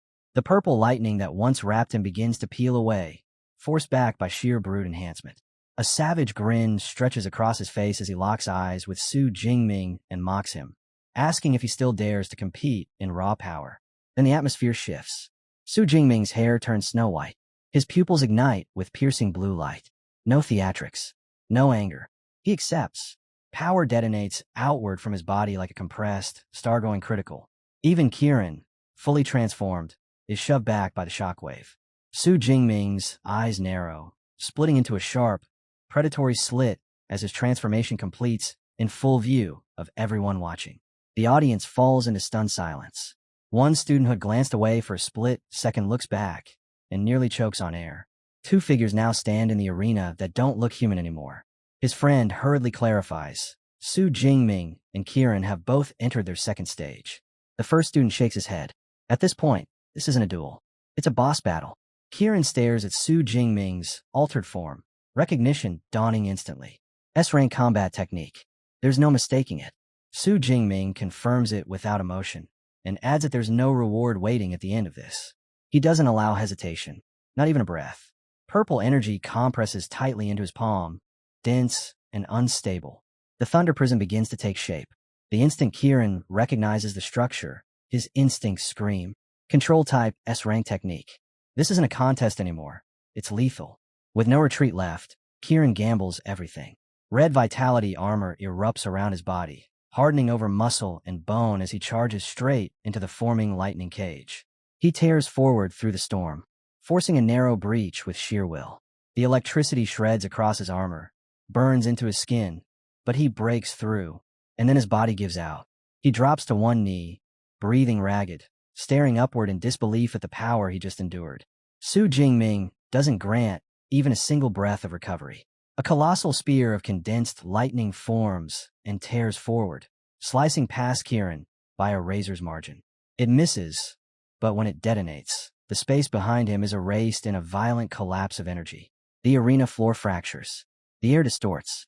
Kieran's entire body locks up as cold realization hits him. If that strike had landed cleanly, he wouldn't be standing. He might not be alive. There's no time to react. Su Jingming is already in motion. Lightning gale break. He closes the gap instantly, a spiraling storm of force crashing down. Kieran barely manages to raise his weapon in defense, but the rotating impact is overwhelming. The collision detonates through his guard and hurls him backward, his boots carving trenches across the arena floor as he's flung away. Su Jingming advances without pause. Chain lightning spears erupt one after another, a relentless barrage of piercing strikes that slam into Kieran's body in rapid succession. Each hit lands with surgical precision. The arena becomes a storm zone of flashing violet arcs. Yet Kieran refuses to collapse. He endures. He clenches his teeth and forces himself upright through sheer will, clinging to a desperate thought. If he survives this sequence, he can still reverse it. The barrage stops. For a heartbeat, he believes he's made it. He roars, declaring that now it's his turn. Su Jingming's voice cuts through the arena, calm and absolute. Explode. The spears embedded within Kieran answer. In an instant, the lightning detonates from inside his body. His eyes widen. He doesn't even have time to scream before violent energy erupts outward from his chest in a catastrophic blast. The explosion launches him across the arena like debris. He slams into the protective barrier with crushing force. When the smoke clears, his transformation is gone. Red vitality, armor extinguished. His torso is scorched black, wounds torn across his chest. He collapses to the ground, barely conscious. Su Jingming walks forward steadily and stops over him. The spear tip lowers, hovering inches from Kieran's forehead. There is no path left. Kieran exhales, defeated, and surrenders. Jangwon raises his hand and declares Su Jingming the victor. The arena erupts. The crowd explodes into cheers. His friends shout in disbelief. What they expected to stretch past 10 minutes ended in barely 2. A pure contest of strength. Overwhelming dominance. Flawless chaining of techniques without hesitation. Above, on the balcony, Vice Principal Ling Shuang silently replays the match. Thunder prism to seize the field. Pressure layered to force weakness. Lightning gale break to open the gap. Chain lightning spears to finish. No wasted motion. No excess force. Clean. Precise. Excellent execution. Ling Shuang turns her gaze toward Vice Principal Xu Ping and asks if he has anything left to argue. Xu Ping's expression is heavy, drained of resistance. He admits it plainly. Total defeat. The wager stands. 20% of the resource allocation will be transferred to Modi University. The S-class resource he promised Su Jingming will be delivered tomorrow afternoon without delay. There's nothing else to say. As Ling Shuang steps away with Su Jingming, Xu Ping remains where he is, watching their backs as the reality settles in. 1 match. 2 losses. Resources and reputation, both gone in a single afternoon. Ling Shuang's stern expression softens slightly once they're clear of the arena noise. She acknowledges Su Jingming's performance, stating that his execution was flawless and that he earned every outcome. Then she extends her hand. A glowing blue card rests between her fingers. Civilization Ruin Number 13 Access Pass. The surface hums faintly with encoded authorization, its edges radiating a restrained azure light. This is what he had been aiming for from the beginning. This is the real prize. But she isn't finished. In addition to the pass, the school will grant him 10,000 credits as a supplementary reward. Su Jingming doesn't mask his reaction this time. The weight of the victory finally lands. He thanks her directly, voice steady but unmistakably energized. Then his eyes drop to the blue card resting in his palm. The long-awaited ruins pass. His grip tightens slightly. A quiet, confident smile forms as anticipation sharpens in his gaze. Ling Shuang tells Su Jingming to return and rest, but makes sure he understands the scale of what he has secured. The S-Class resource from Qingjing University. The right to select a combat technique from the combined libraries of all three universities. And tomorrow, he can revisit the Devil's Cave to collect the rare herbs awarded to his side. Each reward stacks on the last.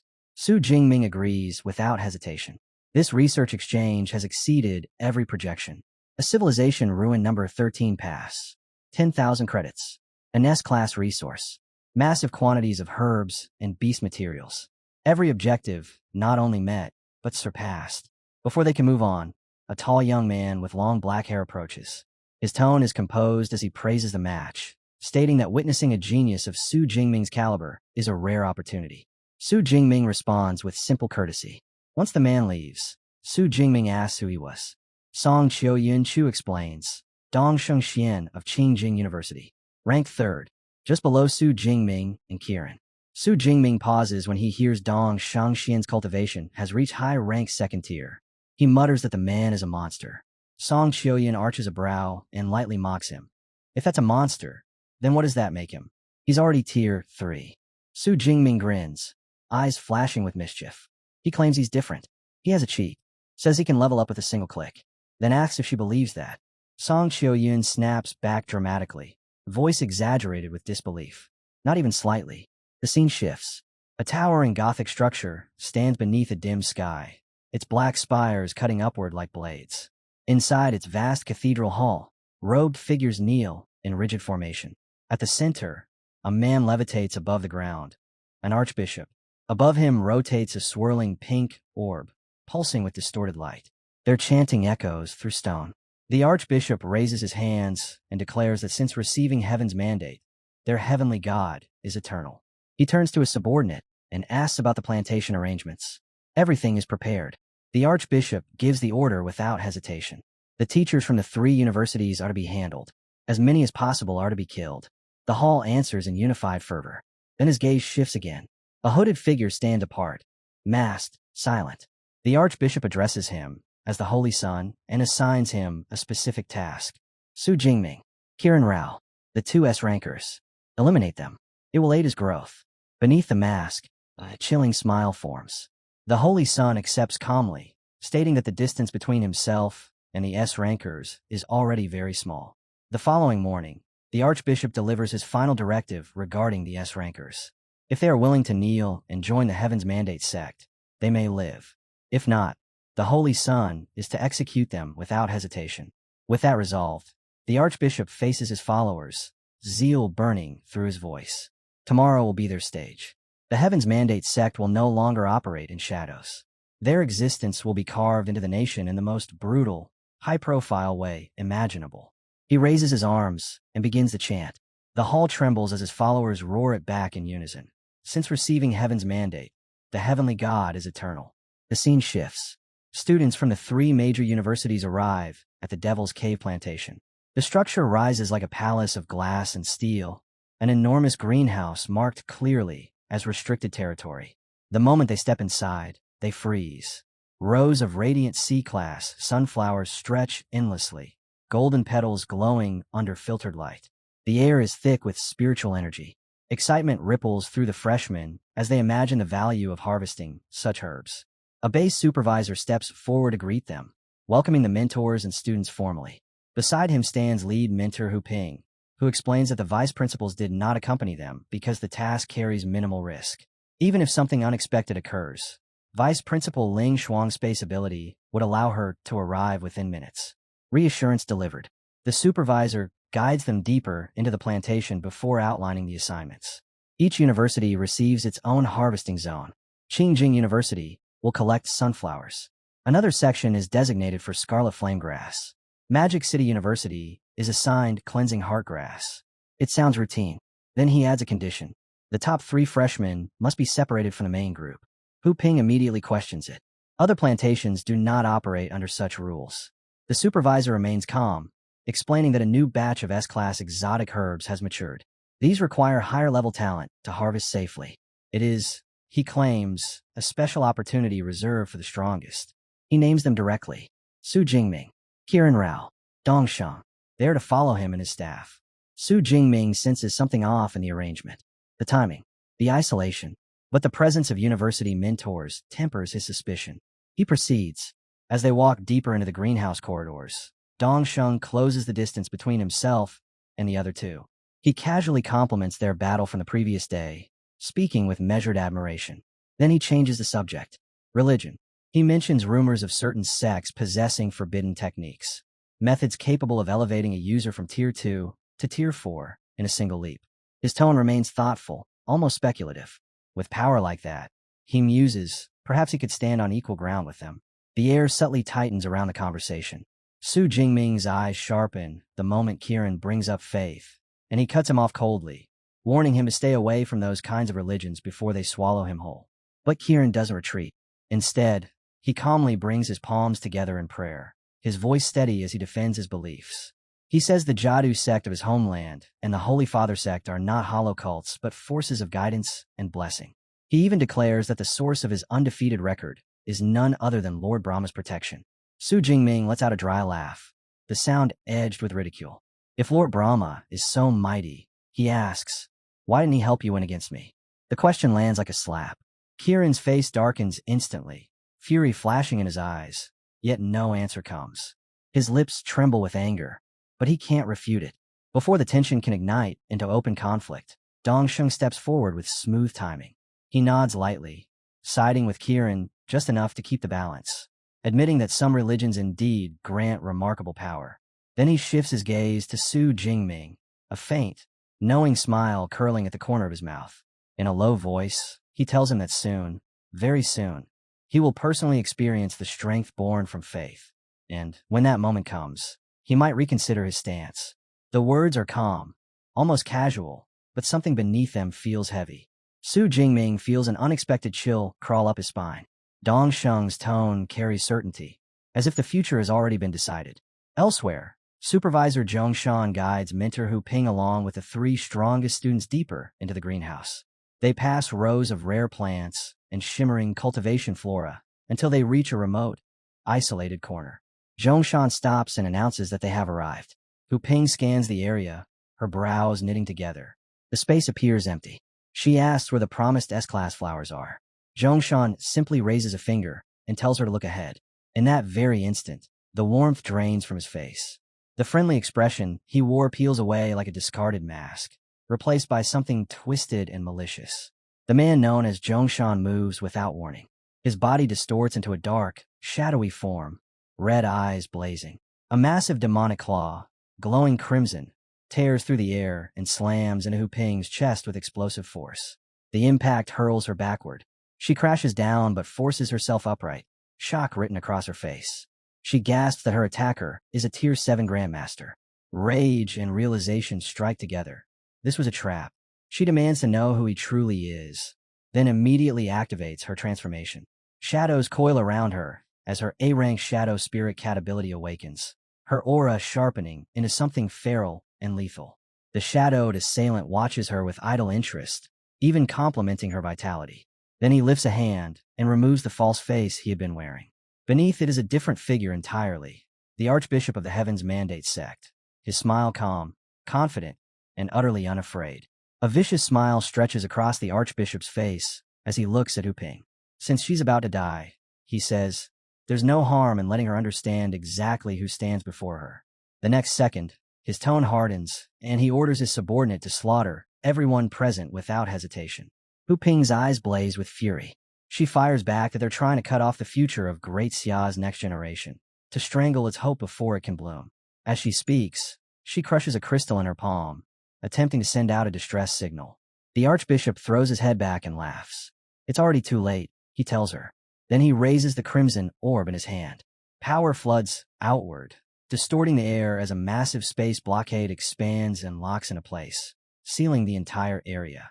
The greenhouse becomes a cage. Outside, the disturbance is detected instantly.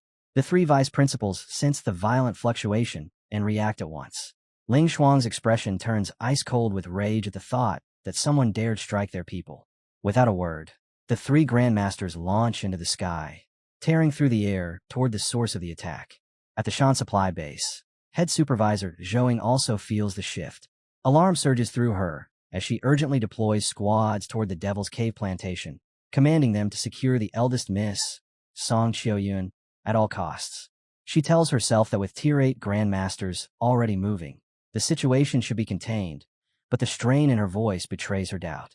Inside the sealed greenhouse, Hu Ping senses the space around them trembling, subtle distortions rippling along the barrier. The Archbishop notices and sneers. He mocks them openly, claiming their space-type grandmaster is powerless against his formation. Then his patience runs thin. He fixes his gaze on Hu Ping and declares that she will die first. A gigantic crimson hand condenses above her, radiating crushing force as it descends. Kieran curses under his breath, frustration boiling over. Su Jingming understands the reality instantly. A Tier 7 grandmaster stands before them.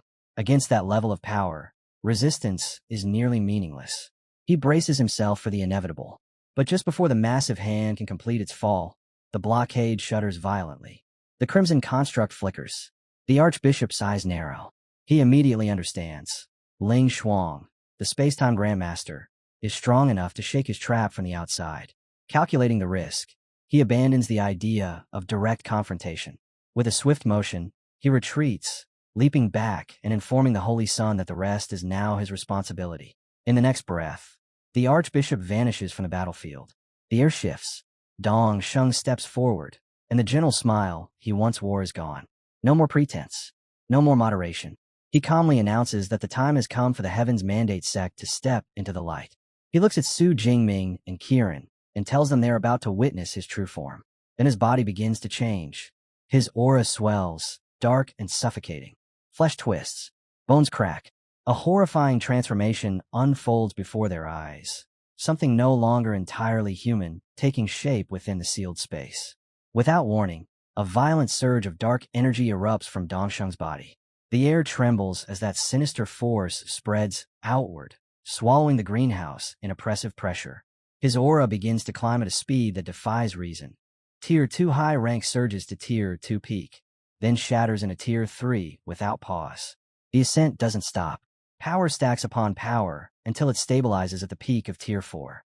Su Jingming and Kieran Rao can only stare. Su Jingming's thoughts freeze for a split second. Two entire major ranks, elevated in moments. No ordinary technique could accomplish that. Then the pressure settles over him fully, heavy and familiar, and his pupils contract. He knows this aura. He has felt it before. God's blood. Kieran Rao's fists clench, fury burning in his eyes. But Su Jingming forces himself to remain focused. He studies every fluctuation in Dongsheng's transformation, analyzing the flow of energy, the density of the aura, the texture of the pressure pressing against his senses. There is no mistake. It is God's blood, an SSS-class resource. A single dose is enough to propel someone from Tier 2 straight to the peak of Tier 4. The figure standing before them is no longer the smiling student they knew. Horns curve from his head. His eyes glow with an inhuman light. His body radiates demonic power that distorts the space around him. Dongsheng's gaze settles on the two of them with absolute certainty. His voice is calm, almost indifferent, as he presents their options. Join the Heaven's Mandate sect. Hunt down the remaining students. Or be crippled where they stand, and then killed. Outside the main greenhouse, panic finally turns into clarity. The students understand what is happening inside. One of them shouts that they must rush in and support the two S-rankers. They cannot lose their hope. They cannot lose Su Jingming. They surge forward. But before they can reach the entrance, several hooded cultists drop into their path, blocking the way with mocking laughter. No one is coming to save the S-rankers, they sneer. The students should be worried about their own lives. Chaos erupts instantly. Amid the clash, Song Qiuyun drives forward like a streak of fire. Her flaming spear sweeps in wide arcs, tearing through the cultists as she forces a path open step by step. She does not hesitate. She does not look back. There is only one objective in her mind: reach Su Jingming and protect him. High above, the three grandmasters attempt to intervene, only to realize they have been completely cut off from the battlefield. One of them demands to know why Vice Principal Ling Shuang has not teleported them inside. Ling Shuang answers without turning her head. She already tried. The space within the plantation is fully sealed. Her gaze locks onto the source. The Archbishop is holding a glowing crimson orb. Suspended within it is a fragment of bone. Ling Shuang's expression hardens as she identifies it. The bone belongs to a rank 9 beast emperor with spatial talent. That relic is anchoring the entire blockade and locking the plantation down from within. The other two grandmasters react immediately. One mutters that the situation has escalated far beyond expectations. The other states bluntly that if anything happens to the two S-rankers, the consequences will be catastrophic. Below them, the Archbishop laughs openly, delighted by their helplessness. He taunts them, saying they will do nothing but watch as the Heaven's Mandate sect slaughters every freshman present. Today, he proclaims, marks the sect's great awakening. The words strike like thunder. The three grandmasters understand at once. This is the same organization believed to have been annihilated 60 years ago. They are facing ghosts that were never truly gone. There is no room for hesitation.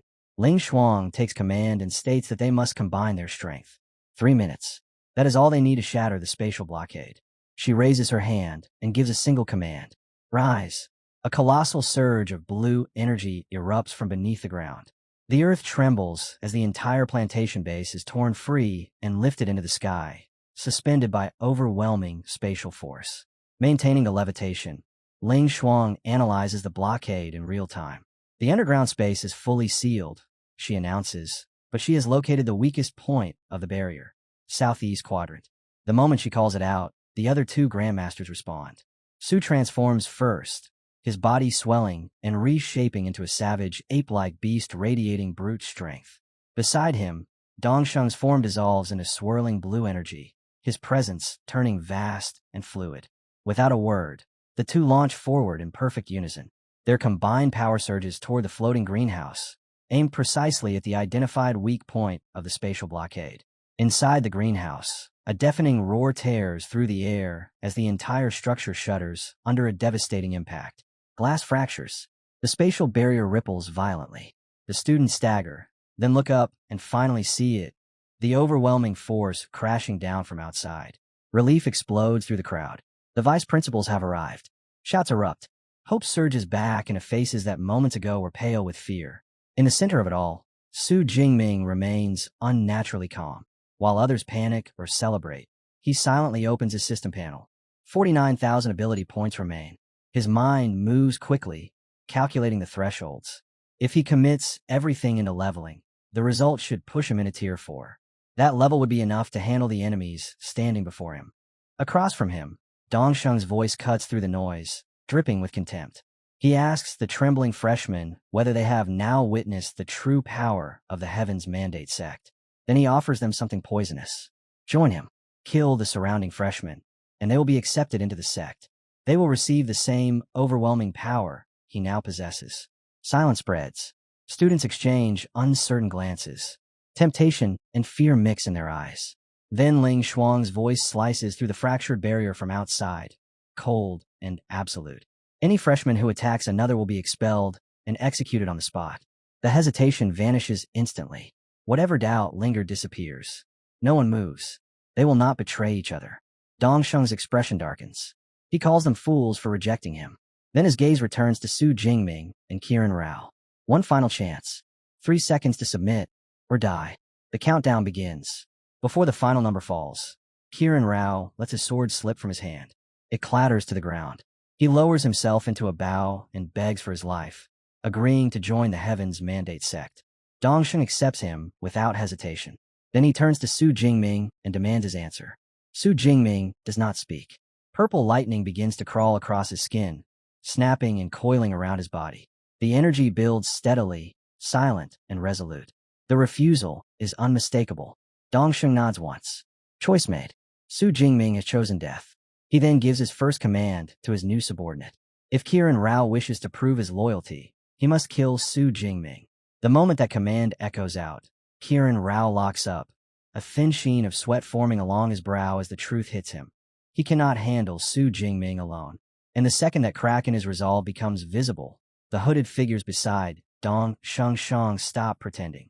They declare they'll move together, fanning out in a coordinated sweep until Su Jingming is boxed in from every side. Outnumbered, yet not unsettled, Su Jingming stands firm. Purple lightning coils around his body like a living shroud as his gaze sharpens, calculating. 1 low rank tier 3. For low rank tier 1. That's all. He weighs the cost in an instant and concludes he might not even need to touch his reserved ability points.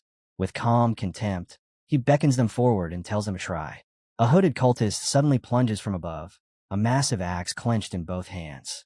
He sneers at what he calls Su Jingming's arrogance, proclaiming his death sentence as the axe crashes down. The blow never lands. It slams into Su Jingming's S-rank defensive art, thunder armor, and stops as if it struck an immovable mountain. Before the attacker can comprehend the failure, Su Jingming's spear shoots forward in a single ruthless thrust, piercing straight through his chest. The cultist's eyes widen as his strength drains away. A tier 4 user defeated this easily? He can't understand it. Su Jingming answers with icy disdain, ridiculing him for daring to charge in alone. Watching one of his men fall in seconds, the transformed Dong Shang abandons his restraint and steps forward, declaring he'll attack in unison. The encirclement tightens. Killing intent thickens. For the first time since the fight began, Su Jingming clearly feels it. The sharp, undeniable brush of death closing in. A trace of regret flickers through him. He had planned to save those ability points for a future upgrade to his S-rank power. Now that luxury seems gone. But as that thought settles, a system prompt flashes before him. Tier 4 low-rank God's Blood Envoy eliminated. Reward: 1,000 ability points. His total surges past 50,000. The realization strikes like lightning itself. He has enough. Without hesitation, Su Jingming issues the command to upgrade. The system responds instantly. His S-rank Purple Cloud Divine Lightning begins to evolve as violent golden thunder explodes outward, tearing through the air around him. A progress bar materializes before his eyes, climbing fast, 10%, 20%, rising in a blink. As the evolution surges forward, Su Jingming's body slowly lifts from the ground, rising into the air as if gravity itself has lost its hold on him. Power floods out in violent waves, so dense it forces his opponents back in shock. Golden lightning lashes around him, snapping and hissing, each arc brighter than the last as his aura swells at a terrifying pace. Dongsheng's face darkens. He dismisses it as nothing but theatrics. With a cold snort, dark red energy begins spilling from his body, thick and corrosive, rolling outward as he prepares his strike. Refusing to let Su Jingming finish whatever transformation he's attempting, Dongsheng thrusts his power forward in a massive surge, aiming straight at Su Jingming while he is still suspended mid-evolution. The attack tears across the battlefield, just as the evolution bar races upward. 90%, 95, 99. Then, in the span of a heartbeat, it completes. The system confirms it. His S-rank ability has evolved into SS rank Dutian, Divine Lightning. Su Jingming's eyes snap open, burning gold. Lightning coils across his form like a crown of judgment. Without pause, he unleashes it. The sky splits apart as an immense torrent of golden thunder crashes down, swallowing Dong Shang whole. The cult leader's scream rips through the air, but it is drowned beneath the overwhelming force. His attack disintegrates instantly, erased as if it never existed. Moments later, the system announces the death of a Tier 4 Peak God's Blood Envoy and credits Su Jingming with 2,000 ability points. The battlefield falls silent. Su Jingming turns slowly toward the remaining hooded cultists. His gaze is cold, absolute. One by one, he points at them and declares their end. Another storm answers his will. Golden thunder descends again, merciless and final, obliterating every last one in an instant. When the light fades, Su Jingming appears before a trembling Kirin Rao. The man collapses to his knees at once, pressing his head to the ground, pleading for mercy. He insists he was coerced, swears he never made a move against Su Jingming, his voice shaking with desperation. In the distance, the archbishop stares in stunned disbelief. His holy son is gone. The shock twists into raw fury. He screams Su Jingming's name, vowing that he will be buried alongside Dongsheng. Then, consumed by rage, he releases his full power. The sky darkens as a colossal demonic red hand forms above, descending with crushing intent straight towards Su Jingming. The colossal red hand crashes down from the heavens, and the pressure alone is enough to crush the air flat. Su Jingming's body locks in place. His muscles refuse to answer him. Even his lightning flickers under that overwhelming force. Teeth clenched, he feels it clearly, the suffocating gap between himself and a Tier 7 Grandmaster. This is not a difference in skill. It is a difference in existence. He cannot even move. The hand descends closer. Then it stops, frozen in midair. Su Jingming's eyes lift sharply. It wasn't his power. It wasn't resistance. A far more terrifying space-time force has intercepted the attack at the final instant. Golden light tears open the battlefield, and Vice Principal Ling Shuang steps through, her expression cold enough to cut stone. The Archbishop, still consumed by rage, demands to know how she breached the spatial blockade he personally maintained. She answers with open contempt, relying on an external item to elevate his strength, losing focus at a critical moment. He disgraces the title of Grandmaster. Before he can retaliate, she moves. A blade of blazing spatial energy forms in her hand and slices forward. Clean, precise. His arm separates from his body in a single motion, and the demonic red hand shatters instantly. He doesn't even have time to process the loss. A blue magic circle ignites beneath him, expanding upward into a constricting cage. Space folds inward. The Archbishop is bound completely by her space constriction technique, unable to move a fraction. Ling Shuang advances again. A vortex spirals open before her. She reaches inside without hesitation and pulls out the space-sealing orb from his grasp. The moment it leaves his control, the entire spatial suppression collapses. The battlefield breathes again. She descends slowly before Su Jingming. He steadies himself, the paralysis fading. He states he is fine. Two more presences arrive, Grandmasters Su and Jangwen, landing with decisive force. Su immediately asks how to handle the remaining cult remnants. Ling Shuang holds a captured orb lightly in one hand. Her voice turns glacial. They dare to touch her students. Tier 6 ability users are to be captured alive. Everyone else is to be killed without exception. The order is absolute. Su and Zhang Chan explode forward. Their power tears through the battlefield. Cultists are crushed, cut down, erased under overwhelming strength. Resistance collapses within moments. No one remains standing. Silence returns. Kiran Rao, pale and shaking, begins to stammer excuses, but Ling Shuang silences him with a single cold sentence. Someone else will deal with him later. Her gaze shifts back to Su Jingming. Her eyes narrow slightly as she asks about the golden lightning he just used, especially the fact that it required no casting time. Amid the scattered bodies of fallen cultists, Su Jingming admits the truth. He does not fully understand what happened. In that moment between life and death, he forced his power beyond its ceiling. He pushed everything into it. It shattered its own limit and changed. Ling Shuang watches him carefully. Her interest sharpens. She asks whether what he released was truly his original ability, or something closer to a combat technique born under pressure. Then she tells him to summon his purple cloud divine lightning again. He reaches inward. But when power answers, it is not purple. Golden lightning crackles over his palm, alive and dominant. The original aura does not surface at all. Su Jingming stares at it, unsettled. Ling Shuang murmurs that perhaps the mutation was not temporary. Perhaps his ability has undergone a fundamental transformation. She decides not to dissect it here. A full evaluation can wait. Once the situation is fully stabilized, she will test him again at the supply base under control conditions. Su Jingming agrees without objection. Their exchange is interrupted by hurried footsteps. Song Qiuyin rushes in, calling his name with raw relief. She throws herself into his arms without hesitation, holding him tightly as she blurts out how terrified she was. Ling Shuang watches the scene unfold, and a faint smile touches her lips. Youth, she reflects, carries a clarity that power never replaces. Su Jingming steadies Song Qiuyin gently. He tells her the danger has passed.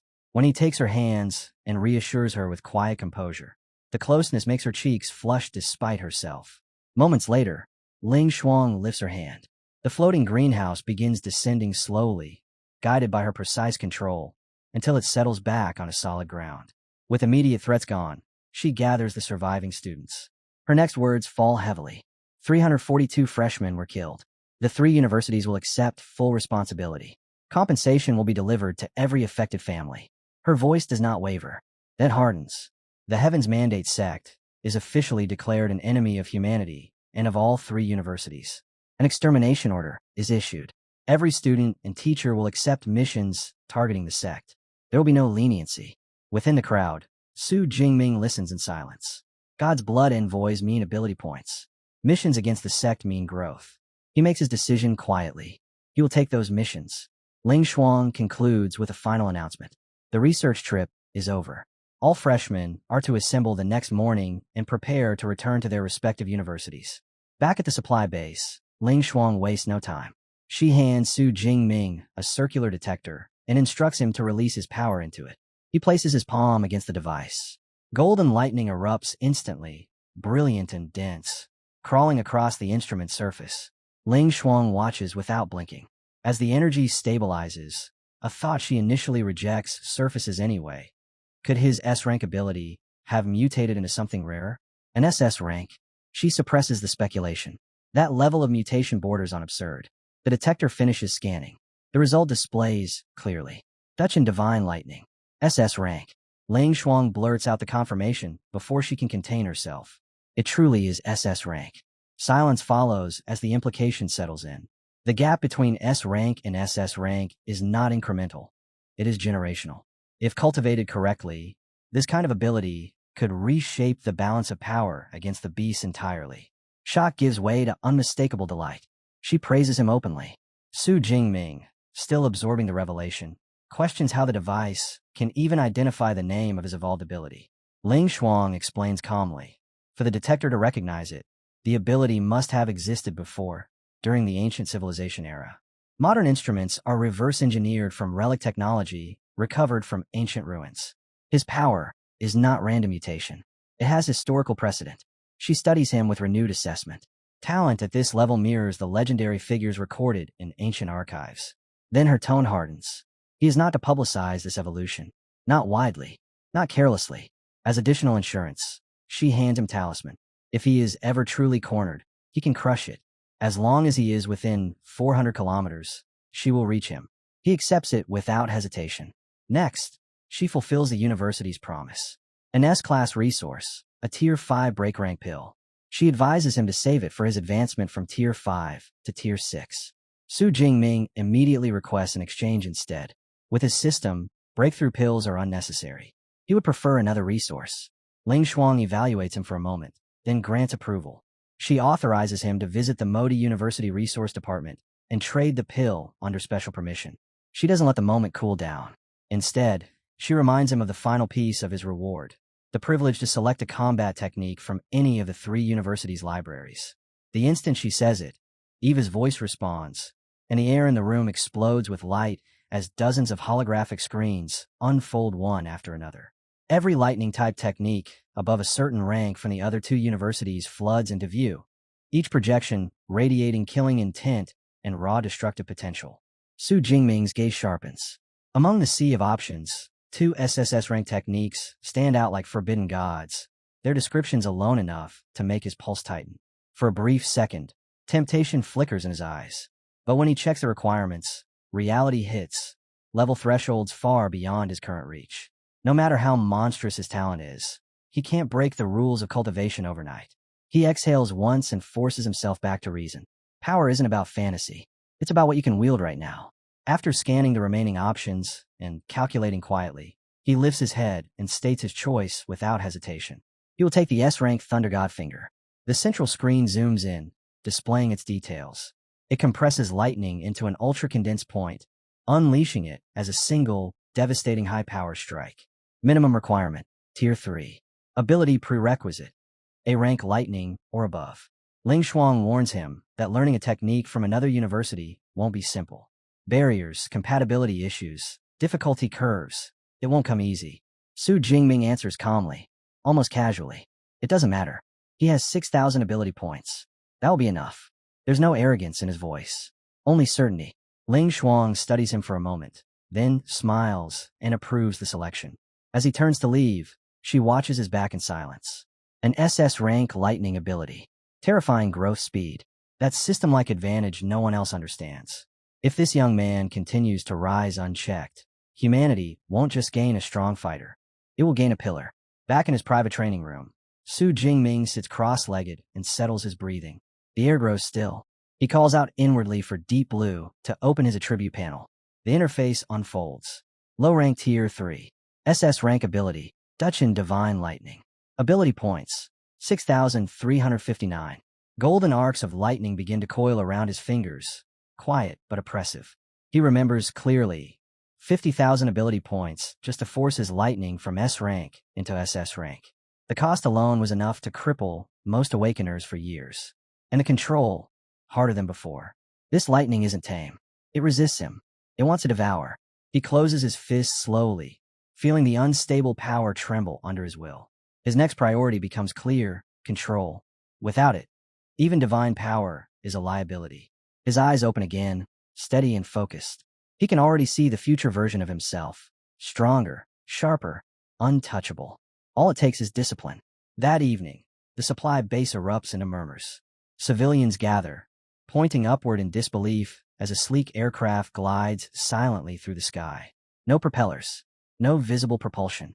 It floats with unnatural stability. Someone recognizes it instantly. An advanced anti-gravity craft recovered from civilization ruins. The disc-shaped vehicle descends with eerie smoothness and settles onto the landing platform without a single jolt. A ramp extends outward. Footsteps echo. A lone man walks down, long white hair flowing behind him, dressed with effortless style. His posture relaxed, his aura restrained, yet impossible to ignore. He stops at the base entrance, lips curving faintly. I'm here for Su Jingming. The crowd freezes when they see him. No one recognizes the white-haired stranger, yet something about him feels wrong. Too calm, too detached. A ripple of unease spreads through the onlookers. He lifts a single finger and snaps. The sound is soft. In the next instant, every civilian's expression goes vacant. Their eyes lose focus. Whatever they just witnessed dissolves like mist under sunlight. The tension vanishes. Conversations restart mid-sentence. Someone laughs about a new movie release. Another complains about dinner plans. The landing platform becomes ordinary again. The white-haired man watches the scene reset itself and smiles faintly. At the temporary detention wing inside the base, the captured Archbishop of the Heavens Mandate sect thrashes inside his reinforced cell, veins bulging as he screams that the heavenly god will descend and save his faithful. The iron door rattles under the impact of his fists. Two guards stand rigid outside. Nearby, the chief of public security lowers his voice as he reports to Ling Shuang that all interrogation attempts have failed. The cultist's wills are abnormal. Psychological probing yields nothing useful. From inside the cell, the archbishop bursts in a mocking laughter, calling them ignorant insects who cannot comprehend divine will. Grandmaster Jiang Qin folds his arms and states plainly that this matter exceeds their level. They will have to wait for someone higher. Ling Shuang nods. The person they're expecting should arrive any moment. Footsteps echo down the corridor. A presence enters the hallway. The air grows heavy. Ling Shuang's body tightens instantly as she senses the weight behind that aura. It isn't flashy. It isn't explosive. It is absolute. The white-haired man steps into view, hands behind his back. Apologies, he says lightly. Kept you waiting. Ling Shuang bows with controlled respect. Lord Lu. She keeps her tone steady, though her heart is racing. Why did you come personally? He answers without hesitation. The Heavens Mandate sect has resurfaced. That alone is reason enough. Even as she listens, Ling Shuang cannot suppress the thought forming in her mind. Lu Yushan, Tier 9, Martial Saint, a figure whose strength borders on legend. Someone of his standing rarely moves without shaking entire regions. And yet he is here. Lu Yushan does not waste another second. He walks directly to the cell. When his gaze falls upon the archbishop, his right eye shifts. A faint purple aura blooms within it, cold and invasive. Are you the sect head? He asks. The pressure that follows is invisible, but devastating. The archbishop's arrogance shatters instantly. His knees buckle. Sweat pours down his face as his mind is crushed under the overwhelming spiritual force. I'm only a grand archbishop, he gasps. The sect head is not here. Words spill out uncontrollably. Their objective was simple: massacre the freshmen, sow chaos, prove the sect's return. And they have spies planted in more places than just the universities. The corridor falls silent, except for his ragged breathing. 10 minutes later, Lu Yushan withdraws his power. He states calmly that the interrogation was only partially successful. The archbishop's memories have been tampered with. Another powerful user placed restrictions deep within his mind, blocking access to the sect's strongholds and concealing the true identity of their leader. Which means one thing: the Heaven's Mandate sect is preparing something far larger. He turns slightly, the oppressive aura settling back into perfect restraint. There is another matter, he says. His eyes shift toward Ling Shuang. I need to see Su Jingming. The recent evolution of that lightning ability demands his personal confirmation. Su Jingming is called into a sealed private room, and the moment the door closes behind him, he senses the atmosphere shift. Vice Principal Ling Shuang gestures for him to take a seat, her expression unusually formal. Then she calmly introduces the third presence in the room, Lu Wangshan of the Great Xia National Council. The name alone hits like thunder. Only then does Su Jingming realize something even more shocking. He hadn't sensed this man at all. Not a trace. Not a fluctuation. It's as if the seat across from him had been empty until this very second. Lu Yushan offers a simple greeting. That's all it takes. The instant their eyes meet, an invisible mountain crashes down on Su Jingming's shoulders. The pressure is absolute, suffocating. His mind blanks, but his body reacts on instinct. Golden lightning erupts around him, roaring to life as it pushes back against the crushing force bearing down on his soul. For a heartbeat, the room trembles in silence. Then the pressure vanishes. Su Jingming exhales sharply, chest rising and falling as exhaustion floods through him. His back is damp with sweat. Just a glance. That was all it took. A Tier 9 martial saint didn't even need to move, and he could barely endure eye contact. The gap between them isn't large. It's immeasurable. Lu Yushan nods faintly, a hint of approval in his gaze. It's rare, he says, for a Tier 3 user to withstand that look without collapsing outright. Su Jingming's will is unusually firm. Hearing that from someone at the summit of humanity's power makes Su Jingming lower his head in a deep, sincere bow. Respect isn't forced, it's automatic. Lu Yushan doesn't waste time. He explains why he came personally. S-rank users appear every year, he says. Talented, promising, powerful. But across 2 centuries, fewer than 50 SS-rank users have ever been recorded. That number alone speaks louder than any praise. Humanity doesn't just need strength. It needs pillars. And he believes Su Jingming could become one. The air shifts again as Lu Yushan raises a hand. A radiant purple spirit soul seal materializes above his palm, humming with layered psychic energy. Even standing near it feels like standing before something ancient and absolute. He steps forward. With a gentle but deliberate motion, he presses the glowing seal against Su Jingming's forehead. Light surges. The energy sinks deep into his consciousness, weaving through his spirit like a protective lattice. When it's done, Lu Yushan sways slightly. The act clearly cost him. Even a martial saint doesn't perform an SS-rank psychic technique without consequence. Su Jingming reacts instantly, steadying him before he can lose balance. Lu Yushan explains that the seal is his own SS-rank psychic art. With it in place, even another Tier 9 psychic specialist would need tremendous effort to break through Su Jingming's mental defenses. Then he calmly reminds him to thank the counselor. Su Jingming doesn't hesitate. He bows again, voice firm as he expresses his gratitude. No theatrics. No empty words. Lu Yushan waves it off. Gratitude isn't what he wants. When Su Jingming grows strong enough, he says, he should repay Great Xia in the only currency that matters, by killing more enemies. Ling Shuang smirks at the exchange, unable to resist adding that countless Tier 8 grandmasters would beg on their knees for a gift like that. Su Jingming straightens, lightning faintly flickering in his eyes as he answers with calm certainty. After all, he is Modi University's strongest student. Ling Shuang laughs at the confidence and immediately hands down his next burden. Next March, at the All-Country University League competition, he won't just participate, he will lead. Su Jingming freezes. Lead the entire team? As a freshman, he quickly reminds Ling Shuang of that fact, but she shuts it down without hesitation. She tells him not to slack off. His slot has already been reserved. The matter isn't open for discussion. The weight of it settles on his shoulders. After a brief silence, Su Jingming exhales and straightens. If that's the stage she's pushing him toward, then so be it. He accepts without further protest, and says he's looking forward to crossing fists with the top geniuses from every university in the country. 3 days later, the massive airship descends over Modi University. Qingyaju has been waiting. As the hatch opens and students begin filing out one by one, she immediately spots him and calls his name. Su Jingming walks over with Song Qiuyuan at his side. They exchange greetings, and Song Qiuyun sincerely thanks Qingyaju for the life-saving pill she provided during the crisis. Qingyaju beams, clearly pleased, and declares they're celebrating properly tonight. As they head across campus together, she lowers her voice and asks Su Jingming whether he brought back the rare herd she requested. He confirms it casually, adding with a teasing tone that the quantity might be so overwhelming she won't even be able to process it all. High above them, Vice Principal Ling Shuang hovers in midair, observing the scene with quiet amusement.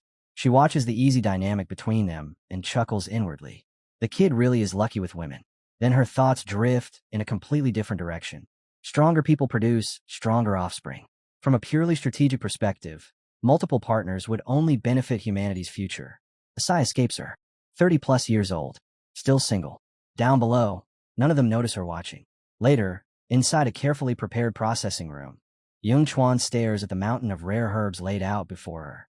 Her eyes widen further with every second. The pile is outrageous. She finally looks up at Su Jingming and asks, half in disbelief, whether he cleared out the entire Devil's Cave. He answers calmly. Very few users can even push into the cave's middle section. If he had remained longer, he could have brought back even more. Yung Chuan rubs her temples and lets out a long breath. This isn't a harvest. It's a logistical nightmare. She's about to be buried in work. Su Jingming doesn't linger. He explains that he needs to visit the university's resource department. The S-class resource he earns still has to be exchanged. Soon after, he steps into the towering Grand Resource Department building. The interior hums with sterile precision. He addresses the AI system directly.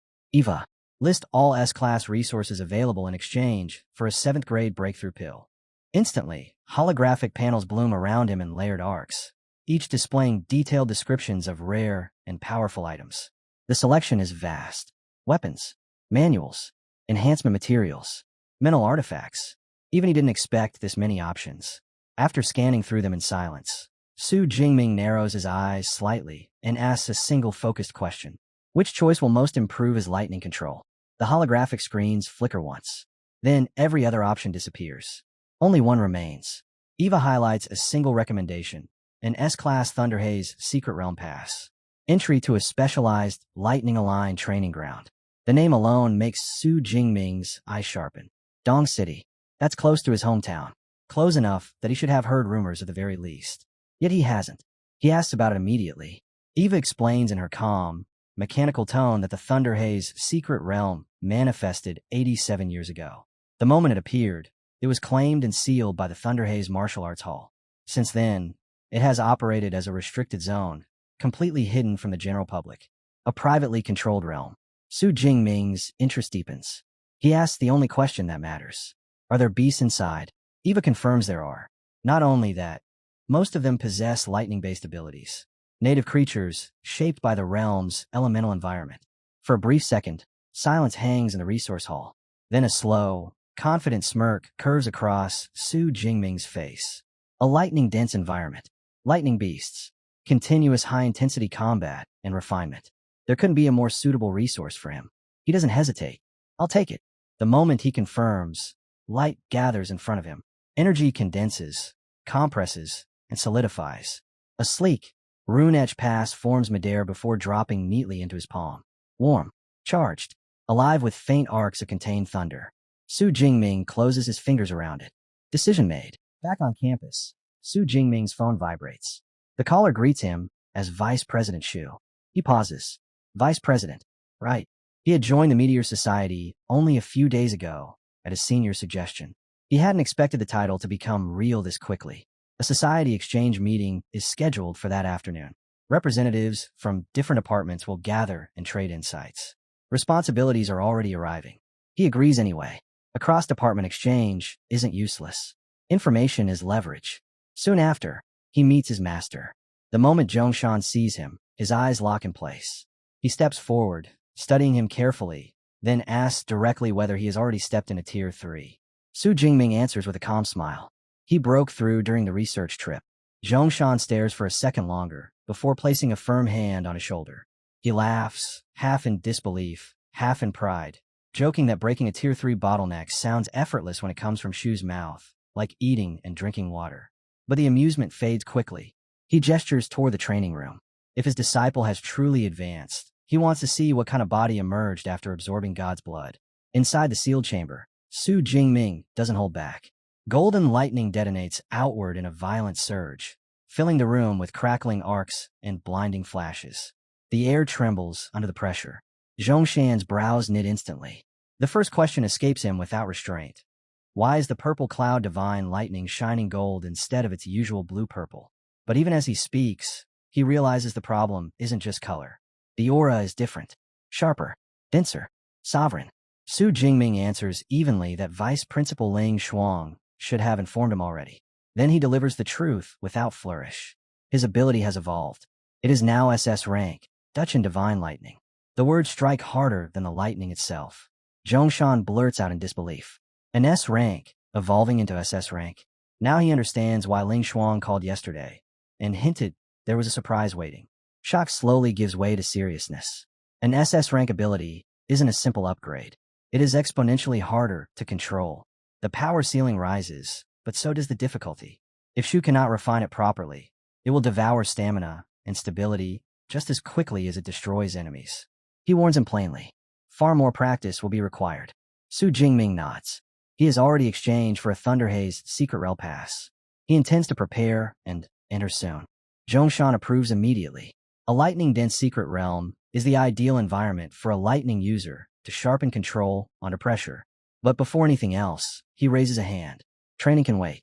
First, he wants to examine Shu's physique directly. He tells him to activate his Thunder Pulse state. Su Jingming agrees without hesitation. The Thunder Pulse state activates. Golden lightning erupts outward and wraps around his entire body, swallowing him in radiant arcs. His hair lifts, glowing like molten metal, and his eyes burn with concentrated thunder. The transformation completes in a breath. Zhongshan watches closely, gaze sharp and analytical. Approval slowly settles across his face. The foundation of Su Jingming's indestructible body has strengthened dramatically. In terms of raw physique alone, it has already reached the level of a high-ranked Tier 2 user. More than that, there's something mixed into it now. A domineering presence. The faint but unmistakable aura of a Beast Emperor, level bloodline. Su Jingming processes the words quickly. That explains it. Even without relying on lightning, his body alone could clash head-on with someone like Kiran Rao, an S-rank user. Zhongshan nods, satisfied with the initial assessment. Observation has limits. Only real combat will expose the truth of his current state. Rest for now. The body reveals itself best under pressure. As he considers possible opponents among his disciples, he runs through them one by one. Too weak, too mismatched, too reliant on abilities. Then a realization surfaces. His junior disciple, now, stands above most of his senior students. 10 minutes later, Uncle Fu announces that the summoned person has arrived. A muscular senior student with a sharp mohawk steps into the room, shoulders tense. He looks wary. The dean, the showman, as he privately calls him, rarely summons people for casual reasons. Trouble seems likely. He freezes for half a second. Zhongshan reassures him calmly. This isn't punishment. He only wants a purely physical sparring session. No abilities. No tricks. Just body against body. The opponent will be Su Jingming. The senior student blinks in disbelief. A fight limited to physical strength. Wouldn't that just be bullying a junior? The dean cuts him off immediately. Use full strength. He will oversee everything personally. With that guarantee, hesitation disappears. The senior rolls his shoulders, cracks his knuckles, and turns to Su Jingming with a half-smirk. If he's ordered to go all out, he won't hold back. They take their positions. Before the clash begins, Zhongshan glances at Uncle Fu and asks who he thinks will win. Uncle Fu answers evenly. Overall, Su Jingming may be stronger, but in a contest of pure physique, the senior student should have the advantage. Zhongshan shakes his head slightly. The senior is indeed a powerful peak Tier 3 A-rank user. His body has been tempered through countless battles. But what Su Jingming has endured, God's blood, extreme tempering, life and death refinement, is something no ordinary cultivation path can replicate. This won't be as simple as it looks. Out on the training floor, Zhongshan lowers into a solid stance, then triggers his A-rank B-style ability, his frame twisting and expanding until a massive gray wolf stands in his place, muscles coiled beneath thick fur. In that towering form, he tells himself he needs restraint. His opponent is an S-rank favored by both the dean and vice principal. Injuring him would bring nothing but trouble. The signal to begin sounds, and Zhongshan wastes no time. He warns his junior to watch himself and drives a heavy punch forward, confident even in moderation. Su Jingming doesn't dodge. He steps in and answers head-on. Their fists collide with a blast that cracks through the room like thunder. The shock runs straight up Zhongshan's arm and hurls him a step back. He stares in disbelief. He is peak tier 3, backed by an A-rank ability. Even holding back, that strike should have overwhelmed his opponent. Su Jingming tilts his head, almost puzzled, and asks whether his senior forgot to use his full strength. The words land harder than the punch. Zhongshan understands instantly. He misjudged him. Pride flares. Refusing to yield, he throws his head back and unleashes a savage howl, power surging through his transformed body. Su Jingming answers with nothing but a faint, knowing smile. They charge again. The training hall erupts with the sound of fists colliding in relentless succession. Blow after blow detonates through the air, neither side retreating, neither side faltering. From the sidelines, the dean studies every exchange.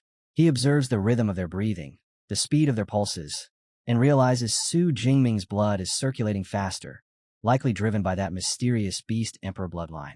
The gap in rank exists, yet in raw physical force, they stand nearly equal. With the clash locked in deadlock, the dean finally speaks. He calls out to Su Jingming and grants him permission to activate the Thunder Pulse state. The effect is immediate. Zhongshan's composure cracks. He protests that he is already being pressured, but golden lightning is already dancing across Su Jingming's body, power rising in visible waves. The air itself hums. Zhongshan swallows and faces him, tension flooding his voice as he asks Brother Jingming to show mercy. Su Jingming, radiant with surging energy, simply nods. Minutes later, it's over. Zhongshan lies flat on the floor, chest heaving, strength spent. Su Jingming crouches beside him and produces a small vial filled with red liquid, explaining that the spar helped his teacher gain new insight and offering sincere thanks. Zhongshan accepts it without hesitation. Then, through labored breaths, he declares that if anyone dares question Shu Jin's name online, he will be the first to step forward and defend it. While Zhongshan struggles to steady his breathing, Su Jingming turns to Uncle Fu and asks when his master will emerge from meditation. Uncle Fu answers plainly that there is no fixed time. It might be a few hours. It might last several days. Cultivation does not follow a clock. Before the silence can settle again, Su Jingming's phone vibrates. The caller ID surprises him. Vice Principal Ling Xuan.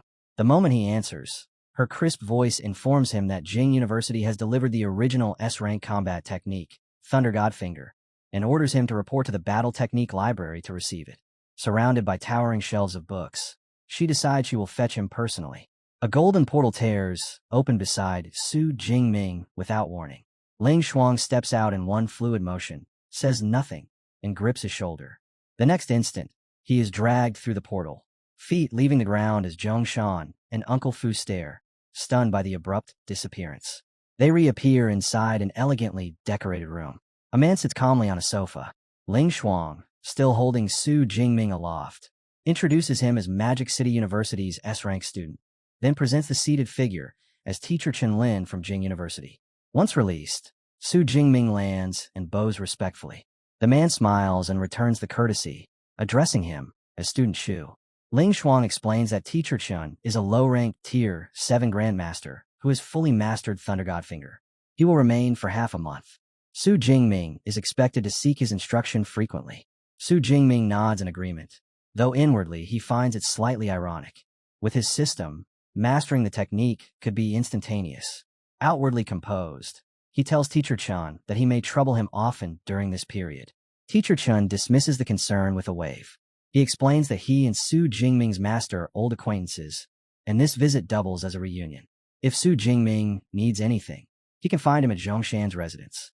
By evening, fatigue finally shows on Su Jingming's face as he arrives at a large building for the society meeting. He apologizes for being late and states that the day demanded much of him. The doors open to a spacious hall filled with students. Voices rise in unison as they greet him as Vice President Shu. He scans the crowd and realizes just how large the society has grown. A young man with striking purple hair catches Su Jingming's attention and gestures for him to move forward, inviting him to take a seat in the front row. Once seated, the young man introduces himself as Vice President Du Liangping. He studies Su Jingming with open admiration, commenting on how unreal it is that he has already stepped into Tier 3 and even goes so far as to predict that the position of president will eventually fall into his hands. Su Jingming remains unmoved by the praise. Titles and speculation hold no weight in his expression. He cuts straight to the point and asks what the meeting is about. Du Yangping's demeanor shifts instantly. The casual excitement fades, replaced by a sharp seriousness. He explains that the discussion centers on the mission connected to the Heaven's Mandate sect. His tone hardens as he remarks that the sect must have lost all sense of survival to dare launch an attack on the freshman team. Then he looks directly at Su Jingming and asks whether he truly intends to take on this mission. Su Jingming answers without pause, without doubt, and without hesitation. Of course he does. At the Meteor Society meeting, Wuan steps forward with a heavy expression and announces that the Heaven's Mandate sect has resurfaced. The government has already issued an extermination order. The school, in response, has released a series of missions tied directly to this purge, and he urges every member to participate. When he turns his gaze to Su Jingming, he assumes the answer before asking it and offers to form a team. Seated beside Du Yangping, Su Jingming declines calmly. He will act alone. The decision is not reckless. In his mind, it is precise. Before stepping onto any battlefield tied to the Heaven's Mandate sect, he must first master Thunder Godfinger. Another S-rank combat technique added to his arsenal will dramatically raise his survival odds in the conflicts ahead. With that priority set, he meets Teacher Chun in a quiet room. He states that he read the Thunder Godfinger manual the previous night, but still has unresolved doubts. Teacher Chun nods approvingly, praising his diligence and remarking that such effort is exactly what he expects from Magic City University's top student. He invites him to raise any question and promises to explain everything in full. Su Jingming directs attention to the section about resonating with the world's thunder and merging it into one's own energy. Teacher Chen explains that the core resembles the heavenly lightning technique Su Jingming already practices, but Thunder Godfinger stands on a far higher level. Its energy must be compressed far more densely, and the resulting transformations are vastly more intricate. The discussion stretches on, detail after detail dissected. 3 hours pass before the lesson concludes. Teacher Chen places a firm hand on Su Jingming's shoulder and praises his comprehension, stating that only practical application remains. He adds that reaching the same level of understanding took him more than 10 days. Su Jingming thanks him sincerely. The moment the theoretical framework is complete, he closes his eyes and issues a silent command to his system. Deep blue at points. Instantly, confirmation appears. Thunder Godfinger has reached beginner level. Teacher Chun, unaware of the invisible leap that just occurred, suggests testing the technique immediately to identify flaws. The suggestion catches Su Jingming off guard. From his perspective, there should be no flaws left. Still maintaining outward respect, he says he should return and practice alone so he does not occupy more of the teacher's time. Teacher Chun dismisses the hesitation with a simple wave. It will not take long. The path of retreat closes. Su Jingming nods and prepares to demonstrate. He raises his hand and begins circulating power. Golden lightning erupts around him, snapping violently through the air. The current coils along his arm and shoulders, bright and controlled. Teacher Chen watches with quiet satisfaction. The opening stance is flawless. Many gifted students fail to stabilize that posture within the first 2 months, yet Su Jingming holds it effortlessly. Then the atmosphere shifts. As the technique advances, Teacher Chen's smile fades into surprise. He can clearly sense that Su Jingming has already entered the second phase, resonating with the world's thunder. The memory surfaces instantly. Jing University's top student required 4 full months to reach that step. By all logic, the final and most difficult segment should be far beyond reach. Su Jingming shatters that assumption in the next breath. He lifts a single finger toward the sky. The accumulated lightning surges upward in a roaring column. High above the university, the energy compresses and condenses, forming a colossal golden hand forged entirely from thunderous power. It looms over the campus like a descending judgment. Teacher Chen freezes. Shock locks his body in place. Sweat gathers at his temple as he stares upward, struggling to understand how the Thunder Godfinger has manifested completely on the first attempt. His disbelief is cut short. Su Jingming's voice breaks through the air in alarm. He cannot retract it. The massive golden hand begins to descend, heavy with destructive force. Buildings below fall under its shadow. Teacher Chen reacts instantly. Blue lightning bursts around his own fingers as he gathers strength and fires a concentrated beam straight toward the falling construct. The two powers collide midair. A violent explosion tears across the sky, dispersing the golden hand into scattered light, before it can reach the ground. Silence follows. Teacher Chen exhales slowly and confirms what he already sensed. The energy was genuine. Su Jingming truly released the Thunder God finger. His gaze sharpens as he warns that control must be refined immediately.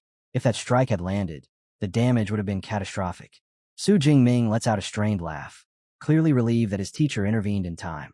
He lifts the still glowing scroll and remarks that since he's already grasped the technique, the manual should be returned. Teacher Chun can only stare, baffled, as Su Jingming, slightly embarrassed, says he will hurry back to practice and promptly departs. Alone in his office, Teacher Chen lowers his gaze to the manual in his hands and exhales slowly.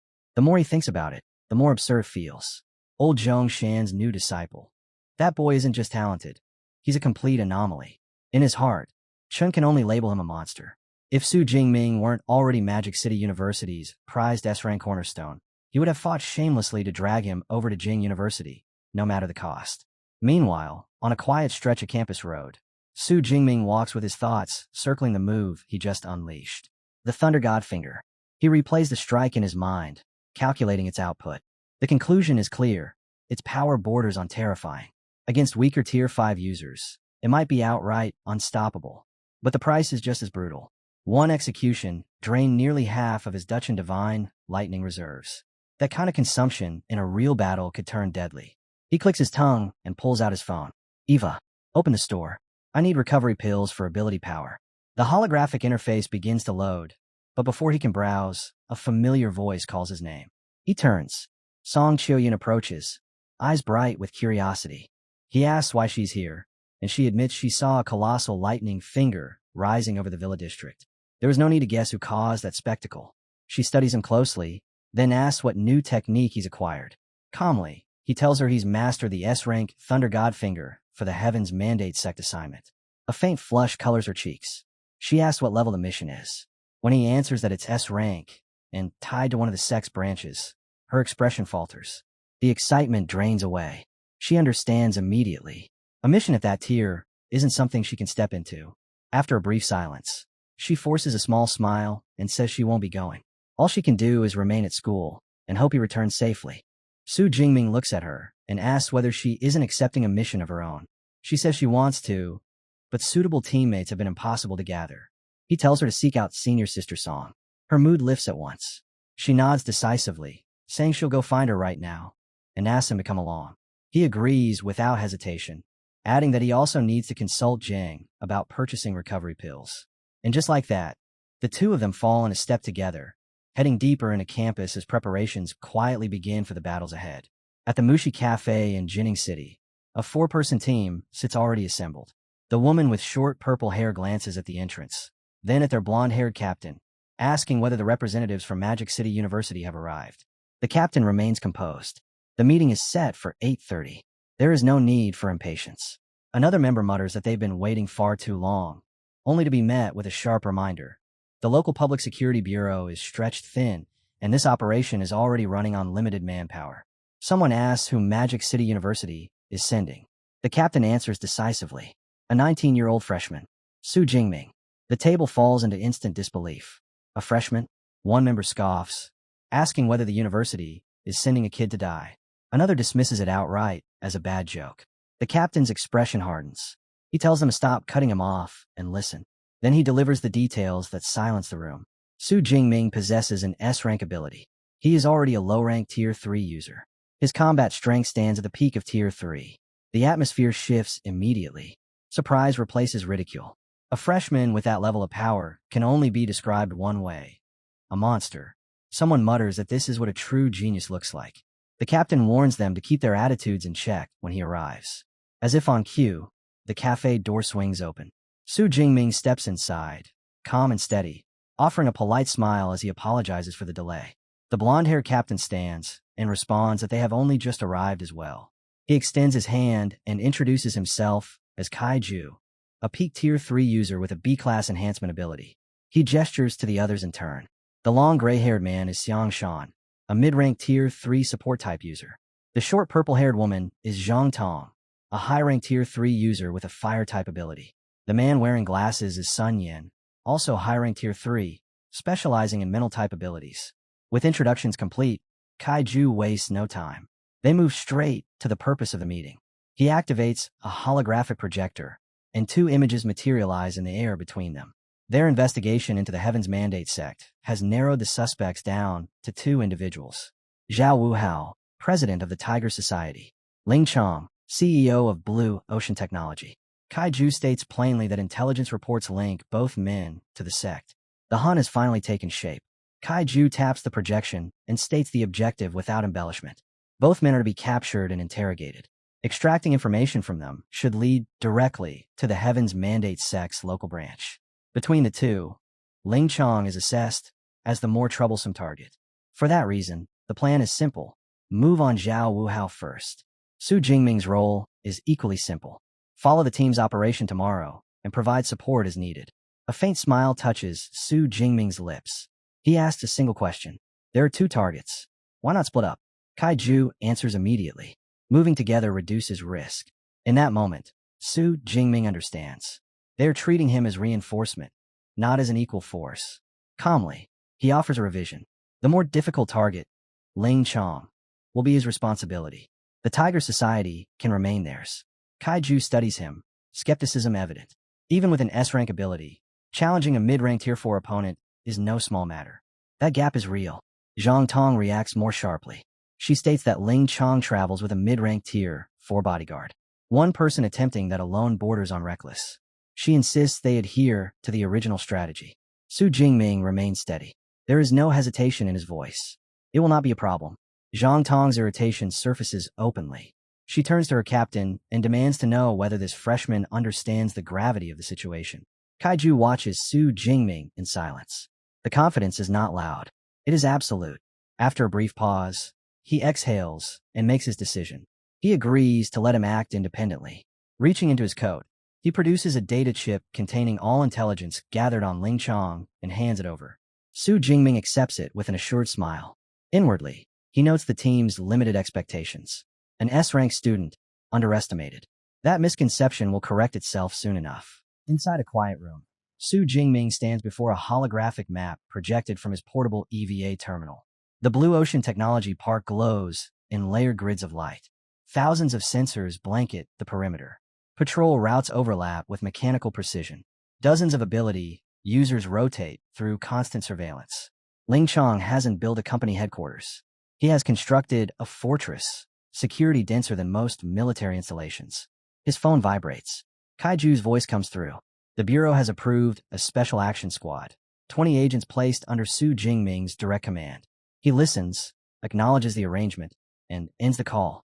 Even with reinforcements secured, he knows the truth. When a moment arrives, numbers alone won't decide anything. The next day, seated in an outdoor cafe within the bustling, ultra-modern park, Su Jingming surveys the flow of employees and guests moving between glass towers. He turns to Captain Wang. Wang Gang, Peak Tier 2, leader of the Special Action Squad, reports in a steady tone. His team has combed every accessible sector. No blind spots. No structural vulnerabilities. No exploitable weakness in the defensive grid. Su Jingming absorbs the report. He had hoped to slip through quietly. That option is gone. If subtlety fails, force remains. Before he can move, a woman's voice calls his name with clear surprise. He turns. Lin Qingluan stands there, his former high school class monitor. For a second, the coincidence disorients him. He had nearly forgotten she was studying in Jean City. She asks what brought him all the way from Magic City. Tourism? Sightseeing? He answers vaguely. He wanted to visit Blue Ocean Technology Park, but wasn't granted entry. She immediately offers a solution. Her uncle has been invited to a technology exhibition inside. Bringing one additional guest would be effortless. Su Jingming accepts, genuinely appreciative. She laughs lightly, teasing him for still addressing her as monitor after all these years. As they pass through the entrance together, Su Jingming evaluates the opportunity. Direct access without confrontation. Clean. Efficient. He sends a silent instruction to keep the Special Action Squad on standby.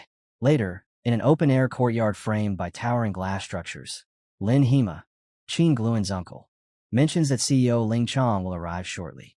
He excuses himself to greet acquaintances, leaving the younger group free to explore.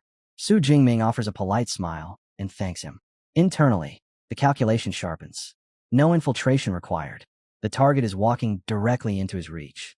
As they wait beneath the glass canopy, Lin Qingluan studies him and finally asks the question she has been holding back. Has he become an ability user? When he confirms it, she exhales, envy obvious. 6 months. That's all it took him to stand as a true ability user, while she remains stranded at the awakened stage. Before he can respond, his phone vibrates. He steps aside and answers. Kaiju's voice comes through, tight with urgency. Have you located Ling Chong? The Tiger Society targets slipped through their net. Every single one. Ling Chong is now their only remaining threat. He cannot be allowed to escape. The warning sharpens Su Jingming's focus. Escape. As Kaiju continues speaking, a subtle inconsistency in the timing, the exhibition, the heavy security, everything aligns in an instant. His eyes widen slightly as realization locks into place. Kaiju notices the pause and demands to know what happened. Su Jingming steadies his tone. Nothing. Then he states calmly that he has identified Ling Chang's position. Back at headquarters, Zhang Tong presses Kaiju for updates. He informs her that Su Jingming has made contact, though specifics remain unclear. They are mobilizing immediately to reinforce him. Inside the technology park, Su Jingming lowers his phone and turns to Lin Qingluan. His expression has changed. Take your friends. Find somewhere secure. Stay out of sight. She stares at him, confused. What are they hiding from? His answer is direct.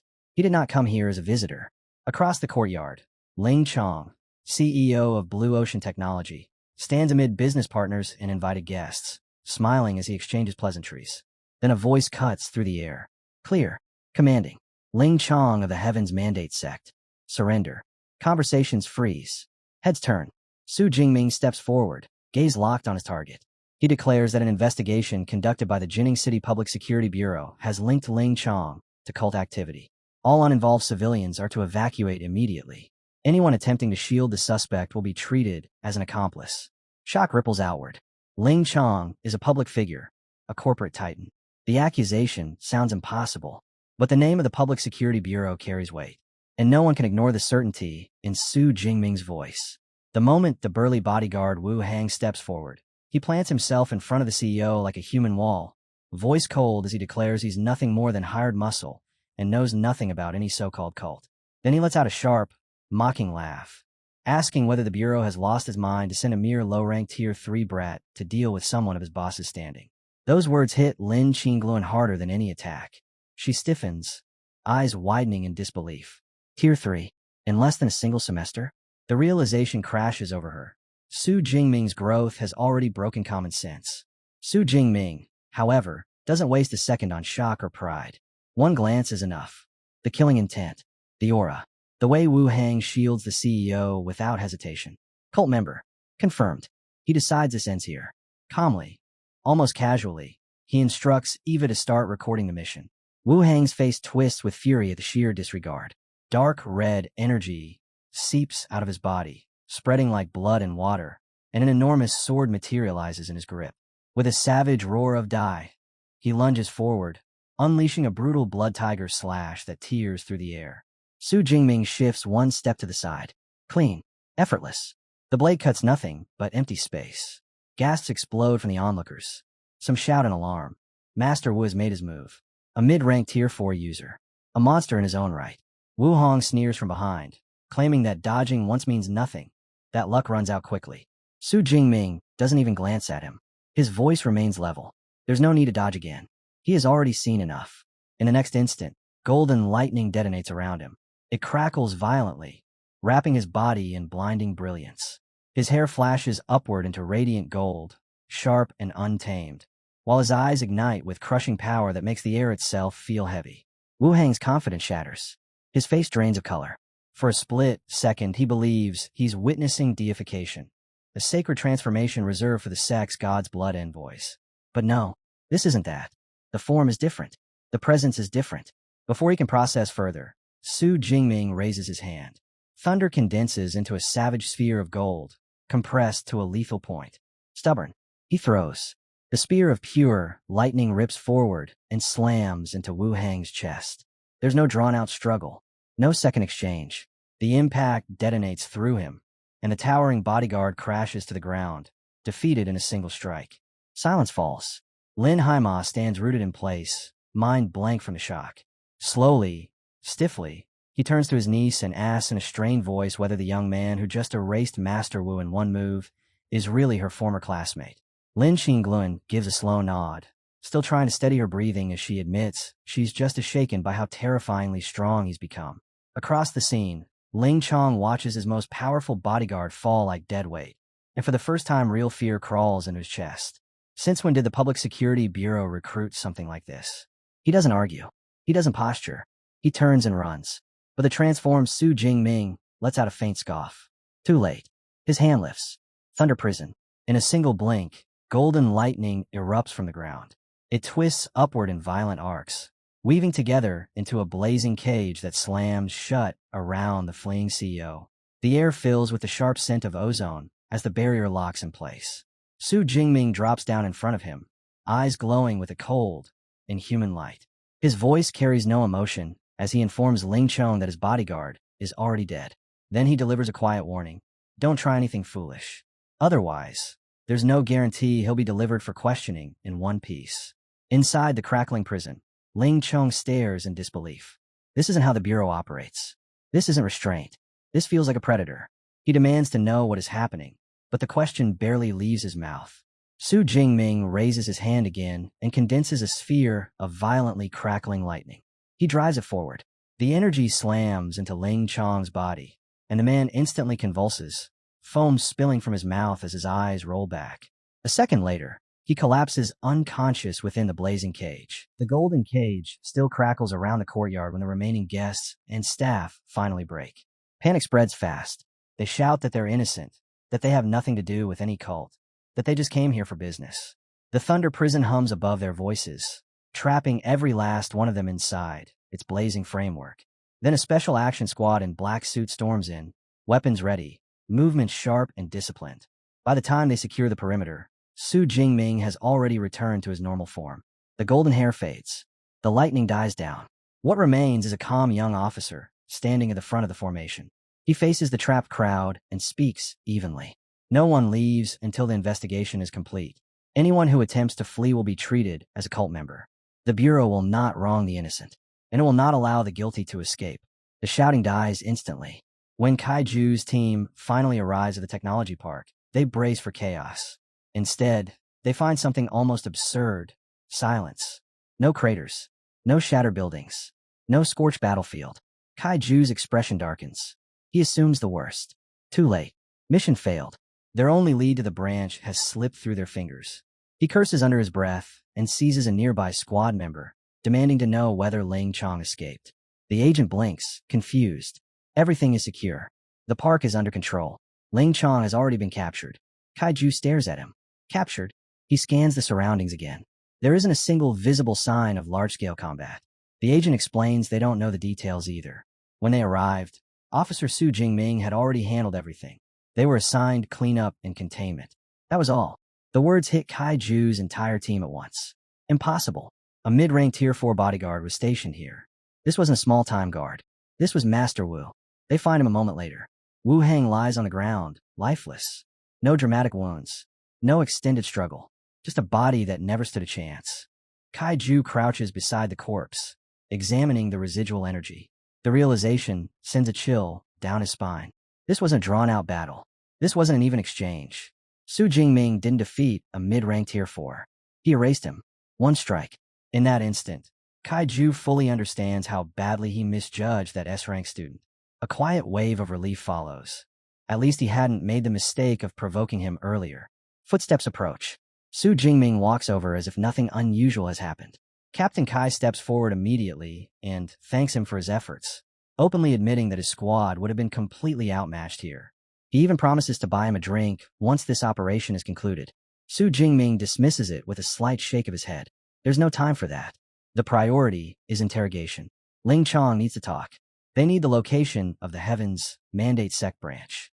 Not far away, Ling Chong sits restrained in heavy chains, the weight of the situation finally settling in. Sun finishes his mental probe and delivers the report without embellishment. The branch is located on the outskirts of Jinning City. Around 200 cultists are stationed there. Their strength is far from trivial. 3 low-rank Tier 4 God's Blood envoys, 1 mid-rank Tier 4 envoy, and numerous lower-tier members supporting them. Su Jingming hears the numbers and smiles. To him, this isn't a warning. It's confirmation. The nest has been found. Every envoy is nothing more than stored ability points waiting to be harvested. Kaiju reacts very differently. His brows knit together as he processes the lineup. For Tier 4 envoys, 200 followers. He asks what the plan is regarding reinforcements. Su Jingming answers without hesitation. No reinforcements are necessary. He can handle it. They move now. The squad advances along a narrow path cutting through dense forest. Leaves brush against their uniforms as they approach the coordinates.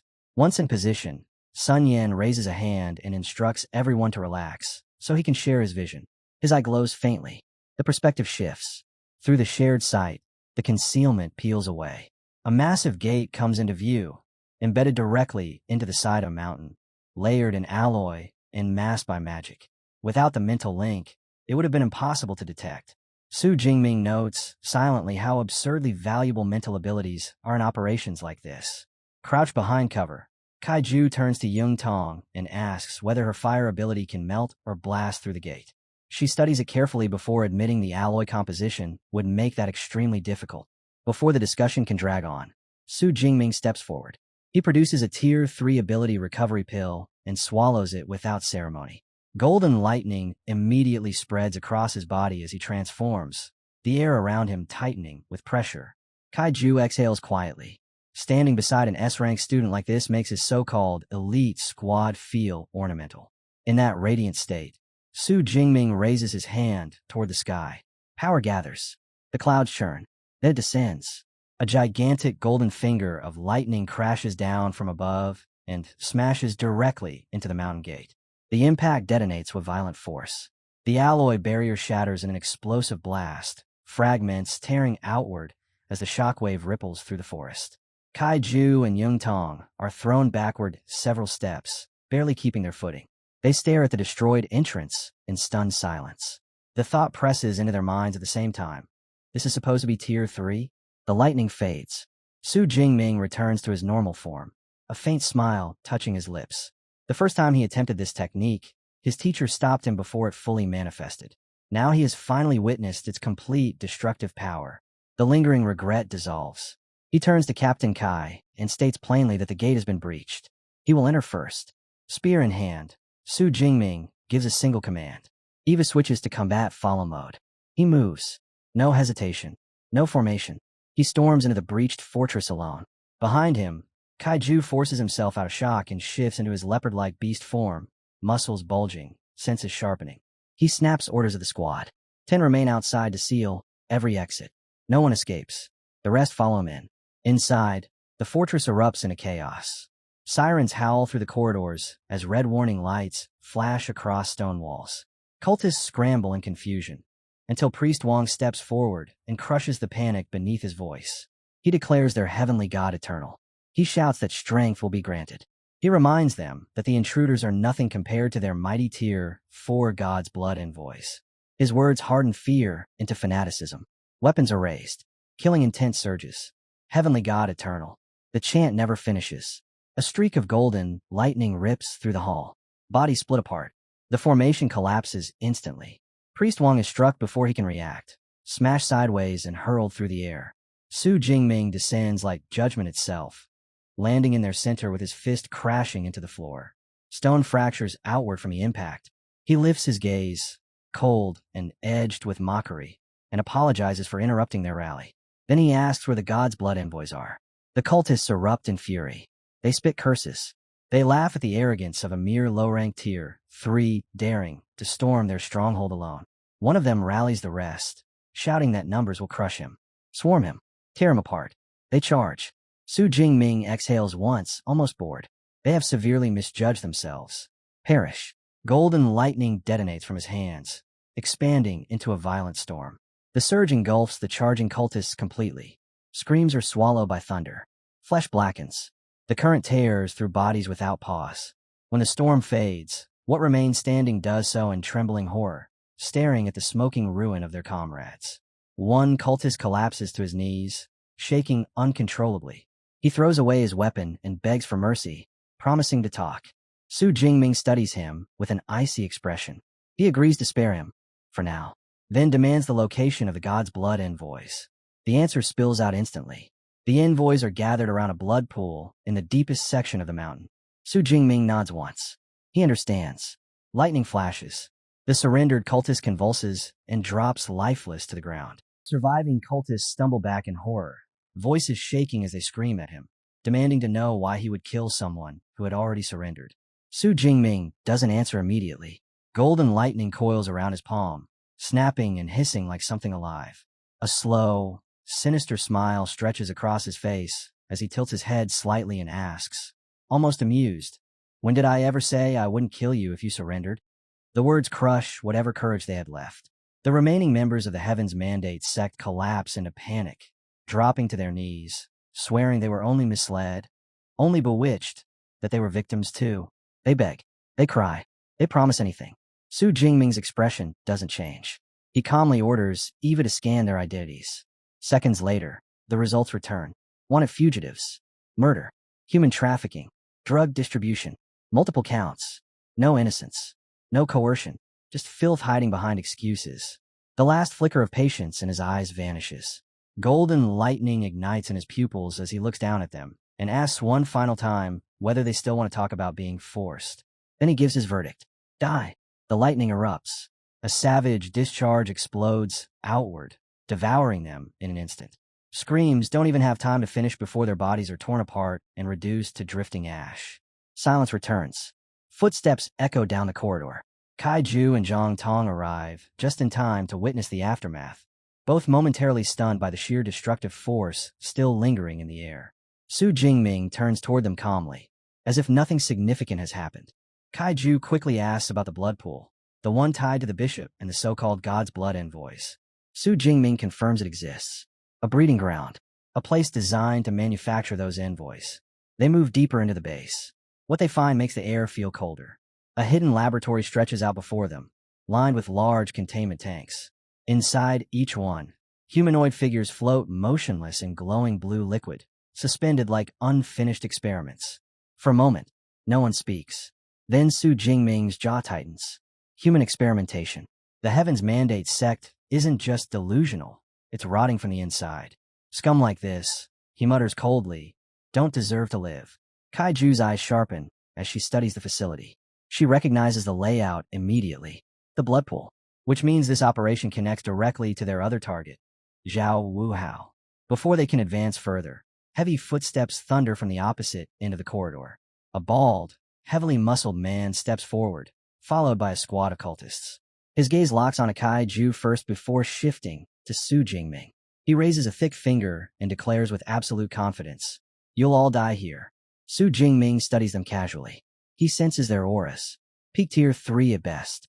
A faint smirk curves his lips as he asks, almost lazily, where the god's blood and the so-called voice are hiding.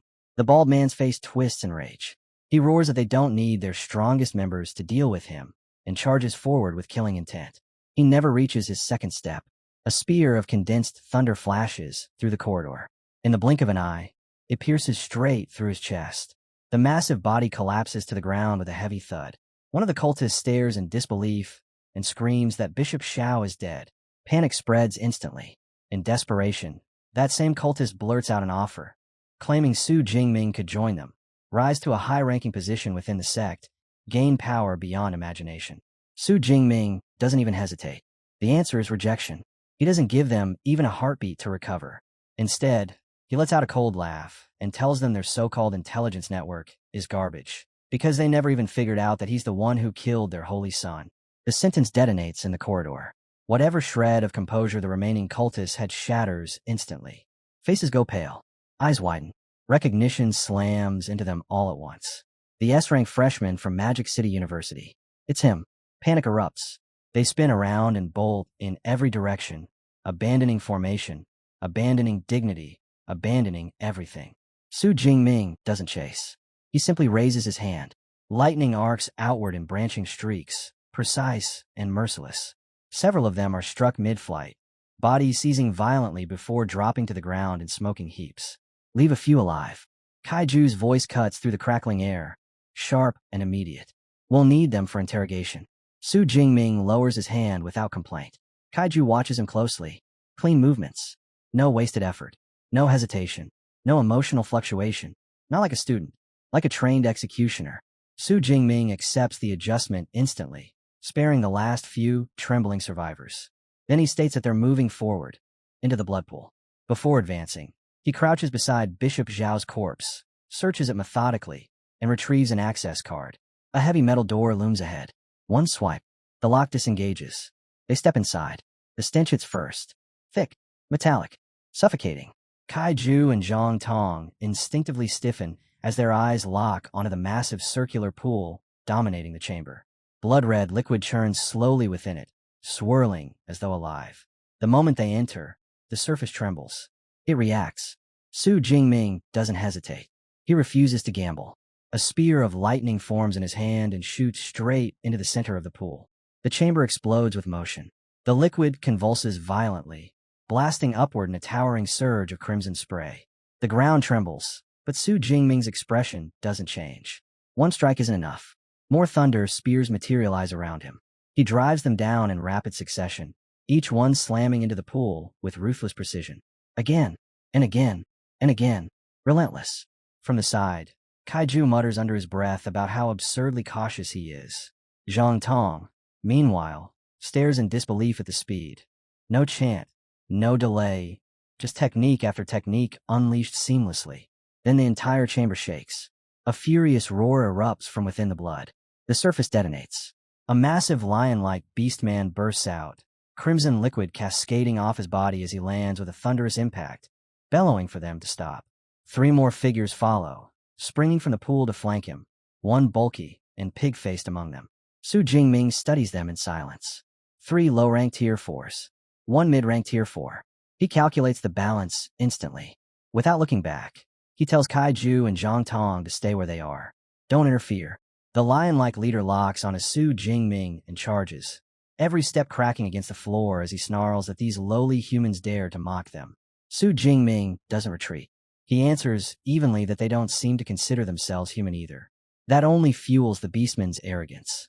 Chest swelling, he declares they are divine envoys chosen by the heavenly god, existences far beyond ordinary mankind. Su Jingming's lips curve. Then let's see what's so divine about you. He moves first. Spear forward. No hesitation. Steel and lightning collide head-on with the lion-like leader in a violent clash that shakes the chamber. The beastman grins through the impact, taunting that even if Su Jingming is S rank, there are still 4 of them. As if rehearsed, the other 3 envoys leap skyward and spread out, sealing every angle around him. Weapons rise. Killing intent locks in. They descend together. The combined strike crashes down. Su Jingming doesn't even blink. Thunder armor ignites around his body in an instant, a violent explosion of lightning erupting outward. The shockwave blasts into the envoys mid-attack, ripping apart their formation and knocking their weapons aside as if they were toys. Electricity coils around him like a living storm. He glances at them almost lazily and asks whether that was supposed to be a massage. Before they can recover, his spear begins to spin.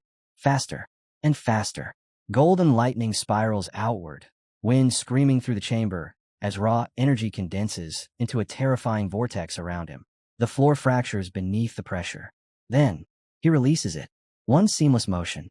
The spinning strike detonates outward in a blinding surge. The whirling torrent of thunder tearing through all 4 gods' blood envoys simultaneously. No resistance. No second exchange. Their bodies are shredded apart midair. Silence falls as fragments crash down around the chamber. System notifications flicker across Su Jingming's vision. 4 kills confirmed. 4,500 ability points acquired. He stands over what remains. Expression steady. Pulse unchanged. Not bad. He notes internally. Efficient harvest. He searches the bodies without ceremony. A space ring. Pills. Rare herbs. Stacks of cash. The mission has turned out far more profitable than expected. Kaiju and Zhang Tong approach slowly, still processing what they've just witnessed. Kaiju can't contain it and blurts out that Su Jingming is unbelievable. Zhang Tong, equally stunned, asks whether everyone from Magic City Ability University is really this strong. Su Jingming answers lightly that they are, then adds that he's just a little more special. Kaiju snorts at the understatement and calls it humility before announcing that since the mission is officially complete, they're holding a celebratory banquet tonight, and Su Jingming has no option but to attend. Su Jingming smiles faintly and agrees. The next day, the atmosphere shifts. At the university mission hall, students crowd around the glowing terminals, noise filling the space.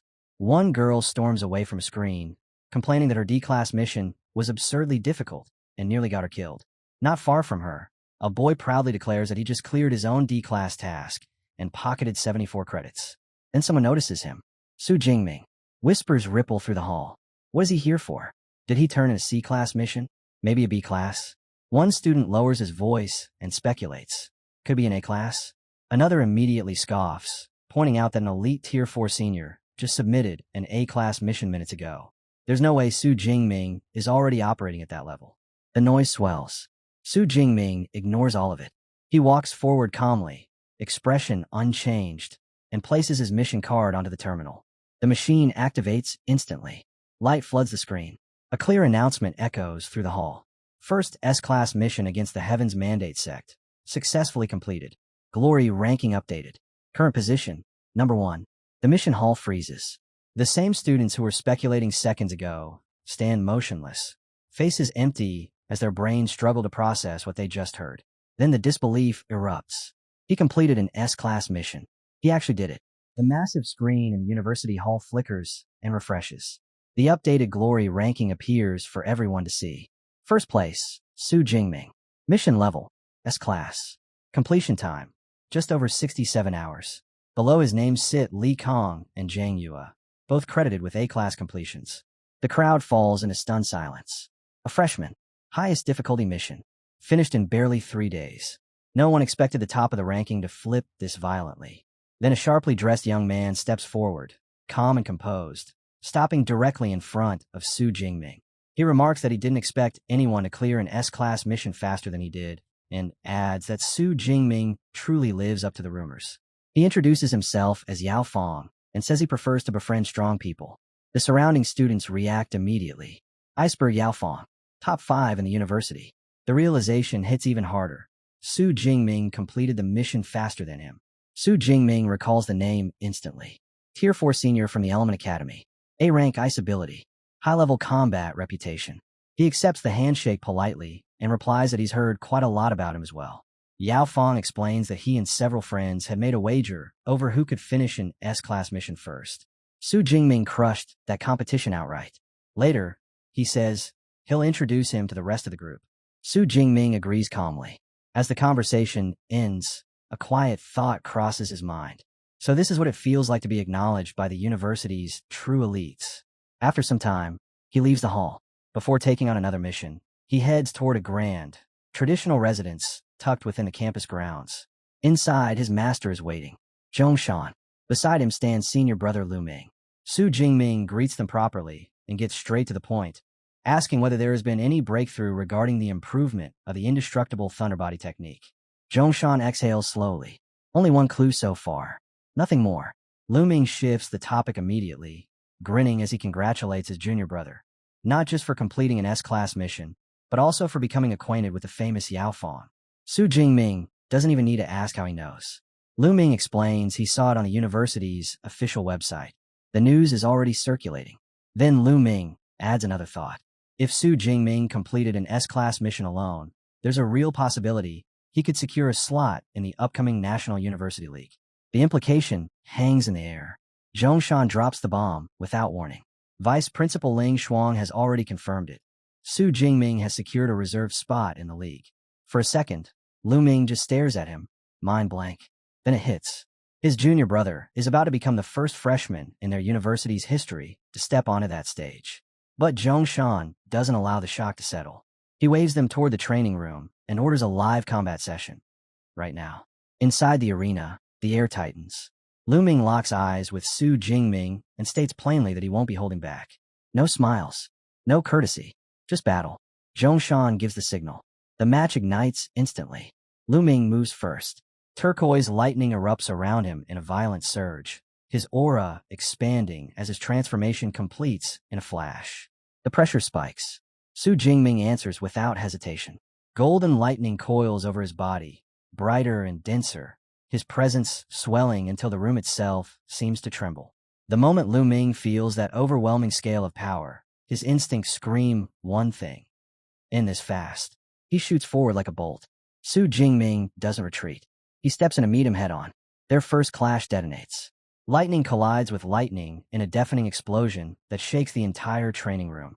Energy bursts outward in waves, tearing across the barrier. The fight doesn't slow. It only escalates. Blow after blow lands with brutal force.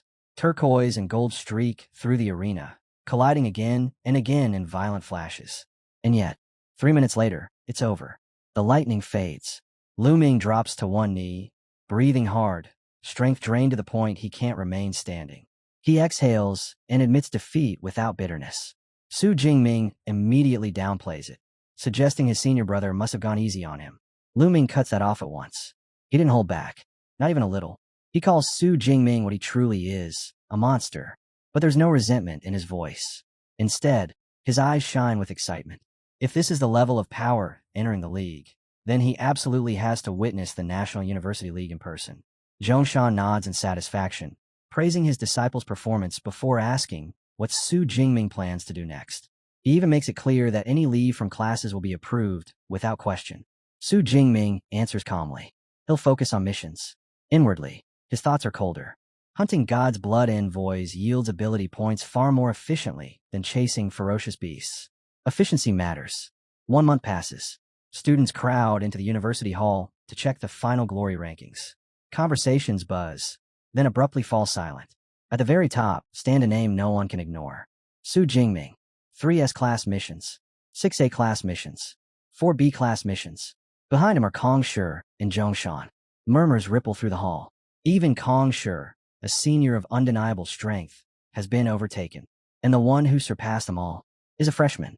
Su Jingming steps into the awards hall still thinking about one thing. What exactly is he about to receive? The moment he appears, the noise in the room shifts. Eyes turn. Whispers spread. Then someone senses it.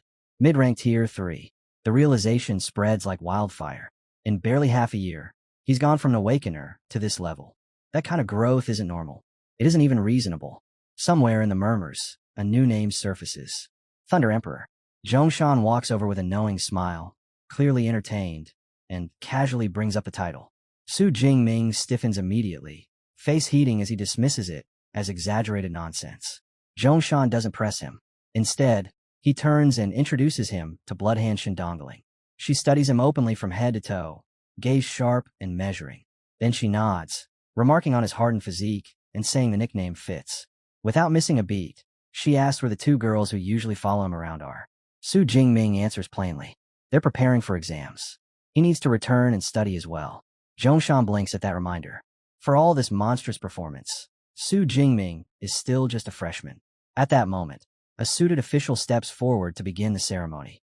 The hall quiets. The announcement rings out clearly. First place on the glory ranking. 978 kills of Heaven's Mandate sect members. The reward, 1 S-class resource, and 3,000 credits. The hall erupts. Nearly 1,000 cultists. Students stare at him like he's something inhuman. Some call him savage. Others whisper that he's even more ruthless than Bloodhand Shun Dongling herself. Shun Dongling raises a brow, openly admitting she eliminated fewer than 500. Su Jingming doesn't react to the noise. He simply explains that 2 of his missions happen to lead directly to sect branches. The numbers escalated from there. The official presents the reward, a bottle containing 10 grade 6 Geyuan pills, and offers a formal encouragement to claim first place again next time. After the applause fades, Zhongshan leans closer with an offhand suggestion. Instead of pushing himself through missions so relentlessly, why not get closer to Song Qiuyan? Her clan is powerful. The path would be smoother. Su Jingming rejects the idea instantly. He states it without hesitation. He has no intention of relying on a woman for advancement. In his mind, the calculation is simple. No background, no clan, no connection. None of them can compete with his deep blue system.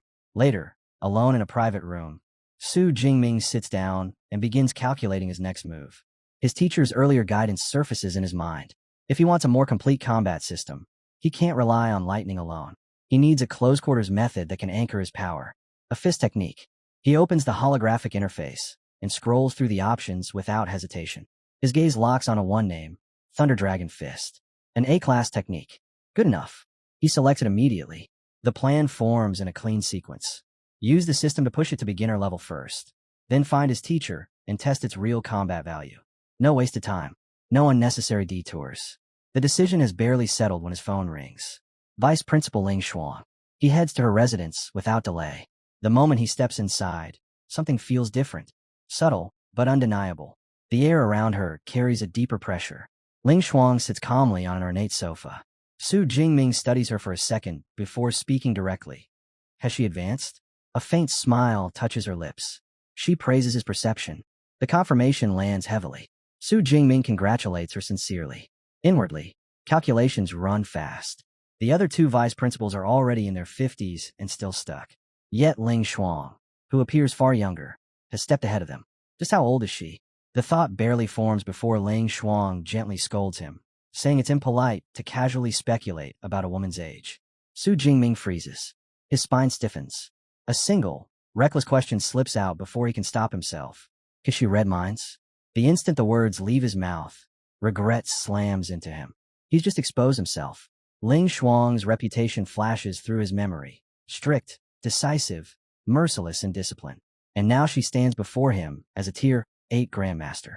A cold spike of fear shoots through him as he imagines the consequences of offending someone at that level. Ling Xuan only smiles. There are no mind-reading techniques involved.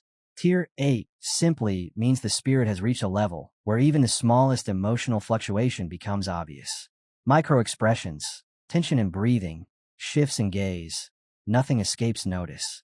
The explanation is direct. She advises him not to reveal so much on his face when standing before high-ranking ability users.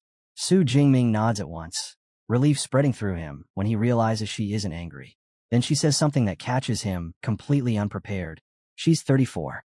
Not the elderly figure he'd subconsciously imagined. 34. She even pauses briefly, as if wondering why she's offering personal details to a student at all. Su Jingming can only stare. The average Tier 8 Grandmaster is 46.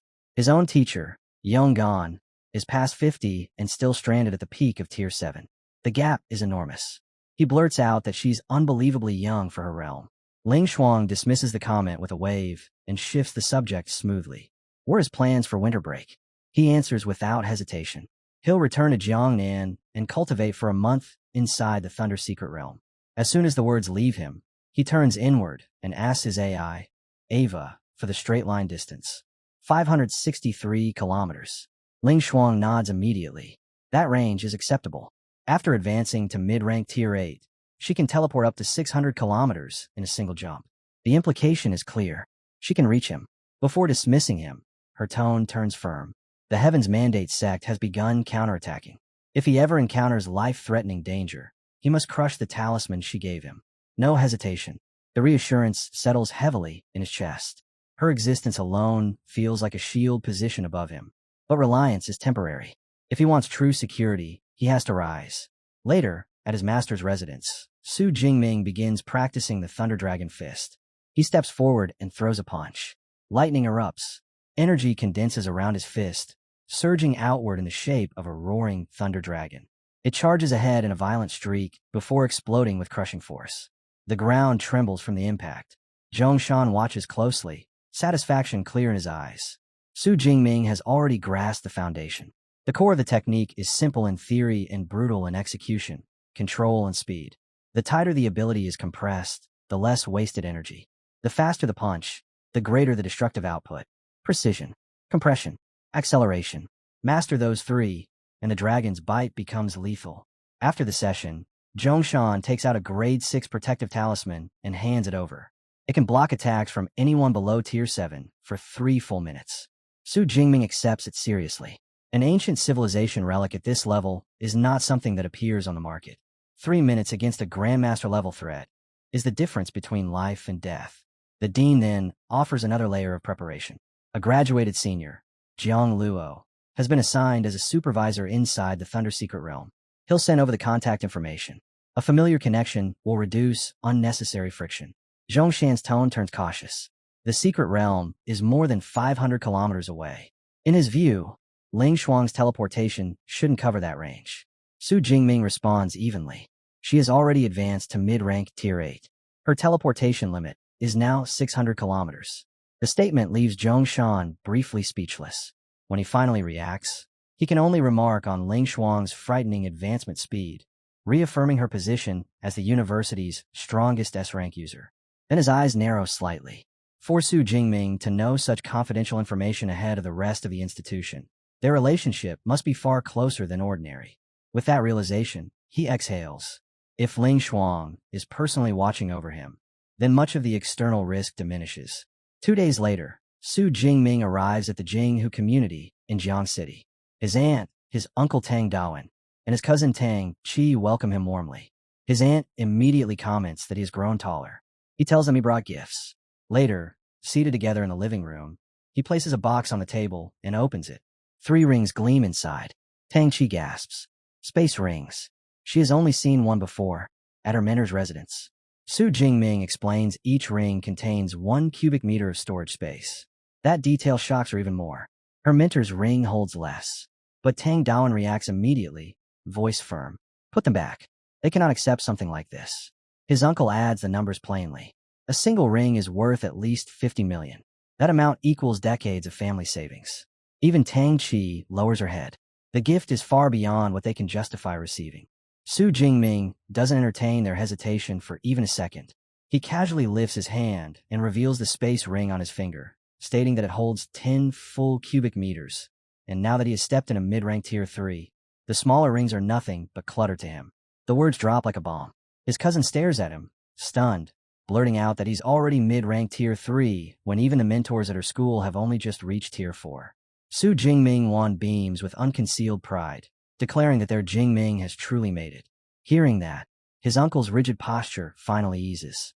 He decides his daughter can accept one of the rings, but firmly refuses on behalf of himself and his wife. Then, as if a weight has lifted, he turns back toward the kitchen in unusually high spirits to finish cooking. That night, alone in his room, Su Jingming's expression sharpens. It's time to test the S-class cultivation resource he earned, the grade 6 Guan pill.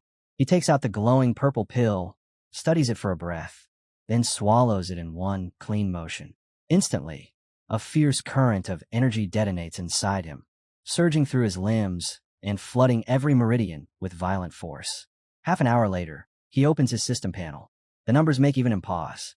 The S-class resource lives up to its reputation, pushing both his physique and spirit attributes up by more than 10 points each.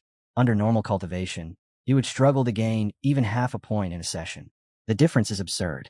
Still, he clicks his tongue at the limitation. 1 pill per day, due to its side effects. Even so, his conviction doesn't waver. Compared to everything else, his deep blue system remains the true path to explosive growth. The following day, he arrives at the Thunder Secret Realm in Dongyi City. Waiting there is his senior, Jiang Luo. After a brief greeting, Jiang Luo ushers him into the car and drives toward a towering wall in the distance, explaining that the secret realm lies beyond it. Su Jingming glances at the sky and asks whether the rumors are real, whether thunderclouds permanently blanket the heavens inside, lightning crashing down without rest from dawn to dusk. Jiang Luo only gives a knowing smile and tells him he'll see soon enough. They drive through dense forest until enormous ancient pillars emerge ahead, marking the entrance. As the vehicle rolls forward, an automated security system activates, scanning them both. Jiang Luo is identified as a supervisor. Su Jingming's identity is verified through his S-Class pass from Magic City Ability University, the system even noting that his access remains valid for nearly another 30 days. Verification complete. A massive gate grinds open with a thunderous rumble. Without hesitation, Jiang Luo presses the accelerator and drives them straight into the Thunder Secret Realm. But the moment the car crosses through, there's no savage wasteland waiting for them. Instead, they roll onto a spotless, modern city street. Su Jingming's eyes narrow slightly. Jiang Luo glances at him and asks whether he's surprised. Su Jingming doesn't hide it. He admits no one standing outside that ordinary wall could ever imagine something like this existing within. They continue forward. Soon, a colossal metal barrier rises ahead, cold and imposing. Beyond it, the sky churns violently, green lightning tearing through thunderclouds with deafening force. The contrast is jarring. Su Jingming exhales slowly, remarking that this is nothing like he imagined. He expected something primitive, wild. Yet here stands a structured city, shielding apocalyptic thunder. Inwardly, he can't stop analyzing it. How does something on this scale remain concealed behind what appears to be a simple city wall? Jiang Luo answers calmly. It's the work of high-ranking space-time ability users. The wall they passed through earlier wasn't a wall at all. It was a space gate. This urban zone is merely a segregated safe district, designed for ability users to live, regroup, and recover. The true Thunder secret realm lies far beyond, within that raging storm zone at the outermost edge. As the vehicle moves deeper inside the district, Jiang Luo begins explaining one of the realm's core resources, the Thunder Crystal Core. It's harvested from Thunder Beasts. Tier 1 beasts don't drop them. Tier 2 and Tier 3 drops depend purely on luck. But a Tier 4 Thunder Beast guarantees one without exception. Then, without ceremony, he hands Su Jingming a top-grade Tier 4 Thunder Crystal Core as a welcome gift. The crystal hums faintly with restrained lightning. Jiang Luo explains the simplest method of use. Crush it, release the contained lightning, and temper the body with its stable energy. Su Jingming accepts it, but immediately questions something more direct. If lightning is the source, why not step into the storm itself and cultivate in the raw thunder? Jiang Luo's expression turns serious. The storm's lightning is violently unstable. Its intensity fluctuates without warning. One moment survivable, the next lethal. The energy inside a Thunder Crystal Core, however, is refined, steady, controlled, predictable. He adds another warning. Thunder beasts are stronger than ordinary beasts of the same tier, and both the lightning and the creatures grow exponentially more terrifying the closer one approaches the storm center. By the time they approach the living quarters, Jiang Luo suggests resting for the night. Su Jingming refuses without hesitation. Waiting is pointless. He wants to enter immediately. Jiang Luo studies him for a moment, then gives a faint smile and agrees to see him off. No wonder his teacher holds him in such high regard. An S-rank user is rare. An S-rank user who refuses to slow down is something else entirely. Far from the storm-wrapped city, the scene shifts into darkness. Inside a cold, suffocating chamber lit only by dim, wavering flames, a cloaked figure kneels with his head pressed low against the stone floor. Before him stands the Lord Archbishop of the Heaven's Mandate sect, his presence heavy enough to crush the air itself. The kneeling member speaks without lifting his gaze. He reports that the student from Magic City Ability University, Su Jingming, has massacred more than 1,000 of their followers in a single month. 2 entire branches erased. Not scattered, not crippled, wiped out completely. The chamber grows even colder. The cloaked disciple continues, voice tight, stating that Su Jingming has now entered the Thunder secret realm and awaits further instructions. For a moment, the Lord Archbishop says nothing. Then his voice descends, calm but edged with killing intent. Su Jingming possesses an S-rank ability. That alone changes everything. Any move against him cannot allow room for retaliation, escape, or survival. If they strike, it must be absolute. A single blow. A guaranteed kill. He decides this matter must be reported upward to the sect's general leader. But even before that report is delivered, his final command hangs in the chamber like a death sentence. When they move, it will be to end Su Jingming completely. The Thunderbolt's secret realm functioned like a heavily guarded military base, and outside the entrance, rows of massive transport trucks were already parked in formation, while preparations for the next training exercise continued without pause. Jiang Luo stepped out of the vehicle alongside Su Jingming, then quickly noticed a familiar person nearby, and greeted him in surprise. "Greeting, Instructor Wu." Wu Chuang smiled and explained that he was there to oversee this year's rookie assessment. Though before long, his gaze shifted towards Su Jingming, standing beside Jiang Luo. Jiang Luo introduced Jingming as his junior from Magic Capital University who had come over to train during winter break, then formally introduced the instructor as Wu Chuang, a professor from Thunderbolt Martial Arts University. Su Jingming politely bowed in greeting, and Wu Chuang answered with a faint smile after instantly sensing the unusual aura surrounding him, silently acknowledging that this was exactly the kind of presence expected from a genius nurtured by a top university. Not far away, the other trainees had already started whispering among themselves the moment they noticed Jingming. Since they could tell he was only at mid-tier 3 like the rest of them, comparisons naturally formed in their minds, and they began wondering whether a genius from a prestigious university was truly stronger than fighters tempered inside an elite training camp. After parting ways with Jiang Luo, Su Jingming headed toward the training area, while Jiang Luo simply reminded him to be careful. At the same time, Instructor Wu Chuang faced the gathered trainees and announced that the assessment would continue for 6 days, and every participant was required to kill a peak Tier 3 Thunder Beast. Otherwise, there was no need for them to come back at all. Jiang Luo was caught off guard by how severe the requirement sounded, because even the strongest trainees present had only just entered peak Tier 3, yet Wu Chuang clearly treated that level of difficulty as completely normal for people trained in elite camp. He proudly pointed toward this year's #1 trainee, Lei Jinyang, who was already leading the others into the secret realm. Lei Jinyang possessed an A- rank lightning ability and was capable of easily defeating Tier 4 Thunder Beasts. As the conversation continued, Wu Chuang brought the topic back to Su Jingming, speculating that although Jingming currently appeared to be only mid-Tier 3, his true combat strength should already be comparable to peak Tier 3. Jiang Luo simply smiled and nodded, though inwardly he knew Jingming had stepped into Tier 4 combat power long ago. Wu Chuang's interest immediately deepened further, and, after praising Jingming's talent, he even proposed arranging a sparring match between Su Jingming and the trainees from the Thunderbolt camp. Meanwhile, inside the secret realm, Su Jingming quietly felt a dense lightning energy filling the air around him, while endless thunder continued rumbling across the sky. He planned to hunt a few lower-level ferocious beasts first before finding a location rich in lightning energy for cultivation. But before he could travel very far, a group of trainees from the Thunderbolt training camp quickly caught up to him. One of them raised a hand and called out, "Hey, student from Magic Capital University, wait a moment." Su Jingming stopped in place and coldly asked, "What is it?" The purple-haired young man stepped forward and explained that they wanted to see how strong a genius from a top university actually was, then suggested a competition to determine who could kill more thunder beasts over the next few days. Su Jingming rejected the idea without the slightest hesitation because he had no interest in such a meaningless contest. In his view, none of the people standing before him had even reached Tier 4, meaning they were not qualified to challenge him at all.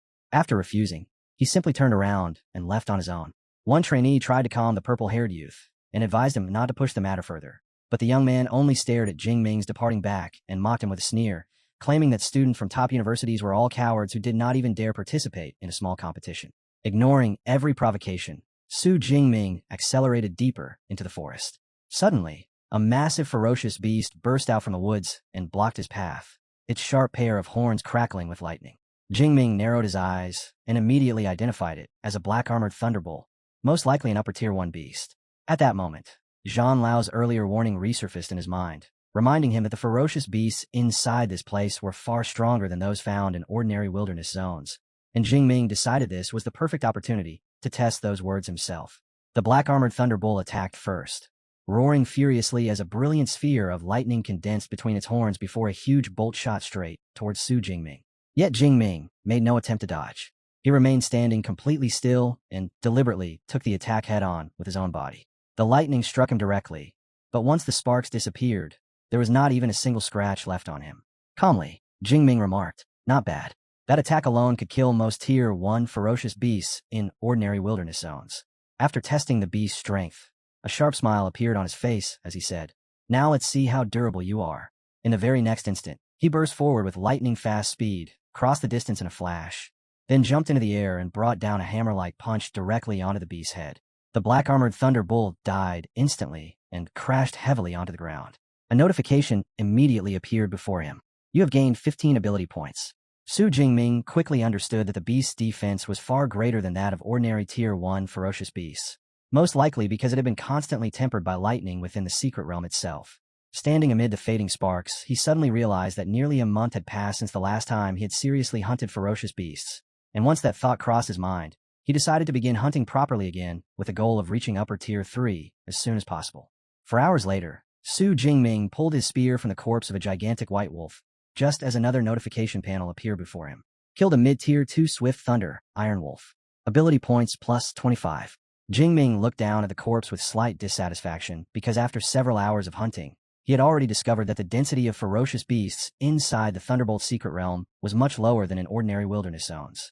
Over the course of 4 full hours, he had only managed to kill 9 beasts, whereas in a normal wilderness region, he would have encountered at least 40 by now. While casually eating an energy bar, Su Jingming reopened the area map and muttered, "Looks like this place is only suitable for improving ability proficiency rather than collecting large amounts of ability points." The Thunderbolt Secret Realm map was divided into 3 separate regions: the outer perimeter, the central zone, and the core region. After checking his current location and realizing he was still only inside the central area, Su Jingming decided to continue deeper into the core region instead, believing that most of the ferocious beasts were probably concentrated there. 5 hours later, deep inside the core region, a terrifying burst of lightning illuminated the entire forest. The instant Jingming stepped into the area, he immediately sensed the difference. The natural lightning saturating the atmosphere was so intense that even his body was being affected, forcing him to continuously circulate his own ability in order to resist the pressure surrounding him. Based on what he knew, any ferocious beast capable of surviving within the core region had to possess at least Tier 4 strength. The strange thing was that, even after searching the area for some time, he still could not find a single beast. At that moment, a massive shadow swept across the sky overhead. Its body was wrapped in green lightning and radiated immense power. Su Jingming instantly recognized it as a green-feathered thunder eagle, a flying ferocious beast unique to the core region, and he could tell that it was heading toward an area where the lightning energy was even denser in order to cultivate. Soon afterward, he realized the eagle was not alone. An entire flock of green-feathered thunder eagles circled through the sky above him, and every single one was chasing the areas with the strongest lightning concentrations like devoted followers seeking sacred ground. Watching the scene unfold, Su Jingming suddenly came to a realization. He understood that this instinct was not unique to the thunder eagles alone because all thunder-attributed ferocious beasts share the same behavior, with lightning itself serving as the source that allowed them to grow stronger. A bold idea instantly surfaced in his mind. What if I use heavenly divine lightning to lure them? After making his decision, Su Jingming immediately jumped onto the branch of a towering tree and chose a suitable location to prepare for his plan. Even so, he did not rush to act right away. Instead, he calmly sat down because before putting the idea into motion, he wanted to further improve his mastery over heavenly divine lightning. Since he was already surrounded by natural thunder, he decided to cultivate by directly observing the lightning around him.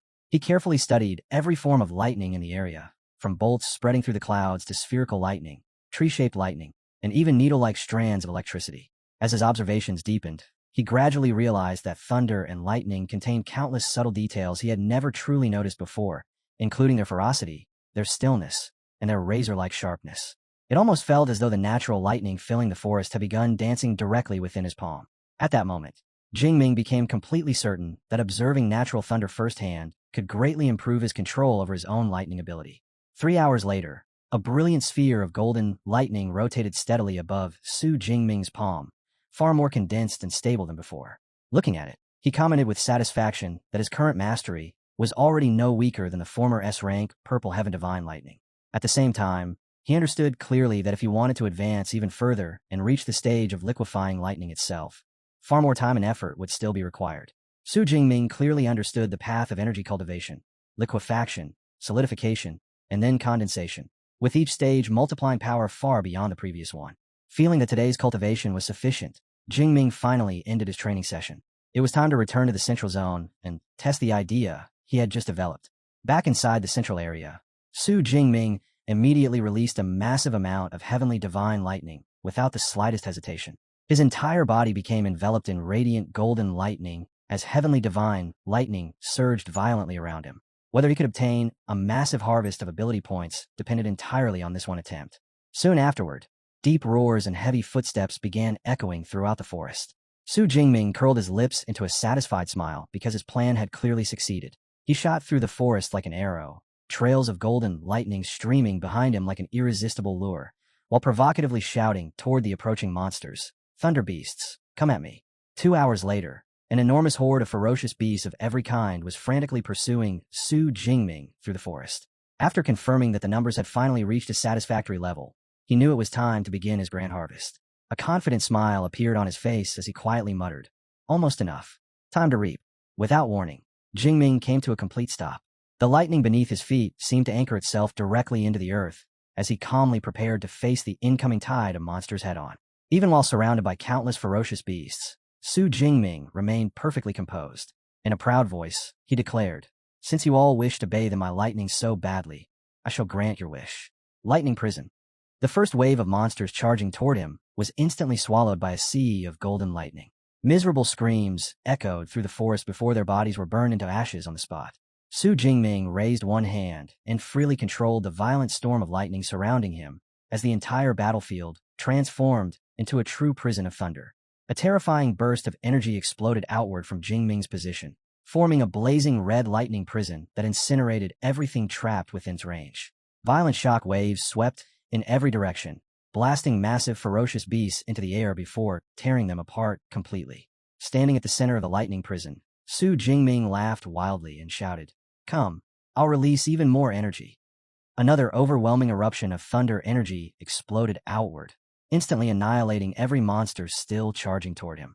System notifications flooded endlessly before his eyes as wave after wave of ferocious beasts, ranging from Tier 1 all the way to Tier 3, were erased in a single attack, granting him an enormous amount of ability points.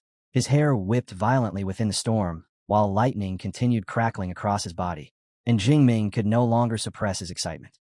Haha, this plan really works. The efficiency is 10 times faster than before.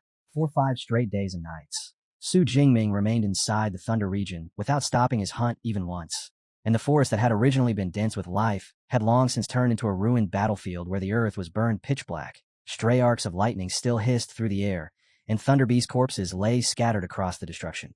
Yet in the middle of all that devastation, Su Jingming stood calmly with steady breaths and an unshaken expression, because every single battle in this place was pushing his strength higher and higher. When he opened his system panel, the number displayed showed that he had already gathered 1,813 ability points, and at this speed, reaching upper tier 3 was only a matter of time. And to him, this was only the start. The rhythm of his routine had already become completely fixed in his mind. 2 hours dedicated to drawing monsters out, followed by 8 hours spent restoring his energy, while each full day earned him 2 enormous harvests that together exceeded 3,600 ability points. And that total did not even account for the extra time he used to observe the Thunder Beasts themselves and study the unusual conditions within the secret realm. If everything continued progressing like this, his power would soon rise to an entirely different stage. While collecting the spoils from another battle, one item immediately caught his eye. From the level 3 Thunder Beast, he had obtained a Thunder Core, and as the softly glowing purple crystal rested in his palm and pulsed faintly with energy, a slight smile appeared on his face, because the hunt was developing exactly according to his expectations. 5 days later, deep within the central area of the Thunder region, 3 figures cautiously moved through the dark forest, while endless lightning kept the entire sky glowing without pause. The blonde girl yawned tiredly before complaining and asking why they had been forced to wake up at 3 in the morning. Lei Jinyang answered calmly that inside the Thunder region, the concept of time barely mattered, since the surroundings remained bright whether it was midnight or midday. Today was the final day of their assessment, and although they had already fulfilled their mission, they planned to stay until evening in order to leave a stronger impression on the elite training camp. At his side, the purple-haired man let out a mocking sneer as he ridiculed a student from Modi University for leaving ahead of schedule, then proudly stated that the 3 of them had been rotating their rest periods so they could continue hunting without interruption. Then, without warning, the ground beneath them began to shake. All 3 instantly halted as the trembling rapidly grew stronger. Beast Tide, the blonde girl said nervously. Lei Jinyang's expression immediately darkened, though he still told the others that it did not appear to be a large-scale tide. But the reality was far more horrifying, because the one leading the beast tide was Su Jingming.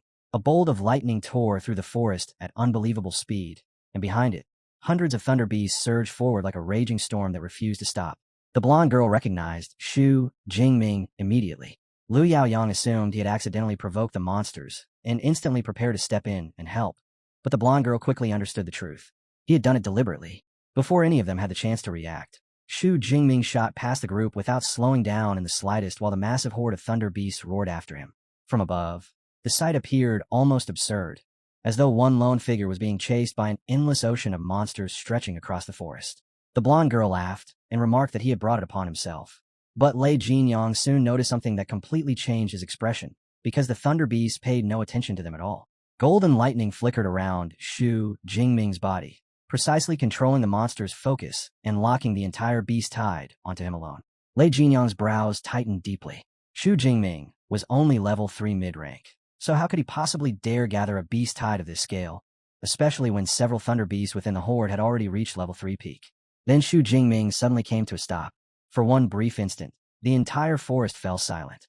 The next second, golden lightning erupted from his body as an overwhelming storm of energy burst outward, spreading across a massive area and flooding the forest with blinding radiance.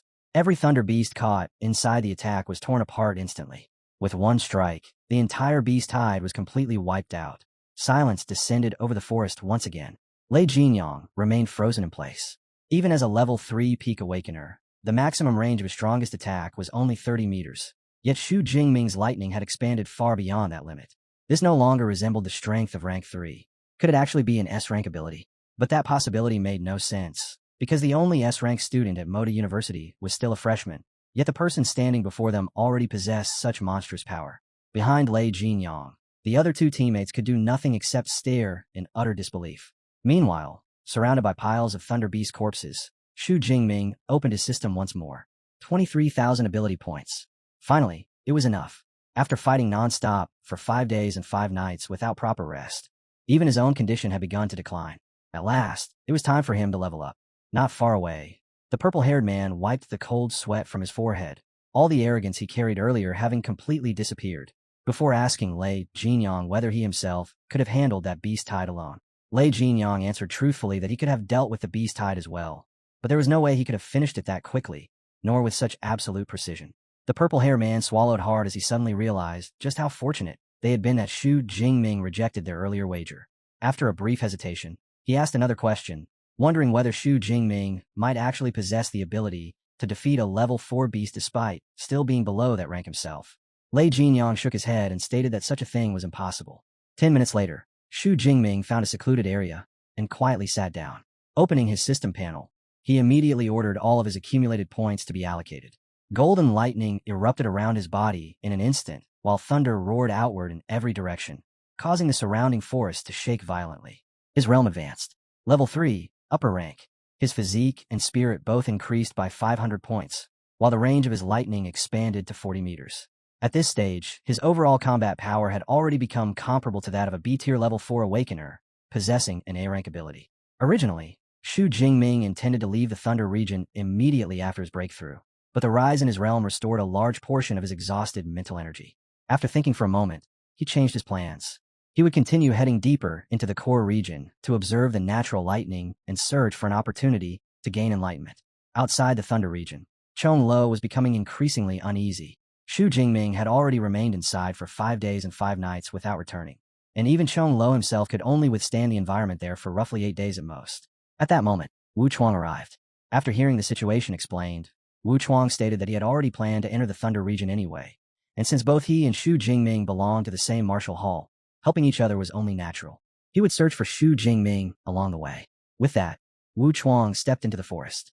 6 hours later, deep inside the core area of the Thunder region, Shu Jingming sat calmly atop a tall tree branch, while silently observing the surrounding environment.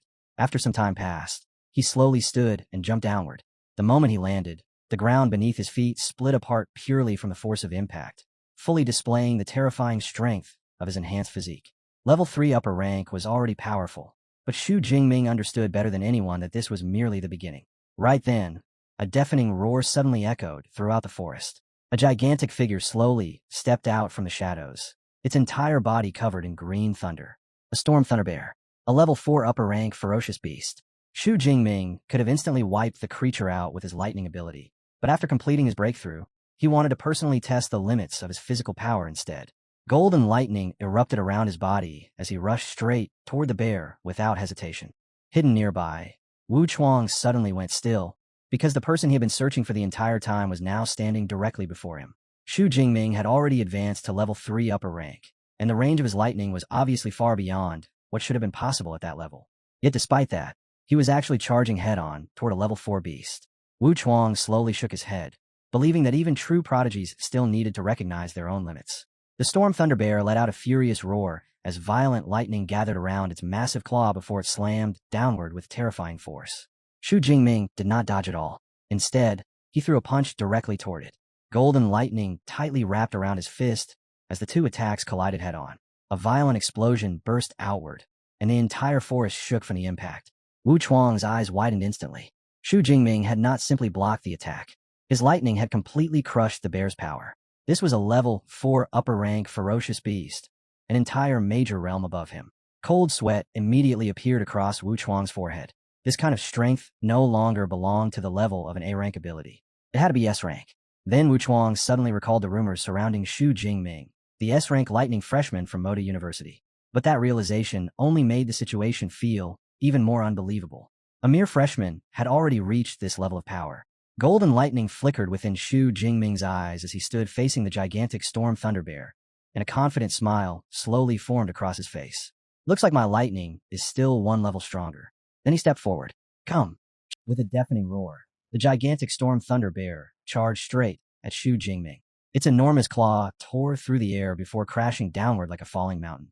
Yet Shu Jingming still showed no intention of evading. Instead, he stepped forward and threw another punch directly toward the descending strike. The collision detonated like thunder itself, sending violent shockwaves exploding across the forest. To the Storm Thunder Bear, the impact felt as though it had slammed into solid steel. And at the center of that terrifying clash, Shu Jingming stood perfectly still. He did not move back even a single step. Not one wound appeared on his body.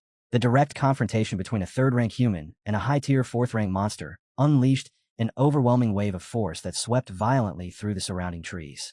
Watching from a distance, Wu Chuang's expression froze completely. He's actually fighting a high-tier fourth-rank Storm Thunder Bear head-on. At this point, he's no longer human.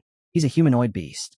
The instant Wu Chuang thought about the arrogant elites inside the training camp, he immediately activated his recording device. They needed to see this battle for themselves. Meanwhile, on the battlefield, a faint smile appeared on Shu Jingming's face because he could already sense it clearly. His physical strength had reached the same level as the Storm Thunder Bear. Every muscle in his body tightened as he unleashed the power hidden deep within himself.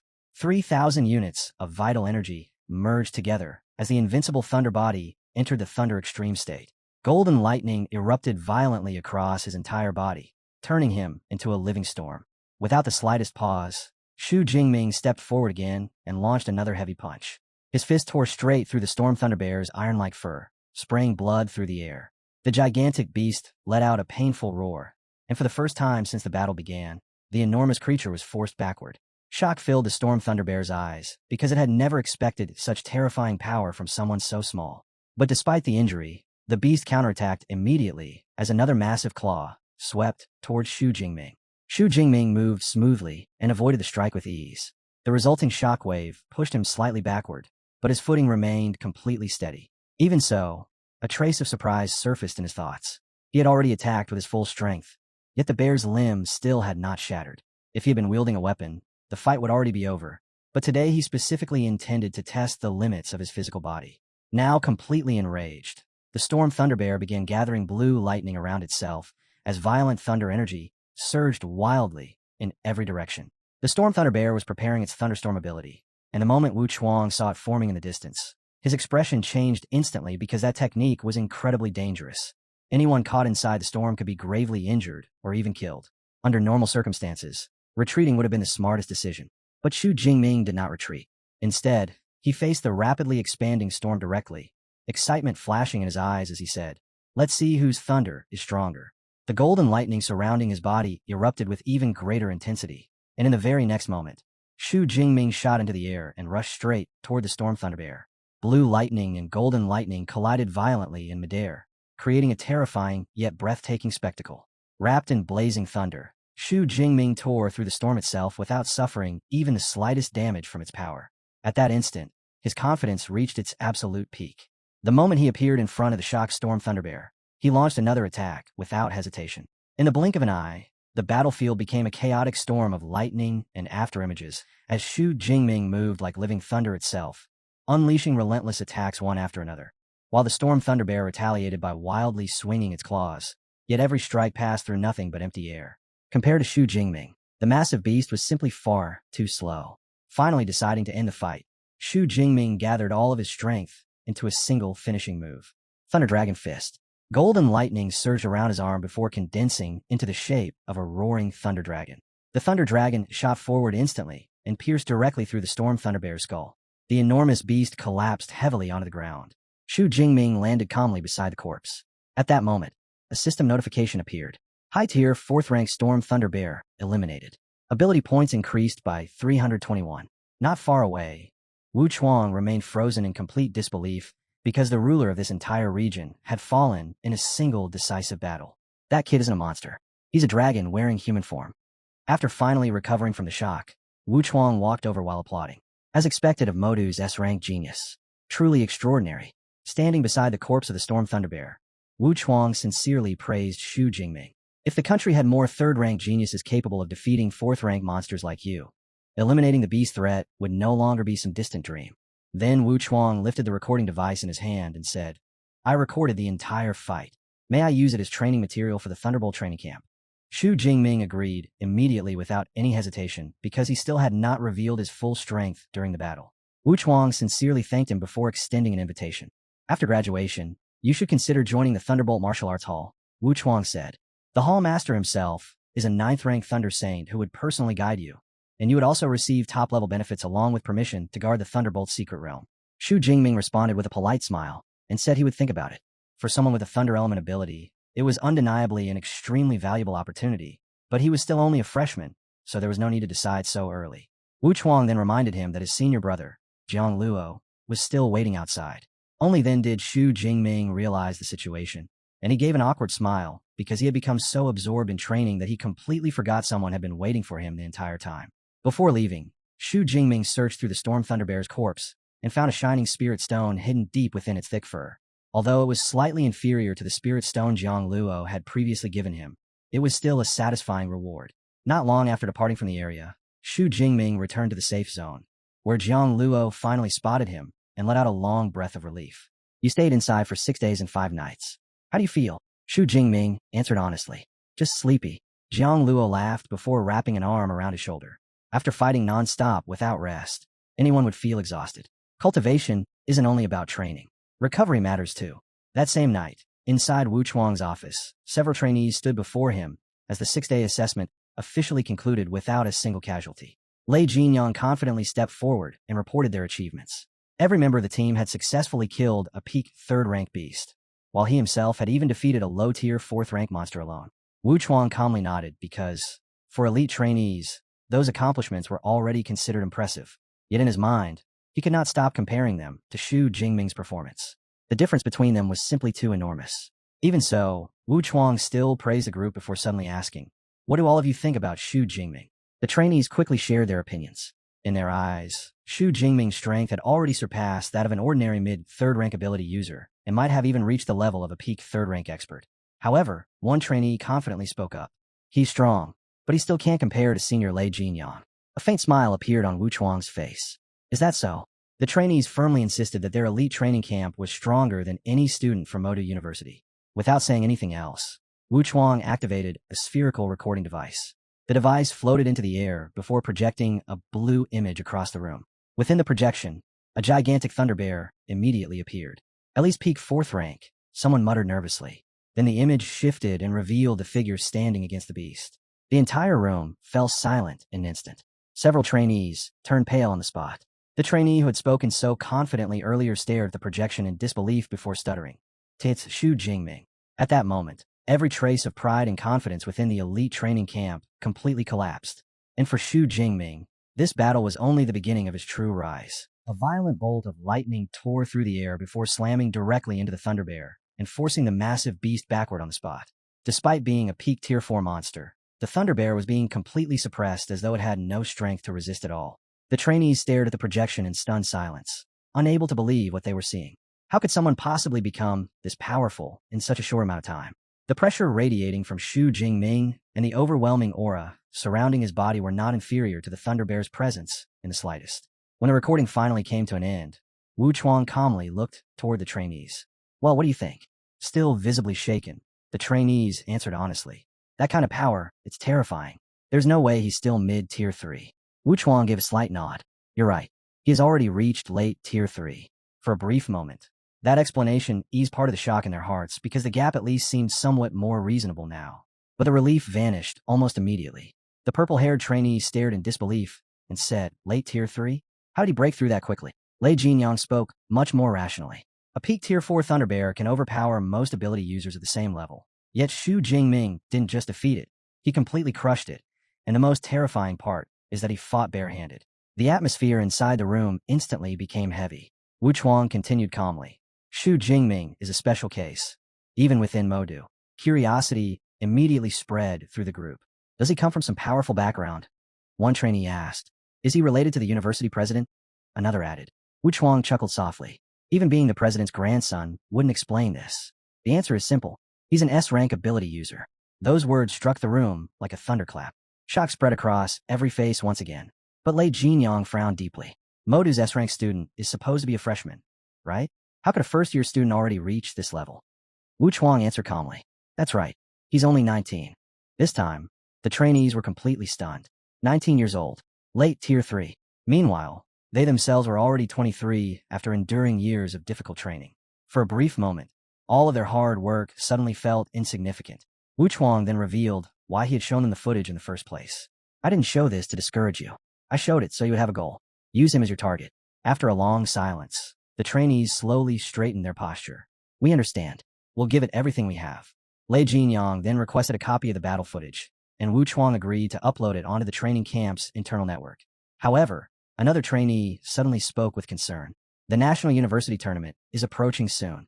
Wu Chuang paused slightly. If this footage spreads beyond the camp, Xu Jingming will immediately become a primary target. Modu finished second last year, but this year, they finally have a real chance to fight for the championship. 2 days later, Xu Jingming slowly opened his eyes after being awakened by the sound of his phone ringing. His entire body felt unusually heavy, almost as if he had slept non-stop for 2 full days. When he looked at the caller ID, surprise immediately appeared on his face. It was Principal Ling Xiao. Only then did Xu Jingming realize he truly had been asleep for 2 entire days. From the very beginning, Ling Xiao's tone was serious.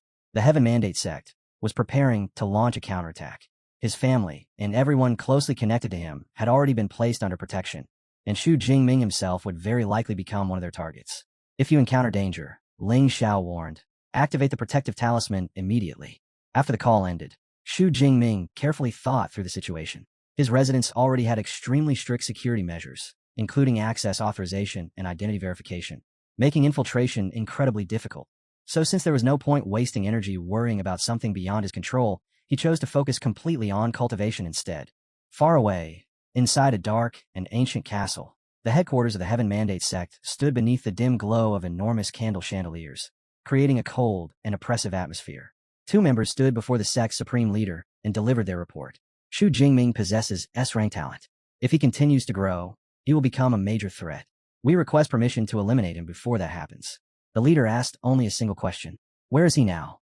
He is currently inside the Thunder Secret Realm. At that moment, a hoarse voice echoed from the darkness. Blood Assassin. A man slowly stepped forward. A long scar stretched across his face, and a cruel smile spread across his lips.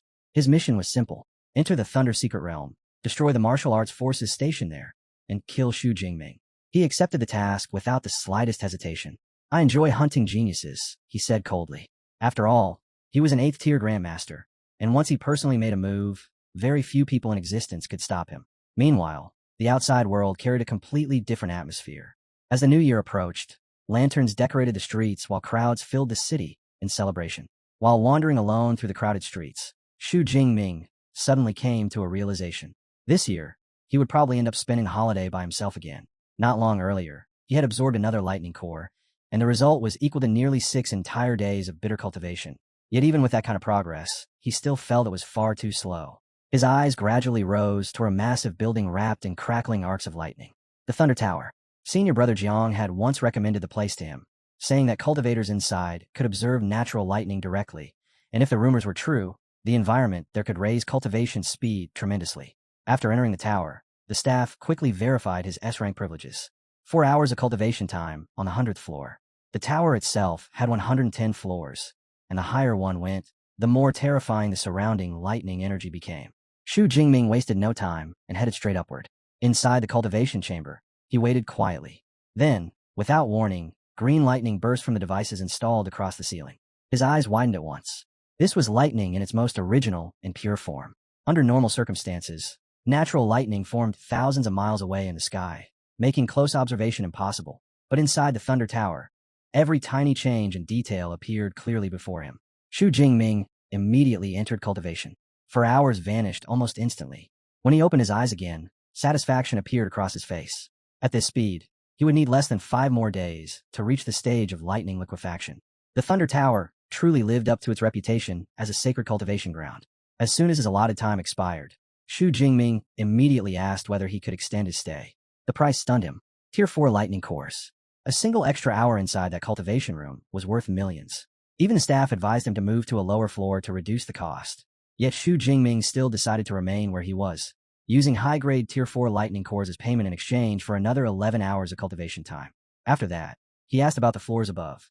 The answer immediately left him smiling helplessly. Tier 5 course. Tier 6 course. That level was still completely beyond what he could handle right now.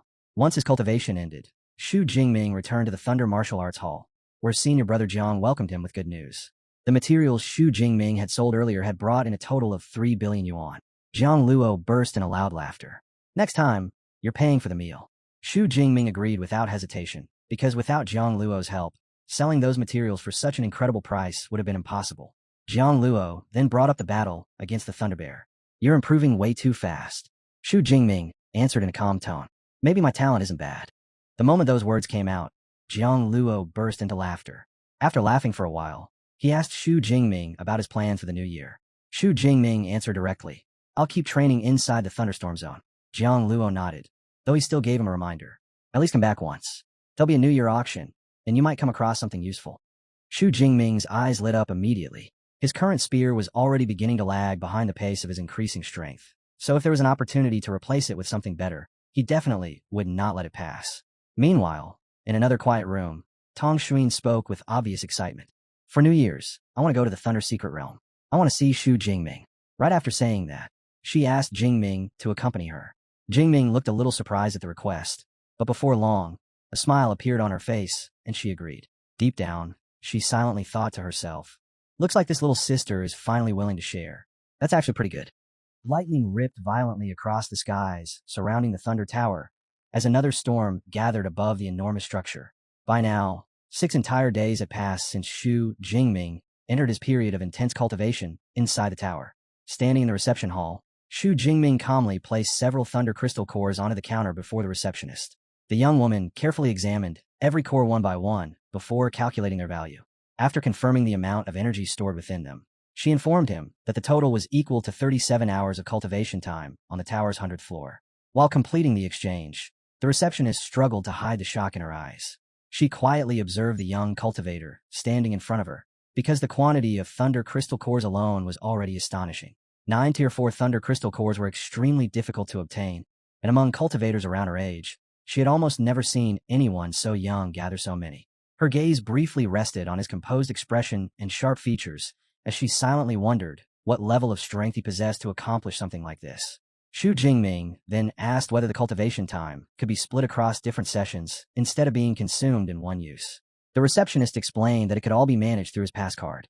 Each time he entered the tower, the timer would begin automatically, and whenever he left, the remaining time would pause and stay saved for later. Satisfied with the explanation, Xu Jingming thanked her before turning to leave. On the afternoon of New Year's Eve, Xu Jingming sat quietly inside the cultivation chamber, fully focused on refining his lightning power as thunder energy crackled endlessly around his body, while his control continued improving bit by bit. Suddenly, his phone started ringing. A holographic projection instantly appeared before him. The moment he accepted the call, Song Xiuyun's smiling face appeared inside the projection. Rather than immediately telling him why she contacted him, she playfully challenged him to guess where she currently was. Xu Jingming calmly observed the image for a moment. Lightning continuously flashed behind her, illuminating the background over and over again. Without the slightest hesitation, he answered calmly. You're in the Thunder Secret Realm. Song Xiuyun froze in confusion, completely unable to understand how he figured it out so easily. Xu Jingming simply pointed out the obvious lightning flashes visible behind her in the projection. The instant she realized her mistake, Song Xiuyun let out an embarrassed groan. She explained that she and Chu Xian originally wanted to surprise him, but after getting too excited, they completely forgot to ask for his address beforehand. At that moment, another face suddenly leaned into the holographic projection. Chu Xian leaned into the projection beside Song Xiuyun with a playful smile and teasingly asked whether he was unhappy to see her. Xu Jingming gave a faint smile and reassured them that they were both welcome anytime, then asked for their location so he could personally go pick them up. Before leaving, he stopped briefly at the Thunder Tower reception area and swiped his pass card to pause his cultivation time exactly the way the receptionist had explained earlier. As he walked away, the automated system announced that he still had 4.5 hours of cultivation time remaining. After hearing that, Xu Jingming silently wondered whether the remaining hours would be enough for him to successfully comprehend the liquefaction of his lightning energy. If it still was not enough, then his only option would be returning to the thunderstorm zone to hunt more crystal cores. Not long afterward, Xu Jingming met the 2 girls and brought them back to his residence. His accommodation was a modern and elegant villa that even included a large outdoor swimming pool. The moment Song Xiuyun and Chu Xian entered, both of them looked around in clear astonishment. While they were talking, Song Xiuyun suddenly realized something shocking. Only 20 days had passed since their last meeting, yet Xu Jingming's cultivation rank had risen once again. Xu Jingming modestly explained that he had encountered several dangerous situations during training, and through a bit of luck, he managed to break through into the high rank of Tier 3. Song Qiuyan dramatically pressed a hand against her forehead in exaggerated frustration. Compared to Xu Jingming's speed, her own progress felt completely unfair. At this pace, she honestly believed he might become a Tier 7 Grandmaster before graduation. Amused by her reaction, Xu Jingming casually shifted the topic and asked how many credits they spent to enter the secret realm. Song Qiuyan revealed that she and Xu Xian had both purchased B-class passes, allowing them to stay inside the realm for 2 days. Each pass had cost 1,000 credits. Hearing that amount, Xu Jingming was secretly startled.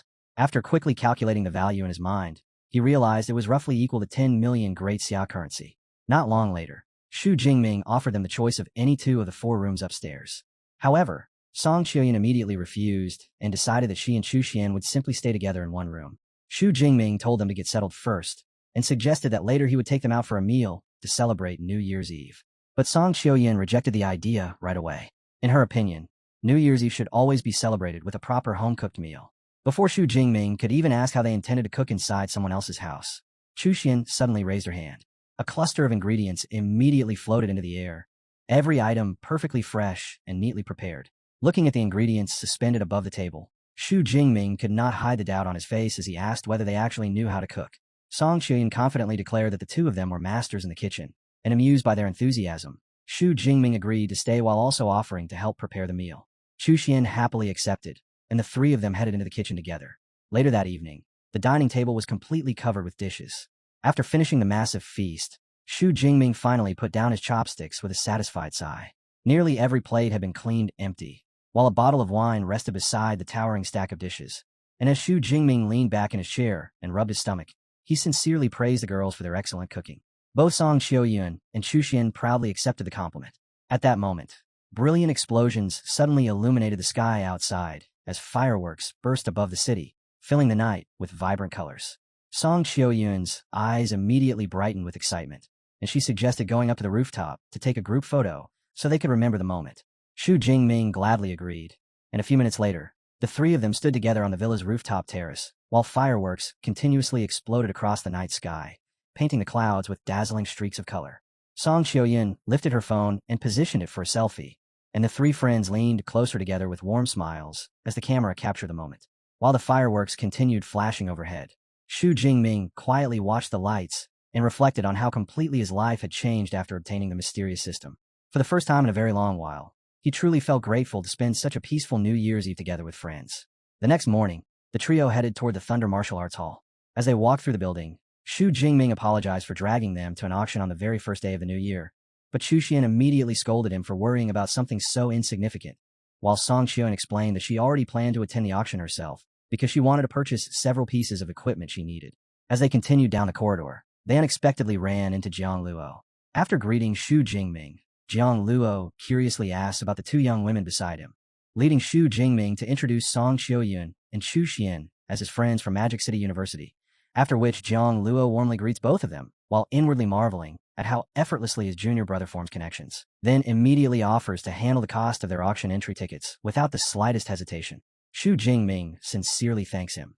But before the conversation can go any further, a group of elegantly dressed people passes through the hallway nearby, and one of the men loudly praises a pink-haired woman in the group, while proudly declaring that Sister Li Waning had easily secured their entrance into the auction, his tone clearly mocking those who had to spend millions just to get a pass.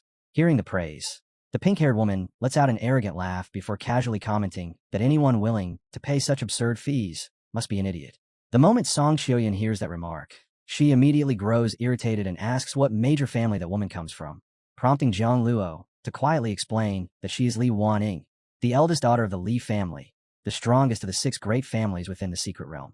He continues by explaining that her father holds the position of honorary vice master of the Thunder Martial Arts Hall, while her brother, Li Xianglin, has already reached the peak of Tier 4, and with a background like that, Jiang Luo admits that her arrogance is not surprising at all.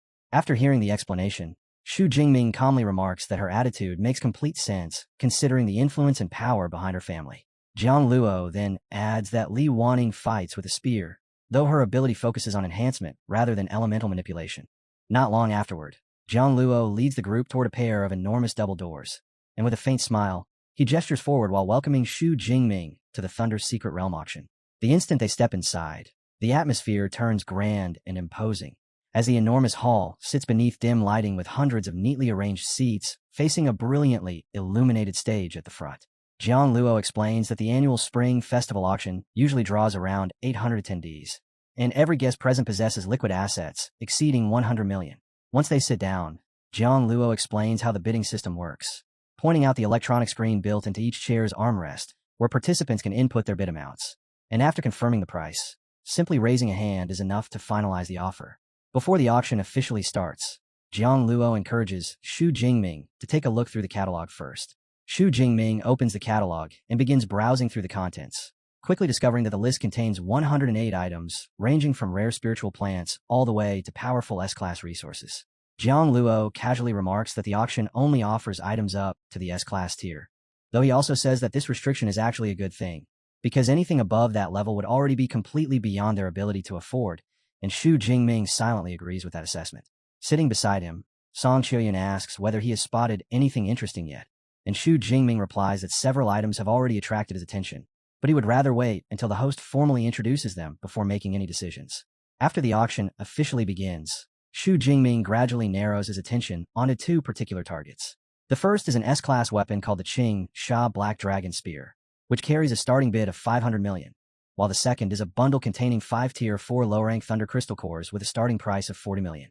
If he can obtain those crystal cores, it would save him a tremendous amount of time that he would otherwise need to spend hunting within the thunderstorm zone. On the stage, the female host greets the audience before introducing the first item of the evening. The opening lot is a 30-year-old A-class frost grass capable of strengthening the spiritual power of anyone below Tier 5, and its starting price is set at 20 million. The bidding war erupts almost instantly, as the value quickly rises beyond 22 million.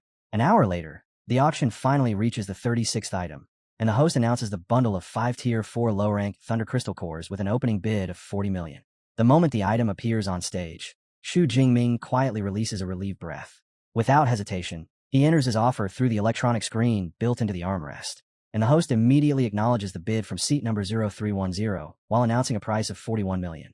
However, the Thunder Crystal Cores are obviously in extremely high demand, and multiple participants continue increasing the bids almost immediately, driving the price to 41.8 million within only a few moments.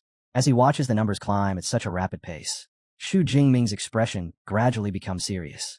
There are simply too many competitors fighting for the item, and if the bidding continues normally, the price will only keep rising without end. After silently analyzing the situation for a short moment, Xu Jingming reaches a decisive conclusion. The only way to secure the Thunder Cores now is to intimidate every other bidder at once by abruptly raising the price to a level so high that nobody else dares continue competing. The auction hall is still filled with constant discussion and noise when a calm voice suddenly cuts through the entire room. 46 million. In an instant, the noisy hall drops into complete silence as every gaze turns towards Xu Jingming. His bid is aimed directly at the bundle of 5 Tier 4 Thunder Crystal Cores, and the sudden jump in price immediately crushes the remaining competition. Standing atop the stage, the female auction host clearly repeats the amount while reminding everyone present that Thunder Crystal Cores of this level rarely circulate on the public market because most of them are usually acquired directly by major factions before ever reaching auction houses. Slightly raising the gavel in her hand, she announces the bid once again. 46 million once. Her voice echoes clearly throughout the now silent hall. 46 million twice. Another brief pause spreads across the room, yet not a single person responds. 46 million, going 3 times.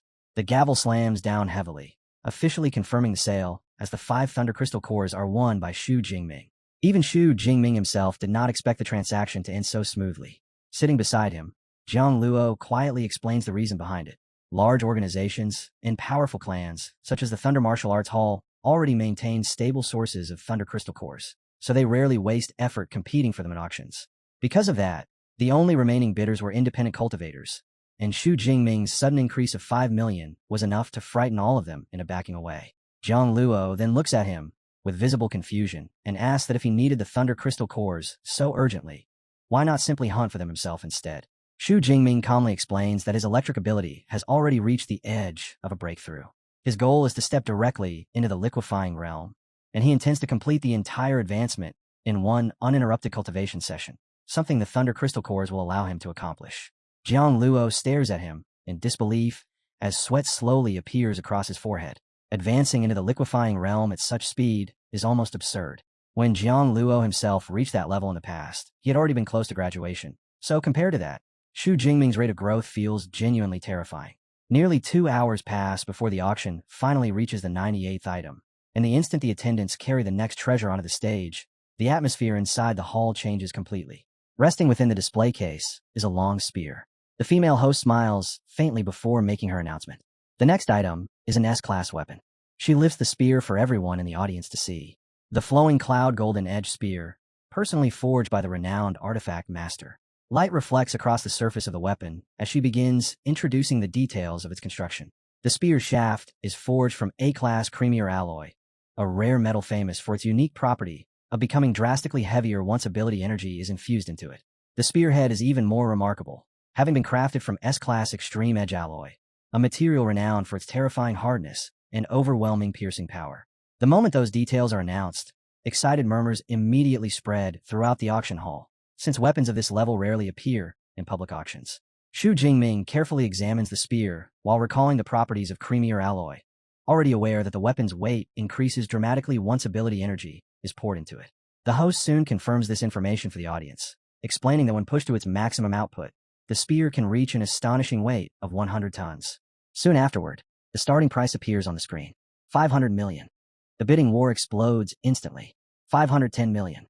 520 million. 530 million. The numbers continue rising at an incredible pace, and, after quietly observing the flow of bids for a brief moment, Jingming calmly raises his hand. 600 million. The enormous increase causes the entire hall to fall silent for a brief second. Yet unlike the earlier Thunder Crystal Core auction, this intimidation tactic has no effect at all. Anyone capable of competing for an S-class weapon already possesses immense wealth, so the bidding resumes almost immediately, without hesitation. 610 million. 620 million. 630 million. Jingming slowly leans back into his seat. Since intimidation is useless this time, careful observation becomes far more important. As he silently studies the remaining competitors, one bidder quickly stands out from all the others. Li Wanning of the powerful Li family calmly raises her paddle. 630 million. The confidence in her expression already makes one thing completely clear. In her mind, the spear already belongs to her. Very few people would willingly provoke or compete against the Li family. However, only moments later, another voice suddenly breaks the silence inside the hall. 640 million. Jingming. Whispers immediately spread among the audience. Most of the people present do not recognize him, and in their eyes, he simply appears to be someone who clearly does not understand the influence and authority carried by the Li family. Li Wanning slowly rises from her seat, but instead of immediately increasing the bid again, she turns her attention directly towards Jingming. She explains that her older brother, Li Xianglin, has been searching for a suitable spear for some time, and if Jingming chooses to withdraw from the bidding now, she is willing to offer him both her friendship and a favor from the Li family in return. To nearly everyone present, such an offer would sound extremely tempting, yet Jingming remains completely indifferent. In his eyes, the friendship of a peak Tier 6 expert is practically meaningless. Before the confrontation can escalate any further, the auction host immediately intervenes and reminds Li Wanning that the auction's rules strictly forbid threatening or intimidating other bidders, warning her that any additional violation will result in the suspension of her bidding privileges. Suppressing the anger on her face, Li Wanning forcefully enters another offer. 650 million. Jingming answers without even the slightest hesitation. 660 million. Gasps instantly spread across the auction hall. Openly challenging the Li family requires extraordinary confidence. Li Wanning tightly clenches her fists as anger flashes through her eyes. It has been many years since anyone dared to treat her with such blatant disregard. Meanwhile, the host calmly repeats the newest bid. 660 million. A cold smile slowly appears on Li Wanning's face. 670 million.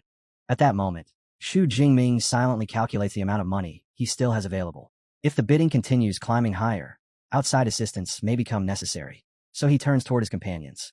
Song Qiuyin casually offers him 500 million, while Chuxian goes even further by offering 1 billion, mentioning that her family could easily transfer even more funds if necessary. Hearing that, Jingming reveals a faint smile. In his opinion, that amount is already more than sufficient. Once the price of an ordinary S-class weapon rises beyond $1 billion, it actually becomes cheaper to hire an artifact master and commission a custom weapon instead. Sitting nearby, Jiang Luo remains completely frozen in disbelief, and merely listening to people casually discuss sums worth hundreds of millions is enough to make sweat slowly form across his forehead. Completely unbothered by the pressure in the room, Jingming raises the bid again. 700 million. The bidding war immediately becomes even more intense. 720 million, 750 million, 790 million. The atmosphere inside the hall grows heavier and increasingly suffocating before Shu Jingming calmly speaks once more. 830 million. Complete silence instantly spreads through the auction hall.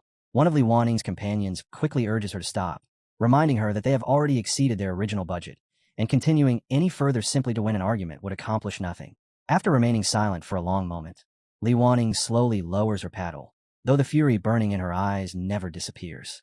Since she cannot defeat Shu Jingming inside the auction hall itself, she silently decides that she will deal with him another way later. The auctioneer slowly raises the gavel. 830 million, going once.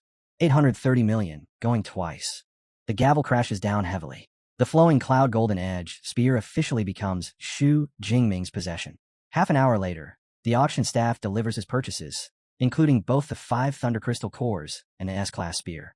Altogether, the total payment reaches 874 million. Before the transaction is completely finalized, the host invites Shu Jingming to personally inspect the weapon. Shu Jingming grips the dark metallic shaft, and golden lightning instantly erupts around his body. Electric energy crackles across the spear as the weapon perfectly resonates with his lightning ability. The compatibility is flawless. Completely satisfied, Shu Jingming immediately hands over his card and finalizes the purchase.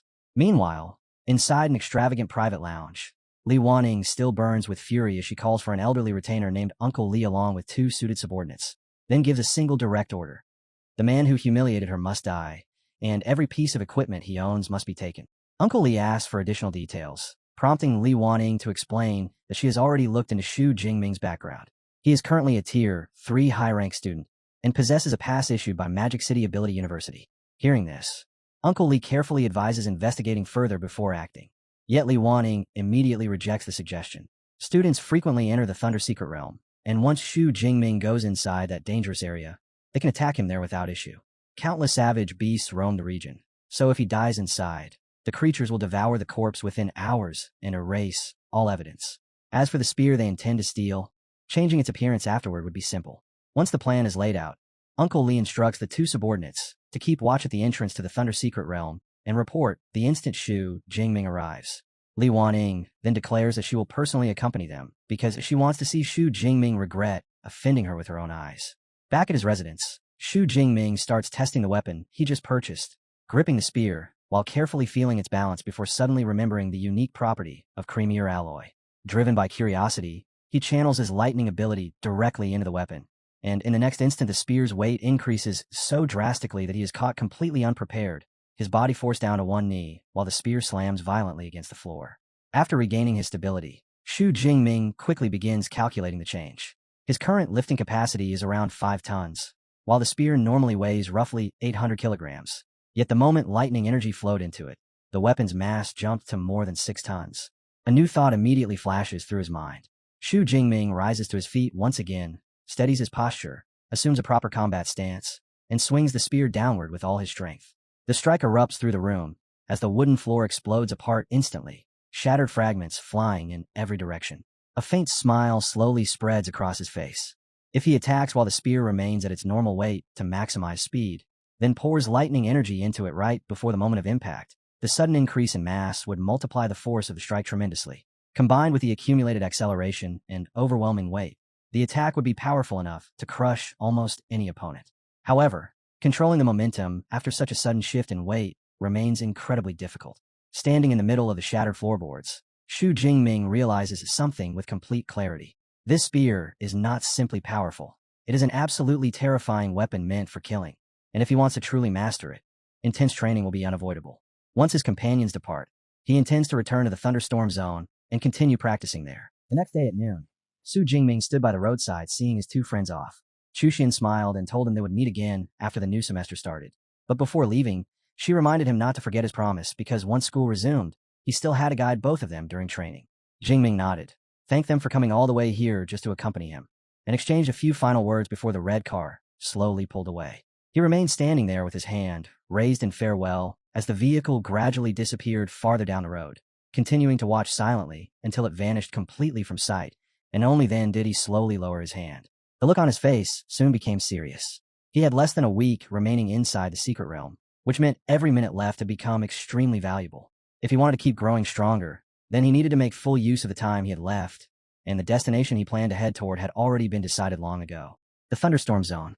Only that place contained the thunder crystal cores necessary to strengthen his lightning ability. What Jingming failed to notice was that someone had been watching him the entire time.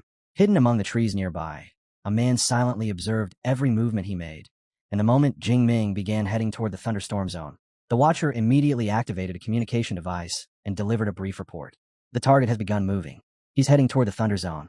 Far away inside a luxurious lounge, Li Wanning sat comfortably on a sofa while the lights reflected softly against her elegant black dress.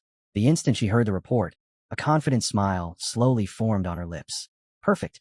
She rose to her feet immediately. The time had finally come to retrieve the gift she had prepared for him. Not far away, her older brother Li Xianglin noticed she was about to leave and casually asked where she was going.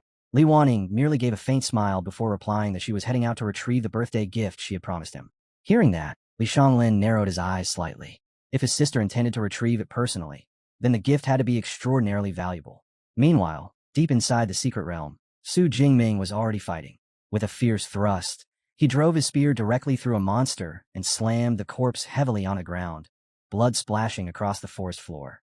The battle ended in an instant, yet Jingming did not relax his guard.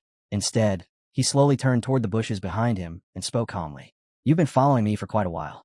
The forest instantly became silent. "Come out." A few moments later, 3 people emerged from the bushes. Li Xianglin walked out first, and behind him stood 2 bodyguards dressed entirely in black. He carefully observed Jingming for a moment before speaking with clear interest. "No wonder you're known as a genius of Magic University. Even at only level 3, your perception is already this sharp." Jingming frowned slightly. He did not recognize any of them.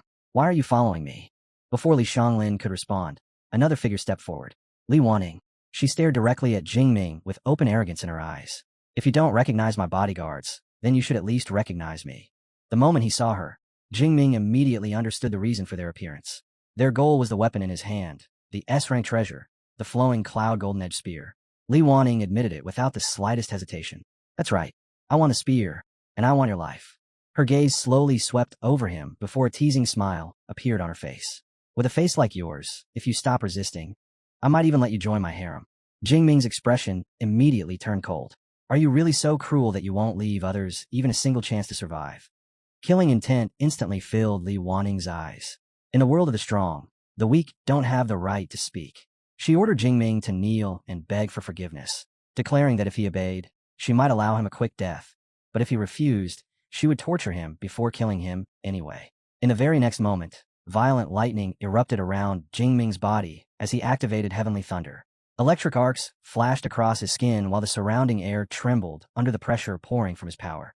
Jingming calmly looked toward her and repeated the very words she had spoken earlier. "Before the strong, the weak have no right to speak." Power exploded outward. Lightning surged around him like a violent storm, while thunder wrapped across his body like armor itself. Arcs of electricity illuminating the entire forest as Jingming stood there resembling a thunder god descending upon the mortal world. The sight instantly destroyed Li Wanning's confidence, forcing her to take an unconscious step backward in disbelief. Jingming calmly swept his gaze toward the guards. 2 mid-level level 4 fighters. 2 low-level level 4 fighters. And they truly believed they could kill him? Attack together. The moment Li Xianglin felt the terrifying pressure radiating from Jingming, his expression changed immediately. Something was terribly wrong. "Attack," he roared. But Jingming had already lifted his lightning-covered hand toward the sky. Golden light shone within his eyes as he entered the divine thunder state. "Die!"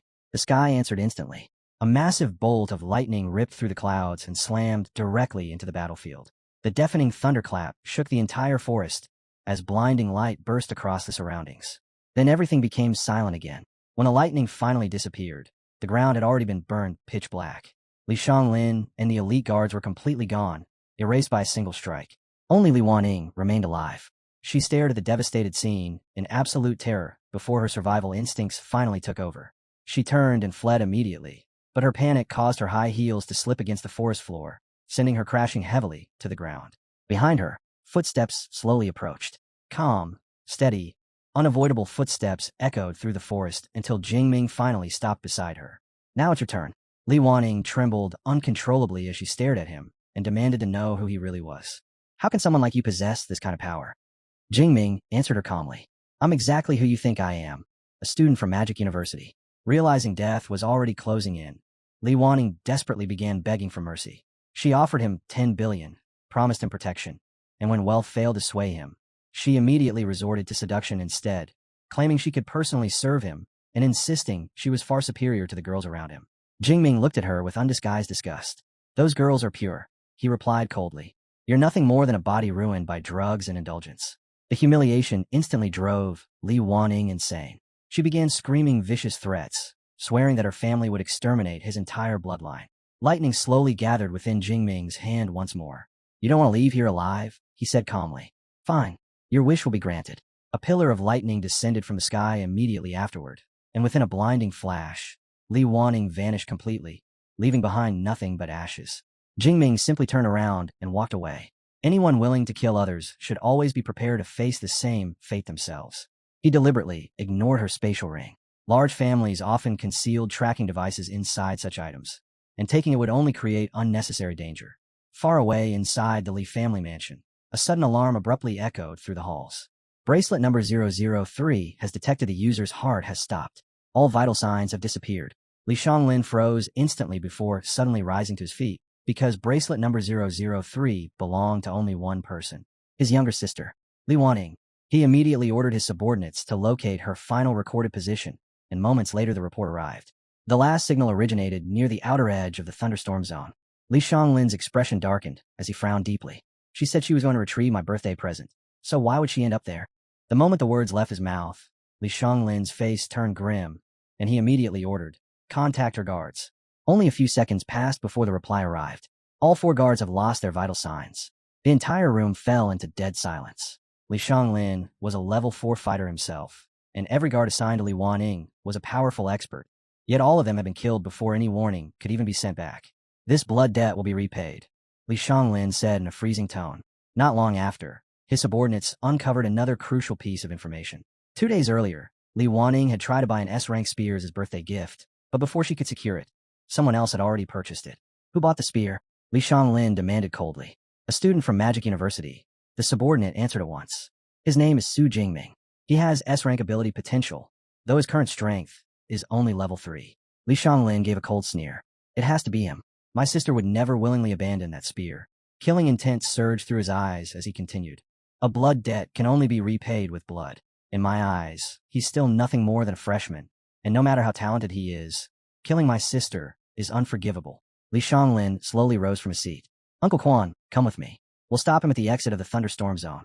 Meanwhile, deep within the secret realm, Su Jingming continued hunting thunder beasts, and before long, he sat beside the corpse of yet another slain beast while a glowing purple thunder core rested quietly in his hand.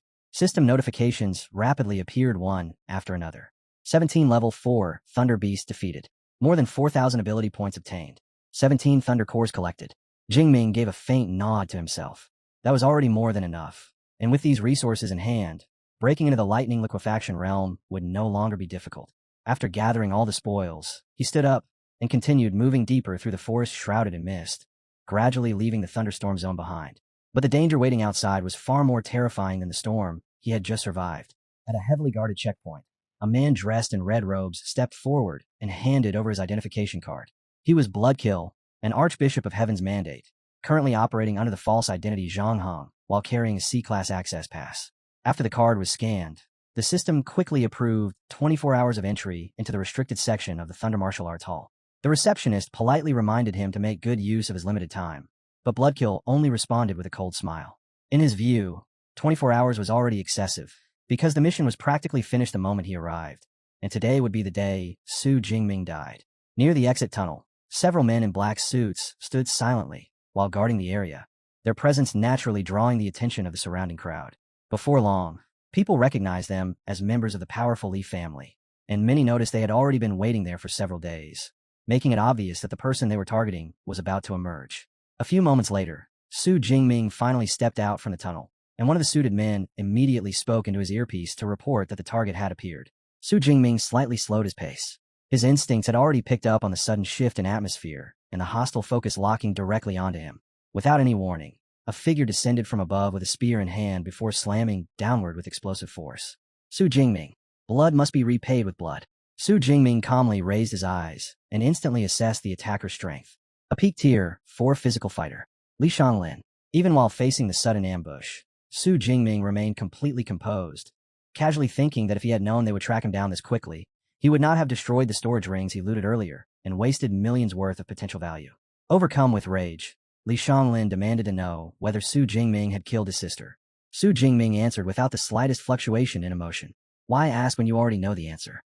The surrounding spectators heard the exchange and were instantly shaken by the revelation that Li Wanning was dead. Some quietly muttered that her arrogance had finally led her into disaster, while others looked at Su Jingming with pity, fully aware that the Li family's revenge would be ruthless. Li Xianglin demanded an explanation, but Su Jingming replied plainly. She tried to kill me for my items. She failed, so I killed her. That's all. Li Xianglin coldly declared that no matter what mistakes Li Wanning had committed, she was still a member of the Li family, and Su Jingming had no right to kill her. Su Jingming completely dismissed those words. Talking is meaningless. In the end, everything is decided by strength.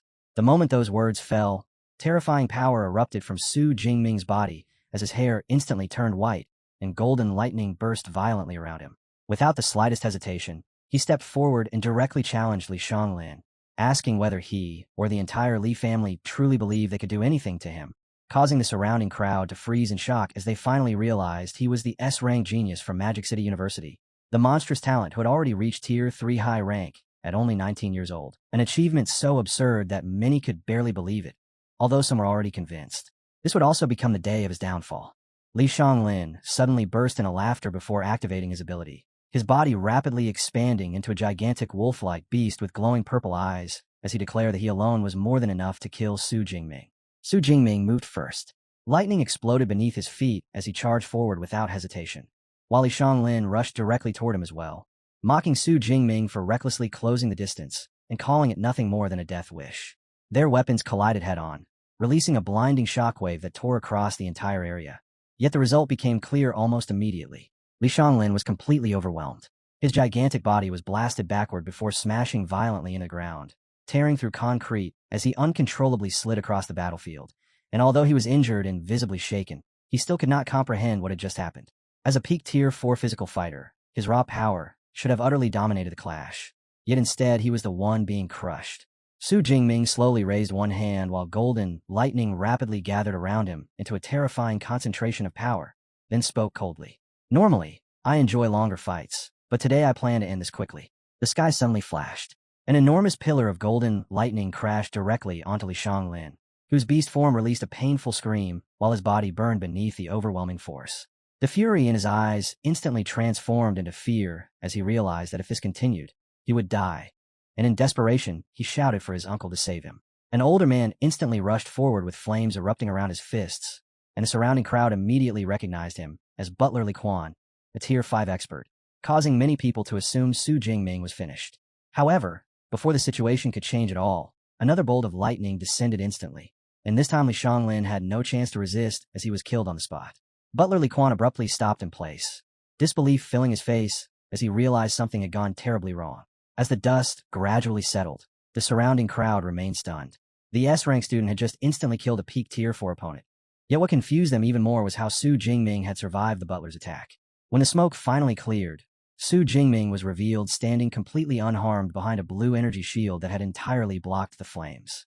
Remaining calm, he explained that the shield came from a life-saving treasure given to him by his teacher, and after recognizing it as a powerful ancient artifact, Li Quan instantly understood that breaking through it was impossible. He immediately reported through his earpiece that both the young master and the young miss had been killed. Inside the Li family estate, the moment the news arrived, chaos erupted. Li Songha, the head of the family, exploded with rage and smashed straight through the roof of his mansion before shooting into the sky like a meteor. Driven by terrifying fury, he rushed directly toward the battlefield at frightening speed.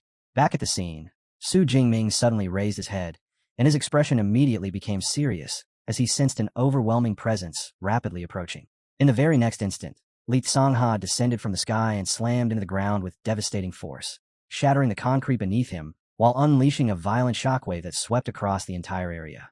The moment his eyes locked onto Su Jingming, they burned with fury, and with killing intent overflowing from his body. He declared that Su Jingming had gone too far by murdering both of his children. Then his gaze slowly shifted toward Butler Li Quan, and his voice instantly became ice cold as he called him worthless for failing to protect them. Without the slightest hesitation, Li Sangha struck. A terrifying red energy erupted outward and completely engulfed the butler, rapidly draining away his life force until his body shriveled into a dried husk within seconds. The energy immediately flowed back into Li Sangha, causing his eyes to glow with a horrifying crimson light as the killing intent surrounding him climbed to an even more terrifying level. He fixed his gaze on Su Jingming once again and coldly declared that he would be next. Su Jingming tightened his grip around the spear as sweat spread across his body, fully aware that the battle standing before him was far more dangerous than anything he had experienced until now.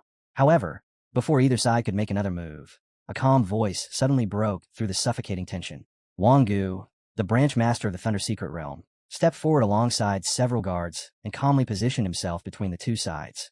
The surrounding crowd was instantly shocked after recognizing him as a Tier 7 Grandmaster, the strongest expert currently present. Soon afterward, even more experts arrived, including instructors, making it obvious that the organization had fully mobilized in order to protect Su Jingming. Realizing the entire situation had now changed, Li Cangha forcefully suppressed the fury inside him and reluctantly stepped back.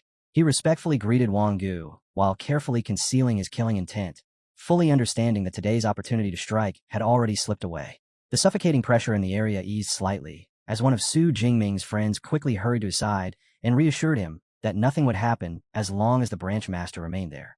After hearing about Su Jingming's battles, Wang Gu smiled and openly praised him, calling his performance truly impressive, while Su Jingming calmly accepted the compliment. But despite the temporary calm, the situation was far from over. Hidden silently among the crowd, a dark figure continued observing everything without drawing attention. Bloodkill remained concealed, still disguised and still waiting. A cold smile slowly spread across his face as he realized all of his targets had now gathered in the same place, making the next step far easier. Branchmaster Wang Gu calmly tells Su Jingming that as long as he stays within the Thunder Secret Realm, no harm will come to him under their protection. And after hearing those words, the young student quietly thanks him while the tense crowd around them slowly begins to relax, convinced the situation is finally over because nobody believes Li Sangha would dare do anything foolish in front of a Tier 7 Grandmaster. But in the very next moment, everything changes completely. A concealed figure suddenly erupts from the crowd as a violent surge of dark red energy explodes outward, sending nearby bystanders flying, while an overwhelming burst of aura rips away the disguise hiding his identity.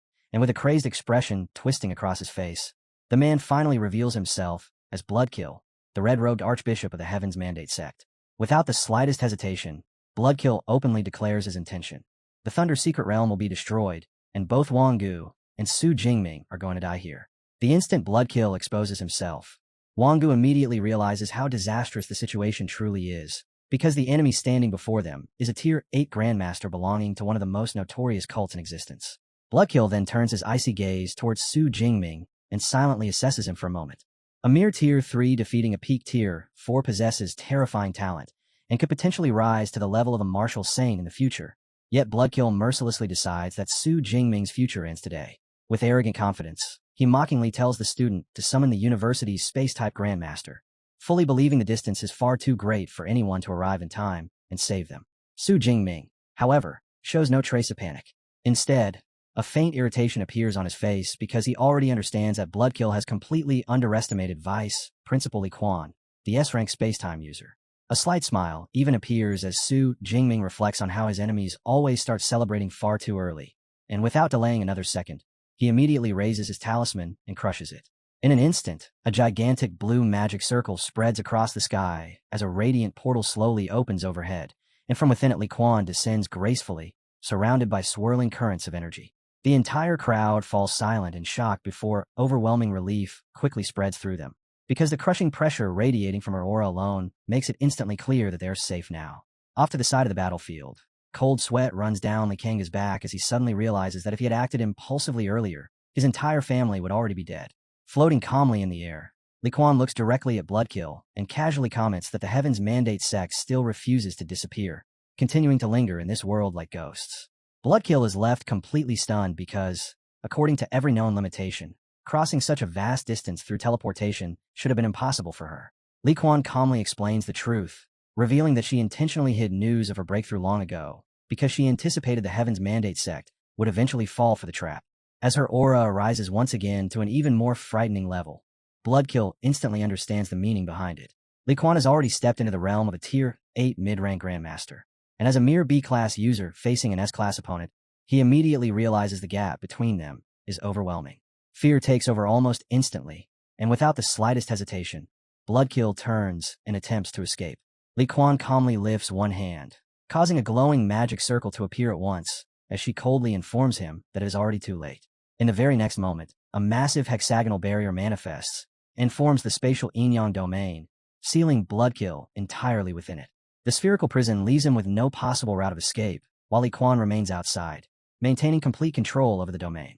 With a sharp, downward wave of her hand, a crescent-shaped slash of spatial energy tears toward him. Bloodkill lets out a furious roar and erupts with a desperate burst of dark red power to resist the attack. And the instant both forces collide, the domain erupts in a violent chaos. The two Grandmasters move at terrifying speeds as they clash repeatedly inside the barrier, their attacks colliding over and over while blue and red shockwaves continuously crash against the walls of the domain. Even under such overwhelming force, the barrier never wavers and completely prevents the destruction from spreading beyond the battlefield. On the ground below, Su Jingming and Wang Gu safely observe the entire battle unfolding above them. After recognizing the scale of the confrontation, Wang Gu immediately begins giving orders, instructing the supervisors and Instructor Wu to stay behind and assist, while another group coordinates with the Thunder Martial Arts Hall to evacuate nearby civilians. And after arranging everything, he urges Su Jingming to leave for his own safety. Su Jingming refuses immediately. He explains that leaving now would only create more trouble for Li Quan because he fully trusts her strength, and even if the worst situation occurred, she could still teleport him away instantly. More importantly, he understands that watching a battle between Tier 8 Grandmasters is an exceptionally rare chance to learn. Half an hour eventually passes before the battle finally comes to an end. Li Quan slowly descends onto the shattered battlefield while Bloodkill lies defeated nearby, his body covered in injuries and completely drained of strength, and after losing the last of his energy, he collapses face first onto the ground. Su Jingming looks down at the defeated Grandmaster and briefly wonders how many ability points he might gain from killing someone who cultivated the god's blood secret art. Nearby, Jiang Luo remains drenched in sweat, still visibly shaken after witnessing the overwhelming disparity in power, because from the very start Bloodkill never possessed even the slightest chance of winning. The moment Li Quan activated her domain, the battle's result had already been determined. Su Jingming casually asks Jiang Luo whether he has ever seen Li Quan fight before, and Jiang Luo quickly admits that he has not, explaining that she is even more mysterious and far harder to meet than even the head principal himself. He also remarks that Li Quan clearly treats Su Jingming exceptionally well, especially considering she previously gave him something as rare and valuable as a spatial talisman. Su Jingming lets out a helpless sigh and comments that his only life-saving treasure has now been consumed. Jiang Luo immediately responds that owning even a single item like that is already unbelievably extravagant, then jokingly adds that asking for another would be absurd because at that point Li Quan might as well hire Su Jingming as her personal caretaker. At that exact moment, Li Quan suddenly appears behind them, and her calm voice cuts directly into the conversation as she asks what the two of them are talking about. Jiang Luo instantly freezes in panic and awkwardly struggles to answer her properly. Completely ignoring his reaction, Li Quan turns her attention towards Su Jingming and calmly warns him that the Heaven's Mandate sect is still operating in secret and may continue trying to target him. Then, with a simple wave of her hand, another glowing blue talisman forms before she directly places it into his hands and tells him to use it again if he encounters danger. Su Jingming eagerly accepts the talisman at once and nearly blurts something out before hurriedly correcting himself, while beside him Jiang Luo is left utterly stunned by the entire scene. Li Quan soon walks over to Wang Gu and begins giving precise instructions. The real details surrounding today's battle must remain absolutely secret, and the official report should instead state that she suffered serious injuries and is temporarily incapable of using her powers. Wang Gu immediately agrees because he instantly understands the purpose behind the plan. If the Heaven's Mandate sect accepts that information as truth, they may willingly step into another trap and possibly lose yet another Tier 8 Archbishop. Li Quan then adds one final requirement. Su Jingming's battle records must also remain concealed so that his true strength stays hidden before the National University League officially begins. Once everything has been arranged, the warmth in her expression gradually disappears as her attention slowly shifts toward the Li family. She openly condemns the Li family's actions, declaring that murdering others for treasure and silencing victims afterward are unforgivable crimes, before coldly ordering Li Tsongha to step forward. Overcome with fear, Li Tsongha slowly obeys. Li Quan harshly reprimands him for allowing his children's crimes to continue unchecked and for personally attempting to kill a university student. and without showing the slightest hesitation, she immediately announces his punishment. 20 years in prison. The sentence crushes him instantly. All color drains from his face as he realizes there is absolutely no room for resistance. And in the end, he can only fall to his knees and silently accept the judgment placed upon him. The surrounding crowd quickly breaks in a quiet discussion. Some are shocked by how fiercely the university protects its students, while others admit that the Li family ultimately caused their own downfall. Wang Gu watches the entire scene in silence and calmly concludes that the Li family is finished for good. Their core members are already dead, and now that their leader is being imprisoned, the family no longer has any hope of recovering. With the matter finally settled, Li Quan gives Su Jingming one final warning, telling him to remain cautious because the Heaven's Mandate sect may still attempt to target him again in the future. Noticing that her mood appears unusually calm, Su Jingming decides to take a risk and asks whether he will receive any reward for serving his bait. Jiang Luo is instantly stunned internally by how bold that question is. Yet Li Quan shows no anger whatsoever. Rather than reacting negatively, she pauses briefly before calmly asking Su Jingming what kind of reward he wants, leaving Jiang Luo completely speechless beside him. Realizing that she actually took his words seriously, Su Jingming immediately backs down and awkwardly explains that he was only joking, admitting that after receiving another talisman, he is already completely satisfied. Li Quan unexpectedly reveals a faint and gentle smile before remarking that it has been a very long time since anyone dared to joke with her in that way. Then blue light gradually gathers within her palm as she reveals that she had already prepared something for him beforehand. A glowing pendant soon appears between her fingers, and when she lightly raises it and offers it forward, it immediately becomes clear that the reward carries far greater value and power than anyone had expected. Su Jingming hesitates the instant the glowing blue pendant is handed to him because he can immediately feel that the energy contained within it far exceeds even the Tier 7 talisman his teacher previously entrusted to him. Li Quan calmly confirms his suspicion, explaining that the pendant is a Tier 8 talisman capable of withstanding an attack from a mid-rank grandmaster. And since the artifact no longer serves much purpose for her, she has decided to give it to him as a reward. After receiving the treasure, Su Jingming immediately declares his loyalty to the vice principal. But Li Quan casually dismisses the statement and simply tells him to concentrate properly on his cultivation.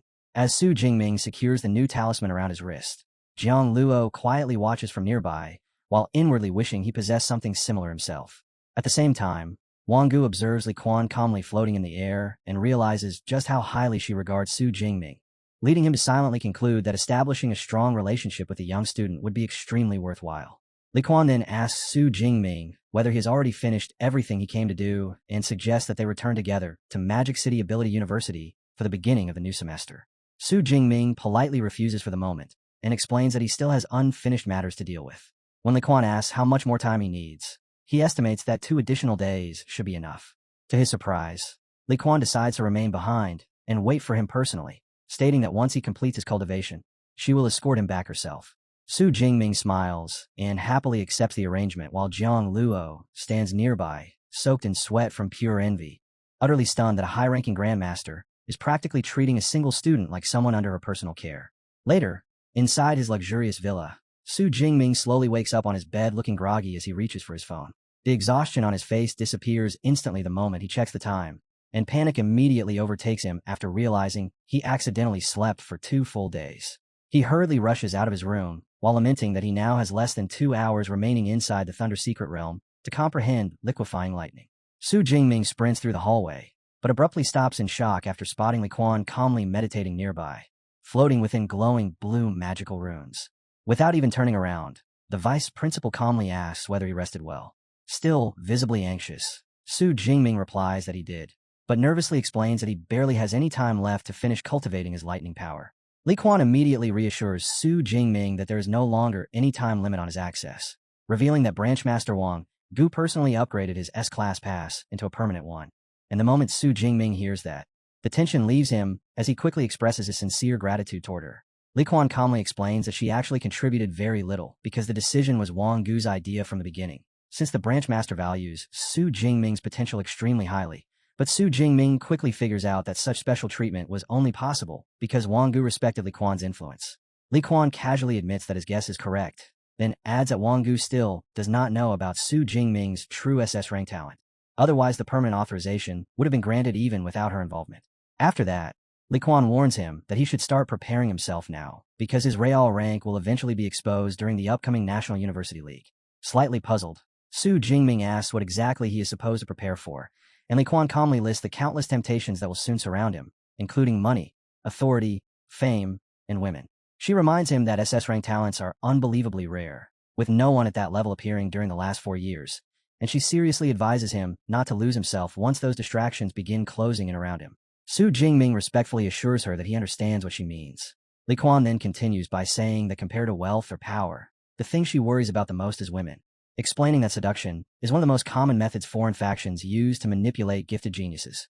While staring directly at him, she suddenly steps closer and casually makes an incredibly suggestive proposal, telling him that if the two girls around him are unable to satisfy his needs, he can simply tell her, and she will personally help him handle it. Caught completely off guard by the outrageous remark, Su Jingming instantly blushes bright red and awkwardly stammers that such a thing definitely will not be necessary. Before the atmosphere can grow any stranger, Li Quan calmly calls toward the outside and tells them to come in, causing both her and Su Jingming to turn toward the doorway. A moment later, Branch Master Wang Gu enters together with Jiang Luo, and Wang Gu informs Su Jingming that Li Cangha has already been imprisoned, meaning the Li family will no longer threaten him in the future. Su Jingming smiles before sincerely thanking the Branch Master both for settling the situation and for upgrading his pass permanently. Wang Gu casually waves away the thanks and explains that he is only fulfilling his responsibility to support the nation's greatest talents. Then, wanting to provide Su Jingming with even more help, he reveals that he has personally arranged full 24-hour access to the highest floor of the Thunder Tower exclusively for him. Thrilled by the arrangement, Su Jingming immediately thanks Branch Master Wang Gu once again for giving him this opportunity. Behind him, Li Quan casually raises her hand and forms a glowing golden teleportation portal before lightly pushing Su Jingming toward it and calmly offering to personally escort him there. Just before entering, Su Jingming turns back toward Jiang Luo, says goodbye to his senior, and promises that he will return to the university immediately after completing his cultivation. Jiang Luo waves his hand in response and tells him that he specifically came here to see him off. Wang Gu and Jiang Luo silently watch as the portal flashes with bright light before vanishing entirely. At the Thunder Tower, massive streaks of raw green lightning constantly crash against the outside of the structure, while on the tower's highest floor, Su Jingming sits cross-legged as violent golden lightning erupts around him from every direction. Reflections of electricity flicker inside his eyes as he quickly realizes that the lightning energy here is far purer and much closer to its original source than the energy he encountered back on the 100th floor. Slowly reaching his hand forward, he carefully focuses while guiding the violent and jagged lightning currents into his palm so he can comprehend their true essence. 17 hours later, his efforts finally begin to show results. The unstable arcs of electricity dancing across his hand gradually compress together before condensing into a dense mass of glowing liquid. Su Jingming slowly opens his eyes and reveals a satisfied smile as he watches the liquid lightning flow smoothly across his fingers, fully aware that he has successfully mastered the liquefaction stage. He rises to his feet and casually manipulates the liquid energy, shaping it into a condensed, swirling sphere of golden lightning. Then quietly notes to himself that simply throwing lightning in this form at an enemy would produce terrifying destructive power. Wanting to properly measure his current strength, Su Jingming summons his holographic system interface and begins checking his attributes. The holographic screen displays all of Su Jingming's information, confirming his SS rank talent alongside his high vitality and spirit stats, his different combat techniques, and a total balance exceeding 18,000 ability points. After carefully examining everything, Su Jingming concludes that 18,000 points are still nowhere near enough for advancing in a Tier 4. So instead of forcing a breakthrough, he decides to continue strengthening his combat techniques first, while waiting for the upcoming National University League to earn the remaining points needed for leveling up. His thoughts soon drift toward the tournament's survival competition centered around hunting beasts, and knowing that the event will inevitably contain huge numbers of Tier 4 monsters. Su Jingming sees it as the perfect chance to harvest an enormous amount of ability points. After making his decision, Su Jingming immediately spends his ability points to upgrade the indestructible Thunder Body to the 5th stage, and the instant the enhancement finishes, a massive surge of energy erupts from his body as violent lightning explodes around him, and his hair transforms into a brighter and far wilder state. Standing within the amplified form, Su Jingming feels exhilarated by the overwhelming growth and strength, and quickly realizes that the 15,000-point upgrade alone increased his vitality by nearly 1,000 points. Recognizing that his newly strengthened body now requires offensive power capable of keeping up with it, he decides to upgrade his fist technique to the master level as well. To test the improvement, Su Jingming steps forward and unleashes a Thunder Fist, releasing a terrifying concentrated blast of golden lightning straight ahead. After examining the deep fractures carved into the specially reinforced wall, he reveals a satisfied smirk and estimates that his current power is enough to instantly kill a peak Tier 4 beast, while also allowing him to contend evenly against a Tier 5 monster in close combat. Now that his cultivation and upgrades are complete, the violent lightning surrounding him gradually settles down, his wild hair slowly returns to normal, and he turns before leaving the training chamber. The moment Su Jingming steps into the hallway, he reunites with Vice Principal Li Quan, who immediately looks at him with visible surprise and points out that not only did he successfully comprehend lightning liquefaction in an incredibly short time, but his physical body also experienced a drastic increase in strength. Carefully hiding the existence of his system, Su Jingming casually explains that he simply got lucky and managed to push the indestructible thunder body into the 5th stage. Li Quan recalls that the technique was originally created by his teacher, and she also remembers personally approving his teacher's request for an extremely valuable SS rank, Tier 8 Thunder Tyrannosaurus Blood Essence, to aid Su Jingming's cultivation. With everything at the Thunder Tower finally finished, Li Quan raises her hand and summons a golden teleportation circle, and together they prepare to return to the university. Meanwhile, inside a massive Gothic castle, 2 hooded subordinates kneel before the leader of the Heaven's Mandate sect and report that Archbishop Bloodkill was killed by Li Quan.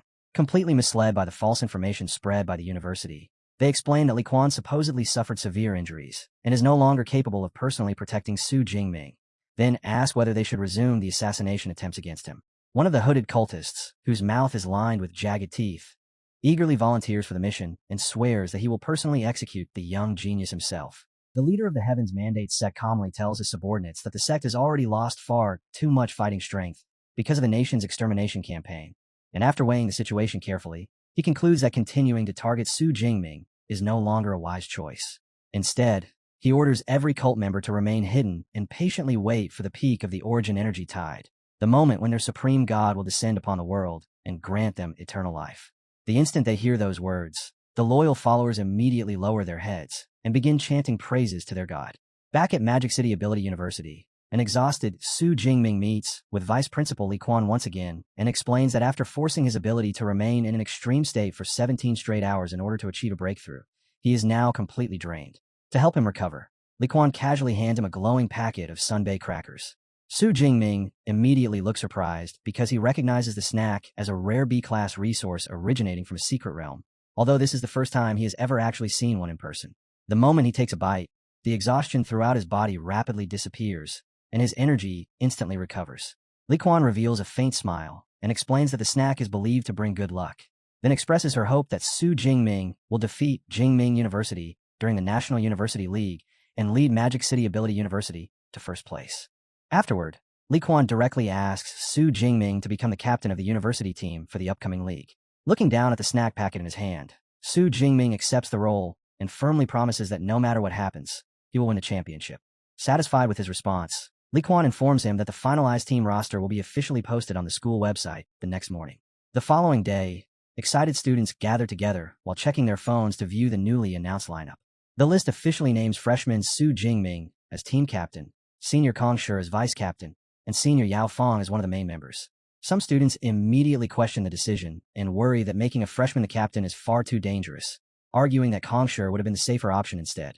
Others quickly refute that argument by pointing out that although Kong Shi is already a Tier 4 mid-rank fighter, he still cannot compare to the Tier 4 high-rank members of Jingming University, meaning Su Jingming is realistically their only hope of victory.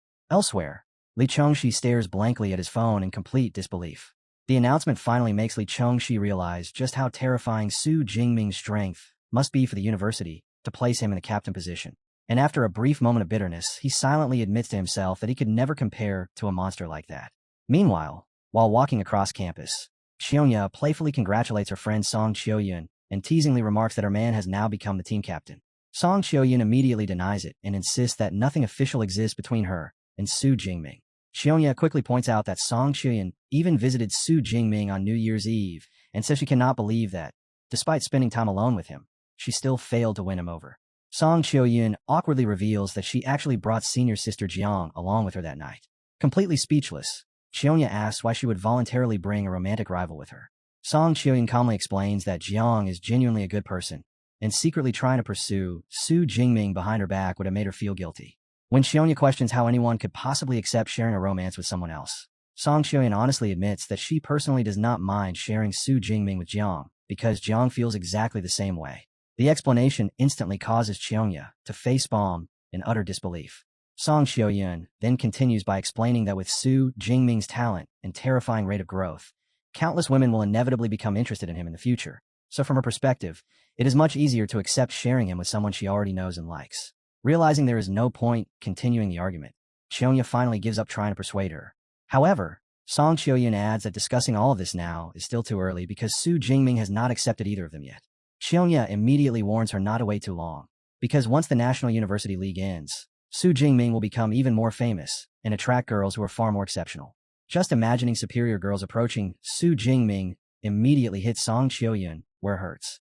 Her playful attitude disappears at once as she suddenly becomes serious and realizes that she truly needs to act quickly before it is too late. Elsewhere, inside his master's residence, Yang Qian praises Su Jingming for the decisive actions he took within the secret realm. After hearing the entire story from senior brother Jiang, Yang Qian tells Su Jingming that the best way to avoid future trouble is to completely eliminate threats before they have the chance to grow into greater dangers. Su Jingming humbly replies that he only dared to take those risks because he possessed the protective talismans given to him by Yang Qian and Principal Li Quan.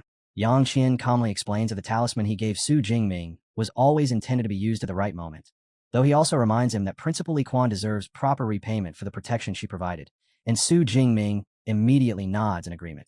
Wanting to know how far Su Jingming has progressed, Yang Qian asks about his current combat ability, and Su Jingming honestly answers that in his normal condition, his strength has already reached the peak of Tier 4, while entering his Thunderpole state allows him to fight evenly against a low-ranked Tier 5 opponent. The answer leaves Yang Qian stunned that a student who is only Tier 3 already possesses the power to contend with a Tier 5 expert. Su Jingming explains that a fortunate opportunity allowed his indestructible Thunder Body to successfully advance into the 5th stage, after which Yang Qian brings up how Principal Li Quan has recently been receiving heavy criticism online because of the team roster she announced, urging Su Jingming to prove, through his own strength, that her decision was the correct one. Su Jingming asks if he should directly challenge Vice Captain Kong Shi, but Yang Qian shakes his head and says there is a much easier method. If Su Jingming truly wants to silence everyone, then all he has to do is take the number 1 position on the school's glory ranking, the very spot currently held by Kong Shi. Hearing that, Su Jingming suddenly realizes he completely forgot about the university's virtual combat system, openly admitting that he once thought the entire thing was pointless. But Yang Qian encourages him to test it for himself and assures him that the system is far more useful than he imagined. Inside the practical training building, students pass through long rows of advanced virtual reality stasis pods while casually discussing their training progress nearby, and one student confidently boasts that he plans to clear the 10th floor and push his combat power beyond 10,000, only for his friend to immediately point out that defeating 20 Tier 2 beasts at the same time is impossible with his current strength. At the same time, a staff member personally leads Su Jingming toward one of the highest-level virtual cabins reserved solely for S-class students, and the surrounding crowd quickly recognizes him, becoming excited that the famous S-rank freshman is finally entering the training system. The news spreads across the campus forums almost instantly as students begin posting updates online, eager to see whether Su Jingming can surpass Kong Shi. Before long, the entire campus forum explodes into fierce arguments over who is truly stronger between the Thunder Emperor and the Iron Bear, while countless students wait impatiently to finally learn Su Jingming's real combat strength. Su Jingming calmly steps into the stasis pod, and the transparent glass slowly closes around him as a nearby staff member carefully monitors the system terminal. Inside the virtual chamber, the AI assistant Eva explains that the simulation will generate a body perfectly synchronized with Su Jingming's real physical condition, then instructs him to release his combat abilities so the system can accurately complete its calibration. Su Jingming calmly tells her start. The stasis pod immediately begins scanning his physical data and synchronizing the virtual body before activating the transfer sequence, and as bright light completely envelopes him, Su Jingming slowly closes his eyes while his consciousness is transported into the simulation.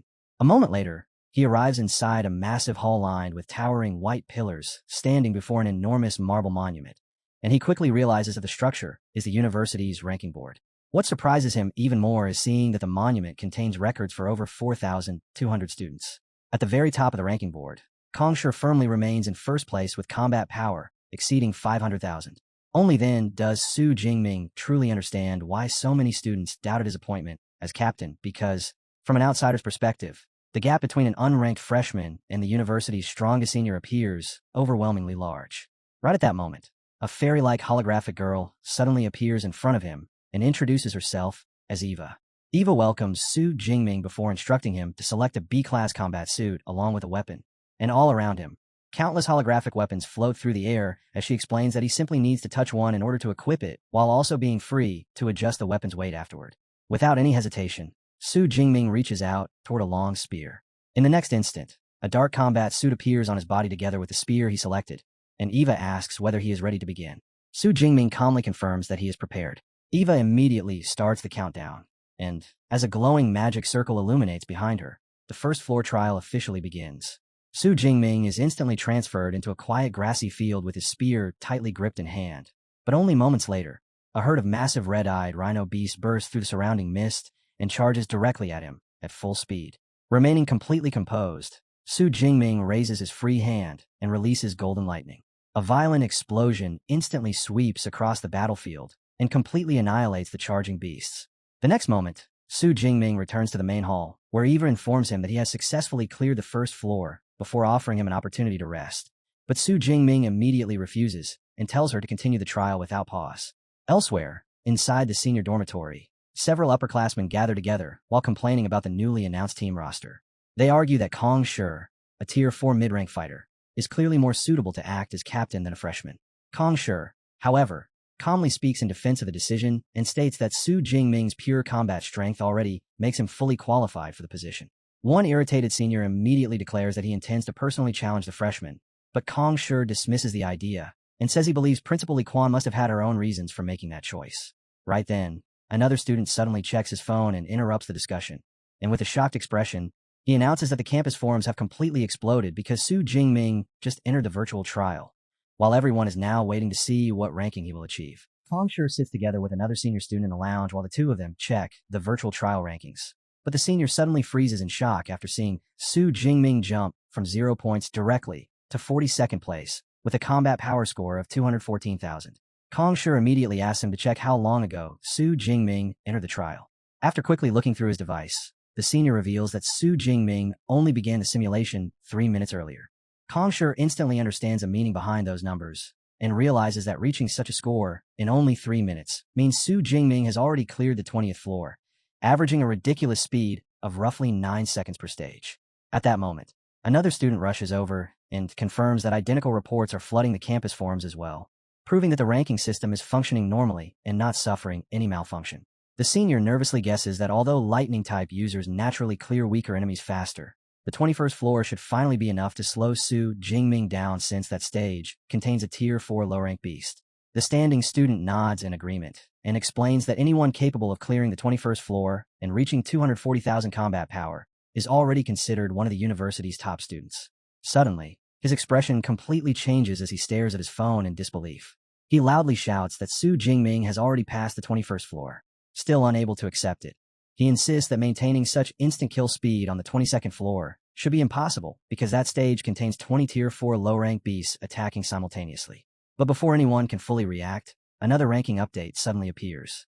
Su Jingming's score rises once again, pushing him to 35th place with 244,000 combat power, and the senior nervously reports that Su Jingming not only cleared the 22nd floor, but also instantly killed the armored earth dragon on the 23rd floor.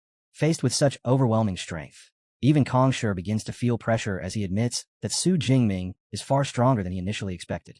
Meanwhile, inside the 23rd floor trial, Su Jingming stands completely unharmed beside the corpse of the defeated armored earth dragon. The AI assistant Eva cheerfully informs him that the university forums are currently exploding with discussions about his terrifying floor-clearing speed, but Su Jingming remains perfectly calm because, in his view, this level of progress is completely normal for someone possessing an SS rank ability. Eva then tells him that he has officially cleared the 23rd floor, before politely asking whether he would like to rest prior to continuing. Su Jingming immediately tells her to proceed. Eva activates the 24th floor trial and explains that this stage contains 5 Tier 4 mid-rank armored earth dragons. The instant the battlefield finishes forming, 5 massive green-scale dragons immediately charge towards Su Jingming at the same time. Su Jingming calmly condenses a sphere of golden lightning into his hand before leaping high into the air and hurling it directly toward the approaching beasts. The compressed lightning sphere explodes violently upon impact and instantly annihilates all 5 monsters in a single blast. Eva congratulates him and announces that his combat power has now exceeded 400,000, officially placing him among the university's top 10 ranked students. She also informs him that the 25th floor contains a peak Tier 4 Storm Thunderbear before once again asking whether he would like to rest beforehand. The moment Su Jingming hears the beast's name, a faint smile appears on his face because the creature is already extremely familiar to him. Refusing the chance to rest, he explains that he specifically wants to test his current strength and see whether he can kill the bear with a single punch.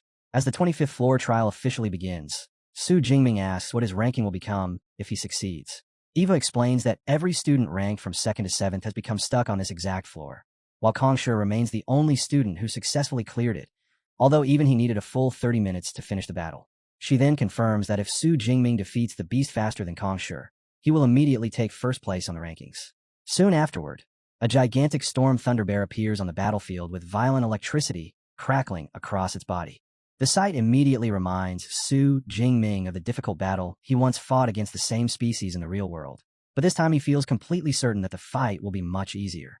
Instead of using his spear, he stores the weapon away and chooses to engage the beast in close combat. Golden lightning instantly spreads across his body as he rushes directly toward the monster with a punch already prepared. The storm thunder bear releases a furious roar and raises its enormous claws in an attempt to crush him. But before the creature can properly react, Su Jingming's lightning-covered fist slams directly into its chest and unleashes a massive golden shockwave. The overwhelming attack completely destroys the beast in a blinding flash of light. Back inside the virtual hall, Eva praises the clean and decisive nature of his fighting style before officially confirming that his one-hit victory has earned him first place on the leaderboard. Outside the simulation, the entire student body erupts into chaos after the rankings update appears, and everyone stares in disbelief as Su Jingming claims the #1 position with 510,000 combat power. The surrounding students stare in disbelief at how easily Su Jingming surpassed Kongsher, and many of them can hardly process that he cleared the entire trial in just 5 minutes. Kongsher remains standing motionless in front of the leaderboard, shock written across his face as he asks the students beside him how long it took Su Jingming to rise from 400,000 combat power to 510,000. One senior answers that the jump happened in under 20 seconds, while another student is left equally stunned because he knows the 25th floor contains a peak tier 4 storm thunderbear, making it impossible for him to understand what kind of monster Su Jingming must be to kill it instantly. As the senior quietly questions whether an S-rank ability could truly possess such horrifying power, Kongsher calmly acknowledges the massive difference between himself and Su Jingming, fully admitting that Principal Li Quan was right to choose the freshman as team captain. At the same time, inside the virtual hall, Eva summons a digital board along with a glowing pen, then smiles as she congratulates Su Jingming and tells him to sign his name to officially secure his ranking. Su Jingming writes his name across the screen, and the system instantly refreshes, placing him at the very top with a score of 514,000. Seeing this makes him grin proudly as he asks Eva whether he has become the first Tier 3 high-rank student in history to clear the 25th floor. Eva playfully teases him for a brief moment before revealing that he is not the first, leaving Su Jingming surprised as he quickly asks who accomplished it before him. Eva explains that 100 years ago, a boy named Shi, who possessed an SS rank ability, also cleared the 25th floor at the same level. The moment Su Jingming hears the name, he immediately recognizes it from history and recalls that the legendary prodigy died while exploring ancient ruins before ever reaching Tier 8. Eva then asks if he wants to continue, and Su Jingming agrees immediately before curiously asking how far she managed to advance. Eva explains that she died on the 26th floor after killing only 3 of the 5 peak Tier 4 beasts there, causing Su Jingming to smirk confidently as he declares that he will break that old record right now. The 26th floor trial begins, and Su Jingming is instantly transported onto the battlefield, where 5 storm thunder bears immediately surround him before separating and launching attacks from several directions at the same time. Su Jingming praises the perfect coordination of the 5 bears, though he dismisses their efforts as meaningless while lightning gathers into his palm. Then he releases his power and summons a gigantic golden hand of lightning from the sky. The enormous attack slams into the battlefield and detonates in a violent explosion that wipes out all 5 storm thunder bears instantly with a single strike. Back inside the hall, Eva congratulates him for clearing the 26th floor and informs him that his combat power has now risen to 710,000. Su Jingming calmly analyzes the next stage and predicts that the 27th floor will either contain a low-ranked Tier 5 beast or a large number of peak Tier 4 monsters. Once he discovers that his next opponent is a Tier 5 Earth Black Wolf, he immediately notes that the creature specializes in powerful defense. Since this is his first direct battle against a Tier 5 beast, he decides to rest beforehand, and Eva grants him a 3-minute break.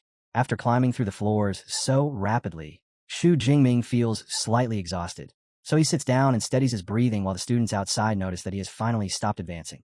One senior asks Kongsher what kind of monster could possibly appear on the 27th floor, and Kongsher guesses that it must either be a Tier 5 beast or dozens of peak Tier 4 creatures.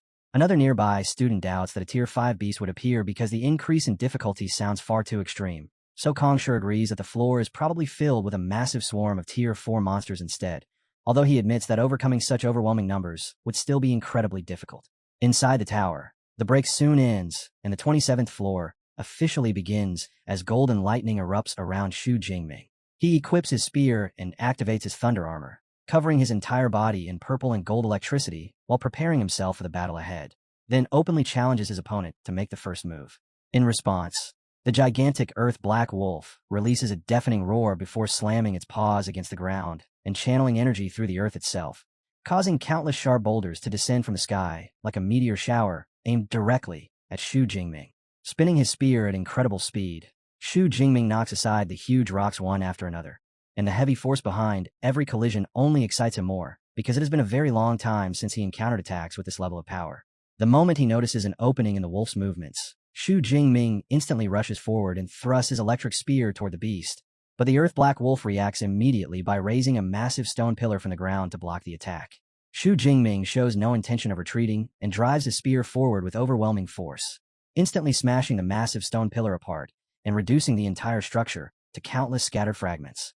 However, as the dust slowly begins to settle, he suddenly realizes that the Earth Black Wolf never intended to defend itself with the wall at all, because the beast only used the collapsing pillar as a distraction while secretly repositioning itself. Caught completely by surprise, Shu Jingming quickly looks upward, just in time to see the enormous wolf descending from above the falling debris with its jaws open wide, launching a deadly ambush straight toward him. Inside the virtual trial, Shu Jingming is struck directly across the shoulder by a brutal claw attack from the Earth Black Wolf, and blood instantly sprays into the air as he realizes that his current defenses are incapable of properly withstanding the attacks of a Tier 5 beast. He immediately retaliates by unleashing bolts of lightning, but the Earth Black Wolf effortlessly avoids every strike, forcing Shu Jingming to quickly reassess the situation and conclude that the beast's terrifying speed makes his S-Class long-range lightning techniques almost completely ineffective. Realizing ranged attacks are useless, Shu Jingming decides that close-quarters combat is his only option, then charges forward with his spear as both sides begin exchanging fierce attacks while the wolf aggressively counters every move he makes. The beast swings a massive claw toward him, and Shu Jingming blocks the attack head-on, creating a violent shockwave before instantly leaping backward to widen the distance between them. Green lightning crackles around his spear as he pours even more power into it. Then he swings with overwhelming force and collides directly against the wolf's heavy claws while pushing his strength to its absolute limit. At that moment, Shu Jingming undergoes another transformation as his hair rises upward, and explosive golden lightning erupts around his body, followed by a devastating strike powerful enough to shatter the ground itself and send broken rocks flying toward the Earth Black Wolf. While watching the simulation, Eva observes the battle with obvious admiration and remarks that Shu Jingming's S-Class power is extraordinary, noting that he is the first 19-year-old in an entire century to display combat strength comparable to Tier 5. She then adds, his tactical intelligence makes him even deadlier than the beast. After a long and exhausting struggle, the brutal battle finally reaches its end as the enormous Earth Black Wolf collapses to the ground while bleeding heavily.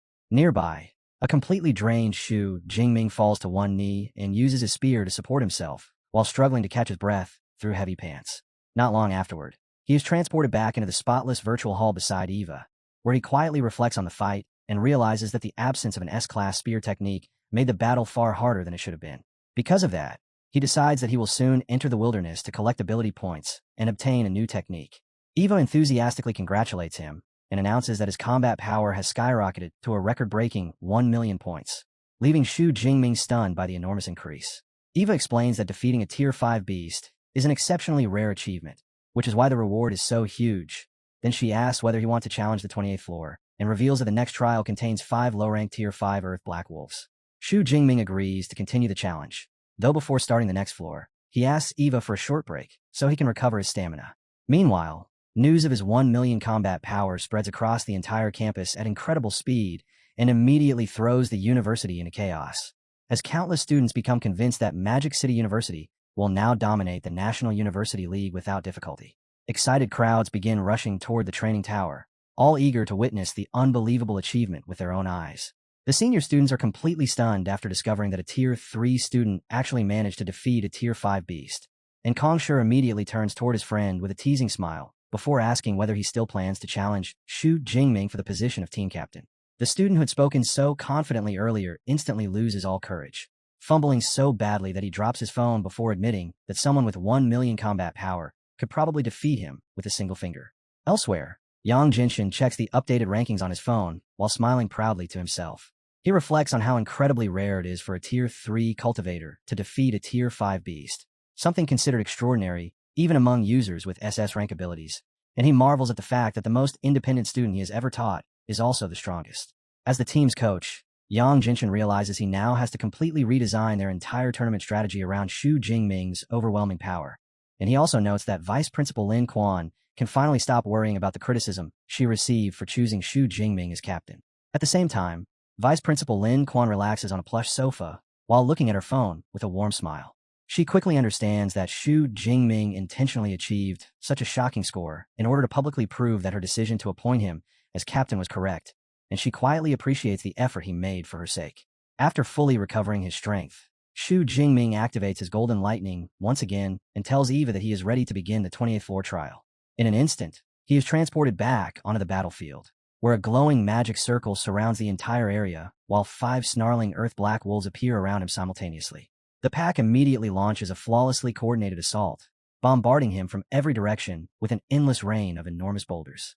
Shu Jingming desperately spins his spear at high speed to deflect the incoming attacks, but the combined pressure from the 5 wolves quickly becomes overwhelming. Eventually, his defense collapses under the strain, allowing one of the wolves to seize an opening and viciously bite into his shoulder before throwing him high into the air. Overwhelmed by the pack's combined assault, Shu Jingming lets out a cry as all 5 Tier 5 beasts rush him at once and brutally tear apart his simulated body, ending the trial instantly, while a glowing magic circle spreads across the battlefield and resets the entire simulation. A moment later, his avatar reappears inside the virtual hall with sections of his body still flickering in partial pixels, and Eva calmly informs him that he failed the challenge on the 28th floor. Looking down at his digital hands, Shu Jingming accepts the outcome without any frustration, admitting that losing against opponents like those was completely expected, though he remarks that dying inside the simulation felt incredibly strange. Eva explains that the simulation's death sequence only cuts off the user's sensory input to protect the brain, then adds that while she is fully capable of reproducing the sensation of a real death, doing so carries a serious risk of inflicting genuine psychological damage. Interested in what comes next, Shu Jingming asks what kind of challenge awaits on the 29th floor, prompting Eva to jokingly comment that she normally would not share that information with someone who failed a stage, though she is willing to make an exception because he is an S-class student. She tells him that the 29th floor contains a single Tier 5 mid-rank Earth Black Wolf, while the 30th floor contains 5 of them, then casually reveals that the virtual trial currently ends there.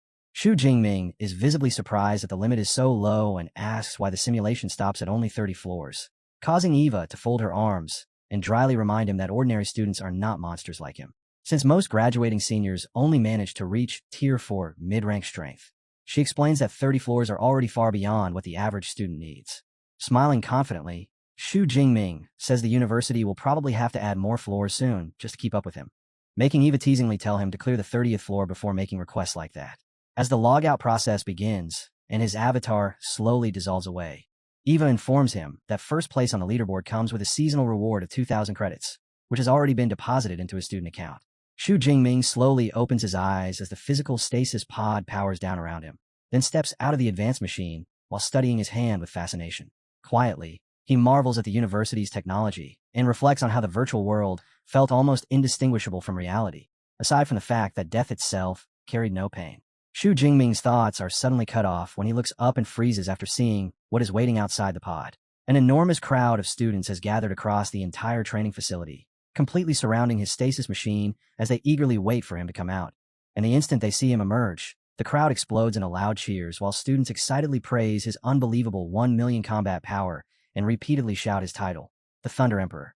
Voices rise from every direction urging him to take first place in the upcoming league, while one especially excited girl even begs him for an autograph, leaving Shu Jingming trapped in the middle of the overwhelming crowd with nothing he can do except smile awkwardly in amusement while silently thinking about how absurdly enthusiastic his schoolmates are.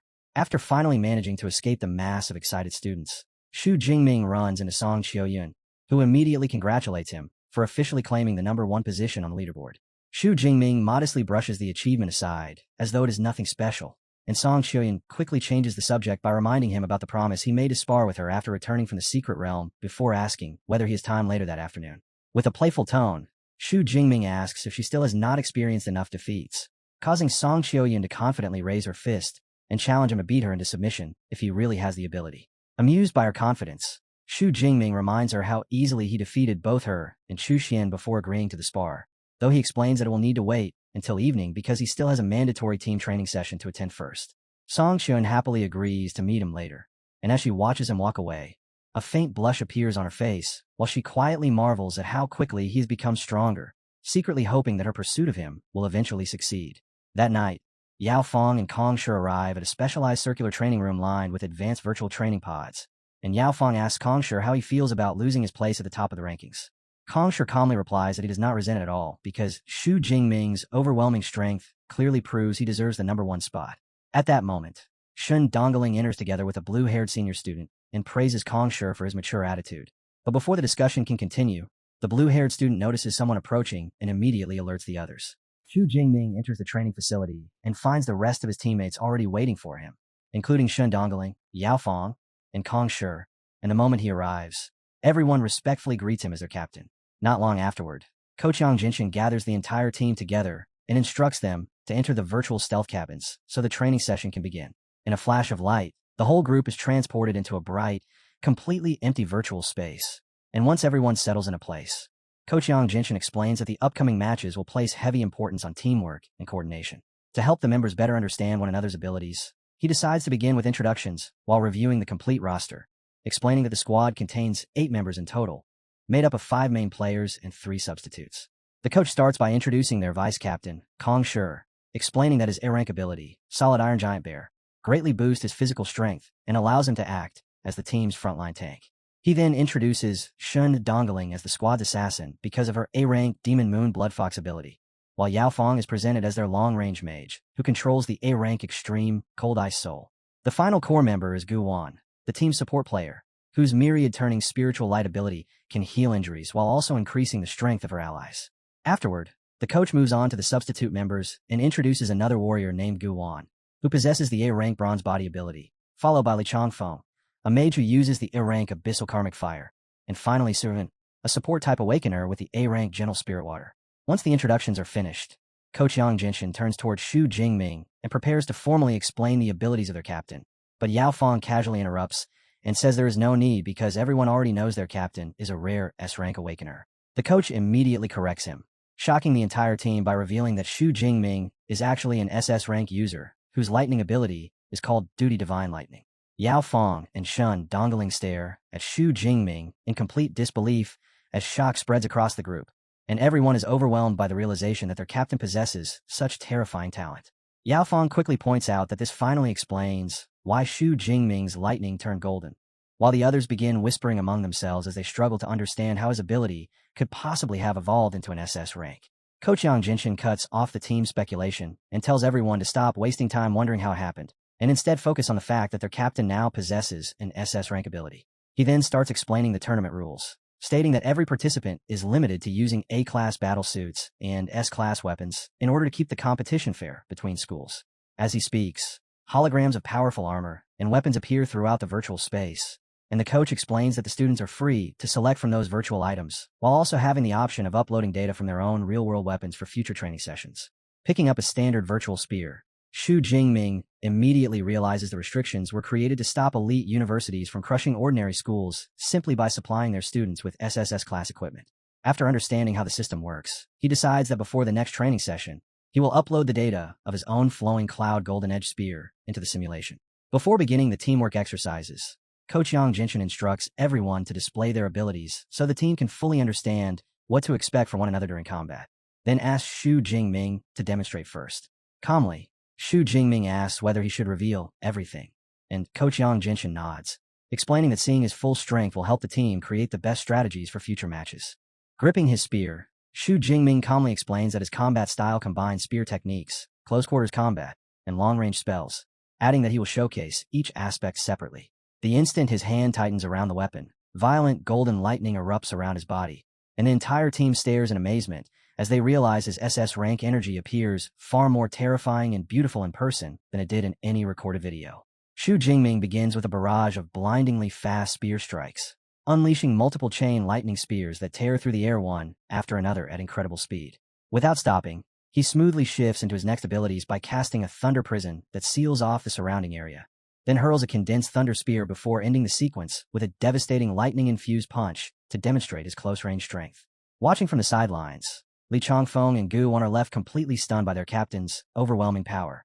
Li Changfeng confidently declares that winning the tournament is now guaranteed, while Gu Wan quietly wonders whether her support abilities would even matter for someone as powerful as Shu Jingming. After a brief silence, Shu Jingming stands calmly with electricity crackling around his spear and casually tells his stunned teammates that everything they just witnessed was only a warm-up, adding that he is about to demonstrate his true S-rank combat techniques. Li Changfeng and Gu Wan can only stare at him speechlessly in disbelief as they realize the terrifying attacks from earlier were merely the beginning. Shu Jingming activates his S-rank indestructible thunder body and layers it together with his Hell Thunder armor, causing his hair to flare wildly upward beneath the surging golden energy. The moment Gu Wan sees the transformation, sweat immediately forms on his face as he realizes Shu Jingming's lightning armor is far more durable than his own bronze body defense.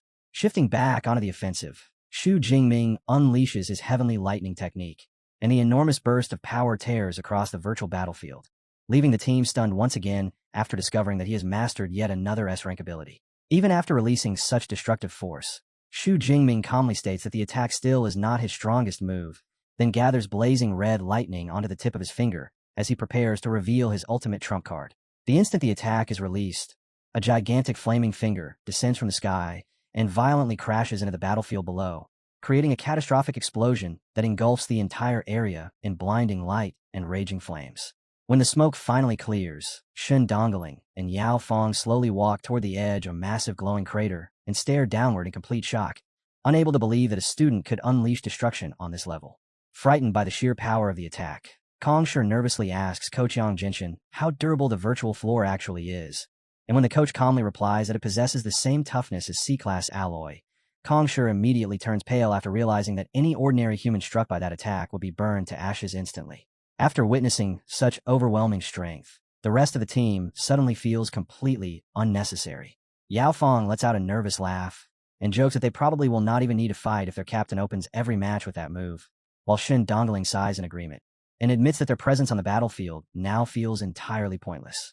Fully realizing how absurd Shu Jingming's strength truly is, Yao Fong desperately begs the coach to make Shu Jingming hold back during the actual tournament matches. Coach Yang Jinshin casually dismisses Yao Fong's complaints and tells everyone that if they truly want any opportunity to fight once the tournament begins, they need to hurry. Otherwise, their captain will wipe out every opposing team before they even get the chance to act. As he watches his unbelievably gifted student, the coach quietly smiles to himself, remembering the crushing humiliation they suffered against Jingming University the previous year. Yet now, with Shu Jingming leading the team, he no longer believes they can lose that way ever again.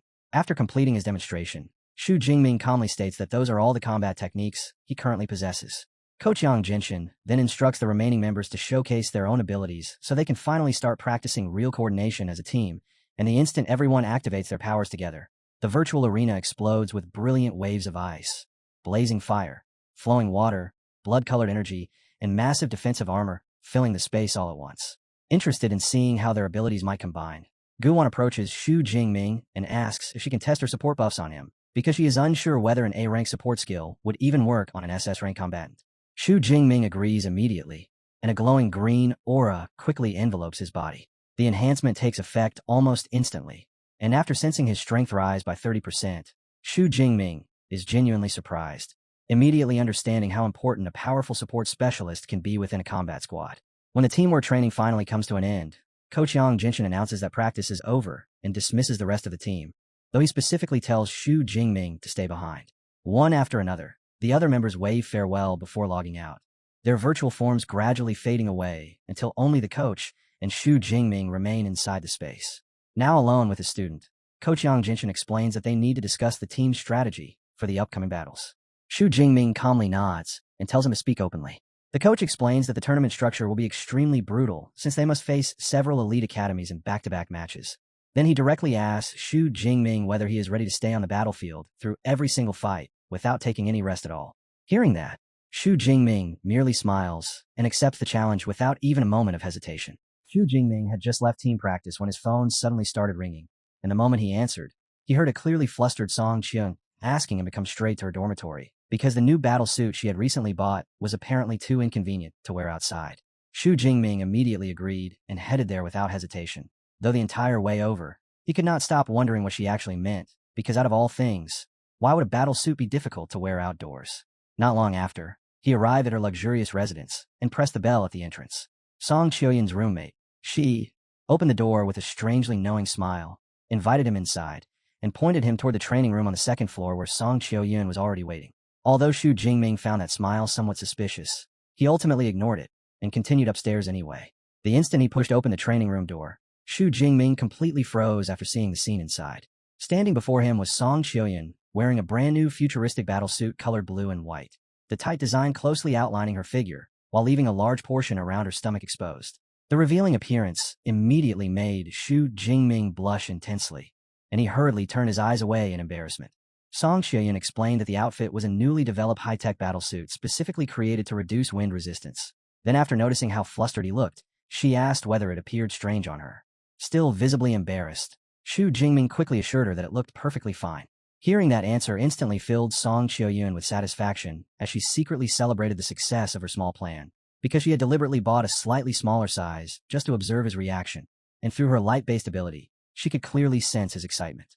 As the two prepared to spar, Song Qiuyan summoned her halberd from a storage ring in a flash of fiery light before lowering herself into a combat stance and establishing the rules.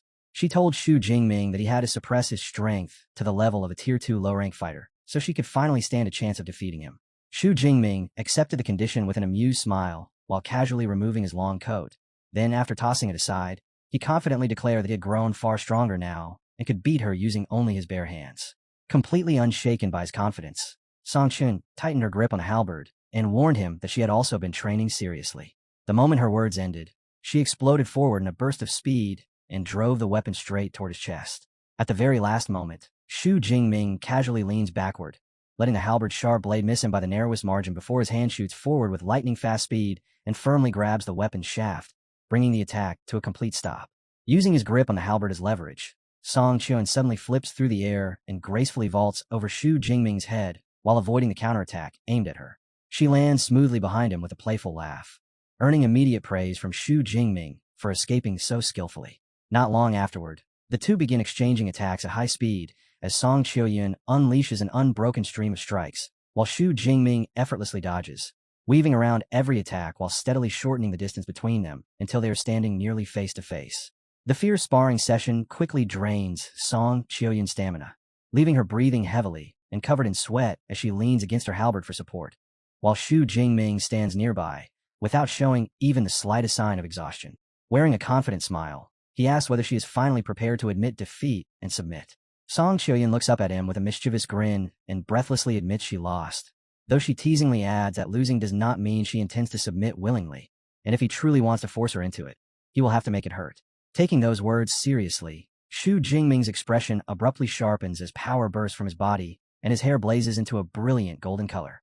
In the very next instant, he charges forward with terrifying speed, completely catching Song Qiuyan off guard. She can only gasp in shock as he closes the distance immediately before stopping mere inches from her face, while tightly gripping her halberd. The moment his combat focus fades, Shu Jingming quickly steps back and awkwardly apologizes, admitting that he briefly lost control of himself. Still trying to calm her breathing, Song Qiuyan reassures him that it is not his fault and guesses that the sudden burst of aggression likely came from the dragon-type beast bloodline he had absorbed earlier. After that intense moment, the atmosphere between them becomes filled with romantic tension, and once Song Qiuyan finally gathers enough courage, she nervously asks whether she can ask him something important. A faint blush appears on her face as she looks directly into his eyes and boldly asks if he likes her. For a brief moment, the question leaves Shu Jingming completely stunned as the playful look on his face disappears. Then, while meeting Song Qiuyan's gaze directly, he answers with complete honesty and admits that yes, he truly does like her. Her eyes widen immediately, and a deep blush spreads across her face as Shu Jingming's honest and direct confession completely overwhelms her. Excitement fills Song Qiuyan as she hurriedly stores her halberd back in her spatial ring and eagerly asks whether he truly means what he just said. Unable to suppress her happiness any longer, she quickly confesses her own feelings as well before throwing herself straight into his arms and asking him to officially be with her. Shu Jingming warmly smiles while catching her without hesitation and agrees at once, then immediately leans forward and kisses her deeply. Completely catching her off guard, he pulls her tightly against his body and slightly lifts her from the ground in a passionate embrace. By the time they finally separate, Song Qiuyun is so flustered that she covers her mouth and shyly asks why he has never behaved this boldly before. Shu Jingming playfully explains that acting like this before they officially became a couple would have made him seem like a hooligan. Hearing that excuse makes Song Qiuyun turn her head away while teasingly agreeing with his logic. Though only moments later, she suddenly leans closer and quickly kisses him on the cheek herself. Shu Jingming touches his face in surprise, and Song Qiuyun explains that since Chu Xian previously left a mark on him, she also wanted to leave one of her own, causing him to quietly wonder just how close those two girls actually are. Song Qiuyun then praises Chu Xian's personality and boldly says that she would not even mind if Shu Jingming also liked their senior sister, instantly leaving him completely bewildered. Stepping closer, Song Qiuyun seriously explains that someone like him, an elite SS rank awakener, is naturally bound to attract several women, and rather than sharing him with a complete stranger, she would prefer it to be someone she personally likes, such as Chu Xian. Shu Jingming lowers his gaze in surprise at how open-minded she is, though he gently points out that even if he truly has feelings for Chu Xian, their senior sister herself might not be willing to accept the kind of relationship. A sly smile slowly forms on Song Qiuyun's face as she instantly twists his words back at him and teasingly asks whether that means he would agree as long as Chu Xian accepted. The sudden question immediately throws Shu Jingming into a panic, but before he can answer at all, Song Qiuyun suddenly turns toward the doorway and calls out to Chu Xian, announcing that she already heard everything and that the final decision now belongs to her. Completely stunned, Shu Jingming instantly snaps his head toward the entrance and begins nervously sweating as Chu Xian calmly walks into the room. Wearing a gentle smile, Chu Xian walks toward him and teasingly warns her junior brother not to take back his words now. At that moment, Shu Jingming finally understands that the two women had planned this entire situation together from the very beginning, leaving him completely speechless. Surrounded by the smiling gazes of both women with absolutely no path of escape remaining, Shu Jingming eventually lowers his head and releases a resigned sigh before accepting his fate, deciding that since good things come in pairs, he may as well honor his promise. Delighted by his response, Song Qiuyun immediately announces that the matter is settled and happily declares that the three of them are now officially together. She tightly wraps herself around one of Shu Jingming's arms while Chu Xian warmly takes the other, and soon afterward, Chu Xian suggests that they all head out together for a late-night snack. Song Qiuyun, however, insists on showering first because she is still drenched in sweat from the sparring session. Grabbing Chu Xian's hand, she invites her to wash up together, and Chu Xian happily agrees without hesitation. As the two girls walk away hand in hand, Song Qiuyun suddenly looks back over her shoulder with a teasing smile and asks Shu Jingming whether he plans to stay there waiting or join them in the shower. The bold invitation instantly leaves him flustered, and he is just about to enthusiastically agree when Chu Xian immediately shuts the idea down. With a joking tone, she points out that since he is so strong, he did not even sweat during training at all, so the two of them will simply shower by themselves instead. Left alone where he stands, Shu Jingming clenches his fists in devastation and internally cries out in exaggerated frustration, while imaginary anime tears practically threaten to spill from his eyes as he mourns missing such an opportunity. After finally calming down, he lets out a helpless sigh. Yet despite all the teasing, a genuine smile slowly appears on his face while he watches his two new girlfriends disappear down the hallway. Thinking back on everything that just happened, he can only marvel in amusement at how a completely ordinary sparring session somehow ended with him gaining two girlfriends at the same time. The next day, Shu Jingming stands deep within the wilderness, surrounded by the enormous corpses of fallen beasts, calmly estimating that the 5,000 ability points he recently obtained are already sufficient for everything he currently intends to do. Resting casually against his spear, he quietly reflects on the speed of his own growth, realizing that in less than half a year, he has advanced to the point where he can travel through this dangerous region with almost nothing able to stop him, aside from a few mid-rank tier 5 beasts that still possess the strength to threaten him. At that moment, a faint shimmer hidden within the dense forest draws his gaze, and after recognizing it as a rare glowing plant species unique to this area, Shu Jingming decides to gather some before departing. Lowering himself into a crouch, he carefully harvests the radiant golden 100-color flowers one after another until he eventually collects 3 glowing bundles altogether. Meanwhile, back at the university, Vice Principal Lin Quan sits inside her office examining official documents displayed across a holographic screen projected by a hovering drone. A soft knock soon echoes from the doorway, and after calmly inviting the visitor inside, she watches Shu Jingming enter a moment later. Lin Quan immediately asks whether he has just returned from the wilderness, and Shu Jingming confirms it before explaining that he regularly hunts beasts there to maintain his real combat instincts. Lin Quan praises his commitment to practical battle experience, agreeing that simulated combat can never truly compare to genuine fights in the real world. Hearing her response secretly amuses Shu Jingming because the explanation he offered had merely been an excuse he improvised on the spot, yet it somehow earned her sincere admiration anyway. After politely thanking her for the support she has shown him, Shu Jingming takes out one of the glowing 100-color flowers he gathered earlier and presents it to Lin Quan as a small gift from his trip. She accepts it thoughtfully, and although she is a Tier 8 Grandmaster accustomed to receiving priceless treasures from countless people, she suddenly realizes that no one has ever gifted her something as simple as a flower before. A faint blush quietly rises onto her cheeks while she subtly hides the pleased smile forming on her lips behind the flower's petals. Shifting the discussion back toward official matters, Lin Quan brings up the recent results of his team during the virtual training exercises and praises them for defeating one of the university's strongest legendary teams, especially since their opponents included members who had already reached mid-rank Tier 4 strength. Shu Jingming modestly explains that his group only managed to defeat the weaker of the university's two legendary teams. Yet Lin Quan reassures him that the achievement is already remarkable and admits that his team's performance has finally eased some of the pressure she felt before the upcoming tournament. With a casual wave of her hand, Lin Quan summons a glowing blue magic circle, and from it appears a neatly arranged stack of 10 tickets that she gracefully hands to Shu Jingming as a return gift. The moment Shu Jingming looks down at the red passes in his hands, cold sweat immediately forms across his forehead after he recognizes them as ultra-rare premium interfield tickets for the National University League. Feeling awkward, he quickly admits that the gift is simply too valuable and says he already owes Lin Quan far too much for everything she has done for him. But Lin Quan only smiles softly and tells him that the best way to repay her is by delivering an outstanding performance during the tournament. Hearing the confidence she places in him, Shu Jingming accepts her expectations with a firm nod. Later, while walking beneath the sunlight along a campus street, Shu Jingming opens a video call with his aunt and offers several of the tournament tickets to her. She immediately accepts them happily, relieved because his cousin had apparently been stressed for days trying to secure seats for the event. Passing a nearby coffee shop, Shu Jingming mentally counts the remaining tickets and decides to give the rest to Song Qiuyun and Chu Xian. Almost as soon as their names cross his mind, he suddenly hears someone calling out to him and looks up to see both girls running happily toward him along the paved campus path. Shu Jingming greets them warmly before taking out two glowing golden 100-color flowers and giving one to each of them. The unexpected gifts instantly move the girls, and in their excitement, both lean forward at the same time to kiss his cheeks.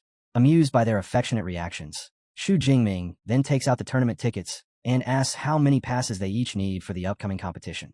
Song Qiuyun excitedly asks for 2 because she wants to bring her friend Xiaoya, while Chu Xian smiles and says she only requires 1 for herself. Still holding tightly onto his arm, Song Qiuyun explains that she unfortunately will not be able to properly see him off since she has to leave early, while Chu Xian apologetically adds that she also cannot attend his departure because she must take her level 3 pharmacist examination later that day. Shu Jingming smiles warmly, gently pats Chu Xian on the head, and wishes her luck on the examination before reassuring both girls that they will meet again soon in Qingshu City during the main tournament. After parting with them, Shu Jingming heads to the enormous combat technique library and decides that before the competition starts, he should master another S-class spear technique to further secure victory. Inside a private study room, he instructs the AI Eva to display every S-class lightning attribute spear technique available within the library. Eva immediately projects several holographic files into the air, and after discovering that there are only 5 available choices, Shu Jingming selects the thunder-piercing demon-killing spear technique. The system explains that the technique functions by forming a lightning net that greatly increases the speed of spear thrusts before releasing a compressed thunder explosion at the final stage of the attack. Extremely pleased by the description of its destructive power, Shu Jingming asks Eva to retrieve the physical manual. An assistant soon delivers a thick tome into the room, and Shu Jingming immediately immerses himself in studying it with complete concentration. After a long session of focused study, the system deducts 3,200 ability points and confirms that he has successfully mastered the beginner level of the technique. Shu Jingming snaps the manual shut with a sharp clap and smiles in satisfaction, already certain that the explosive style of the technique suits his combat methods perfectly. Leaning back in his chair while stretching comfortably, he silently praises the system's instant learning ability, then realizes that this spear art consumed even more points than his Thunder God finger skill, making him even more eager to personally test its destructive force in real battle. Understanding that his preparations are not finished yet, Shu Jingming asks Eva to display the newest A-class lightning combat techniques stored in the library. As new holographic files appear before him, one technique, called Lightning Shadow, instantly captures his attention. The skill uses lightning energy to create an afterimage clone capable of imitating attacks, while inflicting up to 30% of the original strike's damage, making it highly suitable for forming seamless combat combinations. Shu Jingming immediately recognizes the technique's enormous tactical value, realizing that the clone's follow-up attacks could perfectly cover the vulnerable openings within his own combat rhythm, and if utilized correctly, the skill could easily demonstrate usefulness comparable to an S-class technique. Without the slightest hesitation, he decisively points toward the holographic display and chooses the Lightning Shadow technique, prompting Eva to instantly confirm the selection. The following morning, a massive transport airship waits on the university athletic field for the departing team. Standing beside the boarding ramp, Yao Fong openly comments on how satisfied he is with the sleek appearance of their newly issued official uniforms. All around the field, a massive crowd of students is gathered to see the team off, loudly cheering for Magic City University while repeatedly shouting support for the Thunder Emperor and begging Shu Jingming to show no mercy during the tournament and completely crush every opponent. As Shu Jingming walks up the boarding ramp alongside his teammates, he casually lifts a hand and confidently waves toward the crowd in acknowledgement of their enthusiasm. Moments later, the transport airship's engines thunder to life before the enormous vessel slowly ascends into the clear sky, officially carrying the team toward the National University League tournament. Meanwhile, in Qingshu City, the enormous host city for the competition, Shu Jingming stands before a perfectly arranged formation of uniformed students. He warns them that because the city is located near the number 5 demon lair, security protocols must remain absolutely strict at all times, then orders them to properly demonstrate the hospitality expected from representatives of Jingming Superpower University. Not long afterward, the airship from Magic City University appears above the host city's landing zone. Watching from below, Shu Ping calmly instructs one of the assistants to activate the guiding lights for the arriving vessel. The massive transport ship soon descends smoothly onto the designated platform, while powerful gusts of wind spread outward across the surrounding area. As the members of Magic City University step out wearing matching long coats, excitement immediately erupts through the waiting crowd. Spectators quickly recognize Kong Shi and whisper in amazement about his mid-ranked Tier 4 strength, while others excitedly point toward the imposing presence of Shen Dongling. Then everyone's attention shifts toward the final figure exiting the airship, the rapidly rising S-rank Thunder Emperor himself, Shu Jingming. With a calm and focused expression, Shu Jingming steps forward and silently realizes that the tournament has officially begun, meaning the time for concealing the truth about his SS rank ability has finally come to an end. After arriving in Qingshu City, Shu Jingming warmly welcomes Vice Principal Lin Quan and the members of the Magic City University team before inviting them to attend a luxurious luncheon prepared in their honor, an invitation that Lin Quan politely accepts. As the group enters the elegant venue, the staff immediately greets them with great respect, though their arrival quickly draws the attention of many of the other guests gathered throughout the hall. Nearby, 2 bystanders quietly begin gossiping about Shu Jingming. One praises the handsome S-rank captain, while the other dismissively scoffs at the fact that he is only Tier 3, assuming that Magic City University is merely using him as a promotional figure to attract attention. After overhearing the conversation, Yao Fong quietly whispers to Shu Jingming that those people are obviously looking down on him. But Shu Jingming remains completely unconcerned and simply smiles as he replies that being underestimated actually makes things more interesting. At that moment, Chuang Qi, the captain of Jingming University's team, walks over and formally introduces himself to Shu Jingming. After the two exchange a brief handshake, Wang Qi confidently remarks that he looks forward to meeting them again during the opening ceremony before calmly departing alongside his teammate. Shu Jingming silently watches them leave while nearby. Yao Fong irritably comments that Wang Qi behaves far too arrogantly, acting as though Jingming University has already claimed victory. Ji Hui, however, points out that the opposing captain has every reason to be confident because he already possesses high-ranked Tier 4 strength in addition to a pseudo-S-rank ability called Heavenly Universe Meteorite. Clenching his fist tightly, Yao Fong angrily declares that they will crush Jingming University's arrogance during the tournament because he refuses to let them repeat their previous victory once again. Shu Jingming casually dismisses the tense atmosphere and tells everyone to focus on eating instead, mentioning that he still needs to head to the high-speed rail station soon to pick up several guests. Meanwhile, a train arrives at the city's rail station, and Tang Qi, Zhou Mingyang, and Meng Di step onto the platform while admiring the beautiful architecture and excellent service throughout the busy terminal. Standing inside the station, Tang Qi looks around expectantly and quietly wonders why Shu Jingming has not arrived yet. Before long, however, a smirking young man approaches her, boldly calls her a long-legged beauty, and asks to exchange contact information.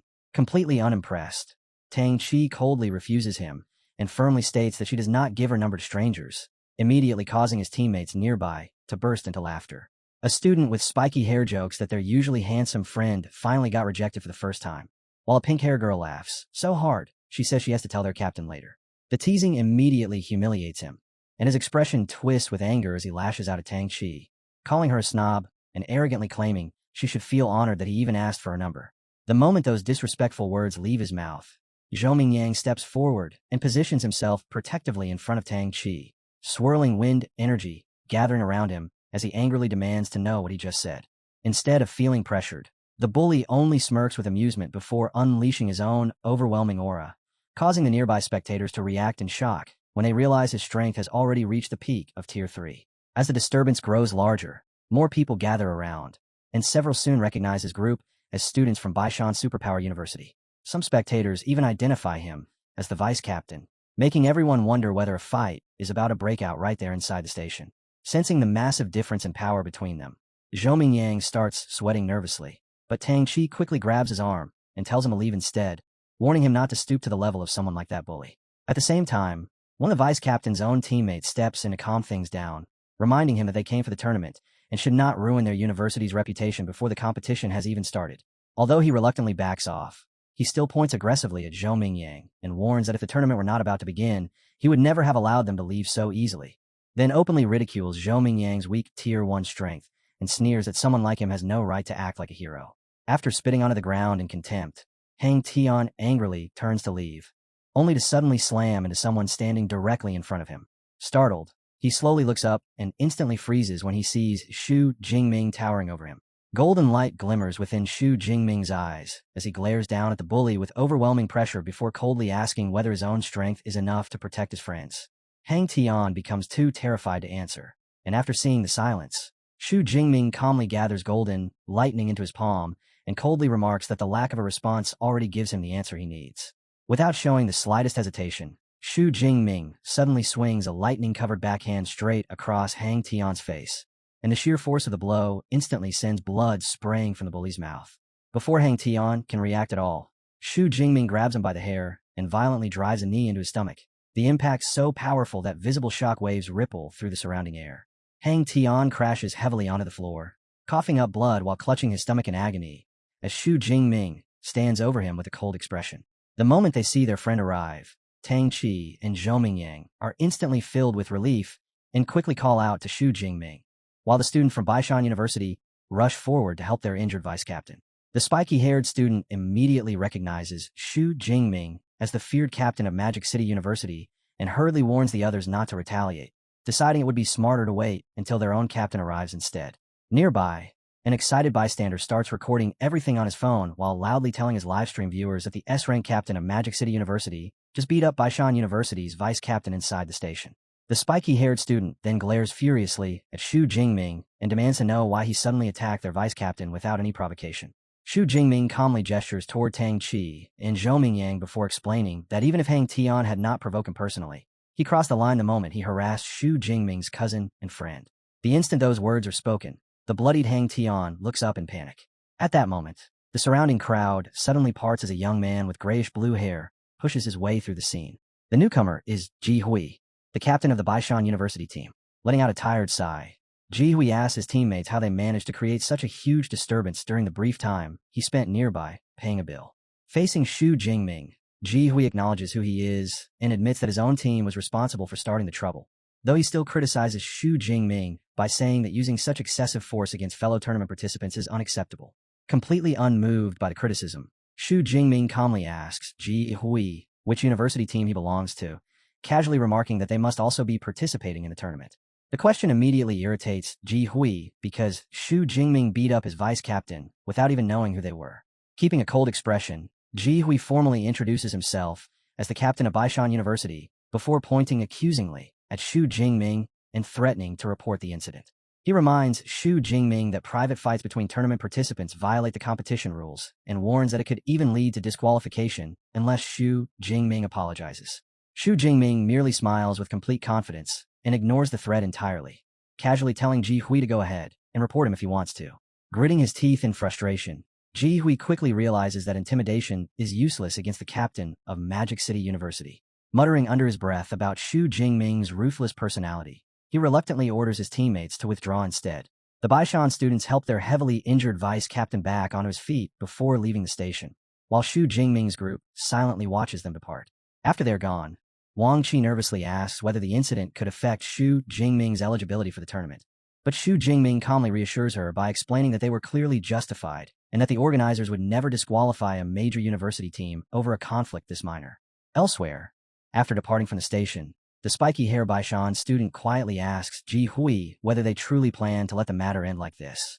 Looking completely exhausted, Ji Hui admits that his earlier warning about disqualification was mostly a bluff because there is realistically no chance that a powerhouse team like Magic City University would actually be removed from the tournament over a small altercation. Rubbing the bridge of his nose in frustration, Ji Hui then reveals that his real concern is something entirely different. He warns his teammates that the matter is far from over because he strongly suspects Shu Jingming has no intention of letting them off so easily. Clutching his bruised stomach, the battered Hang Tian looks up in shock and questions whether Shu Jingming would really continue seeking revenge after already beating him so badly. Ji Hui slowly turns toward him with a grim expression and clarifies that he is not worried about private retaliation at all. Instead, what truly concerns him is the possibility that Shu Jingming will choose to take revenge legally inside the tournament arena itself. The instant the Baishan students hear that, panic spreads throughout the group as they begin imagining themselves being completely crushed during an official match against Magic City University. Now left with a swollen black eye and several missing teeth, the traumatized Hang Tian clasps his hands together like he is praying and desperately begs the heavens not to match Baishan University against Magic City University during the tournament. Captain Ji Hui speaks seriously with his team about how difficult it was for them to fight their way into the tournament's top 10 rankings. He tells Wang Ming that if their teammate Ku Liang suffers any serious injuries during the upcoming matches, he will need to step in immediately as a substitute and enter the battlefield without hesitation.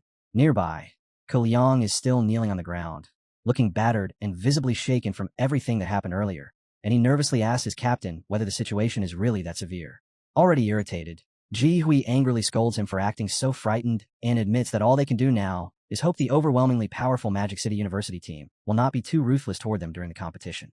Meanwhile, outside the train station, Tang Qi impatiently urges Shu Jingming to hurry up already. Shu Jingming glances down at his phone, pauses for a moment, then casually explains that he is still waiting for someone else to arrive. Curious, Tang Qi asks who exactly he is waiting for, and Shu Jingming smiles before calmly revealing that he is waiting for his girlfriend. The answer instantly catches Tang Qi by surprise, while Meng Di jokingly remarks that the mysterious girl is probably some tall beauty with long legs. Not long afterward, Song Xiaoyan arrives and happily waves while walking toward them together with her roommate, Qiang Xia. Shu Jingming introduces Song Xiaoyan to the group as his girlfriend before also introducing Qiang Xia beside her. Looking at the unfamiliar faces surrounding him, Song Xiaoyan asks Shu Jingming to properly introduce everyone else as well. Shu Jingming then introduces Tang Qi as his cousin and presents Zhou Mingyang together with Meng Di as his friends from Jiang City. Tang Qi immediately compliments Song Xiaoyan on her beauty, while Meng Di proudly points out that her earlier prediction about Shu Jingming's girlfriend being gorgeous turned out to be completely accurate. Smiling warmly at everyone, Song Xiaoyan activates her ability and creates 3 glowing red potion bottles before handing them to Shu Jingming's friends as gifts, casually explaining that they are only affordable B-class items that might still be useful to them. The moment Tang Qi, Zhou Mingyang, and Meng Di receive the glowing bottles, Zhou Mingyang is nearly left speechless in shock because he knows each bottle is actually worth at least 5 or 6 million, making it unbelievable to hear someone casually describe such expensive B-class items as cheap. Shu Jingming suggests that everyone return to pack their belongings, then asks Tang Qi where her hotel is located so they can escort her there first. Tang Qi explains that the hotel is only about 1 kilometer away from the train station, causing Shu Jingming to point out that the location is still extremely far from the actual tournament stadium. Tang Qi lets out a helpless sigh and explains that the event is far too popular, so every hotel closer to the venue had already been fully booked long ago. Seeing how inconvenient the situation is, Song Xiaoyan immediately mentions that her family owns several villas near the stadium and warmly invites Tang Qi and the others to stay there instead, so traveling back and forth will be much easier. Hearing that instantly makes Zhou Mingyang break in a nervous sweat because he knows Qingshu City is an unbelievably wealthy district where villas cost hundreds of millions and are nearly impossible for ordinary people to buy. The realization leaves him stunned by just how wealthy Song Xiaoyan's family truly must be. Tang Chi politely accepts the generous invitation while apologizing for causing trouble. But Song Qiuyan warmly reassures her that since she is Xu Jingming's cousin, she should naturally be treated like family too, meaning it is no trouble at all. Afterward, Song Qiuyan takes out her phone and calls Uncle Hua, calmly telling him to come pick them up. Not long later, an entire convoy of luxurious cars pulls up along the roadside. Several men wearing black suits and dark sunglasses step out from the luxury vehicles, and the leader among them, Uncle Hua, respectfully greets Song Qiuyan as the eldest miss. The sight instantly leaves Zhou Mingyang and Meng Di completely stunned. Zhou Mingyang carefully senses the aura coming from the guards and realizes that even the driver possesses at least high tier 3 strength, while Meng Di quietly thinks that any one of these bodyguards would already be considered an extraordinary figure back in their hometown. Acting as if this kind of treatment is perfectly normal, Song Qiuyan casually invites the still stunned Tang Chi into the luxury car, while one of the stern-looking bodyguards respectfully opens the door for her. Feeling slightly nervous, Tang Chi slowly climbs into the spacious back seat. Inside the vehicle, Song Qiuyan leans affectionately toward Xu Jingming and asks whether he plans to praise her for how smoothly she handled everything. Xu Jingming tells her that she did well, though he gently points out that there was no need to bring her family staff all the way from Sichuan province just for this. Song Qiuyan immediately corrects him and explains that these guards were already stationed in Qingshu City, so she only called them over temporarily. Surprised by the answer, Xu Jingming asks whether her family's main headquarters is not located at Devil's Cave No. 7.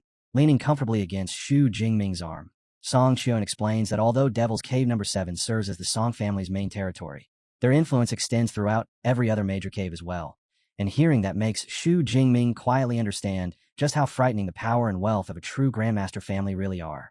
By the next day, the National University League officially opens inside a massive modern stadium, filled with roaring spectators while helicopters circle high overhead, and as Tang Chi sits among the audience looking around in astonishment, he points out that many of the nation's strongest factions have personally sent elite Tier 7 Grandmasters to supervise their teams. Song Qiuyan then explains that the tournament is regarded as the ideal chance for major organizations to recruit promising talent, which is exactly why no powerful faction would ever ignore an event this important. As fireworks burst across the sky above the enormous open-air arena, the opening ceremony of the tournament formally begins, and standing at the center of the stage, the host Feng Lu enthusiastically greets the thunderous crowd before starting the introductions for the 10 universities participating in the team competition. He first presents the defending champions, Jingming Ability University, before moving on to introduce Jingming University. One elite squad after another proudly enters the arena, and after several introductions, Feng Lu dramatically raises his voice to announce last year's runner-up team, Magic City Ability University, specifically calling attention to their captain, Xu Jingming. Wearing calm and confident expressions, Xu Jingming and his teammates walk steadily beneath the stadium lights and onto the field while the audience watches them closely from every side. The introductions continue without interruption as Feng Lu calls each remaining university forward one by one, and numerous powerful teams step into the massive arena before taking their designated positions across the field. At last, the host introduces this year's dark horse contender, Baishan University, and Captain Ji Hui leads his stern-faced team out from the tunnel with the recently defeated Ku Liang included among them. After all of the teams have assembled, Feng Lu begins explaining the tournament rules, announcing that the competition is divided into 3 separate events consisting of the team battles, the individual matches, and the survival challenge, while also clarifying that the team and individual competitions will be held first before the tournament proceeds to the final award ceremony. Feng Lu then reveals the rewards for each event, explaining that the victorious team will receive custom-made S-Class battlesuits for every member, while the champion of the individual competition will be awarded an enormous 30 cubic meter spatial ring. Finally, he announces that the winner of the survival challenge will obtain a Grade 6 protective charm recovered from an ancient ruin, an item renowned for its extraordinarily powerful defensive capabilities. The astonishing rewards immediately send waves of shock through the audience, and across the enormous stadium, countless spectators react in disbelief at how generous the organizers have become this year. Some people loudly discuss the unbelievable expense of awarding full sets of S-Class battlesuits, while others excitedly agree that prizes on this level will force every competitor to fight with everything they have. Standing on the arena floor, Xu Jingming listens to the announcements with a calm, confident smile because he instantly understands that these rewards are precisely the kind of high-level items he currently needs.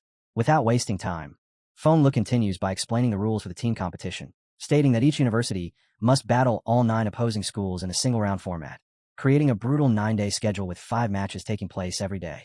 Building anticipation, the host raises a hand toward the enormous display screen hanging overhead, and seconds later, the board lights up to reveal the tournament's first match. Magic City Ability University versus Baishan Ability University. Not long afterward, a glowing blue energy barrier suddenly flashes across the battlefield as Feng Lu demonstrates the tournament's safety system, explaining that an intelligent energy shield will instantly activate whenever a participant is about to suffer a potentially fatal attack, ensuring their survival. However, he warns everyone that the instant the shield activates, that fighter is automatically eliminated from the match. Once all the rules have been fully explained, Feng Lu officially invites the first two universities on a battlefield, and throughout the audience, excitement quickly spreads as the crowd prepares to watch Magic City University's opening battle. Some spectators eagerly talk about the team's famous S-rank fighter, while others remain doubtful, believing that despite Xu Jingming's reputation, his Tier 3 cultivation will make him weak in real combat. As both teams walk beneath the sunlight and onto the battlefield, Kongsher casually comments that drawing Baishan University in the very first round is incredibly lucky for them. On the opposite side, panic immediately begins spreading among the Baishan team, and a terrified Kuliang desperately begs Captain Ji Hui to replace him before the match starts. Ji Hui firmly refuses, reminding everyone that whether they win or lose, they still must protect their dignity and properly demonstrate the strength of Baishan University. The rest of the Baishan students quickly voice their agreement with their captain, as both the spiky-haired student and the pink-haired girl declare that they should confront the enemy directly and fight proudly regardless of the result. Ji Hui then pulls out his sword and orders the team to advance, while Kuliang, covered in sweat, nervously follows behind the others.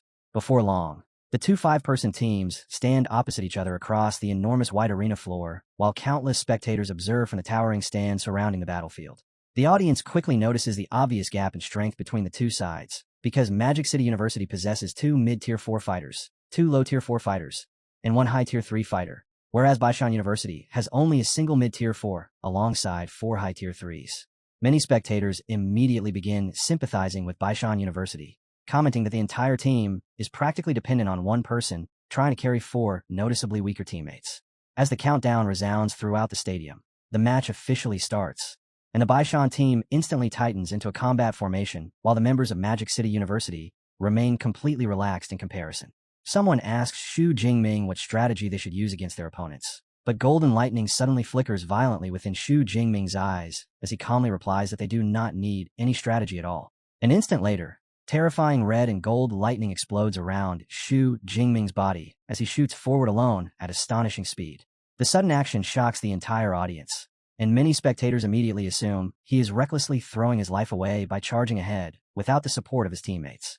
Convinced that Xu Jingming has just made a fatal mistake, Ji Hui instantly takes advantage of the opportunity and orders Liang and Zhou Mingyang to attack together with him, while commanding Old Li and Old Wang to stay behind and provide support. Following Ji Hui's command, the entire Baishan team charges forward at once, fully intending to overwhelm the lone captain of Magic City University. The match begins as one Baishan member attacks first. A massive gust of wind tears across the arena and rushes straight towards Xu Jingming. The spectators immediately realize Baishan is not holding back. They have opened with an S-class wind technique, clearly trying to end the fight fast. To them, this is Xu Jingming's own fault. He arrogantly separated from his team and turned himself into the perfect target. But Xu Jingming does not flinch. Golden lightning surges into his spear. He leaps through the air and cuts through the sharp wind blades with ease. The crowd freezes in shock. He blocked an S-class attack like it was nothing. Even worse, the power of his lightning is far beyond what they expected. In the VIP area, Su Ping calmly explains the reason to his assistant. Xu Jingming's defense worked because his energy condensation skill is already extremely advanced. The assistant is stunned. A freshman has already reached that level. Su Ping's expression turns serious. With skills like this, Xu Jingming's potential is almost limitless. Back in the arena, Ji Hui refuses to slow down. He knows fighting the full Magic City team would be impossible, but Xu Jingming made a foolish choice by breaking formation. This is their chance to crush him. Ji Hui leaps forward and unleashes a furious slash. Xu Jingming stays where he is. Golden lightning gathers around his body. Then the two captains collide in the center of the arena. Ji Hui swings with full force, but Xu Jingming catches the attack with his spear. Wind and electricity explode outward in violent shockwaves. Then the difference in power becomes clear. Xu Jingming's parry completely overwhelms Ji Hui. His sword is knocked from his hand, spinning into the air before stabbing into the floor. Ji Hui stands there defenseless. His body trembles as he stares in disbelief at the gap between them. Seeing their captain disarmed, Ma Long and Kai Liang move at once.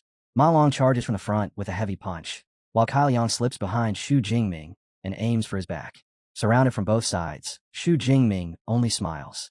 Before either attack lands, his body erupts with golden lightning. A violent shockwave blasts out and sends both attackers flying. The lightning explosion spreads across the arena. Old Li and Old Wang, the remaining Baishan members, raise their arms to shield themselves from the blinding light and heat. Through the flashing electricity, Shu Jingming walks toward them as if the fight is already over. He extends one hand and activates Thunder Prison. A sphere of red and golden lightning forms in his palm. In the next instant, energy lines shoot across the floor toward his enemies. The lightning traps Old Li and Old Wang inside pillars of golden electricity. They scream as the voltage tears through their bodies. The students watching are left horrified and amazed. Shu Jingming disarmed Baishan's captain in a single strike, blasted away 2 attackers instantly, and trapped the last 2 without even slowing down. Sweat rolls down one student's face as he admits he was an idiot for ever thinking Shu Jingming was an easy target. Then the smoke finally clears. The Baishan attackers are already lying unconscious on the arena floor. Shu Jingming stands alone in victory and lets out a quiet sigh. To him, peak Tier 3 Awakeners are still too weak to be a real challenge. At that moment, the rest of the Magic City team arrives, only to realize the battle has already ended. Shin Donglin immediately complains, saying Shu Jingming should have held back so they could fight too. Nearby, Ji Hui is still barely standing, dazed and shaking in front of them.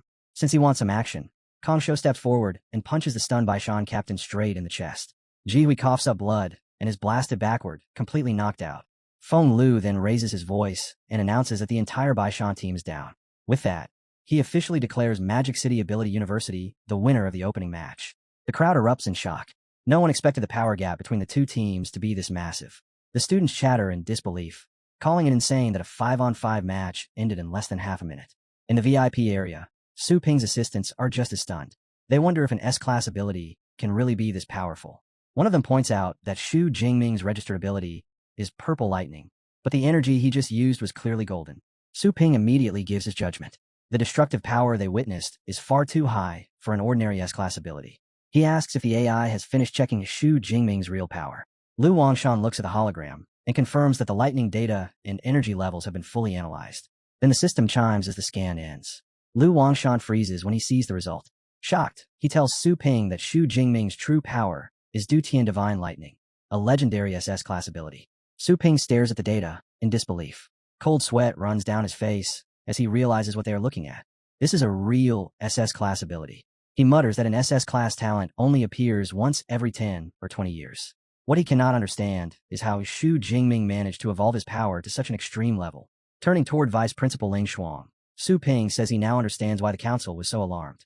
He also praises Magic City University for hiding the secrets so well. Ling Shuang smiles and explains that the secrecy was necessary to protect their star student. Su Ping sighs, knowing the shocking reveal will definitely make rival nations and foreign groups panic. Then his attention returns to the tournament. He asks Lu Wangshan when their Qingjing University team is scheduled to fight. After learning their match is scheduled for the next day, Su Ping immediately turns to Lu Wangshan. He orders him to gather their captain and the entire Qingjing University team at the villa right away. They need an emergency strategy meeting. As the Qingjing staff quickly leave, Ling Shuang instantly understands what they are doing. They are rushing to build tactics against Shu Jingming, but she stays calm. No matter what strategy they create, she knows it will not be enough to defeat him.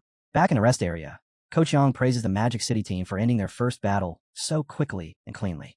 Support player Gu Wanzhou jokes that the rest of the team did nothing, because their captain handled the entire enemy team alone. Coach Yang agrees that Baishan was weak, but he warns them not to become careless. Tomorrow's opponent is Su Hang Ability University, the 4th-ranked team. They are not the same as Baishan. He tells everyone to meet at his villa tonight, so they can discuss their next enemy. Before ending the meeting, Coach Yang adds that registration for the solo tournament has opened. He asks who wants to join. Shu Jingming, Kong Shou, and Shin Donglin immediately raise their hands. Coach Yang nods and agrees to sign them up.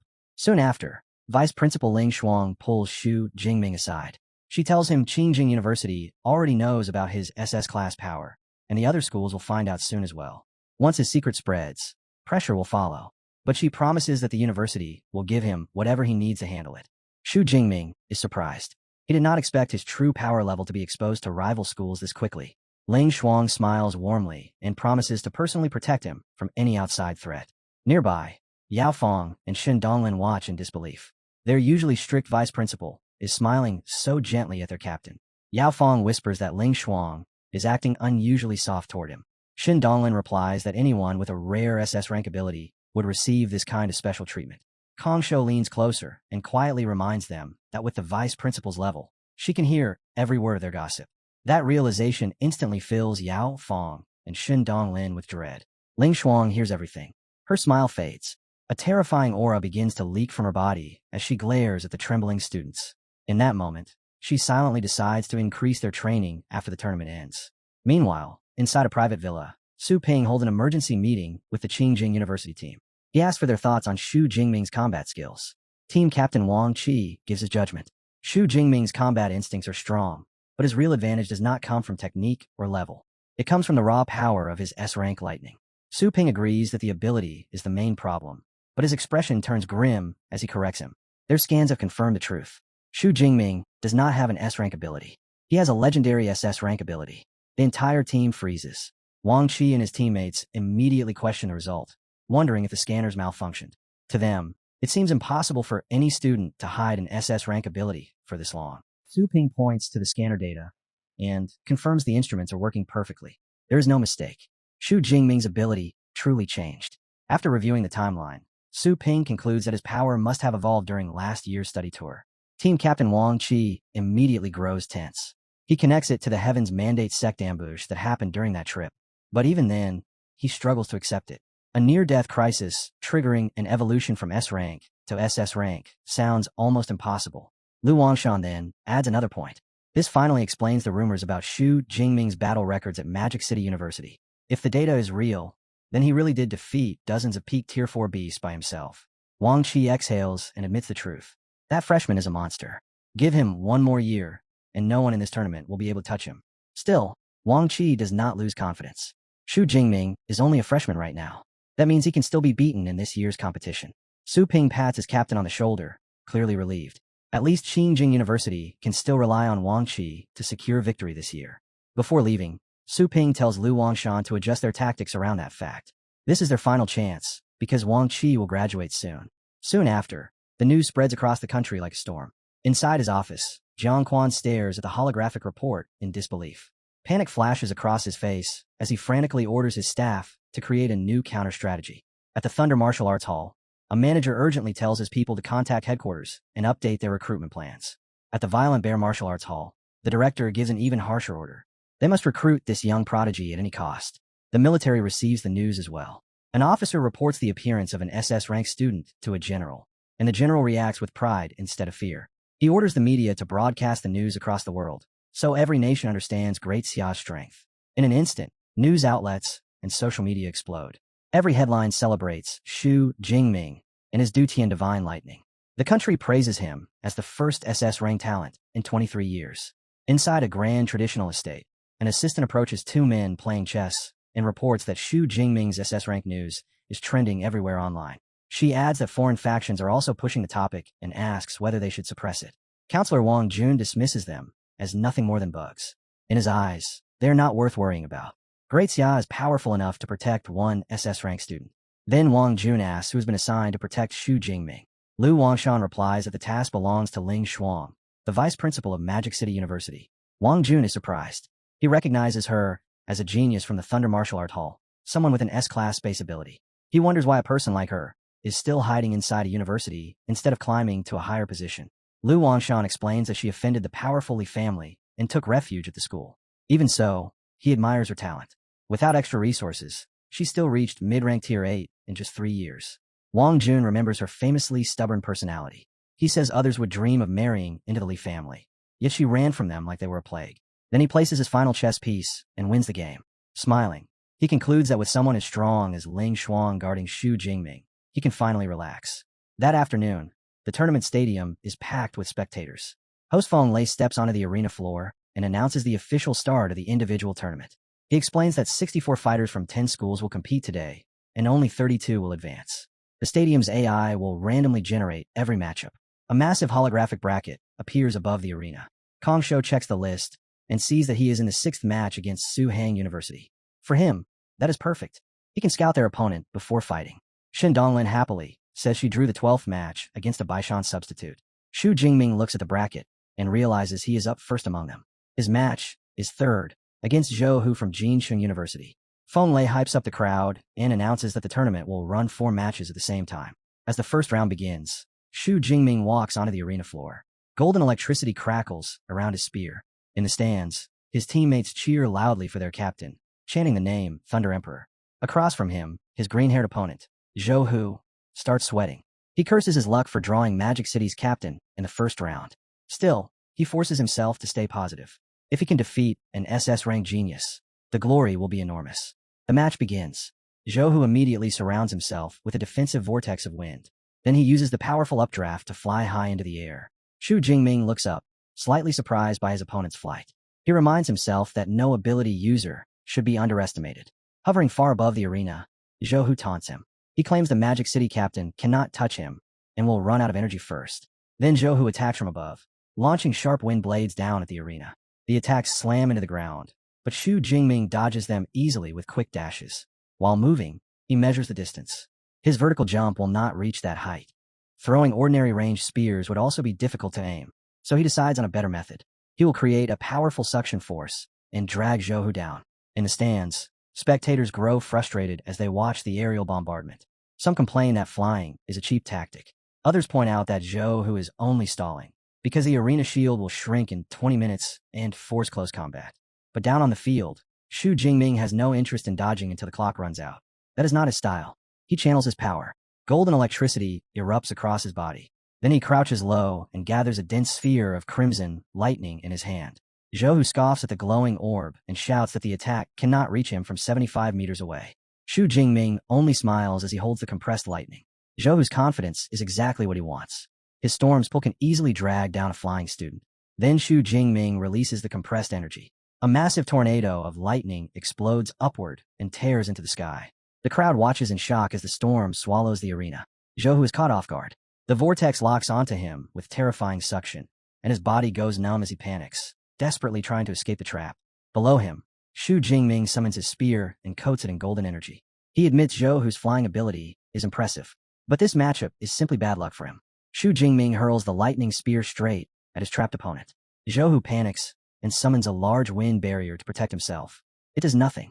The spear smashes through the barrier, shatters it apart, and pierces directly into Zhou Hu's chest.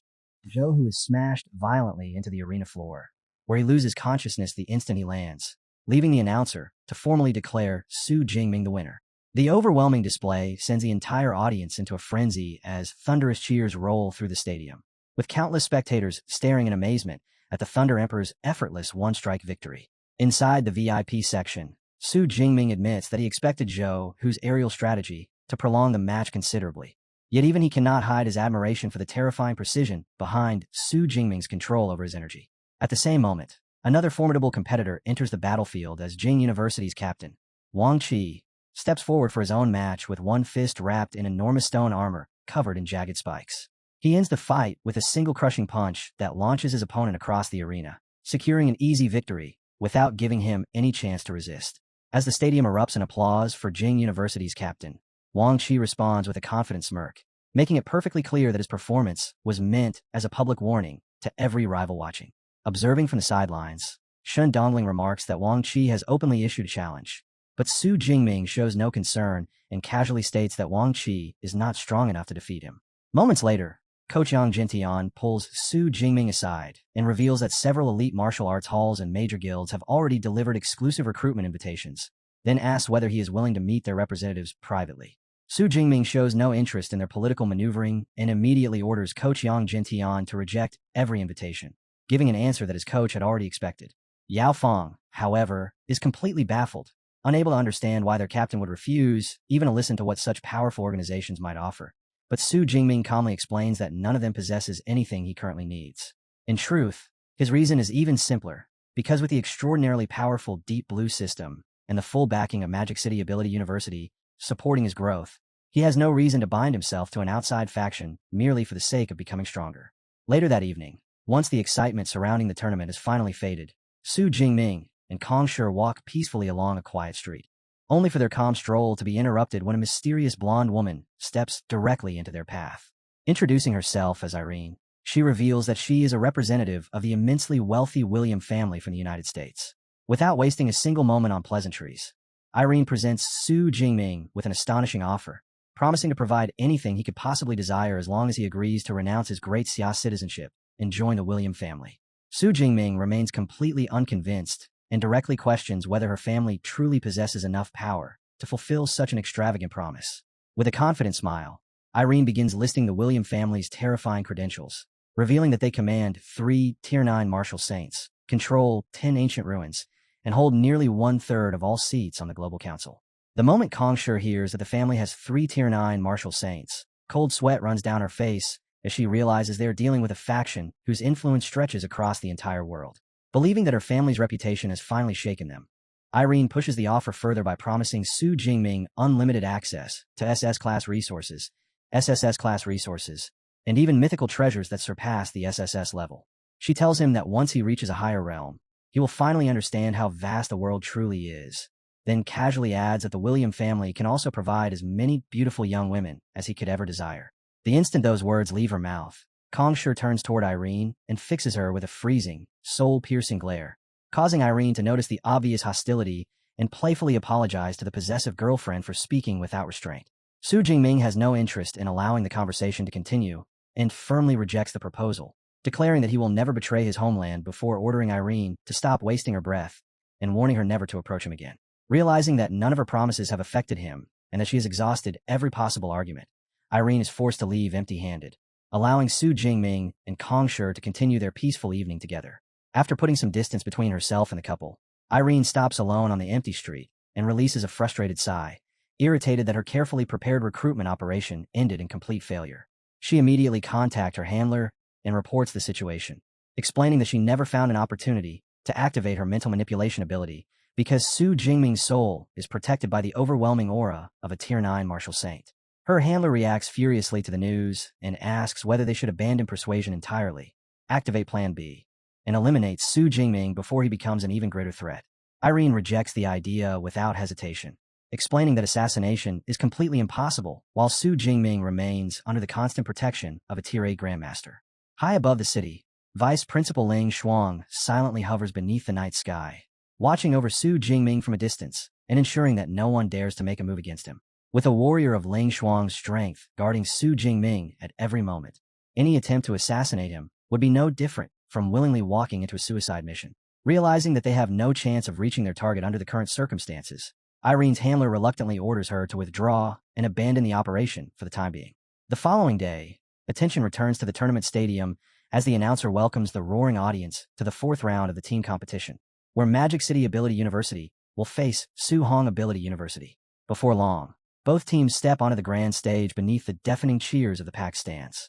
Since Su Hong secured 4th place in the previous tournament, excitement spreads rapidly through the crowd, with many spectators believing that this powerful team might finally be capable of forcing the legendary Thunder Emperor to reveal his true strength. Feng Lei raises the tension with an energetic countdown before officially signaling the beginning of the long-awaited battle. However, instead of approaching such a highly ranked opponent with caution, Su Jingming completely ignores his teammates and charges directly into Su Hong's formation alone. His reckless advance leaves the audience stunned, with countless spectators questioning whether he has become far too arrogant after repeating the same one-man strategy for the 2nd time in only 2 days. The members of Su Hong naturally interpret his solo charge as a blatant insult, and their captain angrily declares that they are nothing like the weak competitors from Baishan University. Determined to prove their strength immediately, the team's primary elementalist unleashes his strongest technique, summoning a colossal serpent formed from violently crackling purple lightning and sending it surging straight towards Su Jingming. Faced with another lightning ability user, Su Jingming shows no concern whatsoever, casually remarking that his opponent's purple lightning is insignificant compared to his own golden power before releasing his energy. The 2 lightning techniques collide head-on in the center of the arena, producing tremendous shockwaves that roll across the entire battlefield. However, the difference between their powers is overwhelmingly clear, as Su Jingming's golden lightning instantly crushes the enormous purple serpent before consuming it completely. The audience watches in disbelief, stunned by the realization that Su Hong's strongest defensive technique failed to break through even Su Jingming's passive defensive barrier. The Su Hong captain immediately begins to panic, understanding that their only remaining chance is to commit every available resource and defeat Su Jingming before the rest of the Magic City team can reach him. Without hesitation, he orders their support specialist to reinforce every teammate with defensive barriers while the entire formation prepares to launch one final desperate assault. Betting everything on one decisive charge, The entire Su Hong squad surges forward with their weapons drawn, determined to break through in a single coordinated assault, but their desperate gamble proves completely useless when Su Jingming casually summons a storm of golden lightning that crashes across the arena and shatters every defensive barrier before they can even reach him. With the opposing team suddenly exposed and still frozen by the overwhelming display, Su Jingming mocks them by saying that defeating them with lightning feels almost unfair, then gives the entire squad a chance to prove themselves through nothing but close-quarters combat. Refusing to endure such humiliation, the Sun Fong captain roars for everyone to attack together, and all 5 members immediately charge Su Jingming from different directions, relying on their numbers and perfect timing to overwhelm him before he can react. Su Jingming never flinches. Spinning his spear through a flawless defensive arc, he intercepts every weapon at the exact same moment, blocking the coordinated assault with such effortless precision that the stunned audience begins joking that the Sun Fong team resembles a party of challengers trying to defeat a legendary raid boss. Yet even with all 5 attacking at once, they still cannot leave a single scratch on him. Without losing his rhythm, Su Jingming instantly turns defense into offense, drives his spear forward with one clean and crushing blow, and knocks one of the attackers unconscious on the spot. At that moment, Yao Fong and Gai Wang finally arrive to support their captain and finish the battle. And the instant the rest of the Magic City team enters the field, the Sun Fong captain breaks into a cold sweat because he knows their already tiny chance of defeating Su Jingming has vanished completely. Watching from the stands, Wang Qi gives a scornful laugh and calls the Sun Fong team complete trash for failing to force Su Jingming to reveal even one S-class technique. Magic City Ability University needs only 3 minutes to crush its opponents and claim another decisive victory, leaving the entire stadium stunned as countless spectators realize that the Thunder Emperor's overwhelming power alone is enough to carry the whole team. Watching from the stands, the Baishan captain finally feels proven right and tells his teammates that their squad was never weak in the first place, because Su Jingming is simply an absolute monster who makes every opponent look helpless. By the 8th day of the National University League, anticipation has reached its peak as the entire stadium waits for the long-awaited clash between Magic City Ability University and Jincheng University. Before the match begins, Coach Yang Jintian gathers the team backstage to review their strategy for the final 2 battles and orders everyone to maintain their standard formation throughout the fight. Since he understands Su Jingming's habits better than anyone, the coach directly warns him not to underestimate Jincheng or rush into the enemy formation alone again, and Su Jingming calmly agrees to follow the plan. Out in the arena, the announcer ignites the crowd while officially welcoming both powerhouse universities onto the battlefield. After stepping onto the stage, Jincheng University's captain, Han Shang, openly acknowledges that Su Jingming's legendary SS-class ability deserves every bit of its reputation, but he still declares with complete confidence that Magic City has less than a 10% chance of winning the team battle. Su Jingming casually answers that they will discover which side is stronger once the fight begins, while Shen Dongling quietly wonders where the opposing captain found enough confidence to make such a ridiculous claim. As the official matchup appears across the enormous stadium screens, both teams take their positions on opposite sides of the arena and prepare for the opening signal. The instant Jincheng University's lineup is revealed, the audience notices that something is seriously wrong, because 3 of the academy's core fighters have been left on the bench and replaced by a strange, heavily unbalanced formation consisting of 2 support cultivators and 3 long-range attackers. Inside the VIP viewing area, Jincheng's principal, Jiang Quan, approaches Vice Principal Ling Shuang with complete confidence and asks whether she is willing to place a small wager on the result. Smiling like a man who already believes the match has been won, he offers to stake an extremely rare and valuable S-class cultivation resource on whichever academy claims victory. Ling Shuang silently considers the proposal, while Su Jingming watches from behind with an amused expression and thinks that Jincheng must be incredibly bold to gamble against the SS-rank monster standing on Magic City's side. Ling Shuang has no interest in such a modest wager and immediately dismisses the proposal, declaring that an S-class resource is nothing more than pocket change before demanding that they raise the stakes to a legendary SS-class resource instead. Jiang Quan is nearly shocked into a heart attack, completely unprepared for how casually she suggests gambling something of such extraordinary value, while Su Jingming watches with a trace of sweat on his face and remarks that Ling Shuang is still as overwhelmingly forceful as ever, because even an 8th-tier Grandmaster would suffer greatly after losing an SS-class resource. Ling Shuang gives the old principal a blunt ultimatum: either accept the SS-class wager or abandon the discussion entirely. Although forced into a corner, Jiang Quan remains completely confident in the secret preparations made by his team, so he accepts without hesitation and stakes his own SS-class resource on Jincheng University's victory. Su Jingming immediately senses the trap, realizing that the crafty old fox would never risk such an enormous fortune without possessing a hidden trump card, which leaves him relieved that Jing University can remain on the sidelines and observe the strategy before facing it themselves.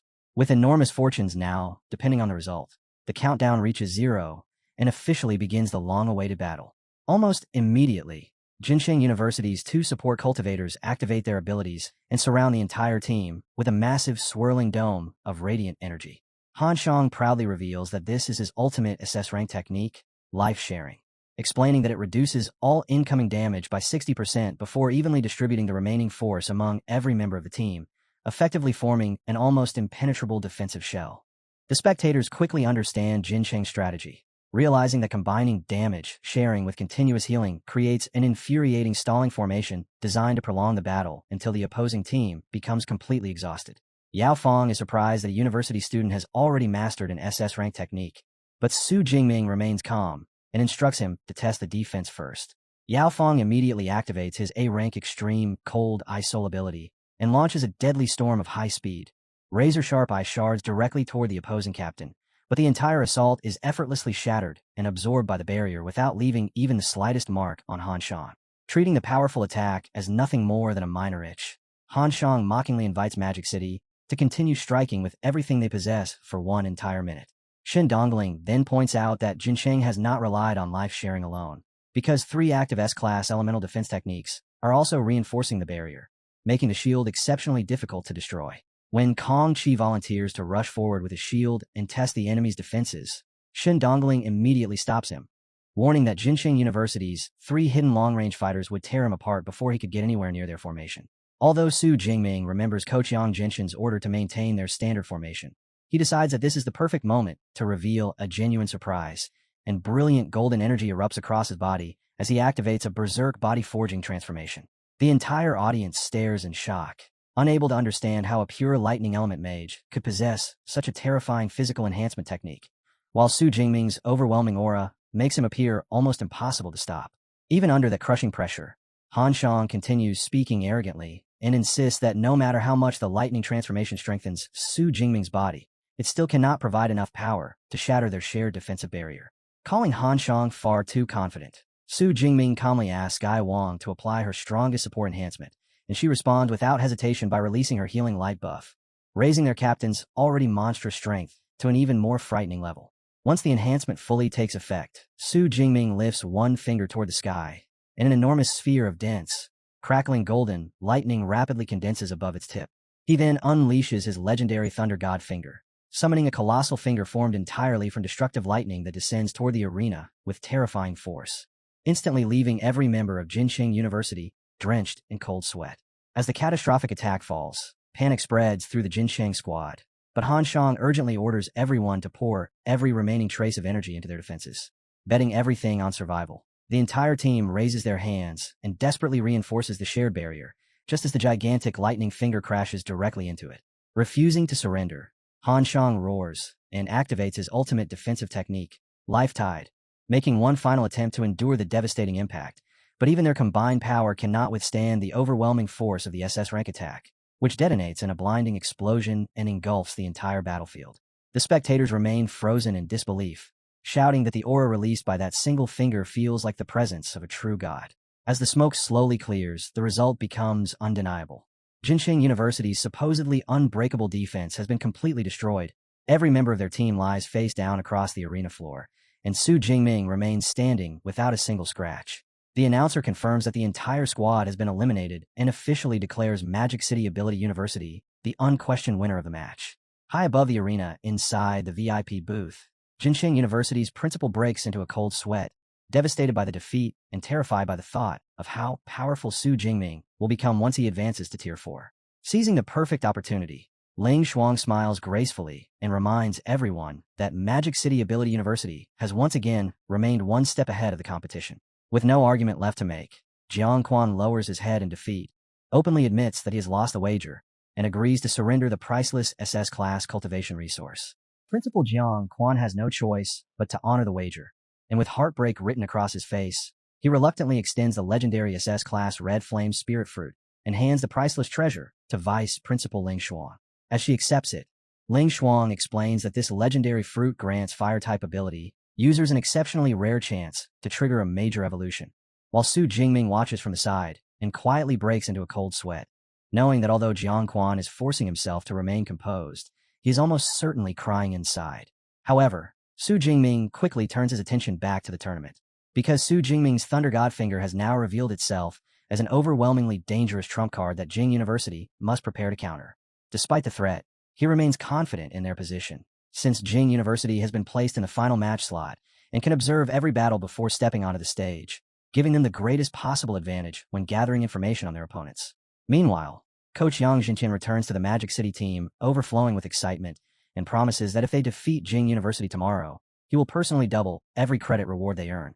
The squad is still celebrating this enormous bonus when Vice Principal Ling Shuang suddenly arrives, signals for Su Jingming to come aside, and produces a grade 6 Guyuan pill, an extremely valuable S-class cultivation resource. She explains that she won her wager against Jincheng University and that the pill belongs to him as his rightful share of the winnings.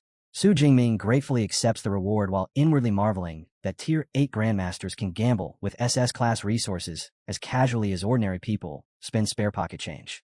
Yao Fong, Shun Dongling, and Kong Qi can only stare in overwhelming envy as their captain receives an S-class cultivation treasure without warning. But Su Jingming immediately recognizes another opportunity and casually asks Ling Shuang to include him in any future wagers, adding that he would be completely satisfied even if the stakes were limited to an S-class resource. Yao Fong is instantly dumbfounded, unable to believe that their captain has enough nerve to ask a legendary Tier 8 expert to serve as his personal bookie. Yet Ling Shuang simply smiles and agrees, leaving him utterly speechless at Su Jingming's unbelievable boldness. Later that afternoon, the individual tournament moves into the high-stakes second round of the top 8 bracket, where Sun Jai of Suhong University enters the arena before the announcer reveals that his next opponent is none other than the tournament's most feared competitor, the Thunder Emperor himself. Breaking into a cold sweat, Sun Jai immediately realizes that he has drawn the worst possible opponent in the entire tournament. Yet instead of allowing fear to control him, he draws his sword and declares that this time he will face the monster head-on. Seeing his opponent force himself to stand firm, Su Jingming becomes genuinely impressed by Sun Jai's determination, though he quietly wonders whether that courage will survive once the real beating begins. The moment the countdown reaches 0, Su Jingming activates his golden lightning transformation and launches forward like a meteor crashing from the heavens. Stunned by the terrifying speed, Sun Jai hurriedly activates his A-class enhancement ability, transforming into a colossal saber-toothed tiger warrior in a desperate attempt to endure the opening attack. Letting out a ferocious roar, he charges directly towards Su Jingming, pours every ounce of strength into his weapon, and unleashes a blazing tiger explosive slash straight at the approaching Thunder Emperor.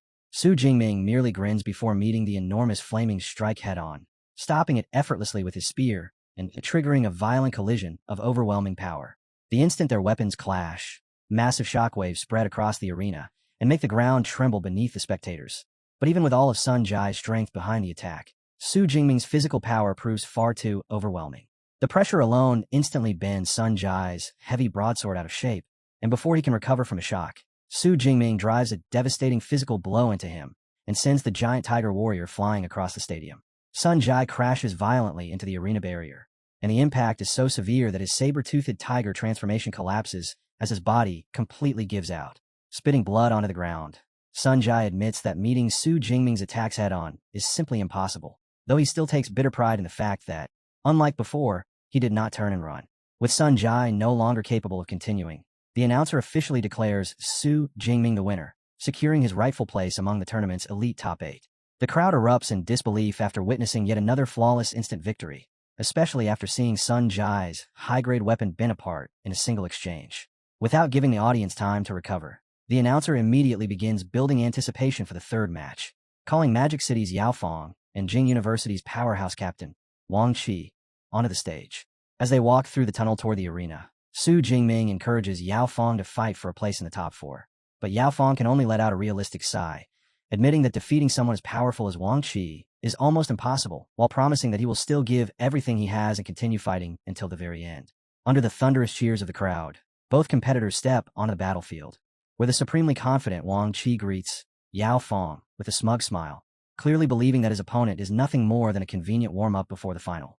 The moment the battle begins, Wang Qi activates his Earth Element physical transformation and loudly taunts Su Jingming from across the arena, declaring that the Thunder Emperor is not the only fighter capable of mastering an elite body-forging technique. Watching from the sidelines, Su Jingming becomes genuinely interested, eager to see another cultivator following a physical transformation path so closely resembling his own. Wang Qi wastes no time revealing his overwhelming power, immediately unleashing absolute earth sandstorm and covering the entire arena in a suffocating vortex of swirling sand and dust. Nearly blinded by the storm, Yao Feng desperately races across the battlefield, struggling to navigate through the dense cloud while enduring the relentless pressure surrounding him from every direction. However, the sandstorm is exactly the opening Wang Qi intended to create, and before Yao Feng can recover his bearings, Wang Qi suddenly bursts from the thick curtain of dust and appears directly in front of him. Without allowing even a moment to react, Wang Qi swings his weapon and unleashes the brutal earth-shattering thick earth slash, leaving Yao Feng with no possible path of escape. Forced to defend himself, Yao Feng immediately summons his ultimate cold ice barrier and braces for the incoming attack. But the moment the two techniques collide, an overwhelming explosion of earth and ice erupts across the arena. The impact instantly shatters the barrier into countless frozen fragments, and when the dust finally clears, Yao Feng is left kneeling on the arena floor with no strength remaining to continue. Seeing that the match is over, the announcer officially declares Wang Qi of Jing University the winner. The stadium erupts in applause as the audience marvels at how effortlessly Wang Qi dismantled a top-tier opponent, with many spectators declaring that this year's tournament has produced two terrifyingly similar monsters: Jing University's Stone Lord, Wang Qi, and Magic City's Thunder Emperor, Su Jingming. Wearing a victorious smirk, Wang Qi looks directly toward the balcony where Su Jingming is watching, loudly announces that he has now claimed an effortless instant victory of his own, then confidently invites Su Jingming to face him in tomorrow's finals, while warning him not to lose his courage and back out before their long-awaited confrontation. Kong Qi scoffs at Wang Qi's arrogance, joking that he speaks as though the championship already belongs to him. But Shen Dongling quickly reassures everyone, declaring that she has complete faith in their captain and that once tomorrow's finals begin, Su Jingming will personally teach the overconfident show-off a painful lesson. An hour later, the exhausting placement matches finally end, and the announcer officially reveals the four semifinalists: Su Jingming and Kong Qi from Magic City, alongside Wang Qi and Su Changji from Jing University. By the following day, every seat in the stadium is occupied as a roaring crowd waits for the highly anticipated individual semifinals to begin. While walking through the corridors, Gai Wang and Shen Dongling are stunned by the extraordinary lineup of distinguished guests filling the VIP area. Gai Wang notices that numerous high-ranking government officials have already arrived, while Shen Dongling points out that even the deputy commander of the legendary military legion is present, leading them to agree that this year's gathering of important figures is unlike anything they have ever witnessed. Shen Dongling proudly assumes that all these legendary guests have come for one reason alone: to witness their captain reveal his SS rank power with their own eyes. But before she can continue, she suddenly notices an even more important figure entering the VIP suites. Surrounded by elite security guards, an exceptionally influential and breathtaking woman slowly steps inside, instantly drawing the attention of every distinguished guest present. The moment the woman steps into the stadium, every nearby staff member lowers their head and bows with unmistakable respect.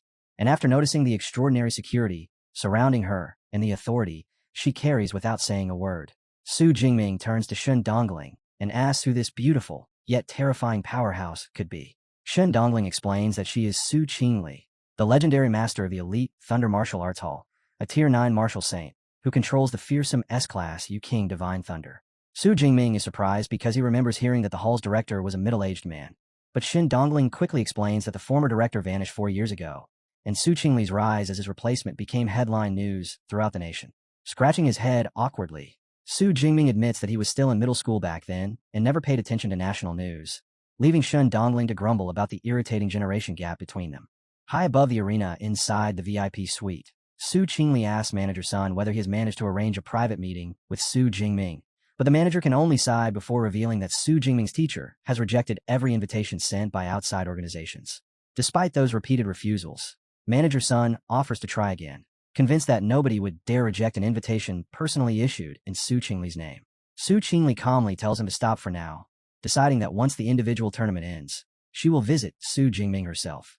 Manager Sun is stunned, unable to understand why a god-tier martial saint would personally approach an ordinary Tier 3 freshman, while Su Qingli continues staring down at the arena, carefully examining Su Jingming's unusually dense and stable energy, his astonishing physical strength, and a naturally beast-like aura surrounding him. The longer she observes him, the more impressed she becomes by the flawless foundation supporting his power.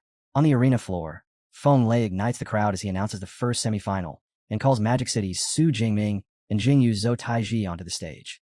Zhou Taiji walks forward with a confident grin, cracks his knuckles, and calls directly to Su Jingming before praising his fist techniques and challenging the Thunder Emperor to put away his spear so they can settle the match using nothing but their bare hands. The spectators instantly recognize the challenge as obvious bait, laughing that Zhou Taiji has resorted to a cheap psychological trick because he knows a proper weapon battle would end with him being completely crushed. Yet to everyone's disbelief, Su Jingming merely smiles and accepts without hesitation, causing his alarmed supporters to shout that their idol has become far too confident. Even Zhou Taiji is stunned that the Thunder Emperor actually accepted his challenge, and as nervous sweat begins forming across his face, he asks whether Su Jingming is simply playing with him. Su Jingming responds with nothing more than a dismissive scoff, coldly telling him to believe whatever he wants. Beneath his uneasy expression, however, Zhou Taiji is secretly thrilled, convinced that the entire match has already shifted in his favor. After training his fist for 15 years and reaching the edge of fully mastering his combat style, he firmly believes that Su Jingming's decision to face him in a bare-fisted battle is no different from choosing suicide. Watching from the VIP lounge, the rival Dean Lu Wangshan turns toward Yang Jintian with a smug expression and remarks that Su Jingming's arrogance will eventually become the reason for his downfall. He confidently boasts that if Magic City's greatest student loses this semifinal, his own academy will have no difficulty claiming the highest positions in the tournament. Yang Jintian immediately rejects the prediction, calmly replying that his student has simply never learned how to lose. The moment the battle officially begins, Zhou Taiji activates his beast transformation and releases a thunderous roar as his body rapidly expands in the towering figure of a terrifying demonic ape. Without wasting a second, he swings a savage punch powerful enough to shake the arena straight towards Su Jingming. But the Thunder Emperor effortlessly slips past the blow before casually mocking the massive beast, admitting that his strength is respectable while his speed is completely pathetic. Golden lightning begins crackling violently around Su Jingming's fist as he calmly declares that he's about to teach the monkey what a true god-level punch looks like. Yet the instant Su Jingming attacks, Zhou Taiji suddenly leaps backward and avoids the strike, shouting that accepting a fistfight against him will become the greatest mistake Su Jingming ever makes. Su Jingming answers by revealing the newly mastered technique he has been hiding, and in an instant, an enormous glowing clone made entirely from golden lightning materializes behind him, leaving Zhou Taiji frozen in disbelief. Before the demonic ape can recover from the shock, the towering lightning phantom drives a devastating fist directly into his chin, launching his massive body backward while blood bursts from his mouth. Zhou Taiji crashes heavily across the arena floor, battered, disoriented, and unable to understand what just happened, until he lifts his head and sees Su Jingming still standing calmly in the same position, with the colossal electric phantom looming behind him like a threatening divine guardian. The demonic ape stares in horror as the truth finally becomes clear. The blow that sent him flying did not come from Su Jingming's real fist at all, but from the attack delivered by his lightning shadow clone. High above in the VIP section, the watching students immediately erupt in disbelief and surround Principal Su Jingming with frantic questions, demanding to know whether the Thunder Emperor has truly summoned a fully functional lightning clone capable of fighting independently beside its original. Principal Su Jingming is equally astonished, immediately recognizing the towering electric clone as Lightning Shadow, an elite A-class combat skill. He explains that at the lowest level of mastery, the clone can only release 30% of Su Jingming's true strength. But instead of reassuring the students, this revelation leaves them even more terrified, because a punch carrying only 30% of his power was still enough to completely shatter the defenses of a Tier 4 powerhouse. They quickly realize that Su Jingming cannot be regarded as an ordinary lightning mage, since his physical strength is just as monstrous as his elemental abilities, proving that he has secretly mastered elite body tempering techniques alongside his lightning cultivation. Grinding his teeth in frustration, Zhou Taiji curses under his breath as he finally recognizes the technique looming before him. But Su Jingming merely smiles and mockingly asks whether knowing its name will somehow help him survive the next punch. Refusing to surrender, Zhou Taiji insists that he was only defeated in the previous exchange because he lacked information, then releases a furious roar and activates a powerful war drum technique that reinforces his defenses while increasing his physical abilities by another 20%, preparing himself for one final head-on clash. The transformed demonic ape pulls back his massive fist and charges forward with his ultimate attack, while Su Jingming remains completely calm, gathering blazing golden lightning around his own clenched hand before rushing directly toward him. Their fists collide in the center of the arena with earth-shaking force, and the instant the impact travels through his arm, Zhou Taiji realizes in absolute horror that Su Jingming's boxing is not merely impressive, but has already reached the legendary realm of a true master. Su Jingming smiles and congratulates him for finally guessing correctly before unleashing his signature Thunder Dragon Fist, driving a devastating lightning-infused blow into the giant ape and sending his enormous body crashing violently into the arena's protective barrier. After confirming that Zhou Taiji has been knocked unconscious, the host officially declares Su Jingming the winner of the semifinal, causing thunderous cheers for the Thunder Emperor to erupt throughout the packed stadium. Standing calmly amid the fading crackle of golden lightning, Su Jingming releases a disappointed sigh and remarks that Zhou Taiji's fist techniques were far too weak, leaving every expectation he had for the battle completely wasted. The entire audience is stunned to discover that a cultivator famous for his spear techniques has also reached the master level in boxing, leaving everyone wondering how many more hidden trump cards Su Jingming still has waiting in reserve. Coach Yang Jintian immediately seizes the opportunity to gloat, smugly reminding the rival dean that the only people who had shown true arrogance were his own students. Lu Wangshan clenches his teeth and warns him not to celebrate too early, insisting that as long as Wang Qi remains in the tournament, Magic City still has no chance of claiming the championship. After examining Zhou Taiji and confirming that he suffered nothing more serious than minor bruising, the opposing team finally understands that Su Jingming is a completely different breed of monster. Realizing that the freshman deliberately controlled his strength to avoid causing any permanent damage, Lu Wangshan cannot help respecting the extraordinary precision behind his attack. He then instructs Wang Qi to win the final, while warning him not to damage Su Jingming's cultivation foundation. Wang Qi agrees without hesitation, explaining that he has no intention of creating a deadly grudge and fully understands that provoking an SS-rank genius would inevitably draw the fury of Magic City's most powerful figures. The announcer soon reignites the crowd for the second semifinal, introducing Jing University's captain, Wang Qi, and Magic City's vice-captain, Kong Shi. The battle lasts only 5 minutes before Wang Qi defeats Kong Shi with ease and secures the final remaining position in the championship match. Watching from above, Su Jingming smiles to himself, quietly hoping that his final opponent will finally prove worthy of sharing the stage with him. Ling Shuang immediately understands that the coming battle between a peak Tier 4 pre-S-rank genius and a peak Tier 3 SS-rank prodigy is destined to attract attention across the entire world. News networks erupt with live coverage and dramatic headlines promoting the historic confrontation, all asking whether the legendary freshman can overcome such a massive difference in cultivation. Online forums quickly descend into endless arguments between supporters of both fighters. While inside her laboratory, Jiang Chuchuan quietly cheers for Su Jingming and wishes him the best of luck. An hour later, the stadium is overflowing with excitement as the host welcomes everyone back for the tournament's main event, the grand final of the individual competition. Feng Lei drives the roaring audience into a frenzy while introducing the two remaining competitors. The Stone Lord, Wang Qi, enters the arena first, followed moments later by the Thunder Emperor, Su Jingming, causing deafening cheers to shake the entire stadium. Wang Qi wastes no time attempting to provoke his opponent, boldly declaring that Su Jingming's winning streak will end today and that Jing University will leave the tournament with the championship. Su Jingming remains completely unfazed by the threat, responding with nothing more than a calm smile as he prepares to discover whether Wang Qi possesses enough strength to support such arrogant words. The countdown reaches 0, and the grand final officially begins as Su Jingming instantly enters his transformation, his hair blazing with power, while golden lightning surges across his body and crackles around his spear. Wang Qi answers at once by covering himself in heavy stone armor, and with neither side showing the slightest hesitation, the two powerhouses charge straight toward each other and collide in a violent explosion of earth and lightning. The spectators can only stare in stunned silence, muttering that the scene before them looks less like a student match and more like a clash between Tier 5 monsters. Su Jingming quickly takes control of the tempo, springing into the air and launching a high-voltage thunder spear directly at his opponent. Wang Qi laughs with complete confidence and boasts that earth element defenses are the natural counter to lightning techniques, then raises an enormous stone wall to protect himself. But his confidence disappears a moment later when the incoming spear smashes through the barrier with explosive force.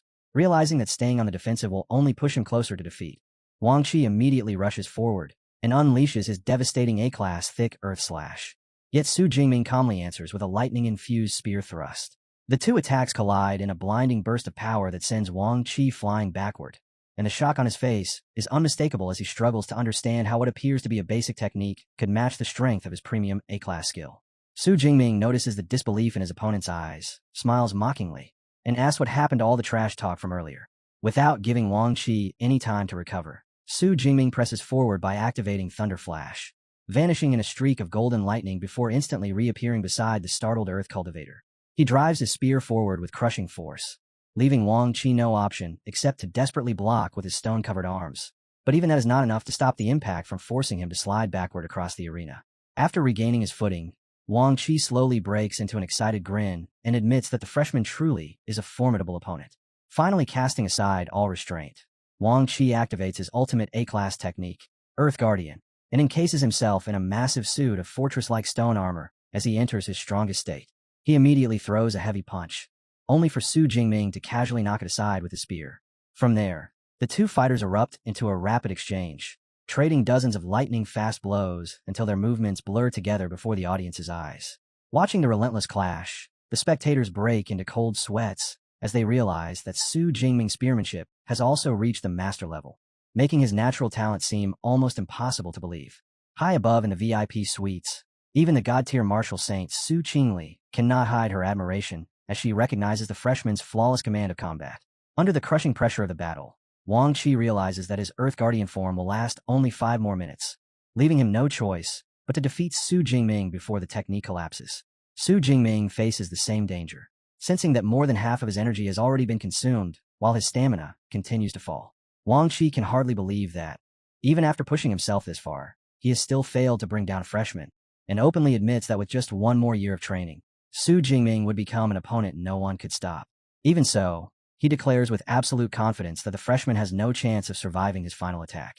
Su Jingming simply smiles, reveals that he has been saving one last hidden technique, and tells Wang Qi that if he survives it, he will surrender the victory without hesitation. With neither fighter willing to retreat, they gather every remaining ounce of power and launch their ultimate techniques at the exact same instant. Wang Qi unleashes a colossal mountain-splitting, earth-shattering slash, while Su Jingming counters with a legendary thunder-piercing, demon-killing spear, and their collision erupts into a catastrophic explosion that swallows the entire stadium.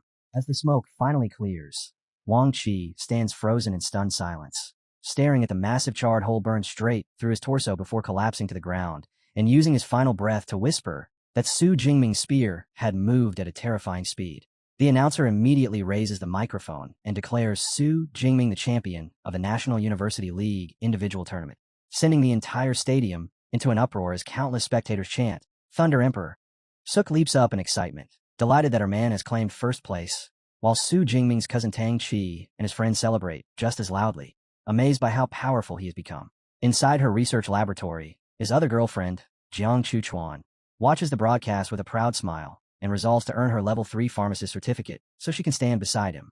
The Magic City team is equally ecstatic, with Shun Dongling and Yao Fong enthusiastically praising their captain, while Coach Yang Jintian is already looking ahead, knowing that if they also win the upcoming team tournament, Magic City will become the undisputed overall champion.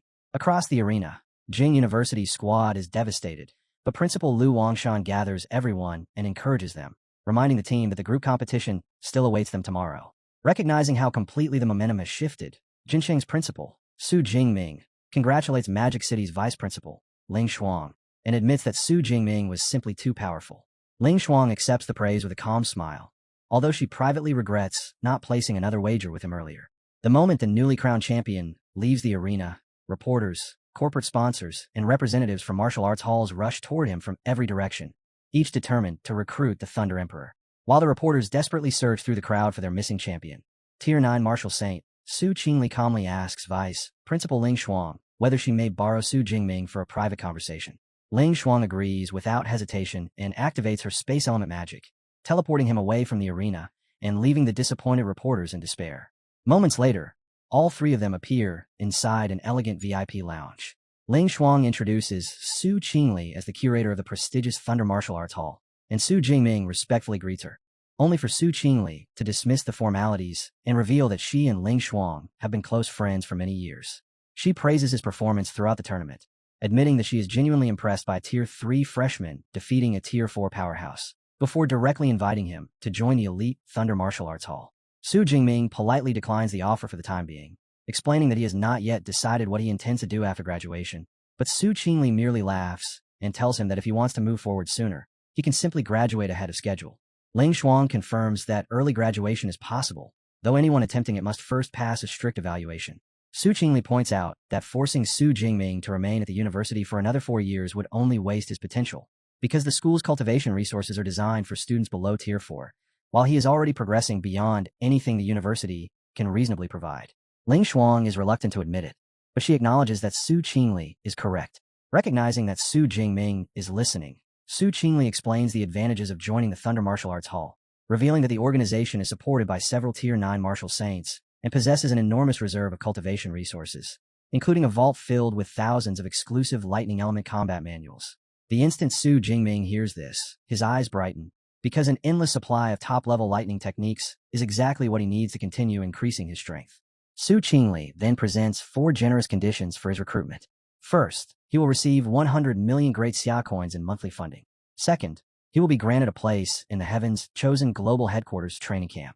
Third, he will receive unrestricted access to every manual owned by the Thunder Martial Arts Hall, including rare S rank, SS rank, and even SSS rank techniques. Fourth, Su Qingli will personally accept him as her direct disciple. The chance to study SSS rank techniques without restriction is nearly impossible to refuse, but the final condition leaves Su Jingming puzzled, prompting him to ask why she called herself a magic saint rather than a martial saint.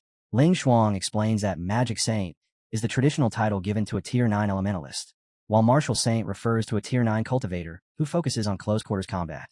Su Qingli continues, explaining that a ranged cultivator can only be recognized as a true elementalist after mastering elite mental tempering techniques, which demand an enormous mental capacity of 6,000 Hz.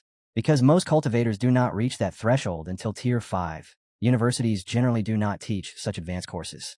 She then promises that if Su Jingming joins the Thunder Martial Arts Hall, she will personally teach him an SS rank mental tempering technique regarded as the greatest mind cultivation art in the world. Completely overwhelmed by the offer, Su Jingming breaks into a nervous sweat and asks for some time to think before making his decision. Su Qingli calmly tells him that the invitation will remain open indefinitely, but reminds him to seek her out the moment his mental power reaches 6,000 Hz. After Su Jingming leaves the lounge, Su Qingli remarks that despite his young age, he is exceptionally cautious, composed, and mature. Ling Shuang proudly responds that he is the greatest genius Magic City University has ever produced. But hearing her praise the university so openly irritates Su Qingli, who asks how our closest friend could possibly forget that her true roots lie within the Thunder Martial Arts Hall.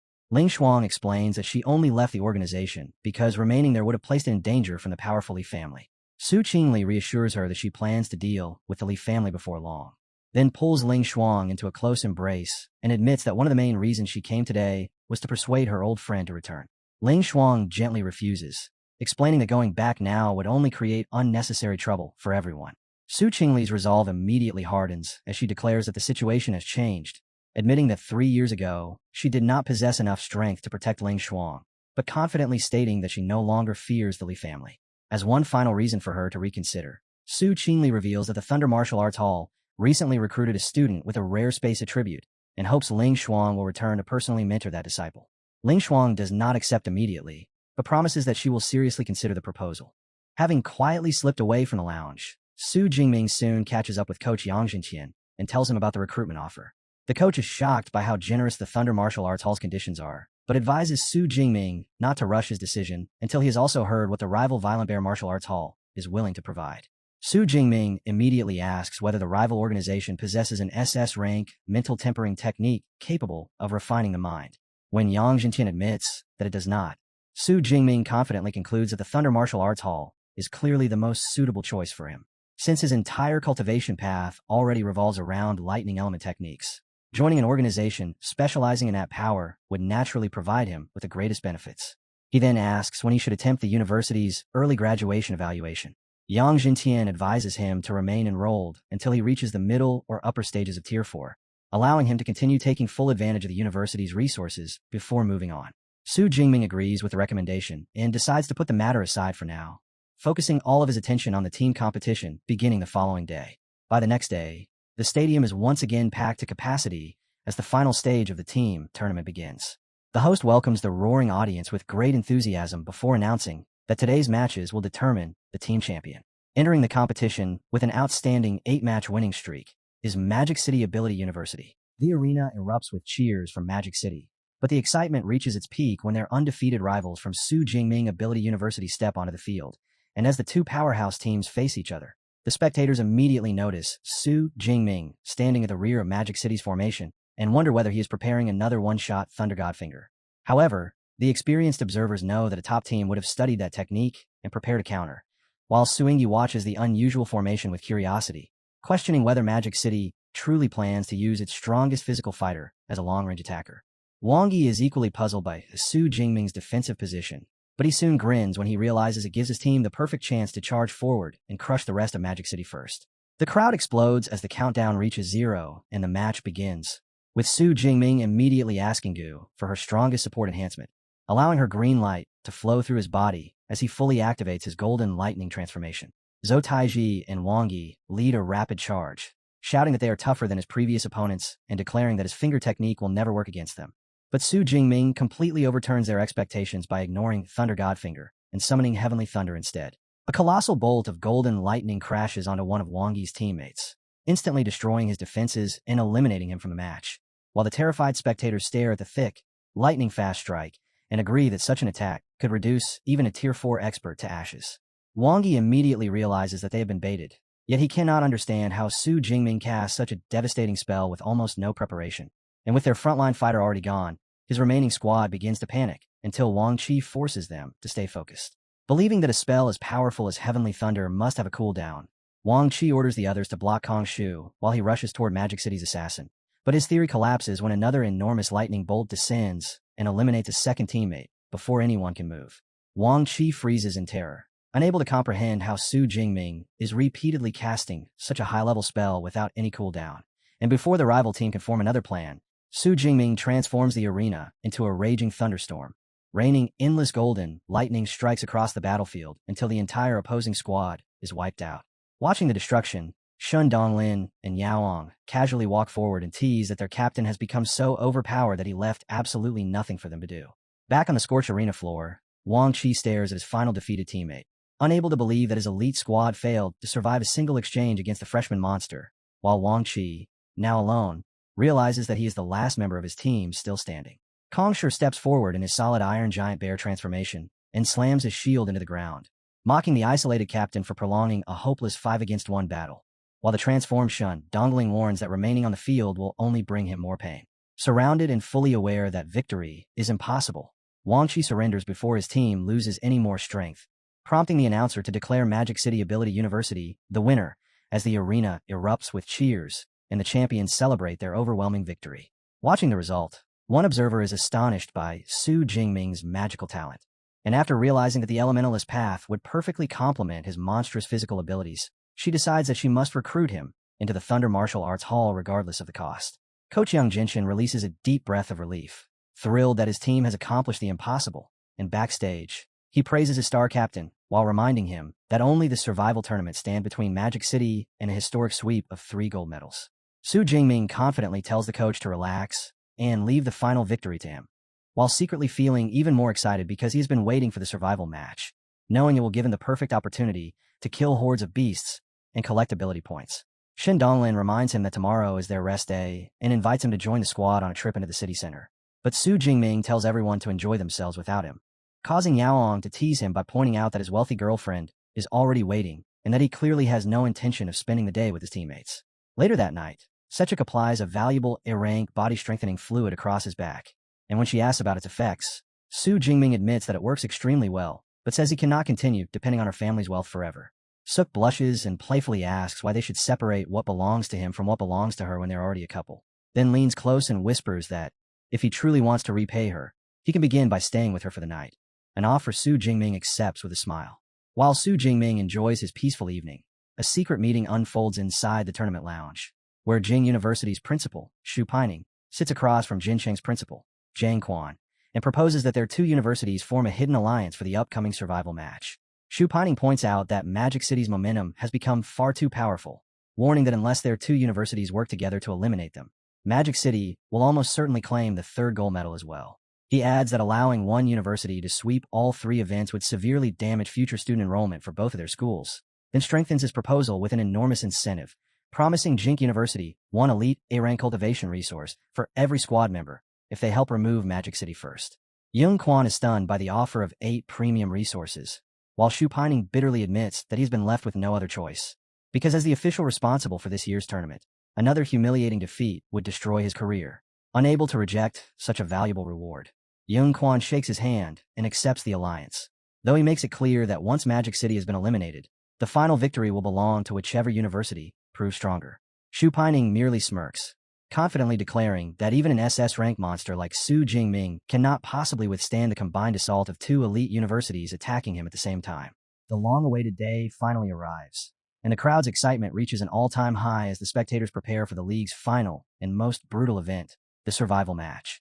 Xiuyun cannot stop worrying that the intense all-night session she shared with Su Jingming may have drained his stamina and prevented him from performing at his peak. And when Shidanjia notices her bright red face and asks whether something is wrong, the flustered Chuko hurriedly insists that she is completely fine. On the main stage, the energetic host Fong Lely raises the microphone and officially welcomes the roaring stadium to the grand finale, then explains the enormous scale of the challenge awaiting the competitors. The battlefield is the Devil's Cave, a savage 400-kilometer zone inhabited by thousands of powerful, high-tier ferocious beasts, and all 80 competitors will have exactly 10 days to survive while hunting and killing as many deadly creatures as possible to accumulate points. However, there is one dangerous condition that completely changes the nature of the contest, because combat between competitors is fully permitted, and anyone who gets eliminated will lose half of their hard-earned points to the opponent responsible for defeating them. Hearing this rule, the spectators immediately realize that ruthless betrayals, coordinated ambushes, and targeted hunts against other players will become the true highlights of the survival match. As the countdown approaches 0, the arena's high-precision tracking cameras focus on the leading competitors and broadcast Su Jingming's empty scoreboard across the entire stadium. Already transported into the dense forest of the Devil's Cave, Su Jingming can barely contain his excitement at the thought of collecting points from countless beasts, eagerly waiting for the slaughter to begin. His smartwatch soon announces that every movement restriction has been removed, officially signaling the start of the survival match. And Su Jingming wastes no time before charging directly into the forest in search of prey. His heightened senses quickly detect a pack of aggressive jungle windwolves hiding nearby, and the beasts attack first by opening their jaws and firing sharp blasts of compressed energy toward him. Su Jingming calmly summons a barrier that blocks the entire barrage, then launches himself through the air with golden lightning surging around his spear and cuts down the whole pack in a single sweeping strike. System notifications immediately flood his screen, displaying the large number of points earned from killing the high-tier beasts. And after realizing how quickly he can farm inside the cave, Su Jingming races deeper into the wilderness with his greed fully awakened. 3 days later, Jing University's captain, Wang Qi, is camping with his squad inside the forest when Jing University's captain, Han Shan, suddenly stumbles into their clearing, prompting Wang Qi to casually ask why the rival leader looks so miserable. Han Shan admits that the survival match is overwhelmingly designed to favor combat-type competitors. So for a support-type player like him, simply surviving until the 3rd day is already a major accomplishment.